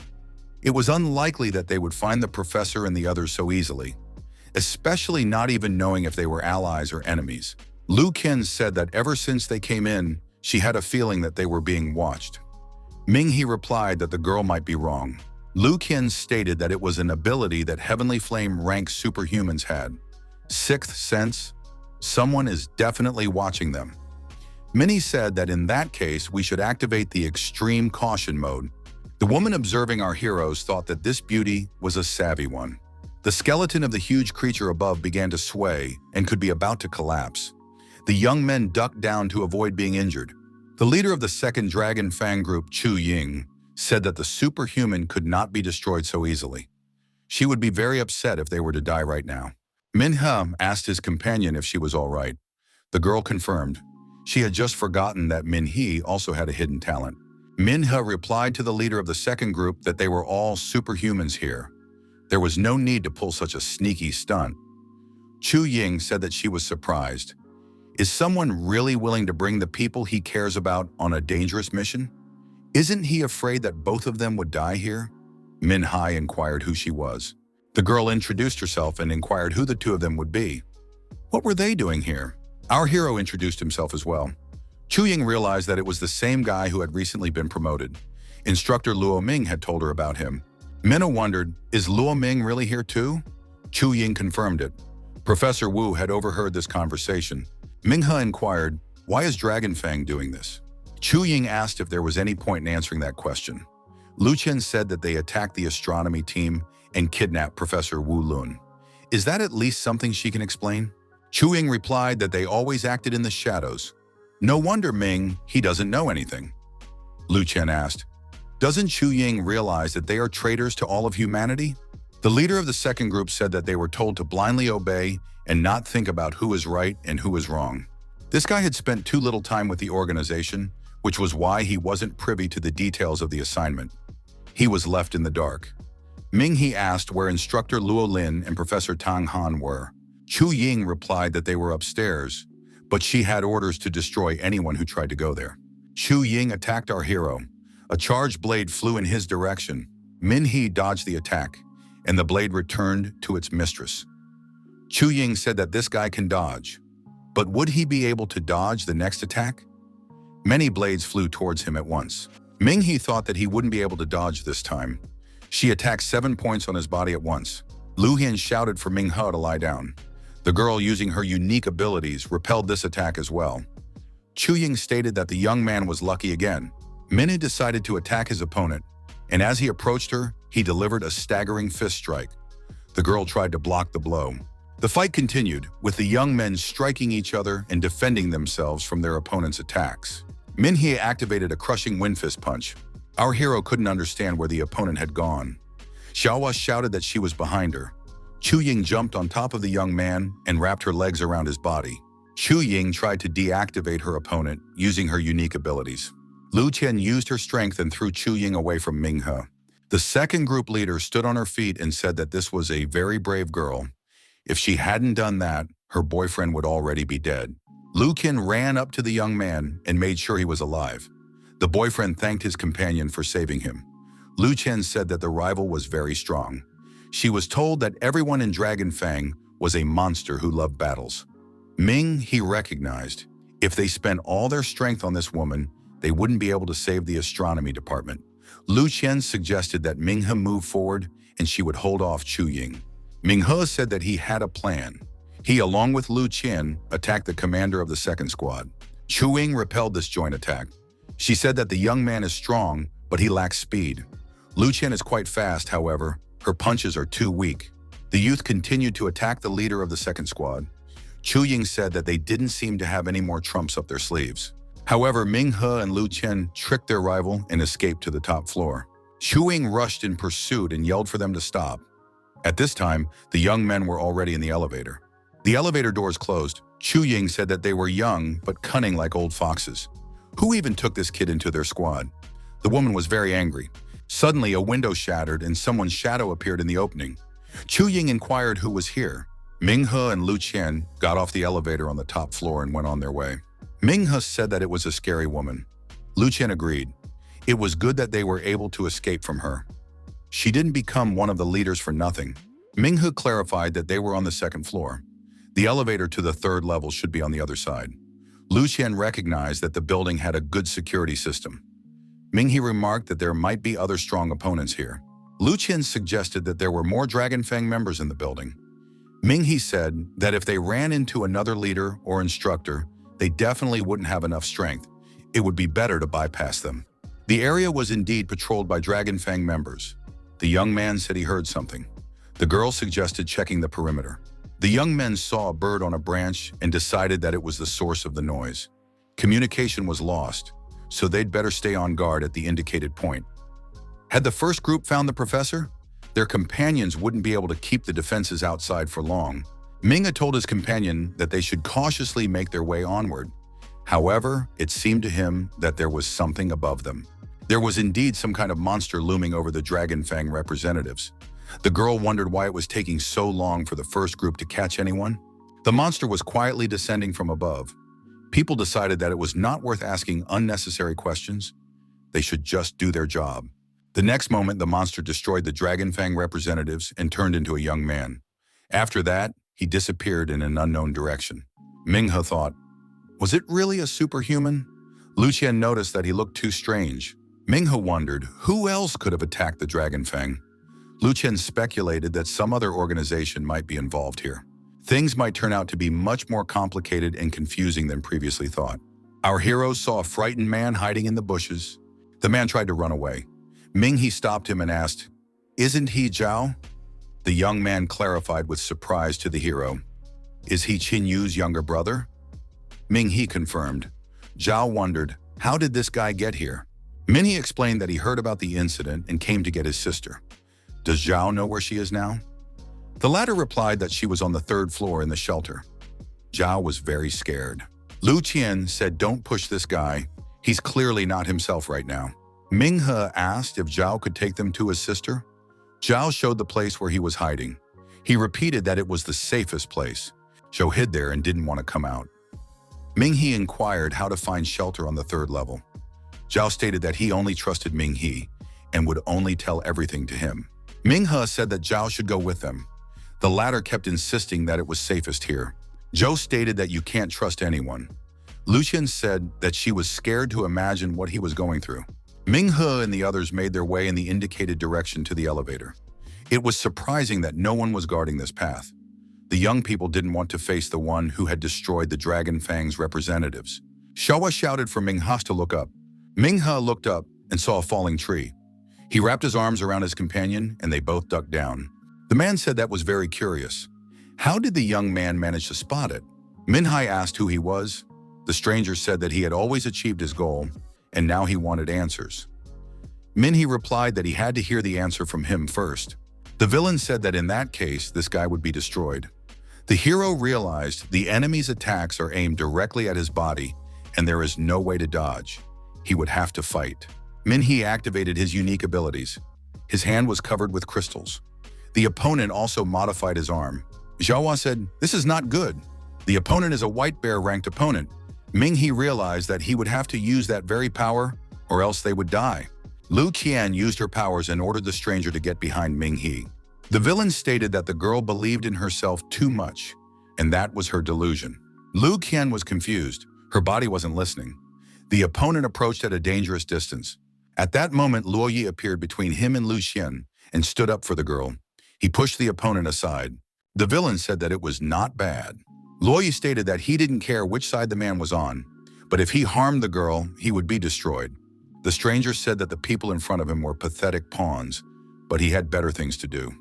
He turned around and disappeared into a neighboring building. Luo Yi asked the young men if they were okay. Minghe said that this guy wasn't from Dragon Fang. He could have sneaked in here just like them. Luo Yi noticed that many organizations were eager to rescue Professor Wu, including those that were operating in the shadows. Minghe said that there was a familiar aura coming from this guy. Luo Yi asked if they had gathered any information. Minhe replied that his sister was in the shelter on the 3rd floor. Minhe added that there were strong Dragonfang fighters on each floor. Other organizations have also infiltrated inside. Luo Yi told them not to go too far away from him.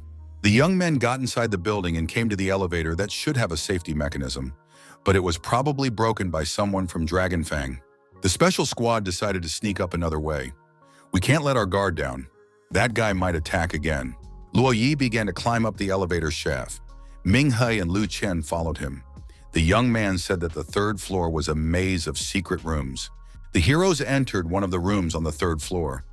There were many dead people around. Minghe said he knew how to find the right room and pointed out the direction. Zhao said for Minghe to stop. There's a secret room behind the wall, and it contains something interesting. Minghe discovered a secret door leading to that room. The girl wondered, how did he know that? No one had survived inside. Minhe said that there was something he needed here. Minghe discovered the diamond rank crystals, purple flame, and ash lightning. Xiaohua said that he would rise a lot at their expense. Luo Yi wondered if Minghe had decided to engage in looting. Minghe also found the snow steel and acid dust crystals. The young man replied that it was for last resort. It would help him become stronger. Luo Yi also wanted to know how the young man realized that there was a secret room here. Minhe replied that he was able to sense such crystals. The young men were at an impasse. Luo Yi asked if Minghe really had the correct information. The young man said that he needed to concentrate. Our hero saw the signs on the wall and said he found the place. He needed to enter the password. After entering the correct password, the wall went forward and the space in front of them expanded. Minhe stated that there would now be disinfection. Disinfecting liquid did indeed pour down from above. An armored door appeared in front of him. He said that the hideout was right behind it. Minhe was able to open the door and get inside. Those inside sounded an alarm. An outside intrusion had been detected. One of the women said that it was Minhe, Qinyu's younger brother. Qinyu saw her brother and rushed to his neck. The young people hugged each other. There was a car accident on the roadway. The police and ambulance had already arrived. Passers-by said with regret that 2 children were left without parents. On any road, one must observe traffic safety. At the hospital, the boy and girl sat waiting at different ends of the couch. An officer passing by said that the preliminary results of the investigation were ready. The police officer added that the young boy's father was speeding and ran a red light. He was the reason for the accident. The girl approached the boy and told him that his family was gone, just like hers. The boy apologized. The girl grabbed him by the shoulders and told him he had to take responsibility. The boy was scared. These memories flashed through our hero's mind. He was glad that Qinyu was alive and unharmed. He felt responsible for her all this time. Qinyu asked, "Why is brother here? Isn't he afraid of getting killed?" Minghe was glad that his sister was fine. After all, he had no one left besides her. Minghe told her not to worry. After all, her brother was very strong now. Qinyu asked if he had encountered anything strange along the way. The girl said that it seemed to her there were some monsters here. Some people present were also acting strange, as if something had taken over their minds. Luo Yi said that there wasn't much time. They should be taken to Professor Wu. Minghe asked if they knew where the professor was. Luo Yi introduced himself and said that they are here to rescue the professor. It can't be ruled out that the enemy already has him. One of the girls told her friend that a lot had already happened, so it was worth coming clean. The girl approached the vice commander of the special unit and said that she knows how to get to the 4th floor. She is one of those in charge of security measures in the astronomy department. There is a transport helicopter on the 5th floor of the building in case something serious happens to the astronomy department. In that case, it is used to evacuate important documents and staff. Luo Yi assumed that Professor Wu and the others were trapped on the 4th floor because they wanted to get to the 5th floor and escape. The girl stated that the 4th floor was their secret library. Research on various monsters collected over the past 10 years is stored there. There is speculation that the enemy wants to not only capture the professor, but also destroy the library with vital information for humanity. A staff member reports that not only papers and photographs are stored there, but also monster specimens. That's the most valuable thing there is. It was no surprise to Luo Yi that Heaven's Will was eager to break through. But the most important thing was to find the professor. The staff member explained, When they were attacked, the professor and his team were the first to reach the shelter. They wanted to take the valuable samples with them. Sister Jo Shu said she knew how to go up to the 4th floor. The girl walked up to the wall. After scanning her pupils and entering the correct password, the tunnel upstairs opened. The men decided if they wanted to get out of here alive, it was best to get to the helicopter on the 5th floor. It was reported that the defense barrier had been attacked. Min-hee and the others saw the destruction on the top floor. Chu-Shu said that the barrier is still holding, which means the professor is inside. He must be saved. The next moment, Ming-hee saw something sharp pierce through Jo-Shu's body. Kai-Ting, who did this, said that she too was having a hard time right now. She and Jo-Shu had been like sisters for many years, but she had never told her how to get to the 4th floor. But she trusted this guy. Cai-Ting began to peel off the skin on her face. It was a mask. The monster that appeared in its place said that it could finally go wild. It would destroy everyone now. Those present were frightened. What on earth is going on here? One of the guards said they didn't need to know and destroyed the one standing next to him. The two monsters stood back to back and threatened everyone in the room. Ming-he said that the one in front of them was no longer Kai-Ting. The monster stated that he was very calm. Was he really prepared for something like this? Another monster said that they shouldn't touch the others yet. She should help him first. Suddenly, another monster appeared, the same person that the heroes had caught earlier. Luo Yi assumed that he was following their squad. The stranger stated that he had finally united with his comrades. He hoped that he would now be able to socialize closer with the humans. The villain said that he didn't mind finishing off everyone present. Luo Yi prepared for battle. The alarm sounded again. The defense barrier has been breached. The villain said that these people were lucky. They had an urgent matter. They needed to help someone. They immediately disappeared from the room. Logi said that if the villain was alone, he would have handled him. But there were two other subordinates beside him. Min-hee stated that they were parasite monsters. Min-hee added that he had encountered these before. They take over people's bodies and mimic their behavior. They are evolved monsters that can live among humans. Lu Chian wondered, how could something so horrible exist? She had never heard of such a thing before. Luo Yi replied that this was not the time to discuss it. These three are very strong and headed toward the professor. They need to help them. Luo Yi said that Min-hee's mission is over for now. Now his mission is to go back. He must get Lu Chian out of here and protect her at all costs. Lu Chian objected. They must save the professor together. Luo Yi said that the girl is overestimating herself. Does she really think she can save humanity? She doesn't even realize what rank this monster was. The minimum white swan. Min-hee agreed that Luo Yi was right. If they fight right now, they will die. The most important thing was to get out of here alive. Luo Yi added that they definitely needed to survive. The monsters and the professor should be forgotten. The injured Jo Shu said that they should go up to the 5th floor and get out of here. Her friend said that there was a first aid kit on the helicopter and Jo Shu should hold out a little longer. The woman responded by saying that she couldn't trust anyone. Ming-he assumed that the frightened Zhao had gone through something similar. Qianyu didn't understand what they should do now. The girl asked, should they go to Professor Wu or the helicopter on the 5th floor? Ming-hee replied that they should get out of here. The young men went up the escalator to the 5th floor. They saw the helicopter, but it was still protected by a barrier. There was no need for a pilot. The destination had already been established. All personnel should get on board within 15 minutes. Min-he told his sister that he needed the key card he received from Jo Shu. After using it, access to the helicopter was unlocked. Qianyu told her brother that there were some samples left here, which was why Jo Shu insisted they come here. Lu Chian asked if Ming-he was following them. The young man stayed by the barrier control panel. Ming-he closed the barrier, and only the two girls were near the helicopter. The people present shouted, "What is he doing?" After all, they are not on board yet.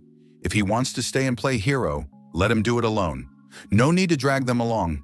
Chunyu told her brother not to do anything stupid. Lu Chian added that they will fly away together. Min-hee replied that he can't do that. Min-hee stated that he can only trust these two girls. One of the staff members said that he is the head of the department and the young man should protect them instead of leaving them to perish. Who gave him the right to decide who stays and who flies away? Min-hee stated that he will decide everything with his fists now. A co-worker said that this guy is crazy. He's betraying all of humanity. Min-hee asked who told this person everything. He wondered what it was even about. Min Hai said that their department was supposed to be cut off from the outside world, and they certainly shouldn't know about someone like him. The staff member was indignant. How could Min Hai suspect him of anything? Min Hai said he knew who was in front of him. He threw a punch at his opponent, and he flew backwards. People didn't understand. Is Min Hai really in favor of monsters too? Min Shi demanded that everyone look at that person. He is not a human at all. The victim started to change his appearance. His shell was tearing. He turned into a monster and said he couldn't believe it. Is this guy still not relaxed? The monster added, Min Hai was right about one thing. He was planning to get into the helicopter and massacre the place. But he was tired of waiting. He was hungry. Those juicy people were running in front of his eyes, and he was having a hard time holding back. People were panicking and didn't understand what was happening. Why was everyone turning into monsters? Min Ha told everyone to step aside. The monster declared that it would swallow Min He first and rushed to attack. Ming He went on the attack as well. Zhao Hua said that this guy is as strong as a Tyrannosaurus Rex. We need to be careful. Ming He put up a decent resistance and started tearing the monster apart, reducing the number of its snake heads. The monster was surprised. Is this person really a heavenly flame rank? He is very strong for his age. The monster admitted that he had underestimated him. Min Hai stated that thanks to the other monsters, he was able to rise quickly. The monster said, if the young man had fought Lord Hui Zhao, he wouldn't have been so cocky. It was about someone who had a stinger instead of an arm. The monster added that Hui Zhao had left Ming He alive to practice destroying people like him. Ming He laughed and asked, how did it feel to have one of the snake heads ripped out by his victim? Min He noticed that the monster has 5 heads and each one can speak, so it has 5 portions of liquid stardust inside it. That's perfect. The monster will make him even stronger. The fight continued. Min He grabbed the snake heads again. The monster laughed. A human only has 2 arms after all. However, our hero continued to strike with his legs. One of the powerful blows hit the monster in the stomach. It knelt down and said that it was very painful. Xiaohua said that the monster's lower body had not yet completed its evolution. That's where one should hit. Ming He activated his spiritual technique and used the quick shadow fist. He moved with tremendous speed and landed a massive amount of blows, mostly on the opponent's lower body. Thanks to the spiritual technique, the monster was deactivated. The star technique completed the destruction of the enemy. Ming He walked closer to the monster lying down and heard the snakeheads arguing with each other. He stated that he was tired of listening to this chatter. Xiaohua said that Ming He was right. Because of the 5 heads, the monster really had 5 portions of liquid stardust. In order to be similar to humans, they had also changed their internal essence, making it similar to humans. It could safely be consumed. Xiaohua told Ming He not to hesitate. He could imagine that it was just water. In that case, the young man would become even stronger. Our hero obeyed his advisor and took the liquid stardust. His body immediately began to undergo a corresponding transformation. Xiaohua asked her mentee, how did it feel? Ming He suggested that he had become stronger by an entire rank. The woman said that until now his body was too weak. He must realize that all this time while he was in a coma, he had continued to cultivate. His spirit was getting stronger while his body didn't change at all.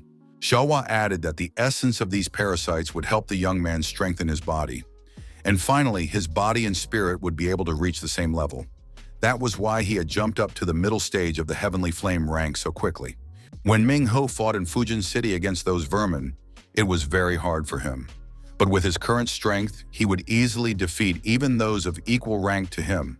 Xiaohua noticed that if a guy was now a Heavenly Flame rank, he could freely use the Purple Flame technique. The Red Sovereign technique would be their trump card. At the current rank, he would be able to use it at most once, and then his body would shut down. Xiaohua said that Ming He is doing the right thing by hiding it. She still has no one's guess. The girls from behind the barrier shouted that there are only 10 minutes left. It's time to board the helicopter. Ming He said that someone else would still try to get on that helicopter, but they would have to go through first. Lu Chian didn't understand what this was about. Why are there so many monsters there?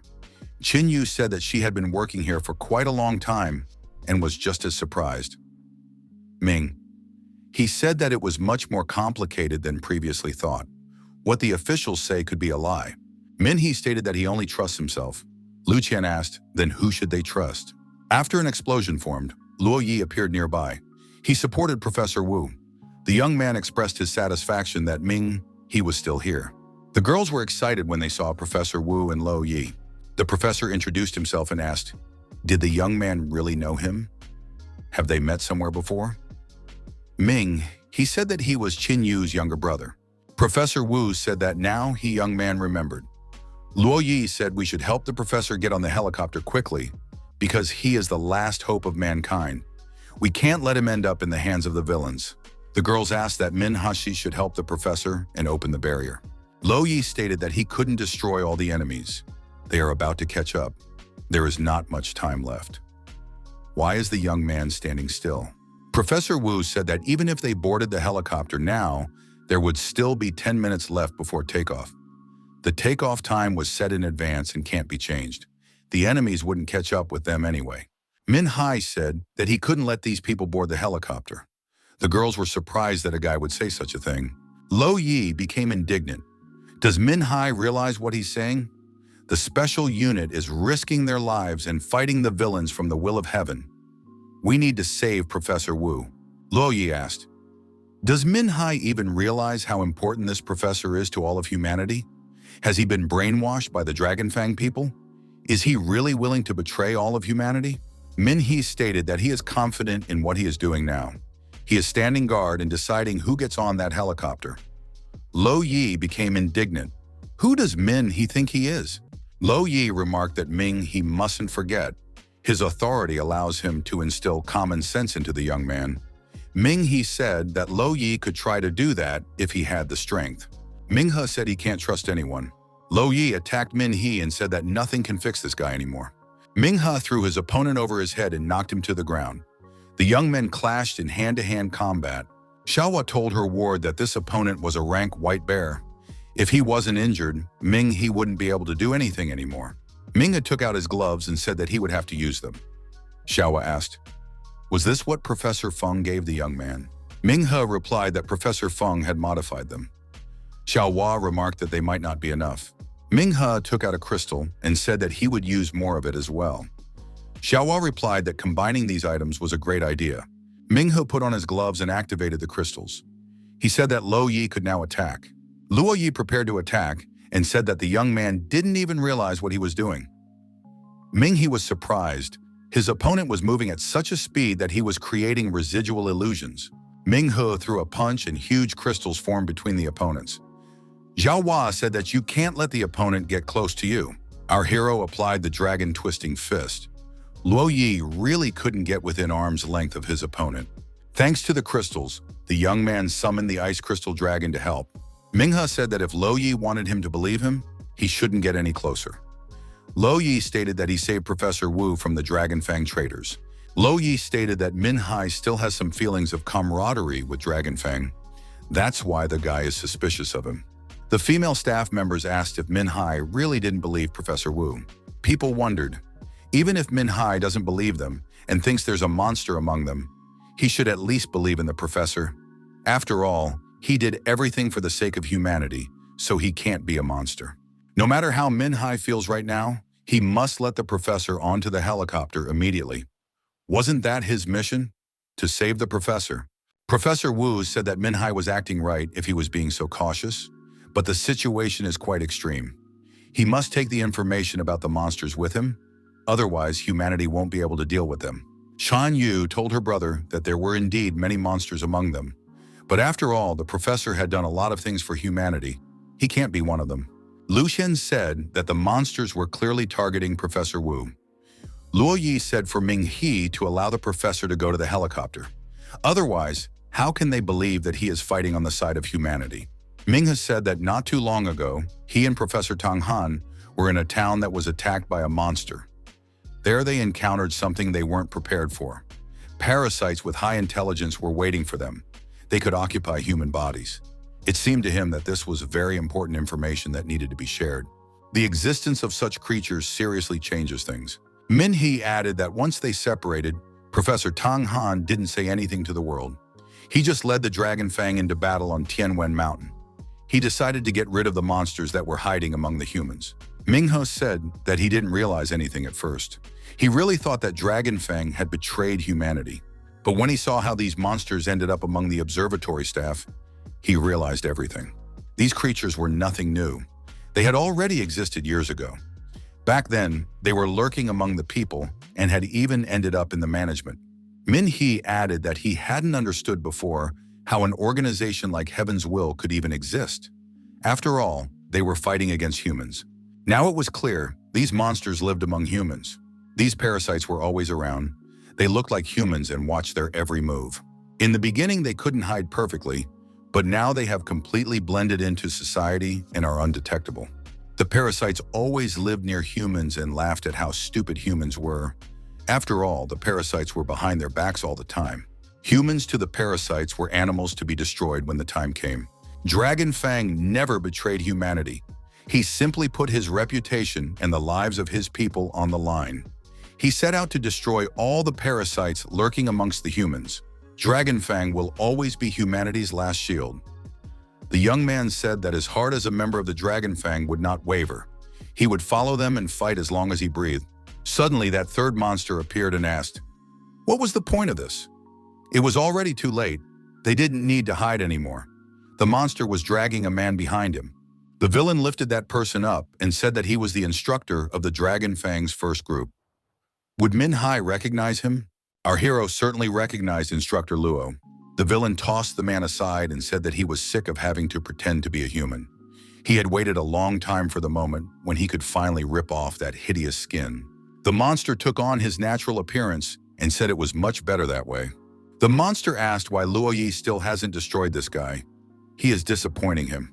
Luo Yi told the monster to shut up. The villain replied that it's too late.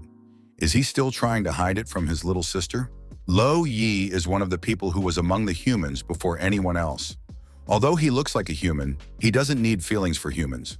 The monster grabbed Luo Yi and told him not to resist. Besides, he was badly injured. The monster stated that it's time for his sister to know the truth. He will help if this guy doesn't want to do it himself. The mask was torn off and Lu Chian saw what her brother really looked like. The villain told the girl to take a look at her favorite little brother. The monster apologized to his sister and said he never meant to hurt her. Lu Chian was scared and couldn't believe her eyes. The villain said to Big Brother not to worry. Even the highest species like them sometimes had pets. He had done a lot for their kind. Master will let him keep this girl as a pet. Luo Yi said that this monster doesn't understand anything. The monster replied that Luo Yi is a bit out of his mind. Professor Wu said for Luo Yi and Huizhao to calm down immediately. This was not the time to fight each other. The monsters bowed to their master. Professor Wu apologized to everyone for deceiving them for so long. After all, he is also one of the parasites. The professor said that he didn't agree with Huizhao. It was never torture for him to talk to people. It was an honor to work together with them. No matter how much they get smarter or evolve, both humans and monsters remain prisoners of their instincts. They are only animals that become either hunters or victims. Xin Yu was surprised after all. The professor had sacrificed a lot for humanity. He learned about the drop of life in the meteorite and predicted the arrival of the monsters. The professor made a plan to stop them. He helped destroy half of the monsters that deserted the humans. Xin Yu didn't understand. How could the professor be one of them? Suddenly, Professor Tang Han appeared, accompanied by Instructor Luo Ling. The professor said that everything Mr. Wu said 20 years ago was a lie. They didn't come from outer space. Tang Ming said that since ancient times, people have been looking at the stars, trying to find traces of other civilizations. However, they had no idea that another civilization was hiding under their feet. Deep within the earth dwelt these monsters. From the depths, they had come here. Everyone present did not understand how such a thing was possible. A staff member noticed that Tang Han was a member of the astronomy department back then. How could he say such a thing now? How could they have come from the bowels of the earth? Tang Han pointed to Professor Wu and said that he was the one who found the drop of life. But that's not true. The drop of life is actually a wormhole stone. There are many such stones underground. When two wormhole stones are next to each other, they activate and a wormhole portal opens. Meteorites with such stones are very rare, and wormhole stones underground are almost impossible to get to the surface. That a meteorite with such a stone would fall on another wormhole stone underground is virtually impossible. This has happened twice in Earth's history. The first time was when the dinosaurs died out. The second time was 40 years ago. Since then, mankind has lived in a period where monsters have appeared one after another. This means that the stones that open the wormholes were dug up in advance and placed where meteorites fell. Therefore, they were able to open one wormhole after another, from where countless creatures emerged. They call themselves a superior race that came from outer space, to exterminate humans and become the true owners of Earth. The staff assumed that all their research was useless, and they were getting paid for nothing. They had tried in vain to find traces in space. Those footprints kept hiding under their feet. Min had noticed that the plan to eliminate the monsters was a carefully planned lie created to drain humanity's weapons and resources before a large-scale war. Min He admitted that they had been utterly defeated. Tang Han agreed that it was a rout. Professor Tang Han said that they will not lose their last ray of hope. The Dragon Fang is humanity's last defense. Lo Ling added that even if they are all destined to die, they won't let these creatures get away. Lo Lin told our hero that Professor Wu is the leader of the parasite monsters. He is the one they have been searching for so long. He can't be allowed to leave. Hai just stated that the Dragon Fang is practically destroyed. There is no need for them to leave by helicopter. The monsters suggested that the masters should destroy all the people here and then open a wormhole to take over the city. Professor Wu replied that there were still strong fighters left in South City. Besides, Dragon Fang was severely exhausted from the battle with the monsters.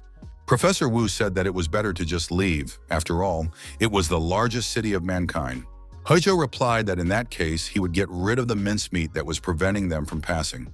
Luo Yi told the master that Minghe is trying to hold them back. The helicopter won't take off until 5 minutes later. This guy is trying to protect the girls so they can fly away, while he himself will stay here to fight. Lo Yi added that, while fighting Min He managed to damage the system responsible for the helicopter taking off. Min Ho now realized why the countdown to the helicopter's takeoff had disappeared. But when had he managed to do that? Haizha told Luo Yi to keep an eye on Master while he dealt with this person. The monster said that if it wasn't for Luo Yi, Ming He would be dead. Huizhou, approaching our hero, said that this man used to be afraid of him, but now he had the courage to stand right in front of him. The monster stated that people are very strange. Min He also prepared to attack and activated his battle fists, ice fists, and fire fists. Our hero's attack was swift and the monster flew far back, taking damage in the process. The villain steadied himself and said that this battle would be fun. Huizhou said that it was as if Instructor Luo hadn't even tried. Minghe got angry and pounced on his opponent again. The attack was very crushing, and under the impact of the resulting blast wave, many people present flew apart. Professor Wu thought that this person was hiding his true capabilities. No wonder several of his students had died at the hands of this young man. Minghe said that these monsters were just pathetic cockroaches that had crawled to the surface. They must return to their land, or he would personally bury them all. Huizhou was deactivated and lay among the crystals. After a while, Huizhou stood up and said that he had to admit there were some smart fighters among the Dragon Fang. He must be a little tired from the past battles, so it was hard for him to fight now. Huizhou said that humans may call them cockroaches, but they have powers that humans have never even dreamed of. Luoling told our hero that this creature has strong regeneration. It could be destroyed with just one blow. Min He replied that he understood everything. Our hero noticed that his opponent became much faster. The monster attacked the young man, however, he was able to dodge. Huizhou couldn't believe that the man had dodged his punch. Xiaohua said that the monster didn't have a single trace of the wounds it had inflicted. Its regeneration was amazing. He must have gotten it from the insects he devoured when he evolved. We'll have to use another crystal. Xiaohua shouted for Ming He not to yawn and dodge. The monster's web doesn't even burn. If it hits the young man with the web, it will tear it off along with pieces of its own body. Minhus said that if this web doesn't burn, we should try another way. Our hero applied an ordinary insecticide, and the monster was defeated. The villain could not do anything after this attack.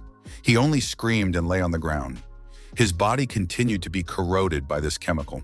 Miringa told Haisha to go back to the ground.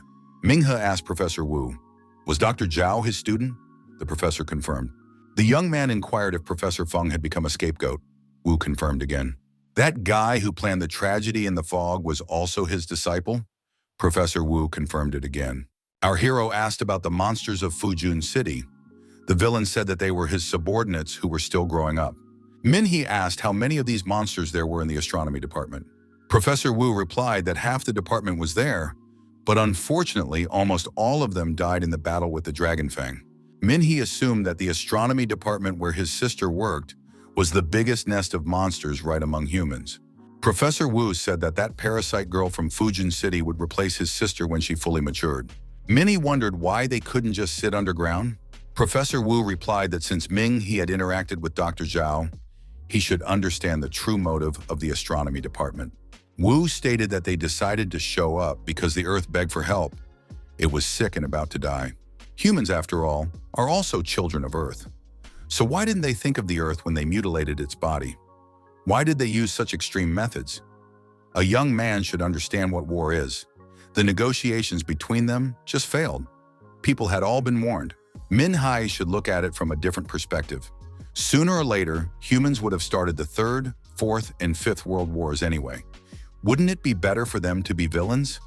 Right now, they are dealing with overpopulation and resource depletion. Min Hai said that these parasites should go away and people will solve their own problems.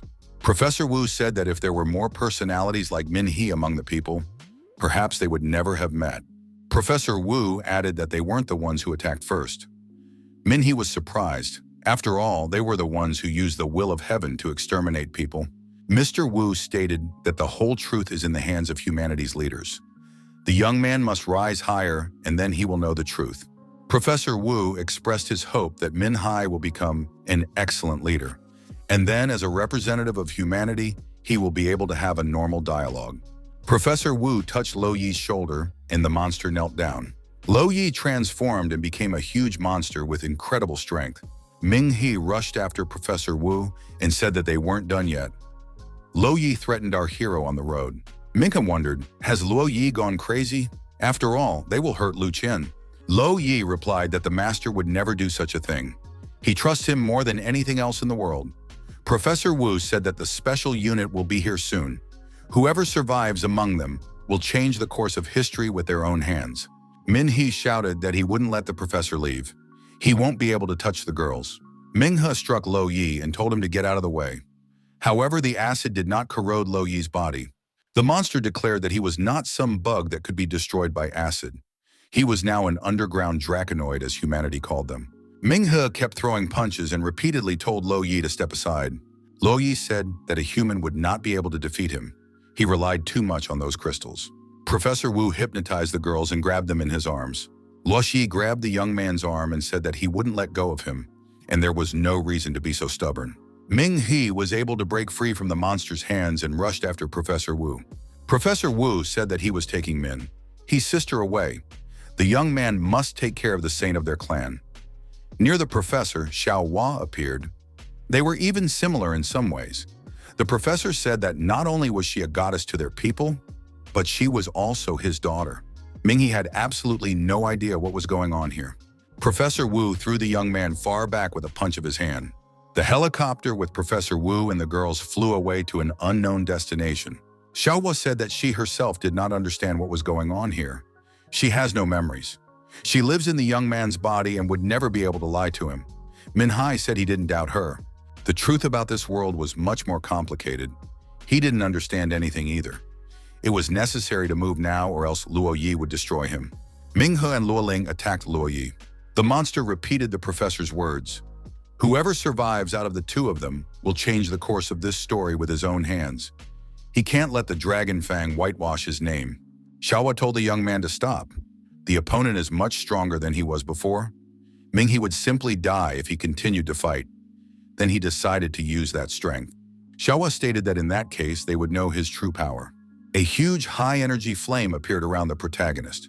Luo Yi thought that the young man was using his blood to rise in rank, but with such worthless strength, he wouldn't be able to protect Lu Chian. Our hero activated red sovereignty. Luo Yi said that even this ability won't be enough to defeat him. Lu Chian will only be safe around him. He is her big brother. Even if humanity is wiped out, he won't let a hair fall from her head.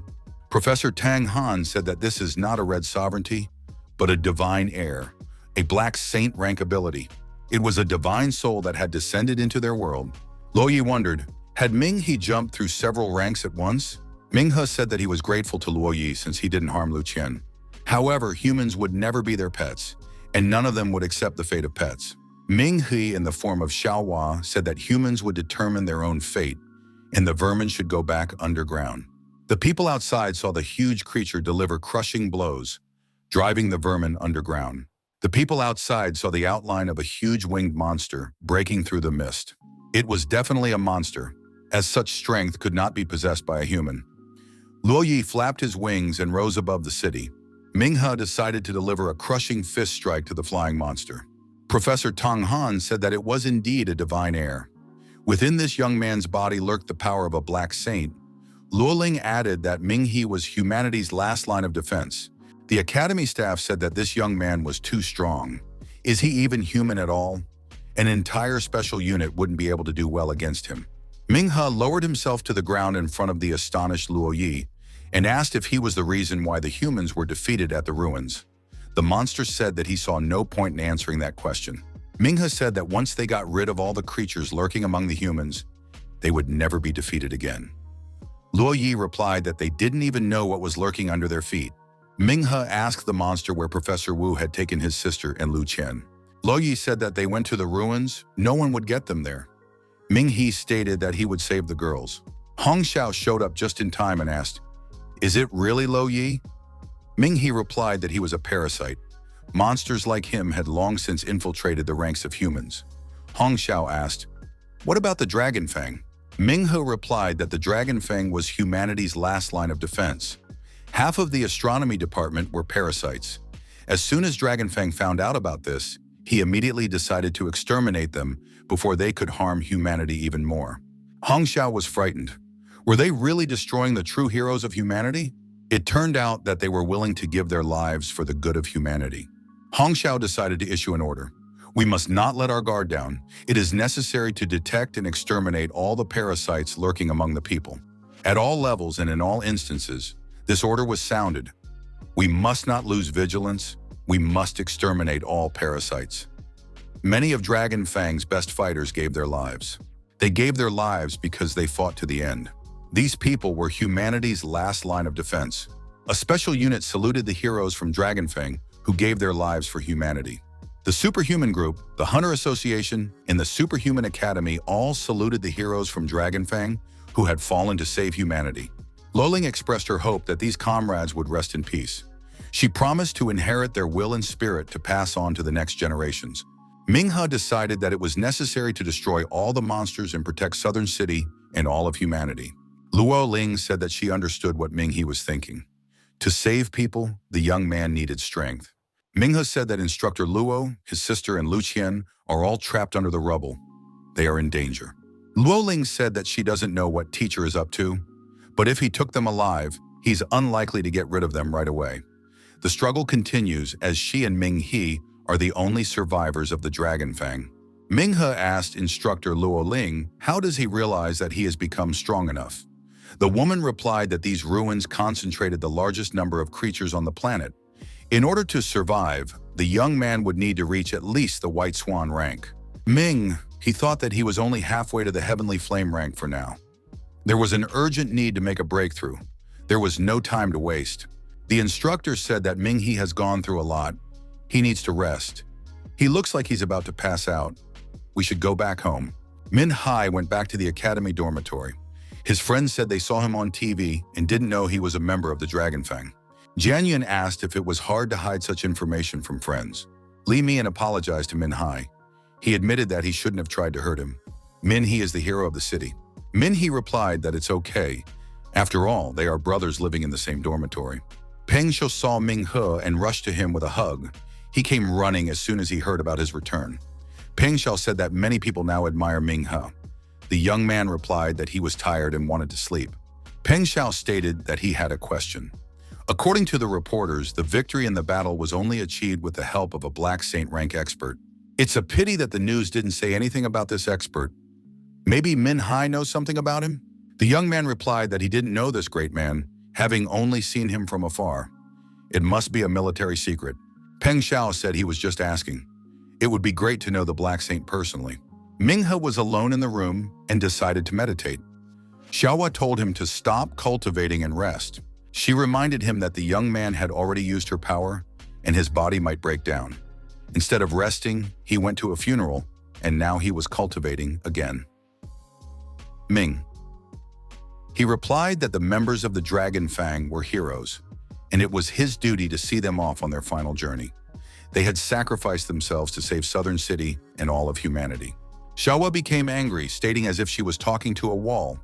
If the young man didn't rest, he might die. Minghe said that he was fine. He laid down on the bed and immediately fell asleep. Upon waking up, stated that he felt fine. Xiaohua asked how he was feeling. Minghe inquired how long he had slept. She replied about 40 hours. Minghe felt very hungry and decided to eat. Eating took a long time. He said that he felt much better now and felt different. The young man asked Xiaohua if she knew a way to get stronger quickly. The woman said that Minghe is already developing fast. Right now, he needs to strengthen his base, or else he won't be able to withstand the strength he already has inside him. Minghe reminded that he urgently needs the White Swan rank. Xiaohua said that the young man would then have to absorb liquid stardust, but it was hard to find. She gave him a drop of her blood to create a parasite sensor. With it, he would be able to detect those weaker than him. Minghe asked if she thought that by helping him, she might be hurting her kin. The woman recalled that Minghe wanted to show her the beauty of the human world. And she does feel it in the sacrifices people make. They believe and follow through. That's why humanity is evolving. However, even in monsters, including Master, there is something that repels her. After Professor Wu Lun's plan was revealed, Professor Tang Han became the head of the monster researchers. Minghe thought that only he could help create the sensor. Minghe walked into Professor Tang Han's office. The latter inquired about what he could do to help. The professor said that the experiment wasn't finished yet, and he was busy. Minghe replied that he would wait. Suddenly, there was an explosion. Minghe asked if everything was okay. Tang Han replied that he was lucky. If the young man hadn't been around, he might have gotten hurt. The experiment had failed. Minghe asked what kind of experiment it was and why it had to be finished as soon as possible. Tang Han admitted that he had no choice. The southern city is cordoned off. We need to find all the parasites, but they're hiding well. Unless they give themselves away, there's no way to find them. The professor added that's why he was asked to create a device to detect them. He tried using the blood and flesh of the parasites, but nothing worked. The experiments failed again and again. Minghe showed the professor a drop of blood and asked if he could make a sensor out of it. Tang Han wondered what kind of blood it was. He immediately sensed a powerful energy. It was the blood of a high-ranked monster. Minghe said that it came from his body. He has the power of a black saint. This blood should be able to help. Tang Han promised to try it, but warned that it would take time. He already had all the other materials. Looking at the blood in the microscope, the professor said it was an excellent blood essence. Now he was sure it would work. An hour later, Tang Han reported that the device was ready. It looked like a watch. He explained that the sensor would signal if the parasite was within 100 meters. Minghe asked how to use the watch. Tang Han replied, "You just need to channel energy into it." The young man said it worked. The red arrow is pointing in the direction of the parasite. So there really were infected people left in the academy. Minghe immediately decided to track down the parasite and jumped out the window. He thought that the target was probably somewhere in the dormitory. He wondered, were the parasites really any of the students? As they made their way through the forest, the vice president of the student council chased after someone who was flying on wings. Minghe also decided to catch this person using the binding vines. He stopped the fugitive and saw that it was Lu Chian. The young man shouted for Minghe to let him go. After all, they live in the same dormitory. Minghe didn't expect such a thing. Did Lu Chian really turn out to be a monster? The one admitted that he had become a parasite, but claimed that he had never done anything bad to people. Feng told Minghe not to listen to him. That monster's just trying to bullshit him. They caught Lu Chian when he was trying to sabotage. He was planting bombs near the dormitory. He used to pass on a lot of important information when he was in the reserves. Many comrades died because of him. If he hadn't made a mistake, no one would have discovered him. Minghe said that if that was really the case, he wouldn't listen to him. The hero used the crystal to finish what he started. Lu Chian shouted that Minghe had no right to destroy it, but the man didn't hesitate and dropped a huge stone on the traitor's body. Feng was shocked by what she saw. She was also going to destroy Lu Chian, but Minghe didn't hesitate for a second. Feng said that it had been a long time since they had seen each other. She didn't know that he had become so strong. Minghe confirmed, yes, they hadn't crossed paths for a long time. He too was surprised that Feng had reached the Heavenly Flame rank. The girl had expected that after rising to this level, she would be able to take revenge. But it turned out that he wasn't behind at all. Feng Ling reported that Southern City was surrounded. Everyone was being called back. The student council began to cleanse the Academy of Vermin. The girl added that they have split into 2 groups, led by her and Tian Ning. Things are not going well. The parasites are skillfully hiding. Legion is the first to be found, and that was by accident. Ming Hus told Feng Ling to entrust the remaining vermin to him. He won't let them escape. Professor Ling was giving a lecture at the academy, continuing the theme of the previous class. One of the students said that Professor Ling's lectures are interesting. Not only is she smart and beautiful, but she also has a sense of humor. Everyone respects her. Suddenly, the door to the classroom opened, and Minhee and Feng Ling walked in. The students immediately recognized Feng Ling. Some also recognized Ming He, the rookie who had defeated her in the battle at the observatory. Had these two really come to the lecture? Professor Ling recognized them as well. The woman asked if they wanted to listen to her lecture. Ming He glanced at the universal clock. He confirmed, yes, they had indeed come for knowledge. Professor Lin invited them to come through and sit where it was convenient. But suddenly, the young men attacked the professor. They threw punches at her at the same time. Everyone in the audience thought that the students had gone crazy. Lin exclaimed, "How dare they attack the professor?" Minghe firmly stated that he knew. Professor Lin was a parasite. The students were outraged. She's been teaching for 5 years. It's impossible to accuse her of betrayal so easily. They are ready to defend her. Feng Ling asked her companion, "Perhaps these students are also infected?" Minnie replied that they are just under her influence. The girl realized it was impossible to destroy the students. "We need to act differently." The professor jumped up and shouted for no one to dare harm her students. Minnie punched the woman again, stating that there was no point in pretending. They had already realized everything. The woman screamed not to be touched. She wasn't hurting anyone, but in doing so, she turned into a monster. The students realized the professor really is a parasite. How was this possible? How could she be so good at pretending? Perhaps she was influencing the students with her aura. Perhaps she had extra classes with them at night. The monster shouted that these people were nothing but pathetic parasites. Ming He struck again and said, "It's not humans who are parasitized. It's the monsters that are taking over their bodies." Feng Ling looked at Ming He and marveled at his strength. How could he defeat a high-ranked parasite so easily? She admitted that she hadn't expected such a thing. Professor Ling hid herself masterfully. Without the sensor, they would never have detected her. Minhee agreed. Parasites really are perfect at disguising themselves as humans. The young man decided to continue the sweep and broke into the girls' dormitory. The girls were shocked. How dare he even dare to come in here? Immediately let him leave. But the young man paid no attention and forcefully punched one of the female students. He said that he would destroy her right now. Feng Ling noted that Minghe was incredibly strong. The parasite didn't even have time to react. Minghe said that plant parasites were an extremely rare type of monster. Inside the academy, there were almost no parasites left. They found 9, and only one of them was a plant. Minghe told his companion that they had already combed through almost the entire academy. It was unlikely that there were still any left. He's going to contact Luo Ling. She hunts vermin outside the academy. She might need some help.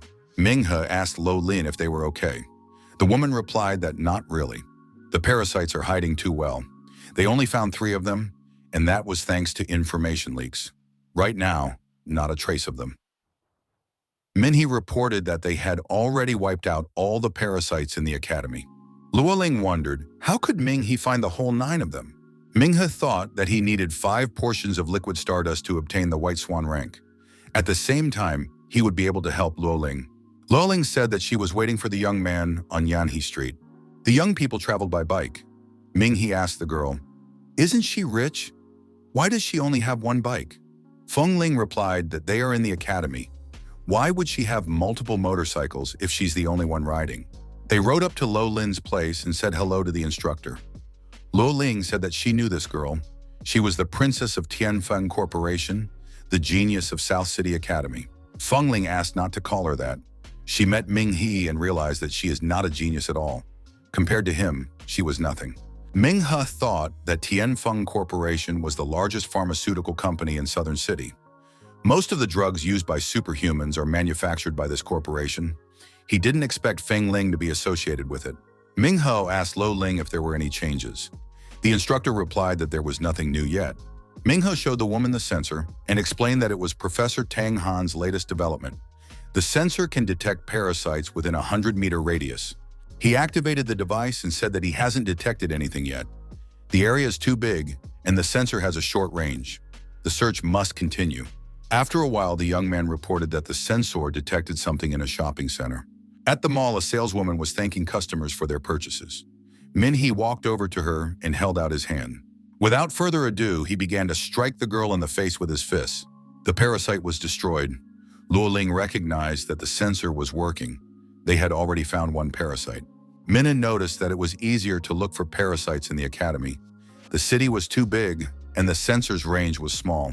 Lo Lin said that it would be easier with Dragonfang. They had scouting teams gathering information, but they lost all their leaders in that battle. Only 2 remain. Minghe asked if Lo Ling still couldn't let them go. The woman replied that the more important thing now was to find the parasites. After a while, they managed to find another parasite. The monster got out of the car and said that he recognized them. They were the survivors from Dragonfang. All 3 of them attacked the monster. The one declared that it would tear them all apart. Minghe delivered a crushing blow and pierced through the monster's body. Fengling was astonished. Minghe had destroyed the parasite with a single blow. The girl exclaimed that he had stolen her prey. Luoling remarked that they had only found 2 the entire evening, and that was only because of the sensor. The instructor said she knew how the other teams were doing. They hadn't found anyone. Fengling added that it was very difficult to exterminate demons, so it was best to take their time. Minnie thought that none of the parasites he found were plants. He didn't find a single drop of liquid stardust. The academy had only managed to obtain 1. If this continued, how long would it take to obtain the White Swan rank? Fengling asked what he was thinking about. He replied that he was thinking about nothing. He just needed to keep searching. The girl offered a snack and even invited everyone at her own expense. Luoling also agreed. We should go somewhere and eat. Minghe said he didn't mind. He wasn't picky about food at all. Fengling invited everyone to French food. She knew a good restaurant nearby. The young people settled down at a round table and began to savor the exquisite dishes. Fengling offered Ming a piece of steak from her fork. It was juicy and tasted delicious. Luoling felt like an extra. In addition, she wasn't being noticed at all. The instructor thought that from the outside, they looked like a couple. It's a pity that Minghe is in love with Lu Chian, even though she's an amazing girl too. A phone call rang out. The hero was asked how the sweep was going. The young man replied that it was slow. Only 2 people had been found.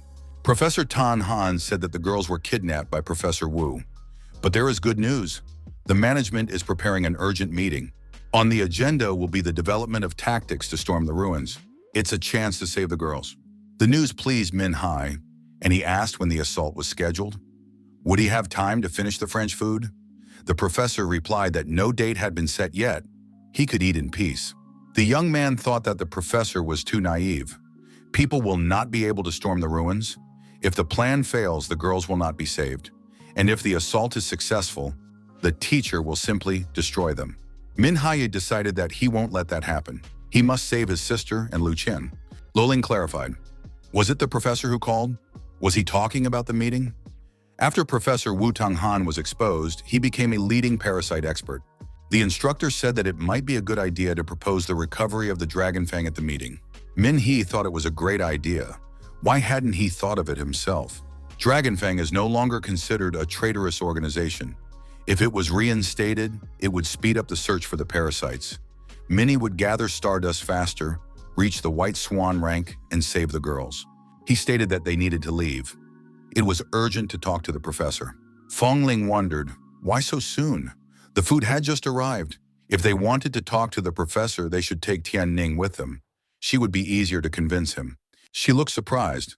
Why was everyone staring at her? Minghe said that the girl was absolutely right. She should urgently call Tianning and invite her to see the professor. Tianning said that she was a little late. She was hunting parasites with the Hunter Association. Minghe replied that there was no need to worry. They had just arrived as well. Now it was safe to head to the professor's office. Professor Tang Han was surprised. Shouldn't He be hunting parasites right now?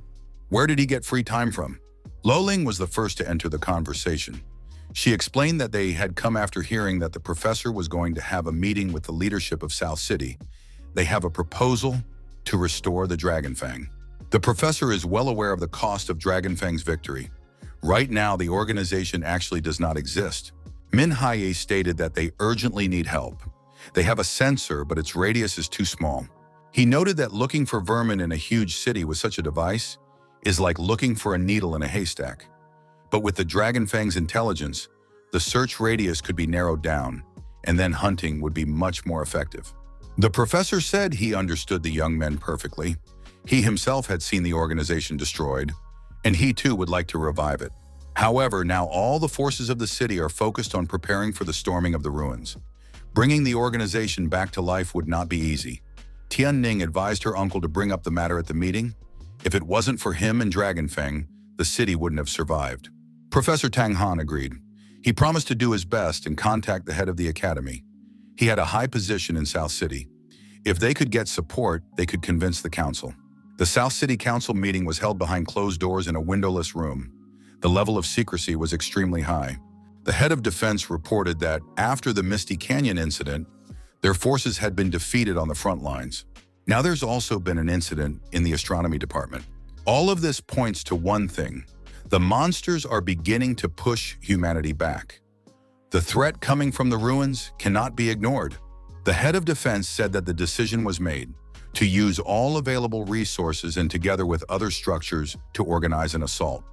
Their goal was to exterminate the monsters right in the nest. He added that everyone was gathered here to work out a detailed plan of attack.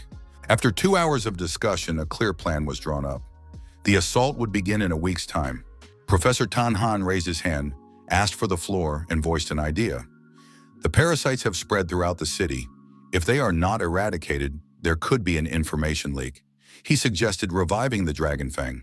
The head of defense replied that the matter could be discussed if the professor thought revival was possible. The woman recalled that it was Tang Han who uncovered the conspiracy in the astronomy department and Dragonfang who stopped the monster. They are heroes and their contributions should not be forgotten. She supports the proposal. However, another council member expressed doubt. The Dragonfang was too independent. The head of defense objected. There was no problem with that. A special unit needs special privileges. Another council member agreed, but emphasized the main task was to devote all resources to storming the ruins. There were not enough forces in the southern city, and it might be better to postpone the Dragonfang issue until the next meeting. The man added that although Fang had made a huge contribution, he had acted alone, without coordination. He didn't even trust the council, and it was impossible to wage a full-scale war alone.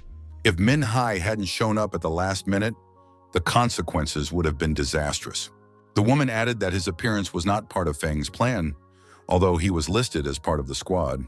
Given the casualties suffered, it was safe to assume that Commander Lo Lin had something to do with it. The council member recalled that if it wasn't for Dragonfang, humanity wouldn't have known the truth about the events in the astronomy division. Despite everything, they sacrificed themselves and will remain heroes. They are due honor and respect. The head of defense confirmed, the parasite threat is serious, as the professor said, but resources are limited and it is extremely difficult to work on several fronts. He added, if the ruins can be destroyed, the parasites in South City will be helpless without a leader. The head of defense asked, if everyone agrees, then the decision has been made. What would Professor Tang Han and Director Chu say? At this time, the heroes waited for the professor to return after the meeting. The professor returned and Minhwa asked how the meeting went. The professor reported that the Dragonfang issue had been postponed. That was all. Although there was support for the idea, the council felt that they couldn't handle 2 tasks at once, especially after the losses in the astronomy department. The professor added, if all attention was now on the assault, there would be no way to rebuild the organization. Feng Ling was indignant. Not even a child could be fooled by such an excuse.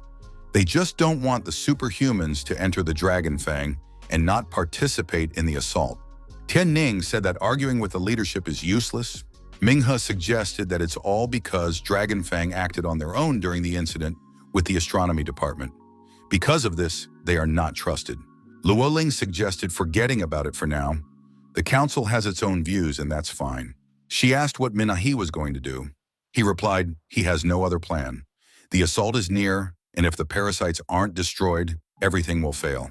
Since the recovery of the squad has been postponed, he will do the mopping up himself. It'll take a long time, But right now, it's all he can do. He must keep collecting stardust. The professor wondered, is he really going to go out so late? Minhai replied, time is short, we need to act. He added he can wait, but his sister and Lu Chian can't. Fengling said she would go with him. For the next 3 days, the perimeter of the city was cordoned off.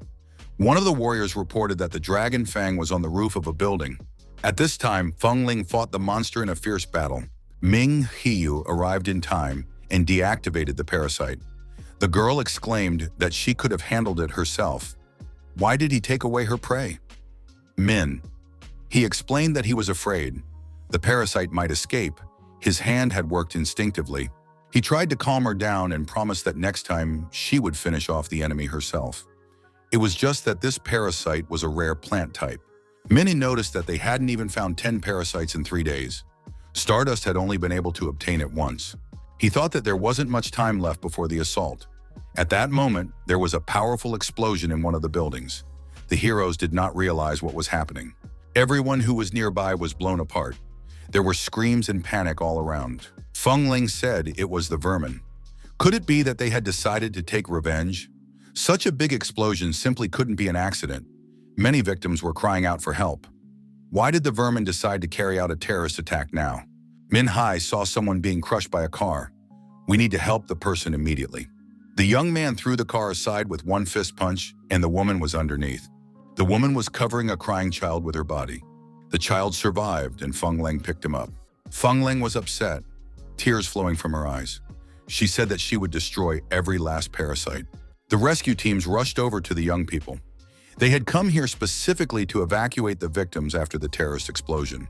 Minhai told the rescuers that he was a student of South City Academy. The rescuers arrived just in time. It would have been impossible for the students to get all the victims out on their own. Fengling said that the child's mother had died and he was left alone. Minghe told the girl that they needed to get out of here as soon as possible. The girl handed the baby to the rescuers, and they promised that they would not leave him alone. The rescuers started removing the rubble and freeing the injured people. Minhai said he is superhuman and knows what to do. The young man activated his unique abilities. The guy hit the ground with force, and all the rocks and building fragments flew aside, freeing the people underneath them. The rescuers remarked that this was the power of a superhuman. Fengling thought that Minghe was simply amazing. The injured people were all rescued. They knew that the Dragon Fang had saved them. The rescuer thanked the students of the academy. If it wasn't for them, the operation wouldn't have been so successful. Many said that they were just doing their duty. The protagonist told the girl that they should help the other victims. 4 buildings had fallen. The 2 of them would have to work for a very long time. When he decided to call Lo Lin, maybe she could find someone to help. Fengling said that she had already called Tianning and found out that Director Chu had sent people. Luoling also confirmed that she would come with a group of superhumans. Our heroes decided to continue helping the humans with their own strength. Soon a squad of superhumans arrived, and they told Minhai to leave the rest to them. Minhai told the instructor that he was unhurt, but there were many dead among the civilians. The parasites had gone too far. Tianning and her students also arrived on time. Fengling said that it was necessary to rescue people. Luoling noticed that after the battle in the astronomy department, the vermin didn't even have time to hide properly. Why did they decide to carry out this attack after all? Minhai said that it looked very strange to him as well, but they will only know the reason when they find the culprit. Luoling asked how Minhai was going to find him. The young man stated that he was nearby when the explosion happened. All 4 buildings exploded at the same time, so it wasn't just one parasite that did it. This is clearly a pre-planned operation. There are at least a dozen parasites at work here. Minhe said that he was watching the sensor the entire time he was rescuing people, but he didn't notice anything suspicious, so the parasites planned their escape route in advance. I'm guessing they didn't escape through the surface, but through the sewers. The buildings have collapsed, so the sewers nearby are also blocked. If they wanted to escape, they used the sewer exit as far away as possible, so there's a high probability that they're still there. The young man noticed that moving through the sewers would be difficult, and there were probably quite a few vermin in there. It would be necessary to form a small squad with a map and an experienced commander. Luoling said that Minhai was beginning to think like a real commander. Minhai replied that the instructor is a much more experienced commander than him. Luoling said that she would go look for a map of the sewer. Maybe she could find one on Google Maps. Feng Lang and Tian Ning said they would go with Ming He. Peng Xiao and Wang Jia also volunteered to go and help as much as they could. Luo Ling handed the young man a device and said that it was the Dragon Fang equipment. From now on, they would all stay in touch. Lo Lin added that she had gotten a map and would be issuing commands while on the surface. She won't be going down into the sewers because of the allergies she has developed. Ming He said that Group A will include him, Peng Xiao, and Feng Lang. Group B will include Tian Ning, Zhang Yuan, and Wang Jia. If anyone finds any traces of monsters, they should continue searching. Then everyone would meet up and engage in battle. Peng Xiao was glad that he was finally participating in the Dragon Fang operation. It is very exciting. Instructor Luo Ling, while in the control center, asked how Ming He was doing. The young man replied that he didn't detect anything special. The sensor didn't react in any way. There was a fork in the road ahead. Lo Lin, using the map, told the group to head left. After a while, the protagonist said he saw a parasite. They were indeed running away through the sewers. Ming He asked the instructor to tell Group B that they had found the parasite. Lo Lin replied that she would now guide Group B directly to them, but the sewer on their side is badly damaged. It will take a while to get there. Feng Lang asked how long it would take for Group B to get there. Minnie replied that because of the damage, it would take a long time to get there. One should just observe the parasites for now. Feng Lang thought that judging from the map, they were already far away from the terrorist attack area, which meant that the vermin should have already escaped from the sewers. The girl said that it seemed very strange. It didn't seem like the vermin were going to leave the sewers. Ming He agreed with this assumption. Peng Xiao said that if they weren't going to leave, they might be planning to sneak through the sewer even further. But for how long? Peng Xiao suggested that they might be retreating to their base. If they followed them, it might be possible to capture all the remaining parasites in South City. Ming He suggested that the parasite base in the astronomy department hadn't been destroyed. They wouldn't have time to create a new one. It's more advantageous for them to split up. It makes them harder to detect. Peng Xiao said that was very strange. He thought that the parasites had already achieved what they wanted. Feng Lang said that they had committed a terrorist attack and left the target area. They could have split up and scattered long ago. But why were they still here? Ming He assumed that the parasites hadn't completed their mission yet. From the beginning, it was unclear to him why they were blowing up ordinary buildings. After all, they had been hiding perfectly well all this time. Why would they reveal themselves? Did they really have another purpose in mind? Peng Xiao wondered, if they had another purpose, why would they blow up buildings? It's not like they only drew attention to themselves. Ming He said that that was what it was all about, to attract attention. It was necessary to catch up with them. The young man asked the instructor if there was anything important in the direction the vermin were heading. Luo Ling opened the map and said that she would check everything now. If one calculated the route, there were 3 potential targets ahead. First is the shopping mall. It has the largest flow of people in the entire city. Ming He wondered if it was the mall they were after. Luo Ling replied that there are 2 other targets, the clock tower and the abandoned water factory. Maybe they will try to poison the water? Ming He asked if they really wanted to do that, wouldn't it be easier to just hide? Feng Lang asked the commander to look for more leads. Feng asked if Ming He had any guesses. The young man didn't think it was that simple. Peng Xiao suggested catching up with the vermin. No matter what they were up to, they should try to stop them. Ming He said that there might be too many of them. Some of them might escape if they don't team up with Group B. Feng Lang said that they just have to watch out for the parasites. After all, those haven't discovered them yet. Luo Ling said that she found something. More information has come to light. There's a nuclear power plant near the water plant, but it's unlikely they're headed there. Such facilities are always guarded by squads of superhumans. Ming He asked, aren't the superhumans now busy rescuing the victims in the destroyed buildings? Luo Ling understood everything. The parasites wanted to blow up the nuclear power plant. For several days now, the squad of superhumans had been intensely preparing to storm the ruins.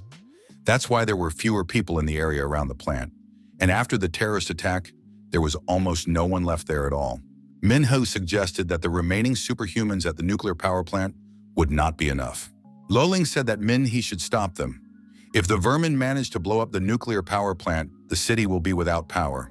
The storming of the ruins will be canceled, and the entire city will lose communication and the ability to defend itself. Something terrible will happen. Minha said that he understood everything and that they would definitely stop the vermin. Loling added that she would warn the superhuman squads to return immediately, but Minhee stated that there was no time for that. Transportation in the city is paralyzed. They won't make it before the parasites do. Minhee stated that the only hope is that the parasites haven't realized yet that their plan has been revealed. Judging from their behavior, they really didn't suspect anything yet. However, these parasites might have allies in the nuclear plant. Luoling suggested that Minhee is right. Someone is probably leaking information. These parasites are acting too fast and have thoroughly prepared. Studying the map en route, instructor Luoling said that Minhee should think of something. After all, he is the hope of mankind. Minghe said for Lolin to warn Squad B, they don't need to catch up with the vermin. They should go to the abandoned hydroelectric plant. It would need to be blown up. Lolin couldn't believe her ears. After all, these are the terrorist methods. Minhai said that they don't have an advantage right now. The southern city is the territory of the vermin, but if they know the target, then they don't have to go after the enemy.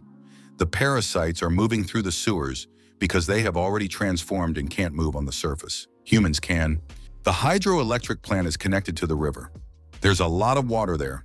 If the dam is blown up, the water will flood the sewers. In that case, the vermin will take longer to reach the nuclear power plant. Loling said this plan is too risky. What should be done next? Minhee replied that they would go up to the surface and go straight to the nuclear power plant. That way, they would get there faster than the parasites. The young man reminded that he has a sensor. He will use it to find the parasites hiding in the plant. After that, he will meet with Tianning. Fengling said that there are only 3 people in Tianning's squad. If they encounter the vermin, of which there are at least a dozen, it might not end well. Minghe said that they don't have time to think about it. He believes that Tianning will be able to hold off the enemy, and they themselves will head to the nuclear power plant where they will reveal the traitor and then go straight to help. Minhee thought that this is exactly how the Dragon Fang operates. Minha told his companions that they were going upstairs. Our heroes got out of the sewers and took the first car they could find. The driver was indignant. After all, they were students of the academy. Is it possible to steal at that age? Peng Xiao jumped into the speeding car through the window. The whole group was together again. Fengling said that there was a hydroelectric power plant up ahead. Minhee replied that they were passing by. Peng Xiao said that he could see Tianning through the window. From the car, they could see Tianning's squad tending to the hydroelectric power plant. Tianning told her companions that they should blow up the hydroelectric power plant and gain a foothold. Minghe looked at Tianning and wished her squad good luck. Fengling told Tianning to definitely wait for them. A nuclear power plant appeared up ahead. Peng Xiao said that they had finally made it. The passage was barricaded, and there were armed guards on the road. Minghe got out of the car and introduced himself. His name was Ming He, and he was from Dragon Fang. Fengling added that they were disciples of the academy and had a super important assignment. Ming He introduced that there might be a parasite lurking in the nuclear power plant. Peng Xiao said to take them to the command center immediately. The guard said he had to warn the commander first. Ming He objected that there was no need to warn anyone. He could track the parasite up to 100 meters away. Besides, they couldn't be sure that the commander himself wasn't a parasite. If the commander learns of their arrival and turns out to be infected, he will immediately warn the enemy. Peng Xiao wondered, how would they be able to find the parasite in such a huge station without the commander's help? If they surveyed the area bit by bit, it would take several hours, and they don't have the time. What should they do? Min He asked which department was responsible for the daily inspection and maintenance of the station. The guard replied that the maintenance department handles that. Its office is located on the west side. Peng Xiao wondered why Ming He was asking this. Minghe said that after the withdrawal of most of the superhumans, the parasites still haven't kicked in. They're waiting for the rest, so there aren't many of them here, and they're hardly particularly strong. For their plan to work, the parasites must have taken key positions. Aside from the station manager, the regular maintenance department employees had the most access to the equipment. Peng Xiao recognized that Ming He was right and wondered why he hadn't guessed it himself. Fengling said that they were leaving right now. Peng Xiao demanded that the guards show them the way. One of the guards agreed to escort them. After a while, the group entered the service department office. Fengling asked Ming He if there were any vermin here. The young man replied that the place was clean. Ming He introduced himself, showed his ID, and said that he was from Dragon Fang and was on a special assignment. One of the people present said that he was the head of the service department. Half an hour ago, Larvae and Anan had gone to the generator. They said that there was a malfunction and they needed to check everything. Minghe ordered them to take them there immediately. There was no time for explanations. The young men hurriedly walked toward the generator. There was no time to go around, so Minhee punched a hole in the floor to get down to the lower level faster. Minhee spotted the employees of the station and headed towards them. One of the employees asked what they were doing here. Peng Xiao shouted to Lao He not to pretend. Everyone already knows he's a parasite. The man was confused when he heard this. Peng Xiao told Ming He not to hesitate and attack the man. Peng Xiao swung his fist at Lao He's jaw, but Ming He immediately intervened. Lao He is not a parasite. The real parasite is another person. Anan suddenly turned into a monster and asked how they discovered him. Peng Xiao said that he was counting on Feng Leng's help. The monster attacked Peng Xiao and threatened to destroy him. Feng Leng realized that this monster was much stronger than expected. He is of the heavenly flame rank. Ming had told the girl that he would deal with it himself. Tian Ning was currently engaged in a dangerous battle. There was no time to waste. He added that the vermin were planning to blow up the nuclear power plant, diverting attention with terrorist attacks in the city. A lot of innocent people died. They were ordinary citizens. They didn't have superpowers, they just wanted to live. Now many of them are dead, others have lost family members. Min Haya said that these monsters were parasites of the planet and they must be exterminated. As always in these situations, he went one-on-one against the huge monster. The monster froze in confusion when it saw what rank this man was. The parasite looked at Min. He asked if he was also a monster. Minghe grabbed the parasite's head and said that he would not let their plan come to fruition. All the parasites would be destroyed. Peng Xiao couldn't believe his eyes. Did Ming He really have red sovereignty? And had he really created a complete vacuum here? Feng Leng thought that this young man is really strong. In a vacuum, ice could reach temperatures close to absolute zero. Peng Xiao noticed that the parasite was of the heavenly flame rank, and Ming He had dealt with it with astonishing ease. Feng Leng thought that even her phoenix flame couldn't match this icy power. Ming He is too strong. But after all, this guy hasn't even reached the red sovereignty rank. At this time, the superhumans continued to remove the rubble of the destroyed buildings. The leadership was supervising the process. The defense leader said that it was necessary to destroy all the vermin as soon as possible. Otherwise, there would be nothing left of the city. The squad leader added that it was all very strange. Why did the parasites decide to stage such a high-profile attack in the heart of the city? The defense leader agreed. What did they want? The phone rang, and Professor Tang Han was on the line. He reported that he had just been contacted by Luo Ling from Dragonfang. The professor reported that he was able to reveal the possible target of the parasites. It was a nuclear power plant. The young man was already heading there. The defense leader was shocked. Did the enemies really target the nuclear power plant? The leader informed the squad leader that Min He of Dragonfang suspected that the vermin were preparing an attack on the nuclear power plant. It's the main source of electricity for South City. If they succeed, we can forget about storming the ruins. The defense systems will also fail. Hong Xiao promised to bring more fighters there. The defense leader hoped that they would make it in time. But the hydroelectric power plant only had a squad of 3 men. Would they be able to hold off the onslaught? The vermin were getting closer, and there were too many of them. Tian Ning and her squad took a circular defense. The commander admitted that she was just as scared as the other students. But it's not easier for their fellow students at the nuclear power plant either. They still don't know how many parasites might be lurking in the plant. Tian Ning stated that they are the first line of defense. If they fail, the parasites will pass through further, and Min He and Feng Leng will be squeezed from both sides. And then the nuclear power plant could be blown up. Without electricity, the defense systems won't work, and the city will be in danger of being destroyed. Everything that happened today will begin to repeat itself everywhere. Their friends, classmates, and other innocent people would die. All the members of the squad have declared with one voice that they will not let this happen. They are academy students, superhumans, and they have all of humanity's hope. Wang just said that they must protect everyone and destroy these damn parasites. This is their first joint operation with the Dragonfang. He added that they will stop the monsters right here and now.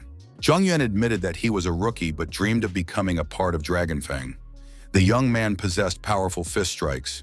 Wang Jia told the monsters not to underestimate him. After all, he was the future hope of mankind. He possessed the ability of geomanipulation. Wang Jia helped his friend dodge the attack. Zhang Yuan thanked his comrade in arms. Both of them found themselves surrounded by bloodthirsty monsters. There was a cliff behind them. There was nowhere to retreat to. Fortunately, Tianning had arrived in time. She encased all the monsters in huge crystals. However, one of the parasites had fire ability. It could destroy the crystals. Wang Jia said that it was not good. There were about 20 parasites in front of them, and each one had its own unique ability. Even Tianning's ice couldn't stop them. The squad leader warned that the parasites would be released from her ice sooner or later, but as long as they were immobilized, they could be destroyed. The fight continued. The students mercilessly destroyed the immobilized parasites.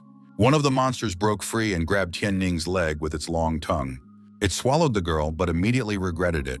Tianning used her abilities to tear the parasite from the inside and broke free. She was doing all this so that Ming He and Feng Leng would find the parasites hiding in the nuclear power plant and stop their plan. The girl said that they had to delay the monsters to buy time for Ming He and Feng Leng. She said she wouldn't die, at least not until she was sure that Group A had found the enemies. Wang Jia agreed. They had to buy time, even if it took all their strength. The monsters were going to destroy the fighters and move on towards the nuclear plant. But Tianning exclaimed that what she had in front of her were only pathetic parasites. She would not let them do their dirty deeds. Zhang Yun suddenly said that he had wanted to confess something to Wang Jia's friend for a long time. He confessed that he thought Lu Chian was the most beautiful girl in the academy. These words hurt Wang Jia's feelings. He shouted that Feng Leng was much better. Zhang Yuan added that he thought Tianning was even more beautiful now. Wang Jia agreed. They said that dying by her side is a great honor. They would cover Tianning even at the cost of their own lives. The monsters continued to arrive, but the squad of superhumans didn't waver.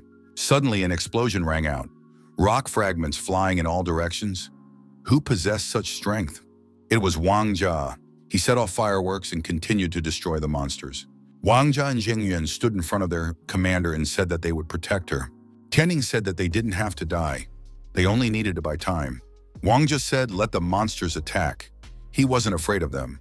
Zhang Yuan shouted that he would destroy every parasite that came within striking distance of him. Tianning activated her wings and, hovering in the air, continued the fight. With a sweep of her arm, she sliced one of the monsters in half. After the reception, she lowered herself to the ground. In her hand was a blade-shaped crystal. At this moment, Min He appeared. Using his crystal abilities, he gave a decent support to Squad B. The young man asked how Wang Jia and Zhang Yuan were feeling. He reported that the parasite in the nuclear plant had been destroyed, and they arrived as soon as they could. Ming He extended his hand and asked if Tianning was okay. Tianning saw the young man and asked what happened in the nuclear power plant. Ming He replied so the girl wouldn't worry. They were able to deal with the parasite that was going to do harm. He left Feng Ling at the station in case there were more parasites. The girl was very happy. They weren't standing here as a wall for nothing. Min He said that he would handle it from here. The monsters were shocked by what was happening. How was this possible? How could humans uncover their plan? Min He said that it was all because they were the Dragon Fang. The monster laughed and stated that the Dragon Fang no longer existed. Min He replied that the Dragon Fang is eternal. The young man added, "No matter in the past or in the future, the Dragon Fang will always be a blade that slashes monsters." Wang Jia declared that the Dragon Fang would live forever. The companions urged our hero to get rid of these creatures. They must be punished for taking innocent lives. It is necessary to avenge the dead. It is the duty of the Dragon Fang to get rid of every monster. Min He pointed at the two monsters and said that these ones should be left alive. Our hero added that they haven't figured things out completely yet. He has this kind of premonition. The monsters said that this man is too naive if he is going to beat information out of them. They will not allow themselves to be taken prisoner. The monsters said that they would take the humans with them to the other world. Min He realized that they wanted to self-destruct. Our hero told his friends to get out of here immediately. Hong Yao rushed to the rescue. She reported that something was happening at the hydroelectric plant. It was urgent to head there. Hong Xiao saw the bodies of vermin everywhere and asked, "What happened here? Did these disciples really wipe them all out?" Hong Xiao asked Ming He what had happened. She was told that the young man had uncovered the vermin's plan and they were targeting the nuclear power plant. But why is Min He here? What is the situation at the nuclear power plant? Min He reported that the parasite lurking there has been destroyed. The guy added that Feng Ling stayed there just in case. Minna said that he had asked Tian Ning and her squad to blow up the abandoned hydroelectric plant to stop the parasites. Min He added that if it wasn't for Squad B, the vermin would have broken through to the power plant and destroyed it. Min He remarked that he had come here when it was already over. The young man added that Tian Ning was seriously injured and needed urgent medical attention. Minghe noted that the three of them were able to stop 24 parasites. Hong Xiao said that she realized superhumans really do study in this academy. Professor Tang and Principal Chu had raised true elite fighters that everyone would be proud of. Hong Xiao asked if Minghe would go to the nuclear power plant with her. The young man said yes. Feng Ling was on combat duty when SUVs with a group of reinforcements pulled up. Minhe immediately reported to the girl that Squad B had survived and was feeling good. They dealt with all the parasites, but everyone was taken to the hospital because everyone has possession. Minhe reiterated that Tian Ning was injured, however he was perfectly fine. Minghe showed the support group led by Hong Xiao what happened here. The squad leader admitted that it was a destructive power. There was indeed a parasite lurking in the nuclear power plant. Hong Hao said that if Minghe hadn't guessed what the parasite was targeting, there would have been nothing left of the nuclear power plant. The group leader added that if that had really happened, all of the city's defense systems would have failed. Min Hai once again stood out for the better. Minghe said that Feng Ling had helped him realize their true goal. Peng Xiao, you had already shown a good side. Without their help, he would never have been able to stop the vermin from blowing up the nuclear power plant. Hong Zhao wondered if Feng Ling and Peng Xiao were also disciples of the academy. The young men confirmed that they were. The group leader said that the academy disciples had done a lot. She will report this to Chief Qin. Hong Xiao said she wants to talk to Minghe alone. Hong Xiao asked, now that Dragon Fang doesn't exist, has he thought about joining a special unit? They have free health insurance, including dental care. Min Hai replied that he has joined Dragon Fang and will forever be a part of it. The young man expressed his confidence that the Dragon Fang will live forever. Hong Xiao said that she has high hopes for the young man. She also has high hopes for the entire Dragon Fang. The woman added that after this incident, she has a premonition. The day of the Dragon Fang's rebirth is not as far away as everyone thought. After a few minutes, Luo Ling thanked the young man for once again proving how valuable the Dragon Fang was. The management already knew about everything, so they called an emergency meeting again.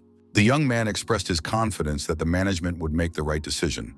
Luo Ling decided that it would work out this time. Luo Ling said that if they really succeeded in restoring the Dragon Fang, she wanted Ming He to lead the organization and have the right to sign on all the documents. South City Leadership Meeting. The council is again held with closed doors and in a windowless room.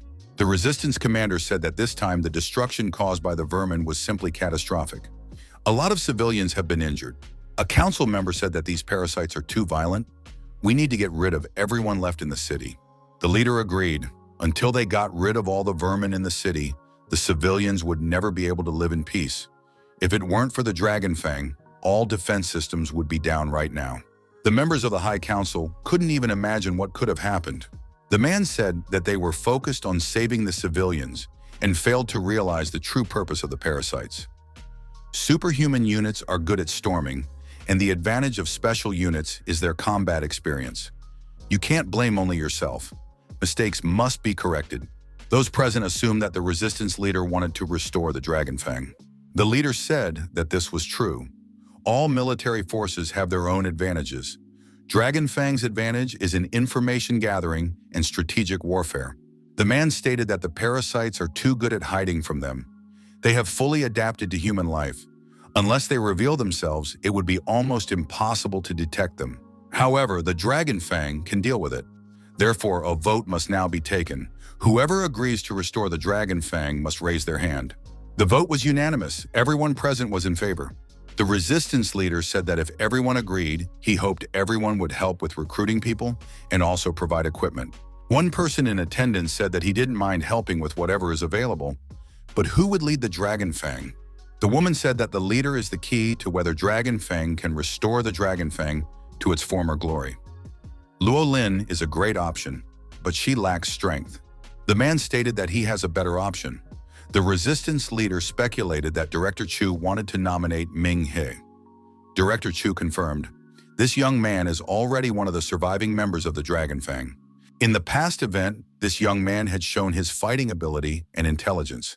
If he is the one to lead the Dragon Fang, there shouldn't be any problems. The woman agreed that Min Hai is suitable, and she supports him for the position of leader. The coworker stated that he is still a freshman. He hasn't even reached the White Swan rank. Aren't they in too much of a hurry? The resistance leader admitted that Min Hai is the most suitable candidate right now. He will take the position of leader temporarily. Min Hai will take care of mopping up all the vermin in the city. That way the young man can be tested. If he can get rid of all of them before storming the ruins, he can be considered to have passed the test. Then he could be made a full-fledged Dragonfang leader. Director Chu remarked that the storming of the ruins would take place in 4 days. Do those present really want the Dragonfang to regain its former power in just 4 days? It was practically impossible to exterminate all the parasites in such a period of time. More time was needed. The resistance leader said that there was no more time. The assault on the ruins can't be delayed. We must finish what we started. When they attack, the city will be virtually defenseless. If the vermin were left inside, they would wreak havoc. Peng Shu was glad that they had finally returned. Today had been a very interesting day. He had done so much that his father would no longer call him a useless freeloader. Peng Shao asked our hero to take him on his next mission. He would help hunt vermin. Ming He agreed, but he needs to get a good rest before doing so. Peng Shao said that Ming He needed to rest. Feng Ling's father sent Uncle Yuan to pick her up as soon as he heard that the girl was in danger. His own father, on the other hand, didn't even call to see how he was doing. Men always have to rely only on themselves. Min Hai contacted Professor Tang Han and told him that the leadership has decided to rebuild the Dragonfang, and he has been appointed as the leader. In order to do this, they need to get rid of all the parasites in the city. True, there are only 4 days left before the assault begins. The young man added that he needed to leave enough time to save his sister in Lu Chian, so he would have no more than 2 days to exterminate all the vermin. He also needed to collect enough liquid stardust, which meant he had to hurry. Ming He contacted Feng Ling by phone to see if she had made it home. The girl replied that she was still on the road. Min He reported that the leadership agreed to rebuild the Dragonfang, and he was appointed as the interim leader. The first mission is to eradicate all remaining vermin in the city. The young man added that he didn't have much time, so he wanted to ask her for help. She would be the head of one of the Dragonfang's combat units. Feng replied that she didn't mind joining the Dragonfang, but was she definitely the right person to be the head of the squad? She has no experience, and she hasn't even graduated from the academy. Ming He said that the head of a battle squad should at least be of the Heavenly Flame rank. Feng Ling is more than qualified for the position. The girl said that she had to think about it. Uncle Yuan asked why Feng Ling was hesitant. Being the head of the Dragonfang squad was very cool. Feng Ling thought that she usually had room for error, but now if she made a mistake, she could interfere with all of Ming He's plans and would be sticking it to him. Uncle Yuan said that the girl was thinking too much. Right now, she doesn't look like the confident and straightforward Mrs. Feng Ling that he knows. Feng Ling said that Uncle Yuan is right. Ming He might be stronger than her right now, but she can't keep up with him forever. The Dragonfang base was a working environment. Luo Ling was showing a list of recommended people. The recommendations included members of the Superhuman squad and special forces, as well as others who had proven themselves in past operations. Ming He assumed that everyone was serious and they were being recommended the best of the best. Feng Ling said that she knows 2 people from the academy, Lin Nan and Sun Yi. They are in their 4th year and members of the student council. Both of them are very strong and have reached the Sunflame rank. Lin Nan specializes in firearms. Sun Yi has unique stealth skills. Director Chu suggested the best candidates. Ming He said that in that case, it is necessary to meet with those people. Lo Lin said that there are problems with some former members of the organization who quit. After hearing about the revival of the organization, they want to join. Min He was surprised, but what's wrong with that? Luo Ling added that most of them are fine, but it's not that simple with one of the candidates. Min He looked at the dossier and realized that it was about the former squad leader. He was sent into retirement due to an injury. Now this person had not only healed, but had also become much stronger. He has reached the rank of a white swan. This candidate is very arrogant, and he might be a problem when he is sent on a mission. His squad previously did more than the others, but also lost the most fighters. Luo Ling expressed worry. If he returns to Dragonfang, he won't obey the new leader. This will become a big problem. She thinks this man should be rejected. Min Hai said that strong people are needed now, so you can't say no. If Jung-hoo is really a good fighter, there is no reason to refuse. Our hero decided if he doesn't obey, we'll just have to force him. In the main hall of the Dragon Fang, all the candidates were present. Those present saw the new leader and wondered, is he too young? After all, the guy is only in his first year. Ming-hee thought that everything was just as Luo Ling had predicted. All the newcomers would split up into their 4 groups that they already belonged to. Thus, there would be no teamwork. Min-hai said hello to everyone and said that they didn't have much time, so he was ready to get right down to business. Everyone heard about the terrorist attack in the city. Parasites are hiding all over the city and will not stop harming people. The city leadership has decided to revive the Dragon's Fang. The task is to exterminate the parasites. Min-hee added that he will divide those present into squads and send them on missions. Jang-hoo said that they can't be in such a hurry. No matter how much time they have, things can't be done this way. One must sharpen the axe before chopping down trees. First, the young man should at least understand their capabilities. Then he could form squads based on their skills. Luo Ling said that they had information about everyone. They discussed everyone and put together squads based on the characteristics. What is Jung-hoo trying to accomplish? Is he not satisfied with the leadership's decision? Luo Ling added that Jung-hoo is a Dragon Fang veteran. He knows how to follow orders. The man said that he was really not happy with this decision. Some kid who doesn't understand anything in life becomes a leader. How did he earn this right?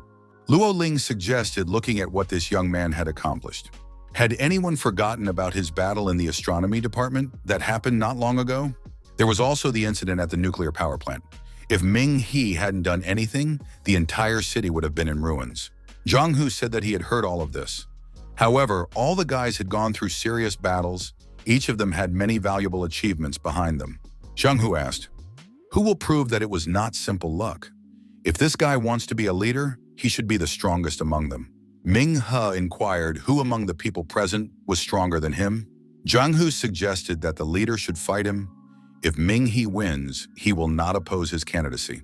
Min-he said that he would fight that person. At the training arena, Luo Ling suggested that our hero change his mind. Feng Ling said that the instructor is right. This guy is very strong now. He is even stronger than their past leader. Minnie said that there is no other choice. They already have little time. They can't expect teamwork from these people now. They will have to use such methods. Min-hee added that Jung-hoo had volunteered to fight, so he would be able to show himself to everyone. There was no better chance. Ming-he said for Luo Ling not to worry, he knows what to do. Jung-hoo said that this kid might be talented, but when it comes to pure strength, technique and skills are not important. Today, he would make the young man realize this. A Dragon Fang leader is not for everyone. Ming-he was surprised. Did Jung-hoo really mean to say that a true leader must sacrifice others? The battle between the rivals had begun. Jung-hoo immediately showed aggression towards our hero.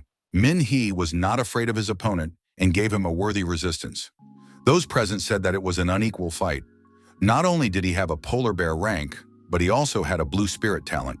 Ming-hee retreated from the attack, however. Jung-hoo said that they had just started. Ming-he didn't hesitate and gave his opponent a staggering blow. Jung-hoo had no problem blocking this strike. Our hero also blocked the opponent's counterpunch, which was several times stronger. Ming-he said that Jung-hoo had made his move. Now it was his turn. Jung-hoo stated that now he even wondered, what is this guy made of? Jung-hoo said that the opponent had to be of the Heavenly Flame rank.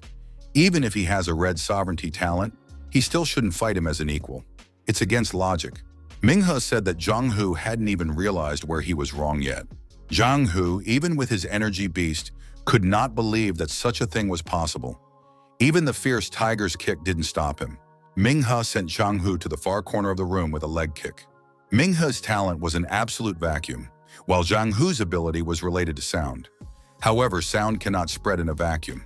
Ming-he said that Jung-hoo was too confident and thought that he could win because he had reached the White Swan rank. But he doesn't even realize how strong his opponent is.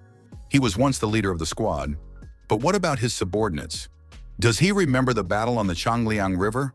Does Jung-hoo remember his subordinate Lin Ping-fan?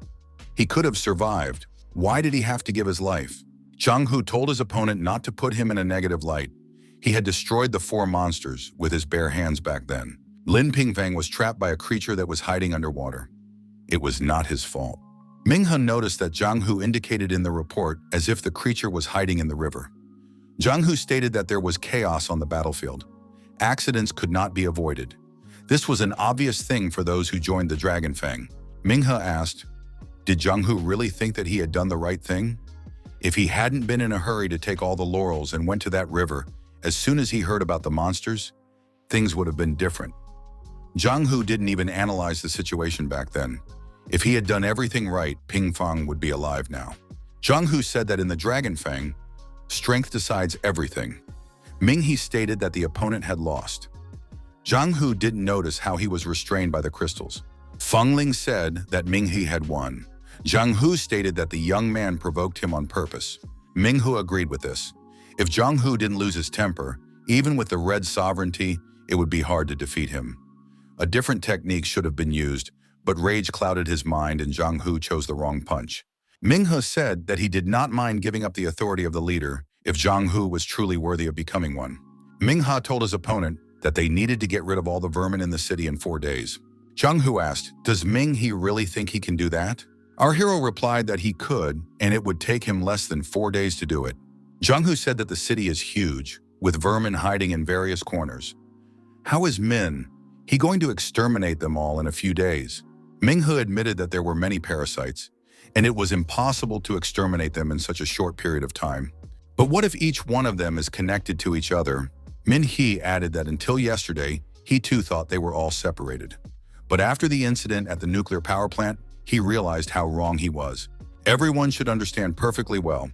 It takes a good organization to stage a terrorist attack and then try to blow up a nuclear power plant. This means that everything was planned in advance, and the parasites must somehow communicate with each other. It follows that they have an information network and a place where they meet. Everyone recognized that this made sense. If they work so well together, then they must communicate somehow. Minnie turned out to be right. Minghe remarked that if they found the place where the parasites met, they would also find the leader of the remaining parasites in the city. Then he wouldn't have anywhere to hide either. Minghe added that they would analyze the parasites involved in the terrorist attack, study their fake identities, and be able to find traces. The attendees agreed that if they started acting right now, the parasites wouldn't have time to get rid of all traces. Zhang Hu said that leader Minghe was absolutely right. Zhang Hu admitted that he had lost this time. He will follow the leader's orders, but if a young man makes a mistake, he will not be silent. Luoling said that Minghe could now give out instructions. Everyone present said that they are waiting for orders from the leader, Minghe. Minghe said that before that, he must create squads. Given the lack of people, they will only split into 3 groups. Zhang Hu will be the leader of the Alpha group. Feng Ling will be the leader of the Beta group. Luo Ling would be the temporary leader of the Intelligence group. Everyone present stood behind their leaders. Minghe announced that he would now give a brief briefing. Feng Ling couldn't believe that the young man was able to find a way to exterminate all the parasites. Luo Ling thought that under Minghe's command, the Dragon Fang would only become stronger. The operation to exterminate the parasites was launched. The young man wondered, was this really all the people Wu Yu had interacted with?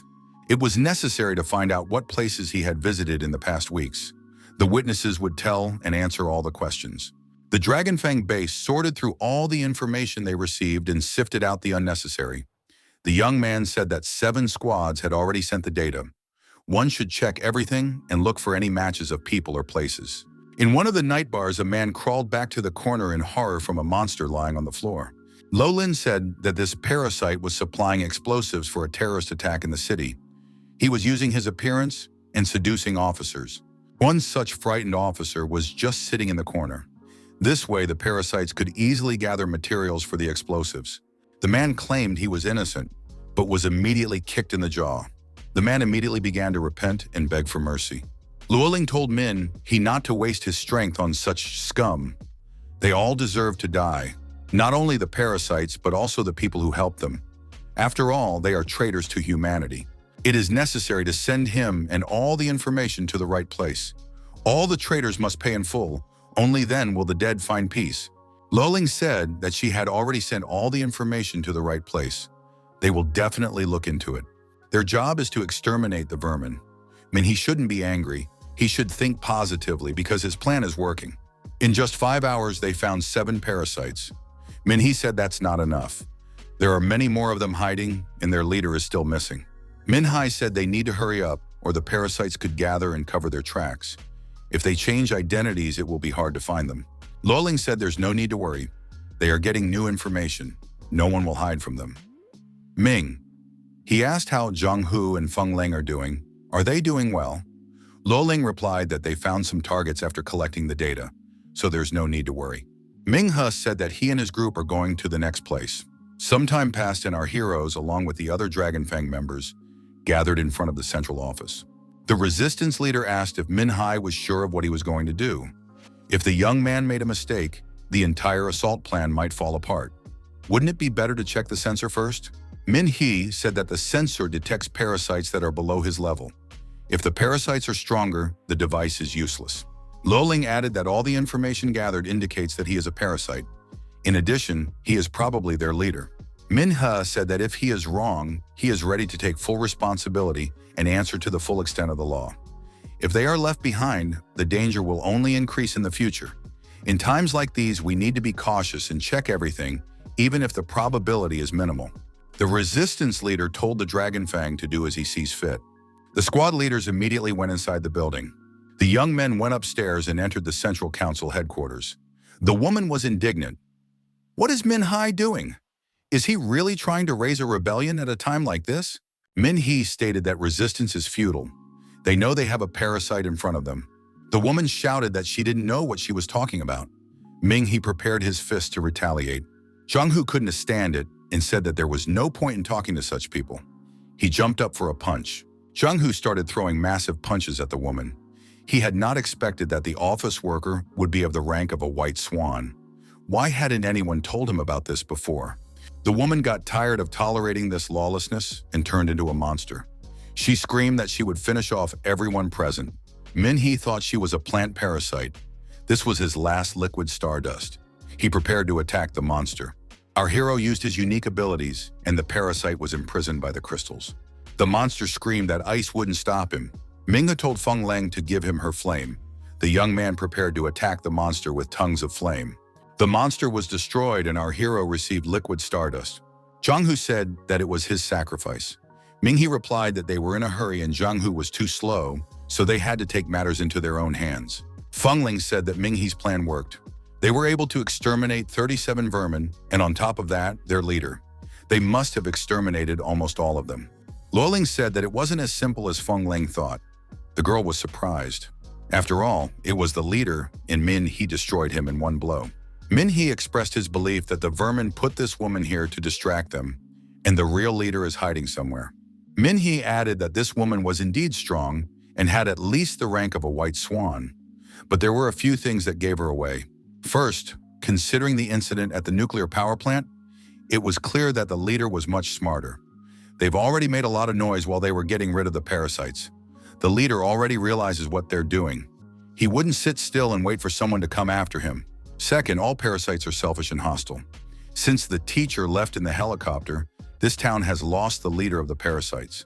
To become his replacement, one must have the power to suppress the others. Of course, this demon is also strong, but not that strong. It seemed like it was fighting to its maximum. He had already fought parasites that were as strong as her. No one would listen to her. Minhai added that if things were as he thought, the temporary leader was hiding somewhere. All the parasites that were found were just pawns that the leader threw out to create a distraction. Luoling said that she had the same guesses as Minghe. Feng Leng asked, what should they do? Where is the real leader hiding? Zhanghu said that he never knew how to work with his brain. He preferred to fight, so he would agree with the majority. Minghe said that if they could figure it out, then the parasite leader's plan to turn off their attention didn't work. The goal was still the same. They couldn't cover their tracks in time. It's necessary to continue the search.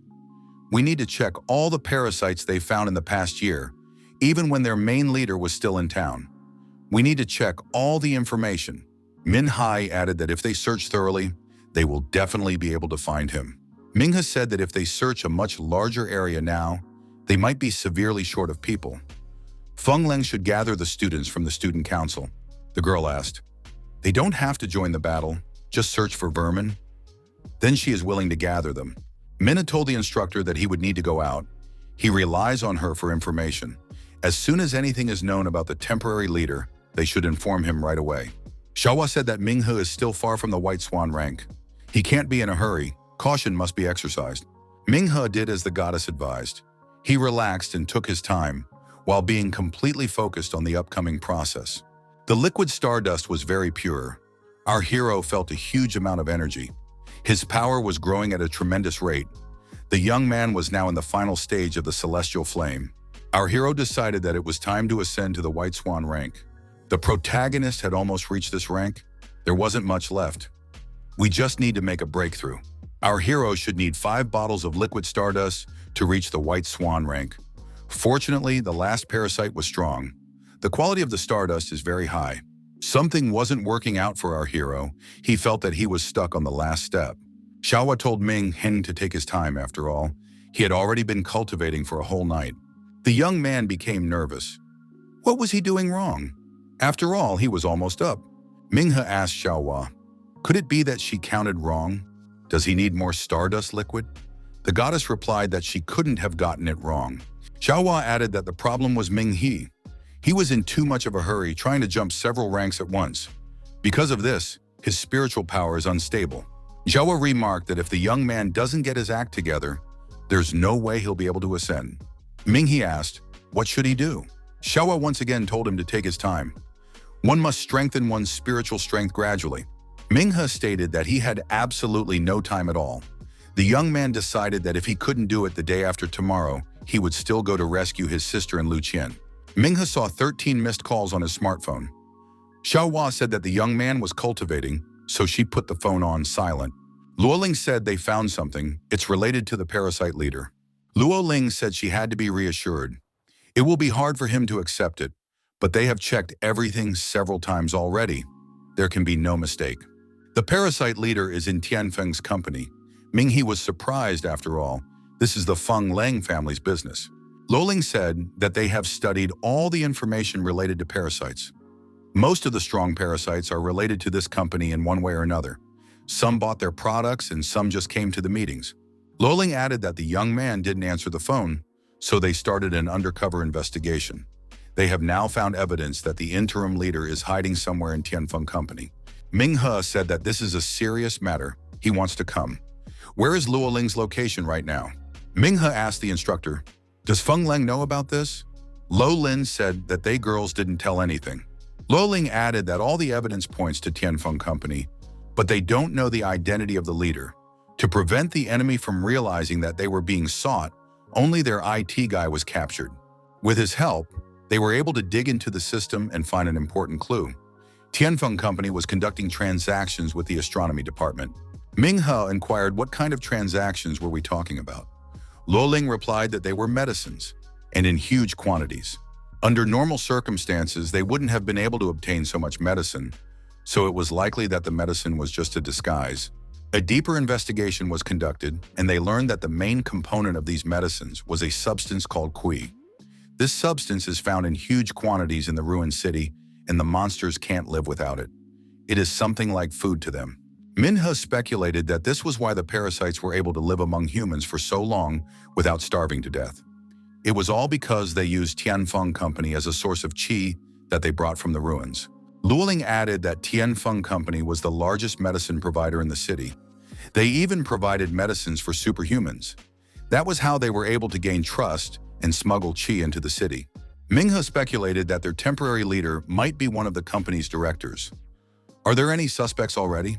Luoling said that it's Feng Lang's father, Feng Xiangyang. He is in charge of the company and the one who makes all the decisions. Everything that happens in the company has to go through him. The second suspect is Feng Lang. She is also among the ruling top, so she is one of the main suspects. Minghe said that Feng Lang is definitely not a parasite. He can vouch for that. Luoling said she doesn't want to think so either, but parasites have gotten very deep into the ranks of the people. Professor Wu Lun, Lu Chian's brother, Luo Yi, and other officials, these people no one even suspected. Minghe said that he understood everything, and from now on, they will act more actively. They no longer have time to delay.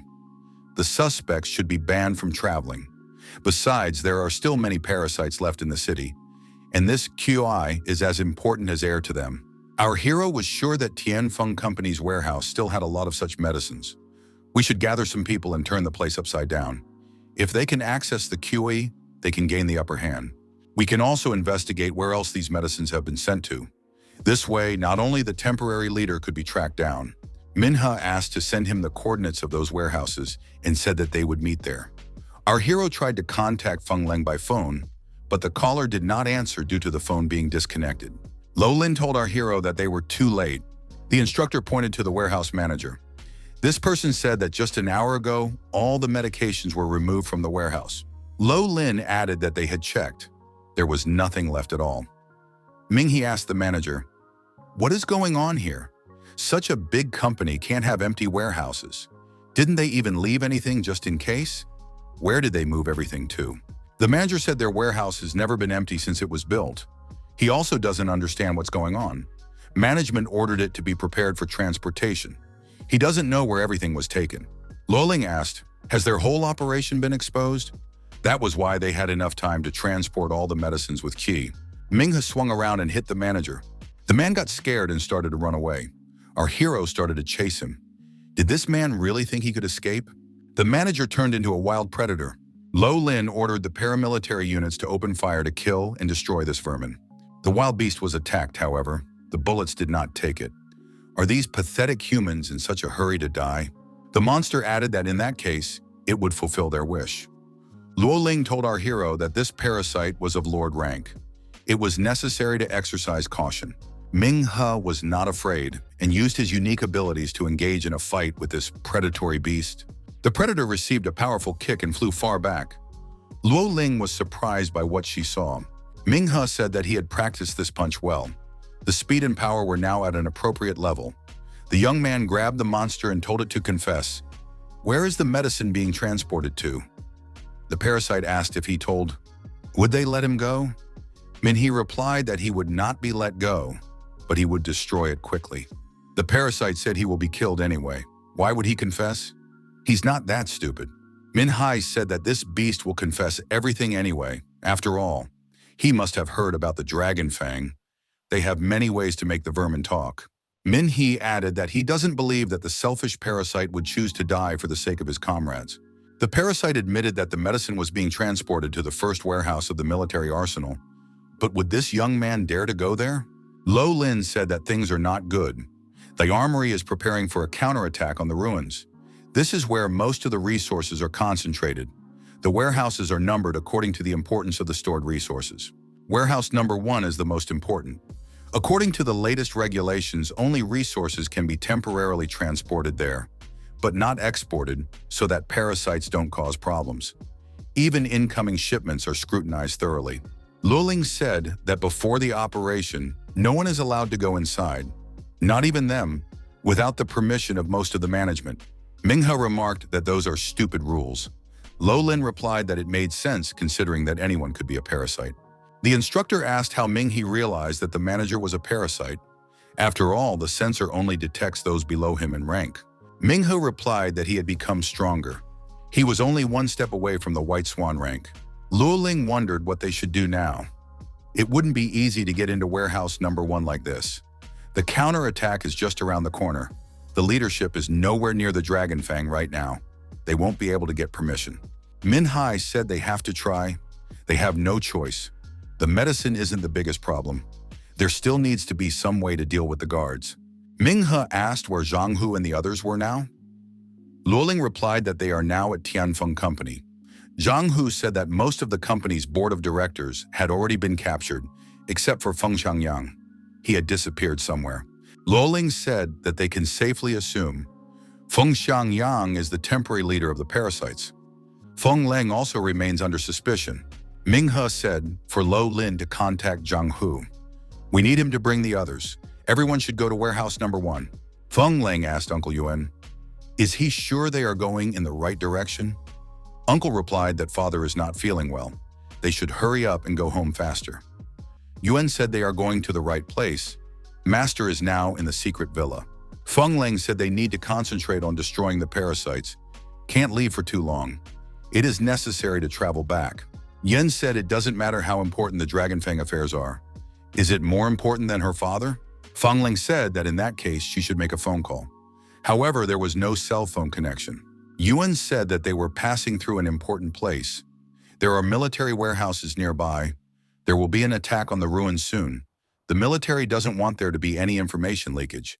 That's why there's no communication here. The checker on the road near the barrier asked for identification and realized that the person in front of him was from Tianfeng Company. At the same checkpoint, our heroes rode up on a motorcycle. Ming He said he could see a familiar car ahead as well. Luo Ling said she had seen it somewhere too. The woman added that there are 800 rich people in the city who drive the same car. There's nothing surprising about that, but they're clearly not ordinary people, leaving the city when a military operation is about to break out. Lolin added that it's normal.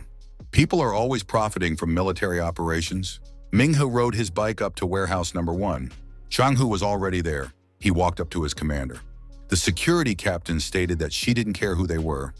This is a military area and they are not allowed to go inside. Zhang Hu said that they were on a mission to exterminate vermin. According to the information they received, there might be vermin inside the military area right now. The security captain said that under orders, no one can enter warehouse number 1. Loling asked Ming He if there were any parasites among them. If there are any, then you can use that as a reason to enter. Ming He looked at the sensor and said that there were no parasites among them.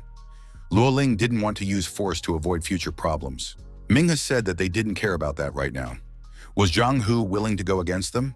Zhang Hu said that there was nothing to be afraid of. If ordered, he would go after anyone. Ming He said that in that case, he would give the order to suppress the guard forces. They need to get to warehouse number 1. Zhang Hu and his men attacked the armed guards. A combat clash ensued. The captain of the guards repelled Zhang Hu's attack and held her ground with dignity. Zhang Hu said that they are all people here. He doesn't want to hurt anyone. The security guards have no chance of winning anyway. It will be better if they just surrender. The leader of the guards said they never give up. If we have to get through to warehouse 1, the attackers will have to go through them.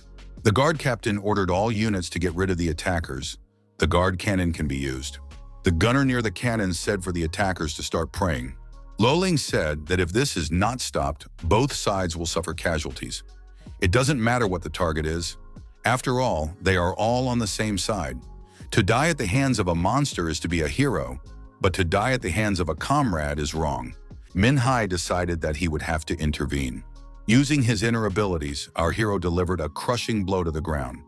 The shock waves scattered the opponents in different directions. Everyone realized that the red sovereignty holder was in front of them. Zhang Hu didn't understand how this was possible. What kind of monster was this? Ming He and the Dragon Fang had infiltrated inside the number 1 military warehouse. As our hero had suspected, all the medicines had been transported here. We need to inspect them and check how much qi is inside. We need to take all the medicine that is here. Ming He looked at the roof of the building and wondered, why are there so many holes? What is this for? Luo Ling replied that it's for ventilation, so there's no dust. There are a lot of weapons that need to be cared for. If there is a lot of dust, it could get ruined. The security captain confirmed this. All warehouses are equipped with a dust cleaning system. The ventilation is turned on and off instantly at any moment. Min He looked at the sensor and wondered, what's going on here? Where did so many parasites suddenly come out from? That's impossible. Xiaohua asked the young man, what's wrong? Ming He said, either the method is not working or the sensor is broken. Xiaohua was surprised. Is the boy really that stupid? Why did the young man forget his main objective? With QI, does he remember? The sensor basically detects parasites due to qi. It detects the qi inside the body of the parasites. There's a huge amount of medicines with high concentration of qi. That's why the sensor is sounding the alarm. But why did the sensor didn't react while they were outside and only triggered now? Xiaohua assumed that the warehouse had walls made of a material that wouldn't let the signal through. Ming He said to have Zhang Hu check with his strong fist to see what the warehouse walls were made of. Ming He added that he didn't have time to explain right now. He just had to do what he said. Zhang Hu swung and delivered a crushing blow, destroying the wall. Zhang Hu said that the walls were thick, but there was nothing special about them. Simple concrete. Ming He didn't understand what was wrong. Could it be that Luo Ling had some idea? The sensor could detect qi, but why didn't it detect anything when they were outside the warehouse walls? As soon as they went inside, the sensor detected everything at once. What could this be because of? Luoling speculated that it could be the medicine doing it. However, an inspector wondered, why were all the medicine jars empty? The checker said that it was useless. They can't detect medicine with qi, but there is a strong concentration of qi in the atmosphere. Minghe said that he understood everything. All the medicine was discovered and transported in the open. Then the medicine started to be released into the atmosphere. Now it was just hanging out in the air. His theory is also confirmed by the way the sensor works.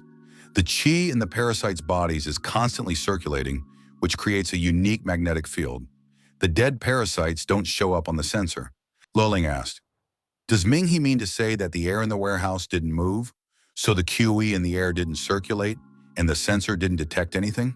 But as soon as the door was open, the air started moving, the QI started circulating, causing the sensor to work?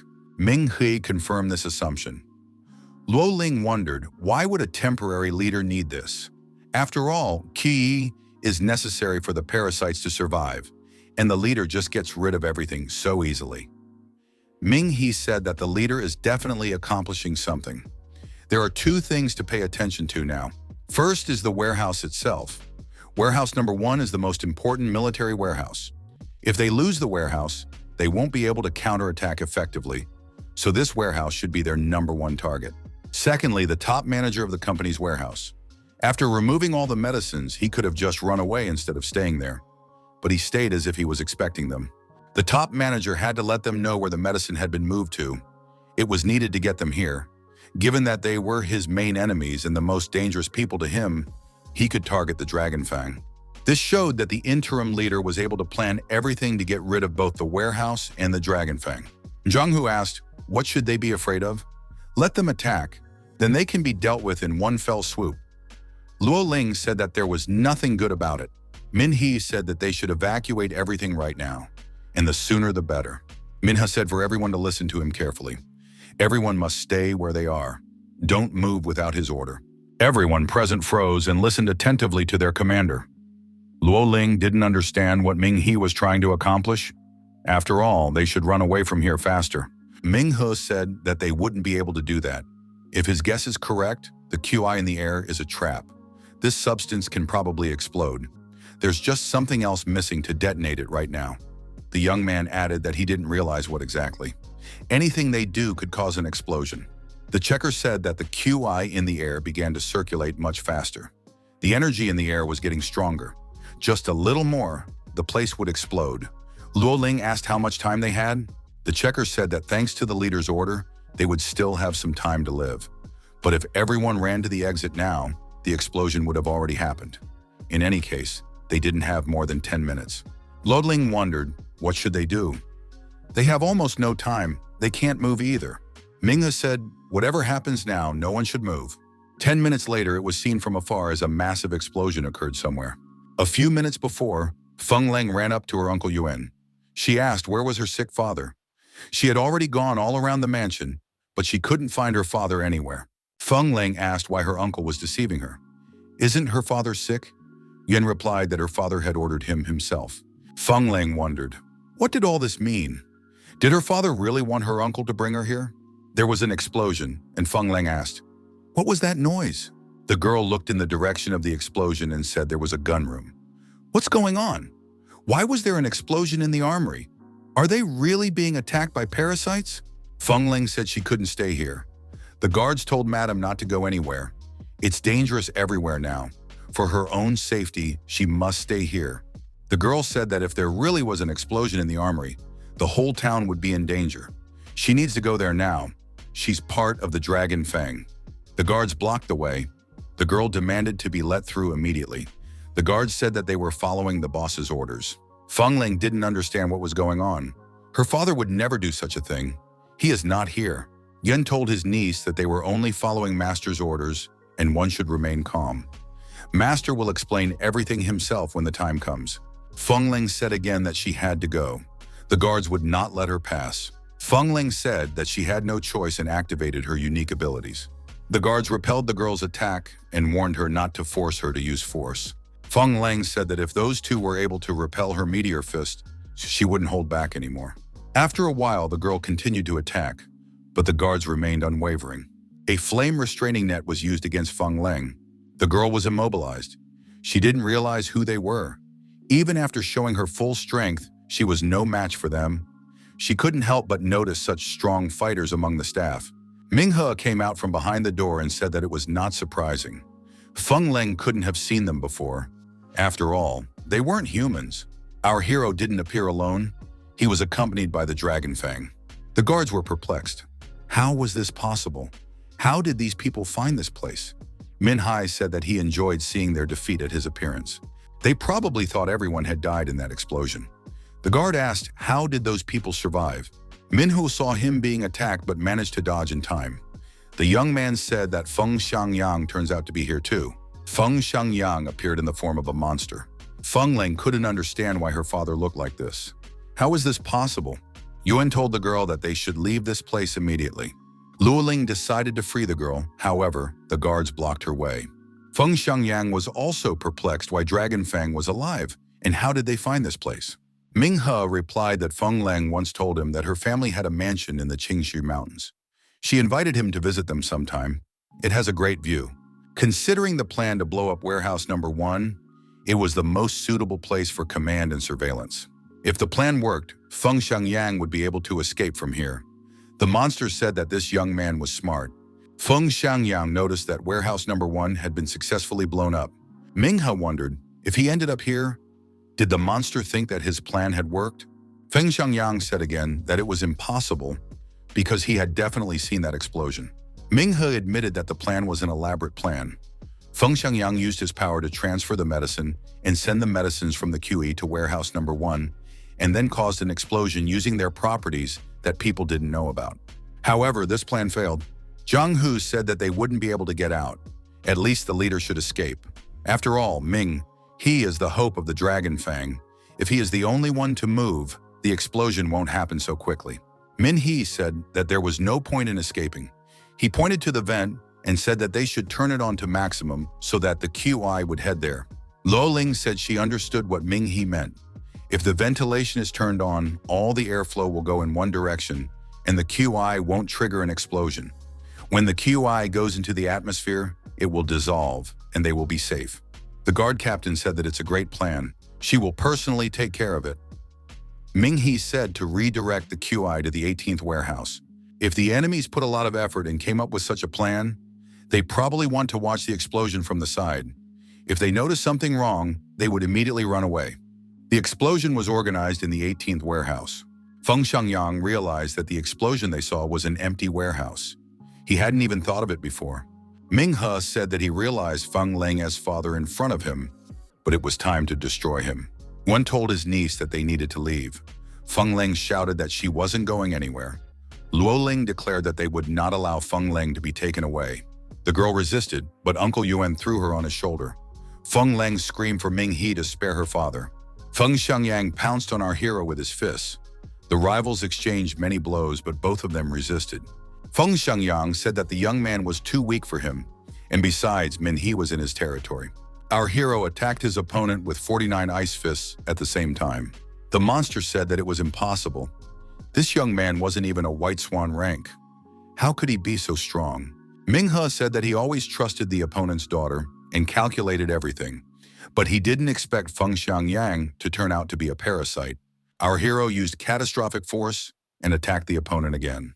Zhang Hu recognized that Ming He was not a rank White Swan, but with his red sovereignty ability and martial skills, he was much stronger than any White Swan. Luoling said for Minghe to save Feng Leng, who was carried away by Yuan. Minghe replied that he wouldn't go far and asked him not to finish off Feng Xiangyang. Minghe said to heal Feng Xiangyang and keep an eye on him until he comes back. Zhang Hu said that their organization had always fought parasites and that he would finish off this rascal here and now. Minghe wondered, was Zhang Hu really going to obey his orders? After all, one should at least wait for the commander to return. Luo Ling told Zhang Hu to listen to the leader and confidently pointed out that he had good reasons. We should wait for his return. Feng Leng shouted, demanding that her uncle let her go immediately. Yuan replied that Madam shouldn't waste her strength. He wouldn't let her go back there. Now that these people had found out that her father was a parasite, they wouldn't believe her, even if she returned on her own. Min-hee caught up with the fugitives and stopped in front of them. Our hero asked whether he should call this man Uncle Yuan or the temporary leader of the parasites.